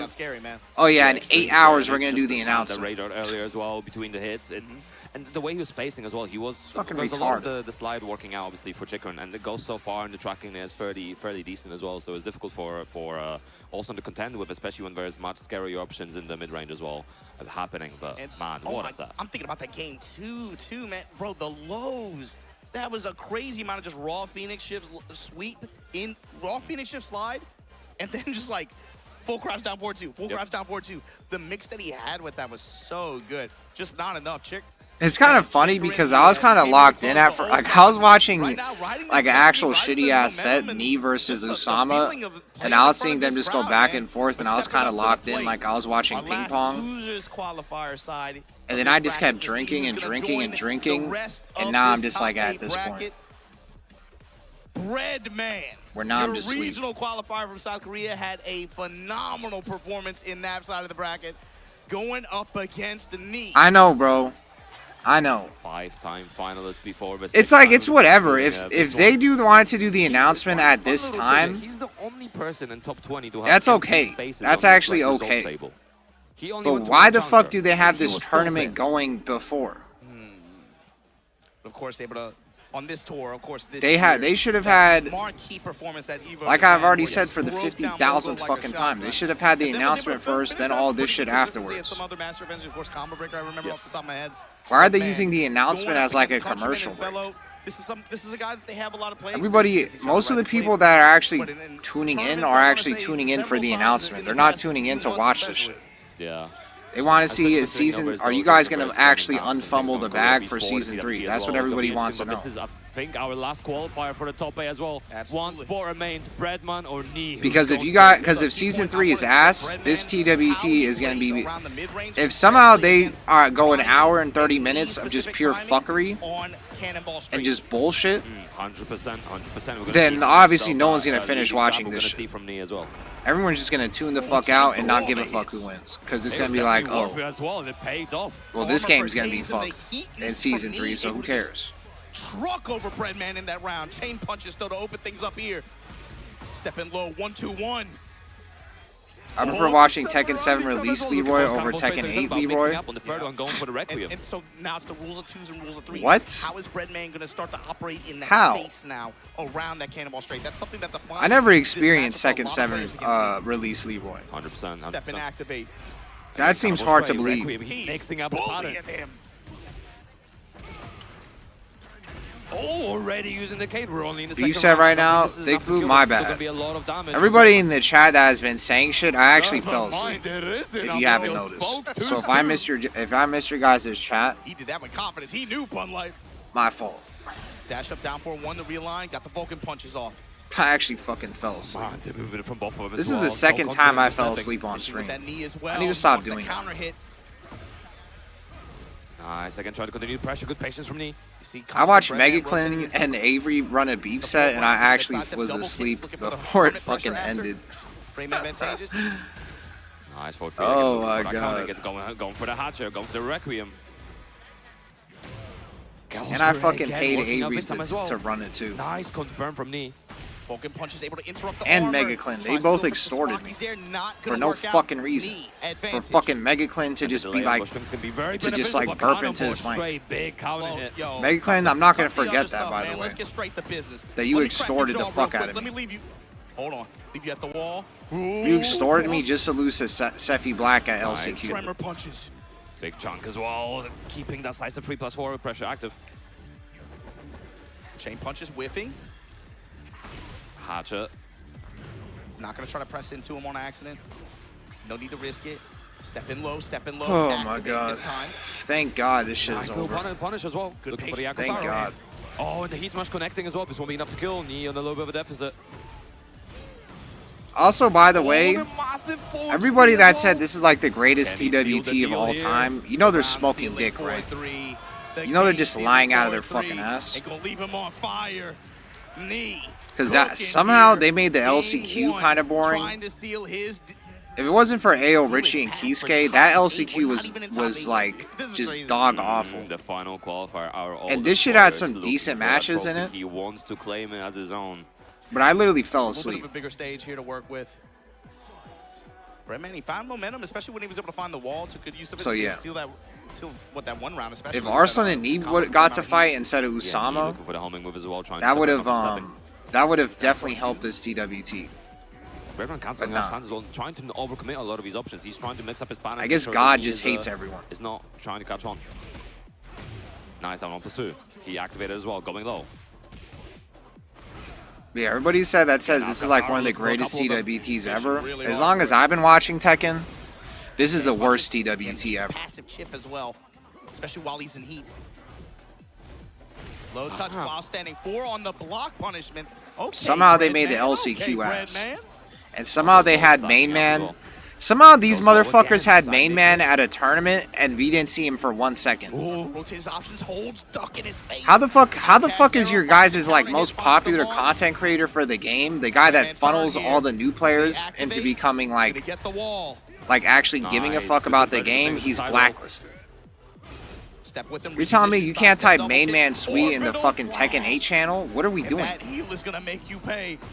Snake Eyes activate. What is wrong with you guys? Carry to the wall. You're telling me main man actually comes out of his fucking cave to actually go to a tournament, even though it's in his backyard, and he doesn't even get one game on stream? Oh, but a 1-4 gets What a waste! What a complete fucking wasted opportunity. That literally the VOD of main man playing on stream in his pool fighting Johnny Baloney would have had the most views out of any fucking match. Interrupt on the cane. Still got it though. The Kane's still in the tank. So cheap. I don't know what the fuck. I don't know what that's all about. I want Moonsault Slayer, and I want everybody to investigate that shit. Uses it this time, going low. What happened? What happened with Namco and Main Man Sweet? What the fuck happened? Because it might make sense. It might make sense why Main Man's been playing Dota if something behind the scenes happened. Trying to equalize now. Because I don't understand how Tekken, they literally had Main Man do the fucking beginner guide on their channel. Here we go. And they let him play the game early and shit like that. But then now all of a sudden he's fucking, you can't say his name in the stream chat, and they have him at a tournament and they don't in his own fucking city, and they don't even put him on stream once. I understand not putting someone like me on stream because you're afraid I'm gonna throw toilet paper at somebody, but Main Man Sui, bro, he's just gonna shake the other guy's hand and that's it, and call it a day. What is Main Man Sui gonna do on stream? What are you guys afraid of? Why would you guys be afraid of putting Main Man on Sui on stream? And people saying his name in the chat. What did he do? Man, this is going to be so much damage as well. We reckon he should be able to reach what the fuck did he do? There we go. It's not going to be enough to kill, but this is a damage. Snake Eyes Span needs something more. We need a TMM counter at point? You guys don't understand. People in NA that are telling me, oh, you just dick ride TMM, blah, blah, blah. You don't understand. Sidestep double kicks. Faints out of it. Goes with the chain punches after. Step in low. Goes for the outcast. If you remove TMM from the equation of Tekken, it's fucked. He's looking for the counter hit. If you remove TMM from the equation or FDX from the equation, I don't think just one of them could carry enough. Still alive, and Breadman counter hit, guaranteed hit, and we're going to. I guess I was kind of hyped. Game. For like 1 second, that was kind of hyped. Distance right now.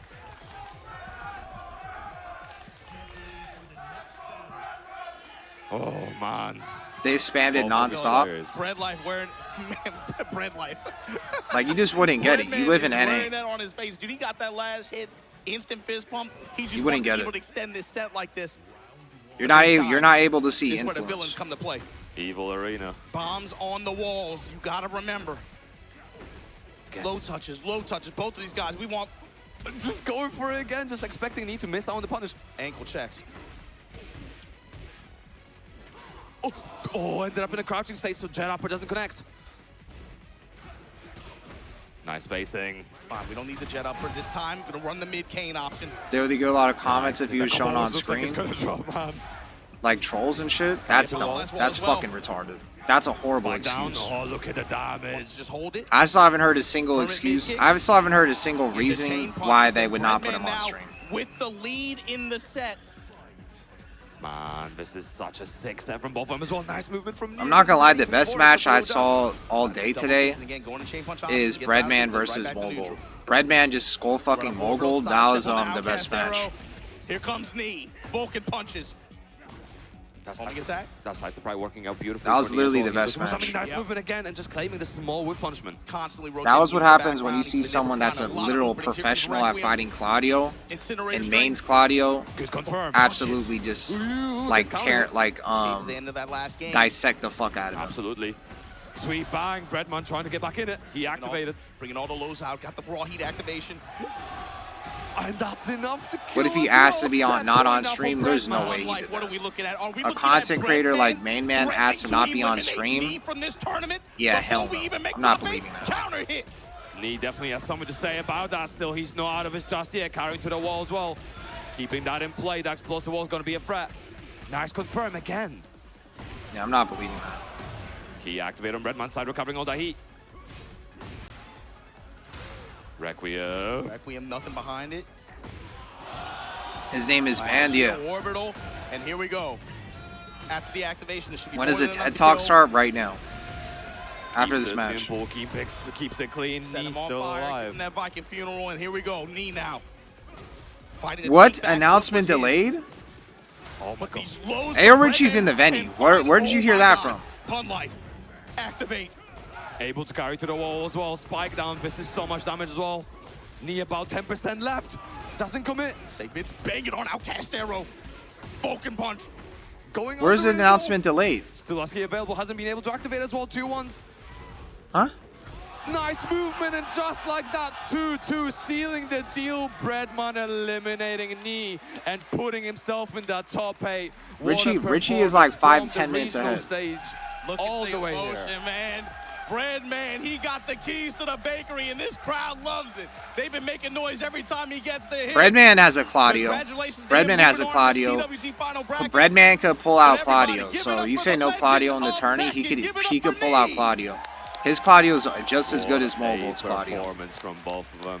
Knees pop getting cut short, but man, it's scripted, it's on time. Breadman in this top I'm 8. drunk, yes. I think this crowd is the reason why I'm not like overly fucking breaking my monitor and shit is one, because this shit is boring, and two, because I'm fucking sleep deprived. Because I got fucking jump scared that this shit was happening at 12 a.m. and I thought that they were gonna start at 8 a.m. and that they were going to release the fucking files of Season 3 at 8 a.m.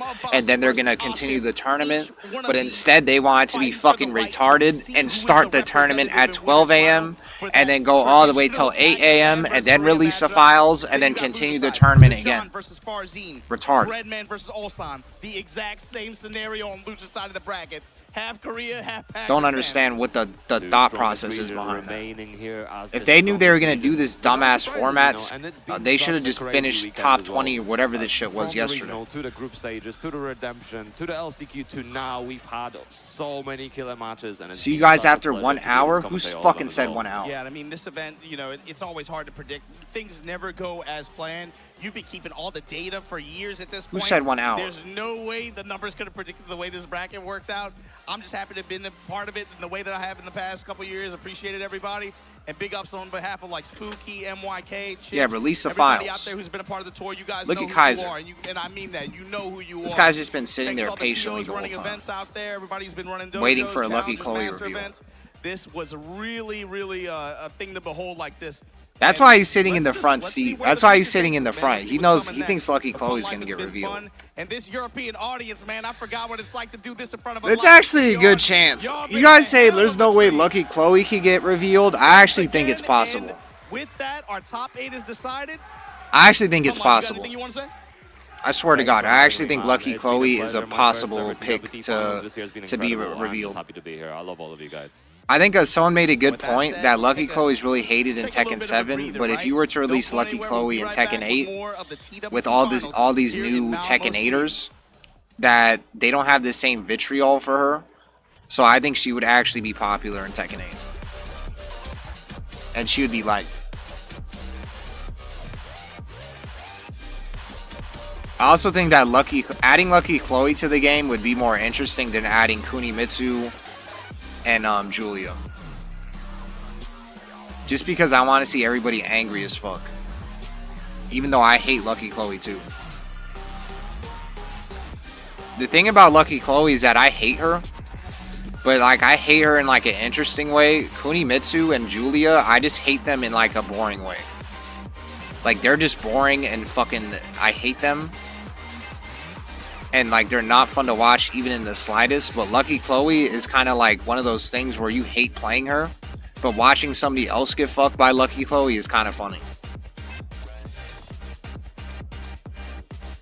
And I don't know if you guys knew this shit.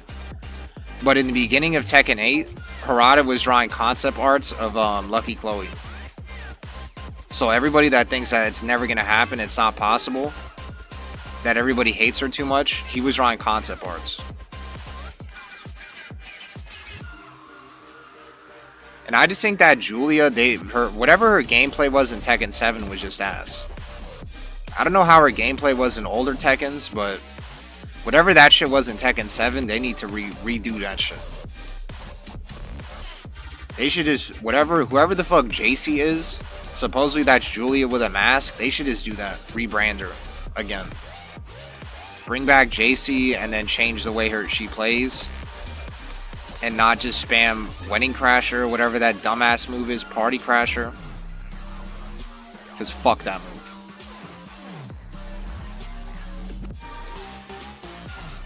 Fucking retarded character. Julia was such a snooze fest fucking character. Such a fucking snooze fest character. She was literally almost as broken. She was literally almost as broken as Kunimitsu, and she was somehow even more boring to watch. First discovered gaming. That feeling, the discoveries, the friendships. You never shied away from She was so fucking boring to watch. Jesus Christ. I'm just remembering how fucking bored I was watching like Rangshu use her and like Jian Ding use her. I've seen you become. Shit would be so fucking annoying. Together in your gaming journey. If Lucky Chloe came, I'll uninstall it instantly. I kind of want to see her come back, and I want to see you guys live uninstall her. I want you guys to show me your desktops while you're uninstalling her. I think that would be funny.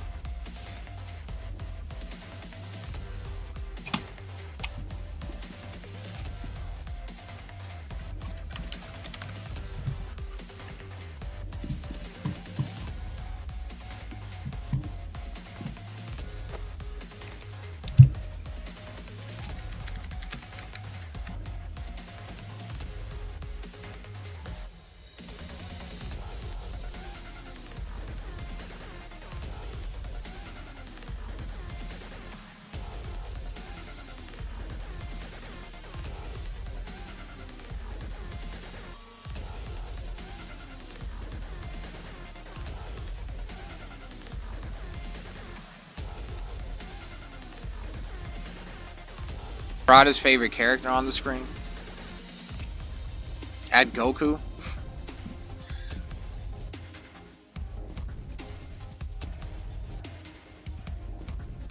A Bleach character.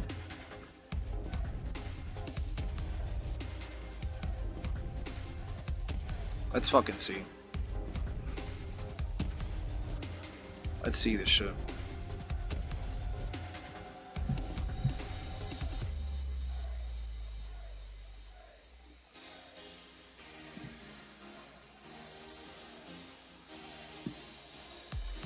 The yearly slop, as it happens in uninstall on stream. Alright.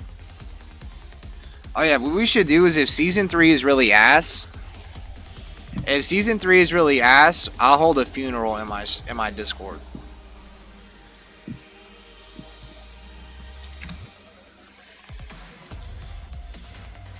So if you guys if it's really that bad, I would love to hear you guys live reactions of you guys crying. Or not live reactions, but after that shit's done. Let me hear you guys crying.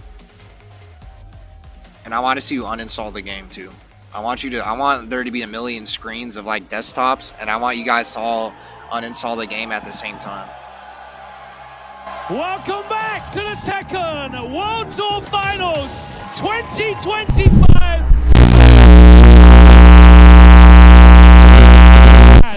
An electric It's time to wake up. live audience in the arena. It's time to wake up. This is the best set of the tournament. This is the best set of the tournament. Nakatsu It has versus been an the incredible world. 4 days of action. Today's final bracket has been sensational. Nakatsu I'm and glad Michael Murray that versus you're the all in world. such high spirits and have so much energy left because we have got so many more great matches to come. But yeah, I'm not watching that shit. Before we get into that, Oh. we have something very special for you. Very special. So it is my honor and privilege to welcome onto this stage Harada. Michael Murray and Harada-san.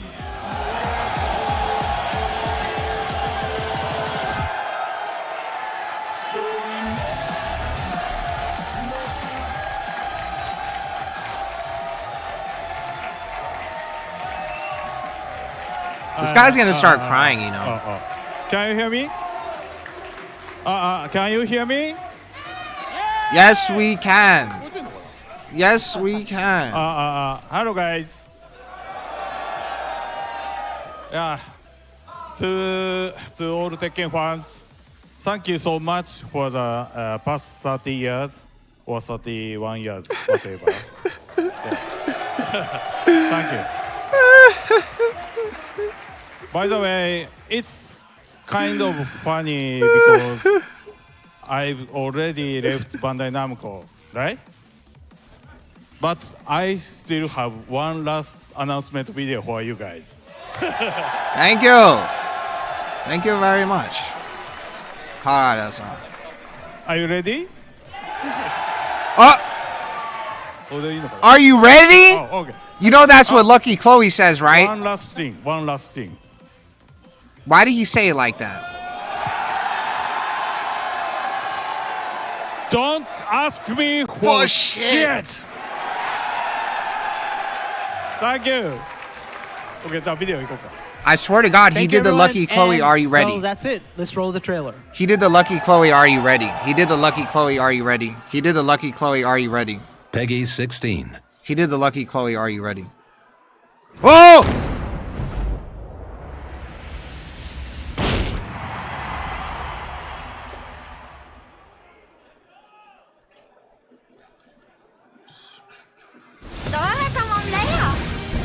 All good. Season 3 shit. We're gonna see season 3 stuff. Like season 3 gameplay stuff. Watch.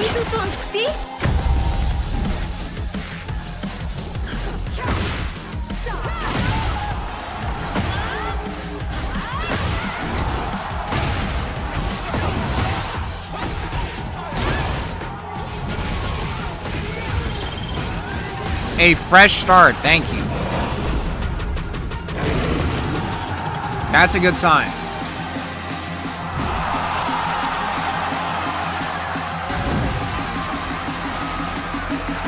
Wait. Okay, they're telling that's when TWT begins. Okay. That's when TWT begins. Relax. That's when TWT begins. Relax. We're not waiting until May for season 3. That's when TWT begins. Relax. It's okay. They're talking about when TWT begins. Bro, who the fuck is this? It's a legacy character. This is a Tekken 7 song. Tekken 7. Oh, it's Kunimitsu. Ha ha. You guys are gonna get fucked so hard. You guys are gonna get skull fucked so hard by her. Oh my god, bro. You guys are going to get fucked so hard by Kunimitsu. Bro, you know Kunimitsu was the original Tekken 8 character, right? she is going to skull fuck you without any lubrication. And you know what's crazy?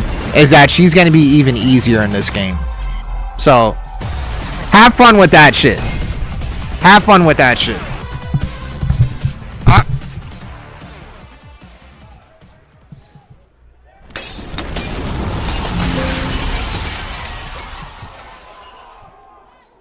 I dare you to release 3 characters. I dare you.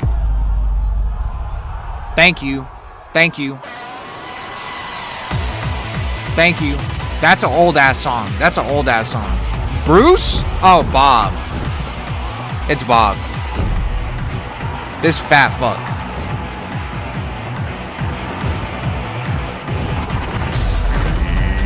Speed and wait. This guy is fat as fuck.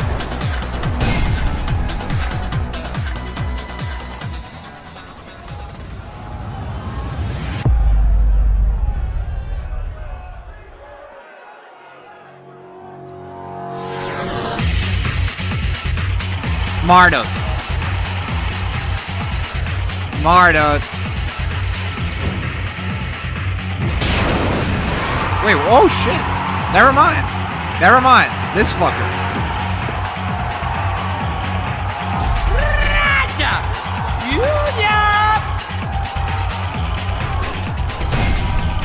I mean, I heard his gameplay was cancer, but I'll New character. No guest character? Wait, it said new character. It said new character like an original character. Or am I retarded?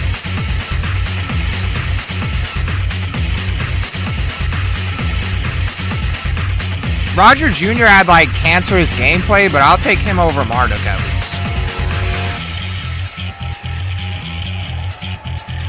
When they say new character, does that mean guest character though? I'm in tears, man. Does that mean no guest character? I was crying. Oh wait, the camera's yo, it's okay, it's okay. My man is affected. Bob. Bob is back. That was his character. If you know, it's okay. Oh yeah, I forgot. He's crying because Bob's his character. Oh, Ulsan too. That's all. Oh yeah, that's his character too. These are two Bob. They players. love Bob. These are two Bob players. It's okay. It's all right. Bro, I didn't know the cameras are going straight onto us after that, bro. I'm still wiping the tears away, bro. The fat man is back. It's all right. It's all right. Rukang was actually like a really good Bob player. It is a good time to be a Tekken fan. Speaking of Tekken fans, Malmo Sweden. He's crying because he's a Bob player. Right now, make some noise in this. He's crying because he's a Bob player. The is about to begin. We get a new champion for the TWT. Going into season 3, you can ask for nothing sweeter. I'm joining my guy, my brother Rukang. Make some noise for Rukang. He's been killing it all weekend and all the other I need to understand when they say new character, what do they mean new character? As an original? Cold got to him. That's because it's really he played Roger Jr.? On it. It's cold as hell out here in Malmo, Sweden. I don't know how you do it, but he did? this Tekken is heating up because I know they about to cook, and you know what I want. What's up? Yo, top 8 coming. Rue Kangaroo. Is crazy here. Kangaroo. Tekken World Tour Global Finals, man. It's been hype. Rue Kangaroo. All weekend, but we are going to crown the king of Iron Fist. I didn't know that. Hours time. Only one can take that title, Tasty Steve. Only one person. Only one. Look, I've been Roger is like, honestly, Roger is like the best character in that list, in my opinion. No matter if you sitting on the sideline, because I don't know, I don't really know shit about Roger, and he wasn't in Tekken 7, so I'm already interested. I just heard that Roger does like king shit and has like giant swings, and he does stupid shit, and he's kind of broken, but I appreciate you guys. So make some noise. at least that shit isn't another Tekken 7 character. Because it's definitely not easy, and I know this is a lot closer than it typically is. I was talking to a lot of the people from this region. They were saying like, hey man, I'm so I heard he was broken as fuck because they don't have enough to make it to the United States, and I don't blame you. So that's why we bought the good ass Tekken to you. You know what I'm saying? Well, the thing is, if he's crying over Roger, it's because he probably didn't think he'd ever come back. And also Bob came back too. This guy was like a Bob main in Tekken 7. Players have never been higher here, Tasty Steve. So basically, like both of his characters came back at the same some of the time. best Tekken I've ever seen in my It does look entire kind of corny, Well, look, I'm but telling you right now, one of the like scariest you things out gotta there is being one of understand these that players, that's his. but also Those one are of his the most characters. exhilarating things out there And this guy is was a being one of these players. competitor You were talking too. about it yourself, man. You're getting that inch to jump back into the ring and play some competitive Tekken to possibly be here on this stage. Yo, Ru Kang Yeah, was like close, Ru y'all. Kang I was don't know if actually y'all know. good. Ru Kang was nice with it. A long So I'm time glad ago, that man. you're still Yeah. invested, and we got a lot invested in this tournament, man. Exactly. The TWT season has been amazing. We've been seeing a lot of players step up. My learn main the is game back. anew, especially in a new iteration of the game. Oh, you And we had guys- a lot of opportunities, man. Arslan Ash out of the tournament right now, bro. Yeah, exactly. That's heartbreaking. Rain Chu out of there You right fucking now, man. cooney fucks. I can't. So we're gonna I crown swear to the God, bro. champion. Tekken 8 I don't know who it's gonna be. I is have no somehow clue gonna who's make take it Cooney first. fucking Free action harder, as well. easier to All play the than way now Tekken till 7. the I end. swear They to have God, more they're gonna time find a way. adapt, more They're time gonna to find a control the way. game. We're gonna see so many adaptations from the different players, and we're gonna see some high level. They're gonna find a Tekken, way. The highest of the highest here. Highest of in the high. Malmo Who's gonna buy Street. Tekken for highest these of the high. characters? We're not Can't moving get new no higher copies. than I that. know. Well, unless you're talking about my guy. Cooney Logan will Sama move on the copies, stage. but Make some noise. Cooney is cancerous for the game though, gameplay wise. Thank you very much as always, Steve. Right. So are we now, done here? It is time to get to it. We have the 8 best Tekken players in the world in this room right now, and they will be fighting out over this 60 kilograms of gold. Cooney is fucking cancerous to fight. In Tekken 7 was literally like a Tekken 8 character in 7, how fucking carried she was. That you could literally be a blue rank, and if you pick up Kunimitsu, you can get max rank. That was the only character you could do that with in 7. That's how carried Kunimitsu was. I had a friend, when I was learning how to play Tekken, I had a friend that was basically like Fujin, with like Fangwei, Brian, Yoshi. Like, he was jobber ranks with all these characters. He said, I picked up Kunimitsu for 2 days, and I got to TGP, and I got bored, and then I quit playing her. And she was broken. And, like, it's obvious just telling from, like, the gameplay and seeing other people play her how fucking retarded she was. So when he told me that shit never left. That shit always stuck with me, how carried fucking Cooney is. So the fact that they're adding her in Tekken 8, that get ready to prepare your fucking anuses, and you better buy some lubrication, because they're gonna actually make her somehow easier to play than she was in 7, which I don't even know if it's possible, but I feel like they will find a way. But outside of that, I will say that everything else about that shit was good. When they say going back to basics and blah blah blah. Like, to be honest, I don't give a fuck about this TWT. I'll look back through this shit really quick. Let me look at the actual moves.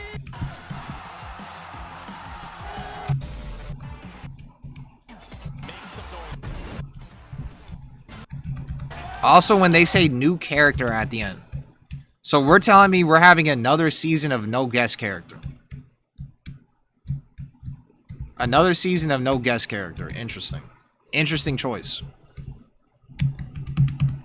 Interesting choice. And I'm not gonna lie, I was kind of expecting more with Harada.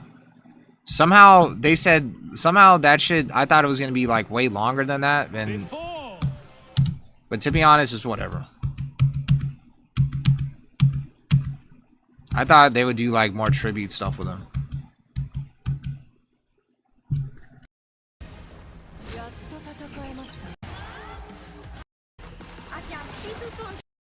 I'm gonna go through this shit one at a time.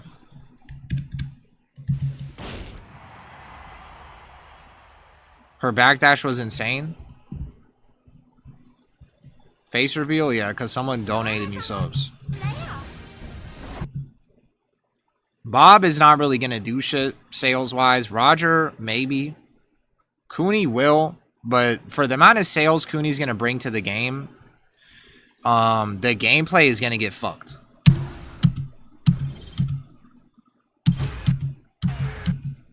Like, I'm telling you, Kunimitsu, gameplay-wise in 7, was more of a problem than Akuma.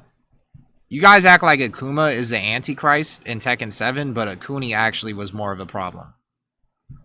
If you think tournaments are boring now and you add Kuni to the mix, yeah, good luck with that. But the thing is, at least Kuni is coming with a new season.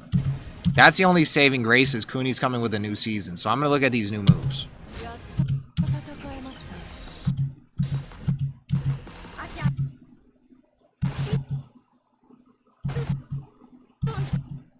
I don't think I see any new moves in there.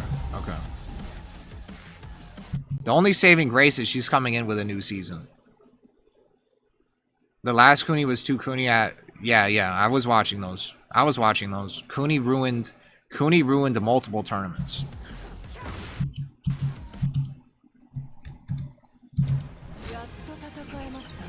Okay. I like how right off rip Anna, you was sucking off Tekken 7. Bro, every time I suck off Tekken 7, I always preface it with that Tekken 7 was good with every fucking character except Kunimitsu, Fangwei, Zafina, like at the very end when I was watching it. Kunimitsu, Fangwei, Zafina, Akuma, and Akuma is honestly at the bottom of the list because at least Akuma was like somewhat hard to execute. Julia, and yeah, those are like the five fuckers. And you could throw Marduk in there, and you could even throw Claudio in there, even though Claudio wasn't that popular. So this shit used to be like minus $1 million on it, and you weren't able to step full crouch down for it too.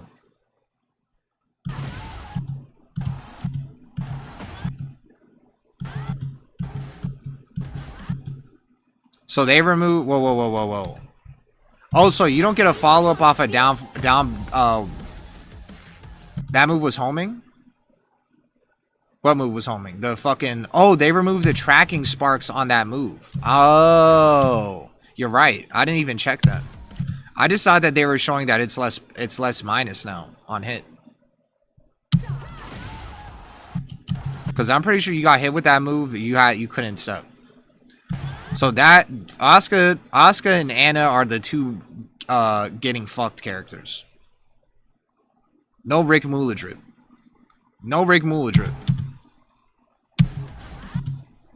That's good.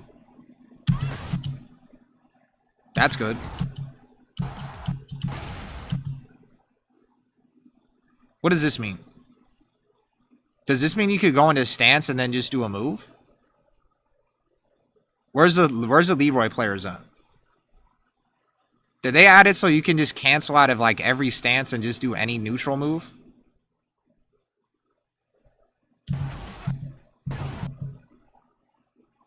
Like, does that look like they added that move to the stance, or does that look like he canceled the stance into the move? Tell me when this shit gets uploaded on YouTube.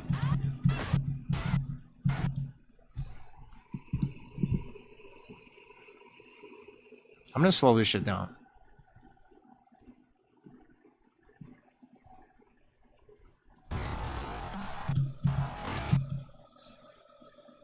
It's on YouTube, aren't it?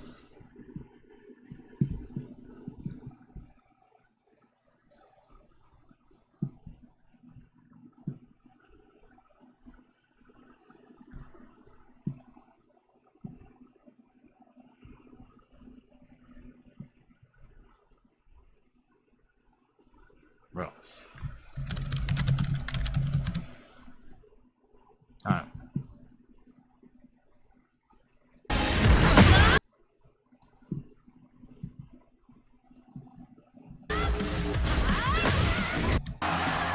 Oh.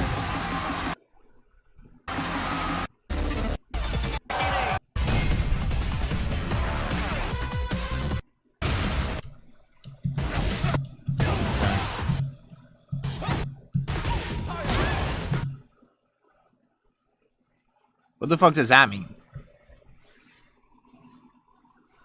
Were you not able to do that shit before? I thought that move always tornado.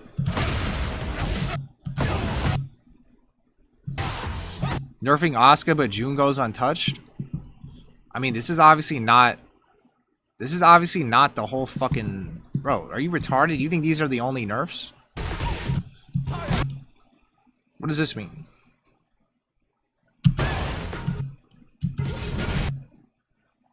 What do you mean I'm retarded? What are you talking about? What the fuck? You see what Victor just did? He always had that? It just looks like the way the tornado is like higher up now, or weird. Like the way the tornado lands looks like different.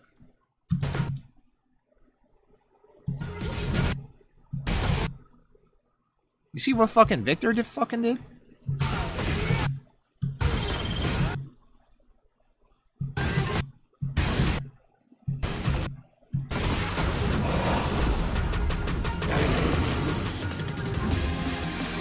That's it.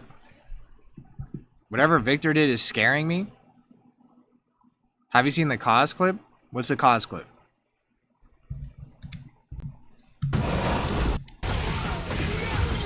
Yeah, Victor did the Howling Wolf Ana shit. He has a new homing mid after down 4-2. What is Reyna doing?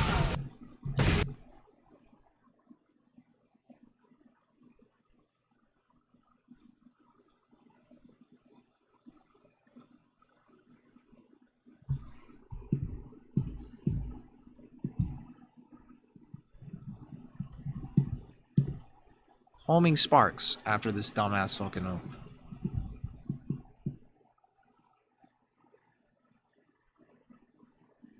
Bro, you're like minus 1,000,000. What do you need a homing move after that for?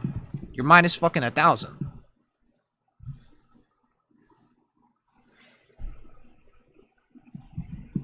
Like, I was about to end my stream. I was actually just about to end my stream, but what is it down for? What is a Jin shit? What is a Jin shit? Where?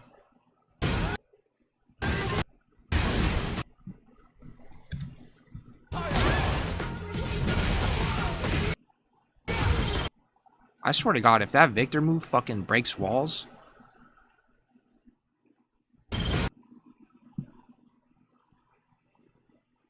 Bro, you weren't even stepping after this move down 4-2 either. Down 4-2's plus 1,000,000.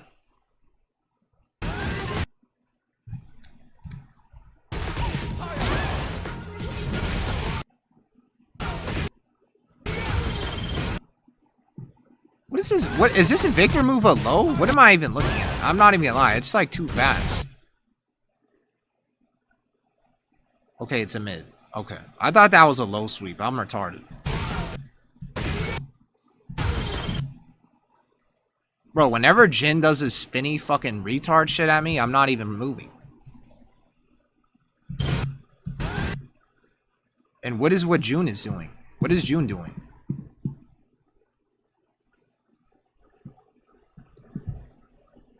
They're changing heavy plus frames on Genius, put 2 and 2 together.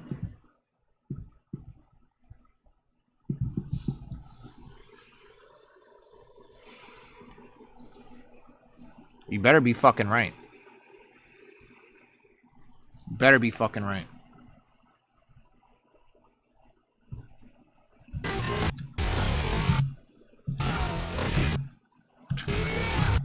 The thing is, that shit does a counter hit guaranteed whatever the fuck. That's the animation you get when you get a guaranteed like 14 frame or whatever.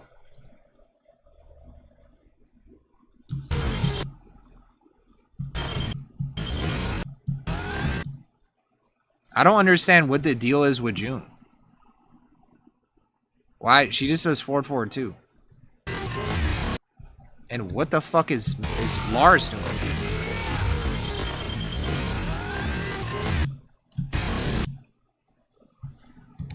So after this move on Crouch, he gets a homing move?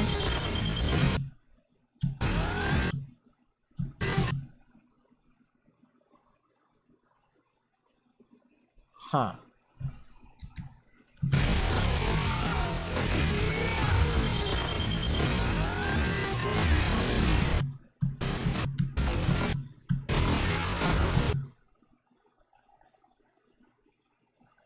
What did Lee get? Slide. Oh yeah, wasn't this not natural on launch? Wasn't this shit not natural before? Like, didn't they nerf this move, or am I retarded? Oh yeah, I'm done. Forgot I was zoomed out.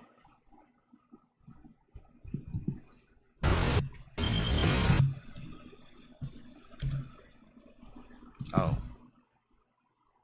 I'm gonna unshow my camera. Look at this. Look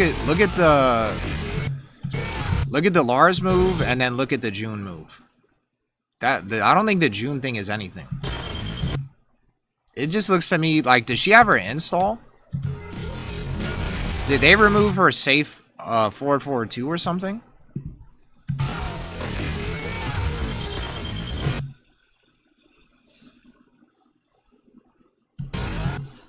And then fucking Lars has whatever the fuck that is.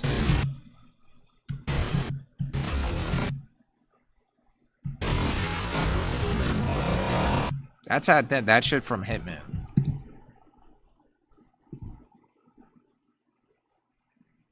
Pushback removed. He's super retarded. Does guard break create spacing now?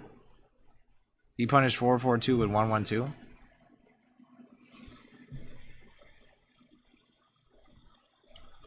A fucking monkey. All right, then you boot up a stream.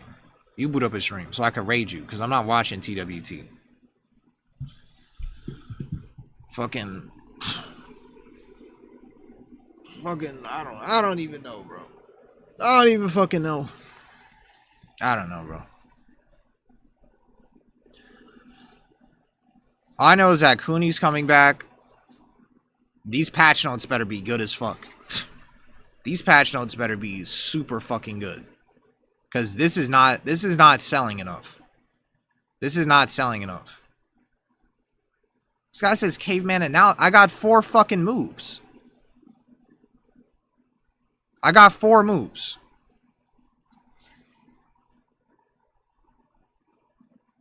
Bro, when we didn't even get a time frame. We didn't get a time frame. There's no way they're releasing season 3 at fucking May. That's not what this means, right? That's not what this means, right? They said March for season 3. We did? Where does it say that?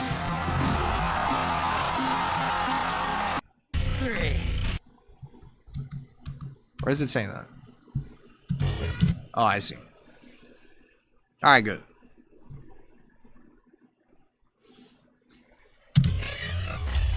Bro, give me a fucking break. I'm on like 6,000 fucking years of no sleep watching this shittiest tournament of all time. Give me a fucking break, bro.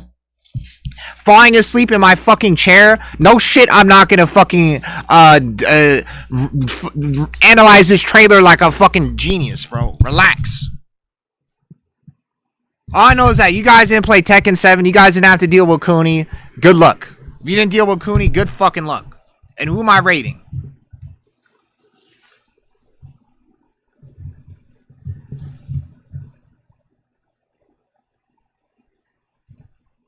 And if this isn't a guest character, I don't know what the fuck they're doing.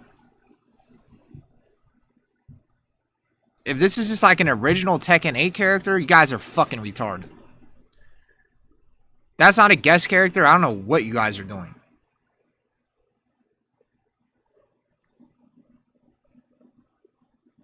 The original leak wasn't wrong then? Did the original leak say a guest character? Yeah, the Australia is a kangaroo. It's these fuckers.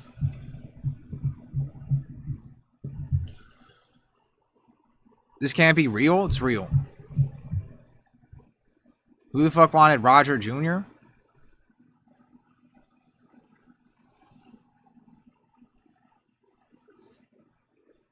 All I know is that nobody that has not played Tekken before is looking at this season pass and being like, yeah, I'm gonna play Tekken. I'll tell you that much.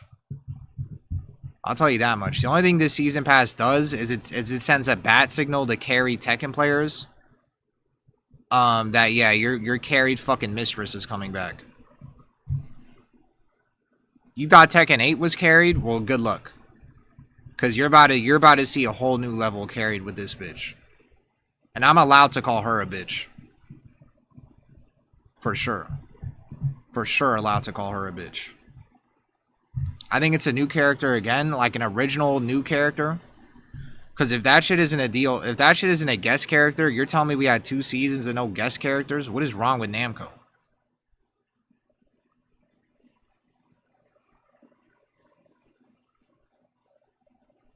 So basically, all I'm going to say is, yeah. Season 3 is still hanging in the fucking balance of whatever the fuck we find out on the patch notes.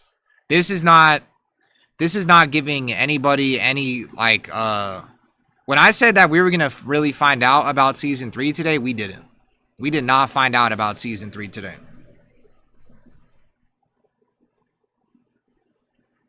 The only thing that was, like, slightly, like, positive is this shit. Where they said going back to the basics, more focused, more conventional, and blah, blah, blah. Like, these are, like, interesting, like, trigger words. And rank match reset is like, obvious. But what's interesting is they say ranked match reset, but they don't say ranked. Like, they're not talking about even changing the system at all. They're just talking about resetting the ranks. The system needed to be changed. So yeah, I guess you guys are right. It was basically the bare minimum. And as long as this character is coming, you cannot be sure Season 3 is going to be good. This motherfucker could literally just end the whole entire season on her own. She is literally like an impending doom that is very possible for them to fuck up. And we're back at square one with Anna Season 2 again.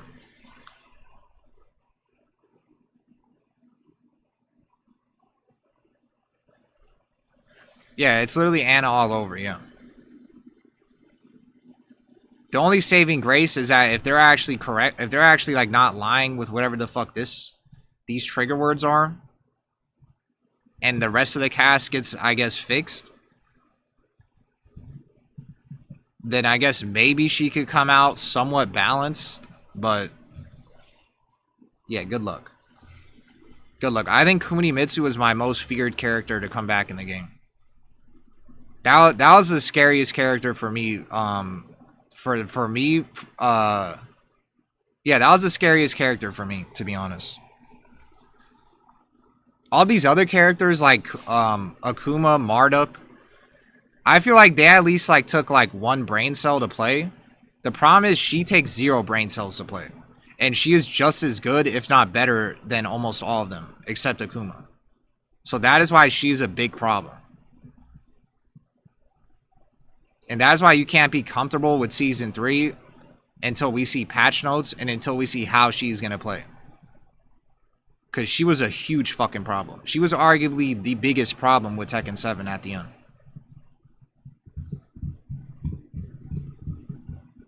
I got 200 subs saying Joe can't get Kuni to GOD in a month. Alright, I'm going to screenshot that. The scariest characters? Nah, Bob is not in that conversation. But yeah. Where's Vito? Where are you? Let me raid you. They better buff Law. I don't give a fuck. Let me raid Haku, Sonata, Vito. Which one of you are streaming? Let me give you the stimulus really quick. I'm not watching TWT. I'm falling asleep in my fucking chair. Bob is disgusting, but he's not these... He's not these levels. He's not these levels. You have Frosties? Putting Katarina as a scary character is nuts. That is not nuts. Katarina was fucking brain dead to play and almost as good as Kunimitsu. She was just like a tier below. Katarina is a scary fucking character too.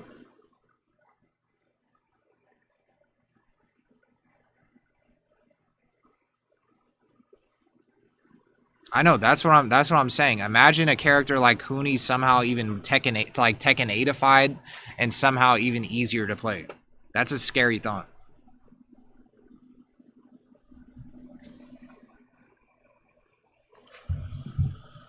Alright.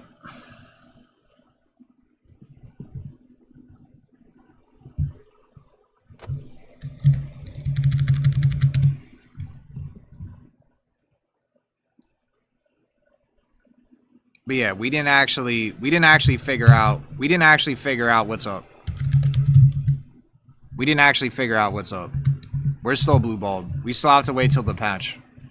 So if you thought you were gonna get answers today, you're not.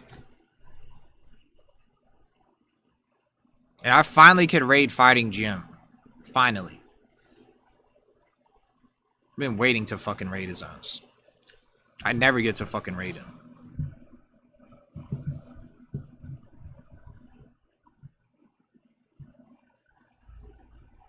Yeah, we have to wait till Season 3. Or the patch notes.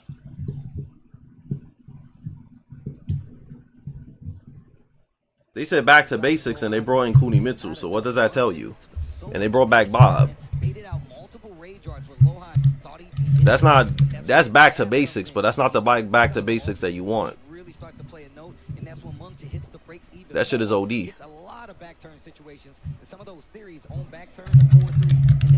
You said you scared? I'll be real with you, Joe Budden. You should just play Roger. That's your type of character. You should play Roger.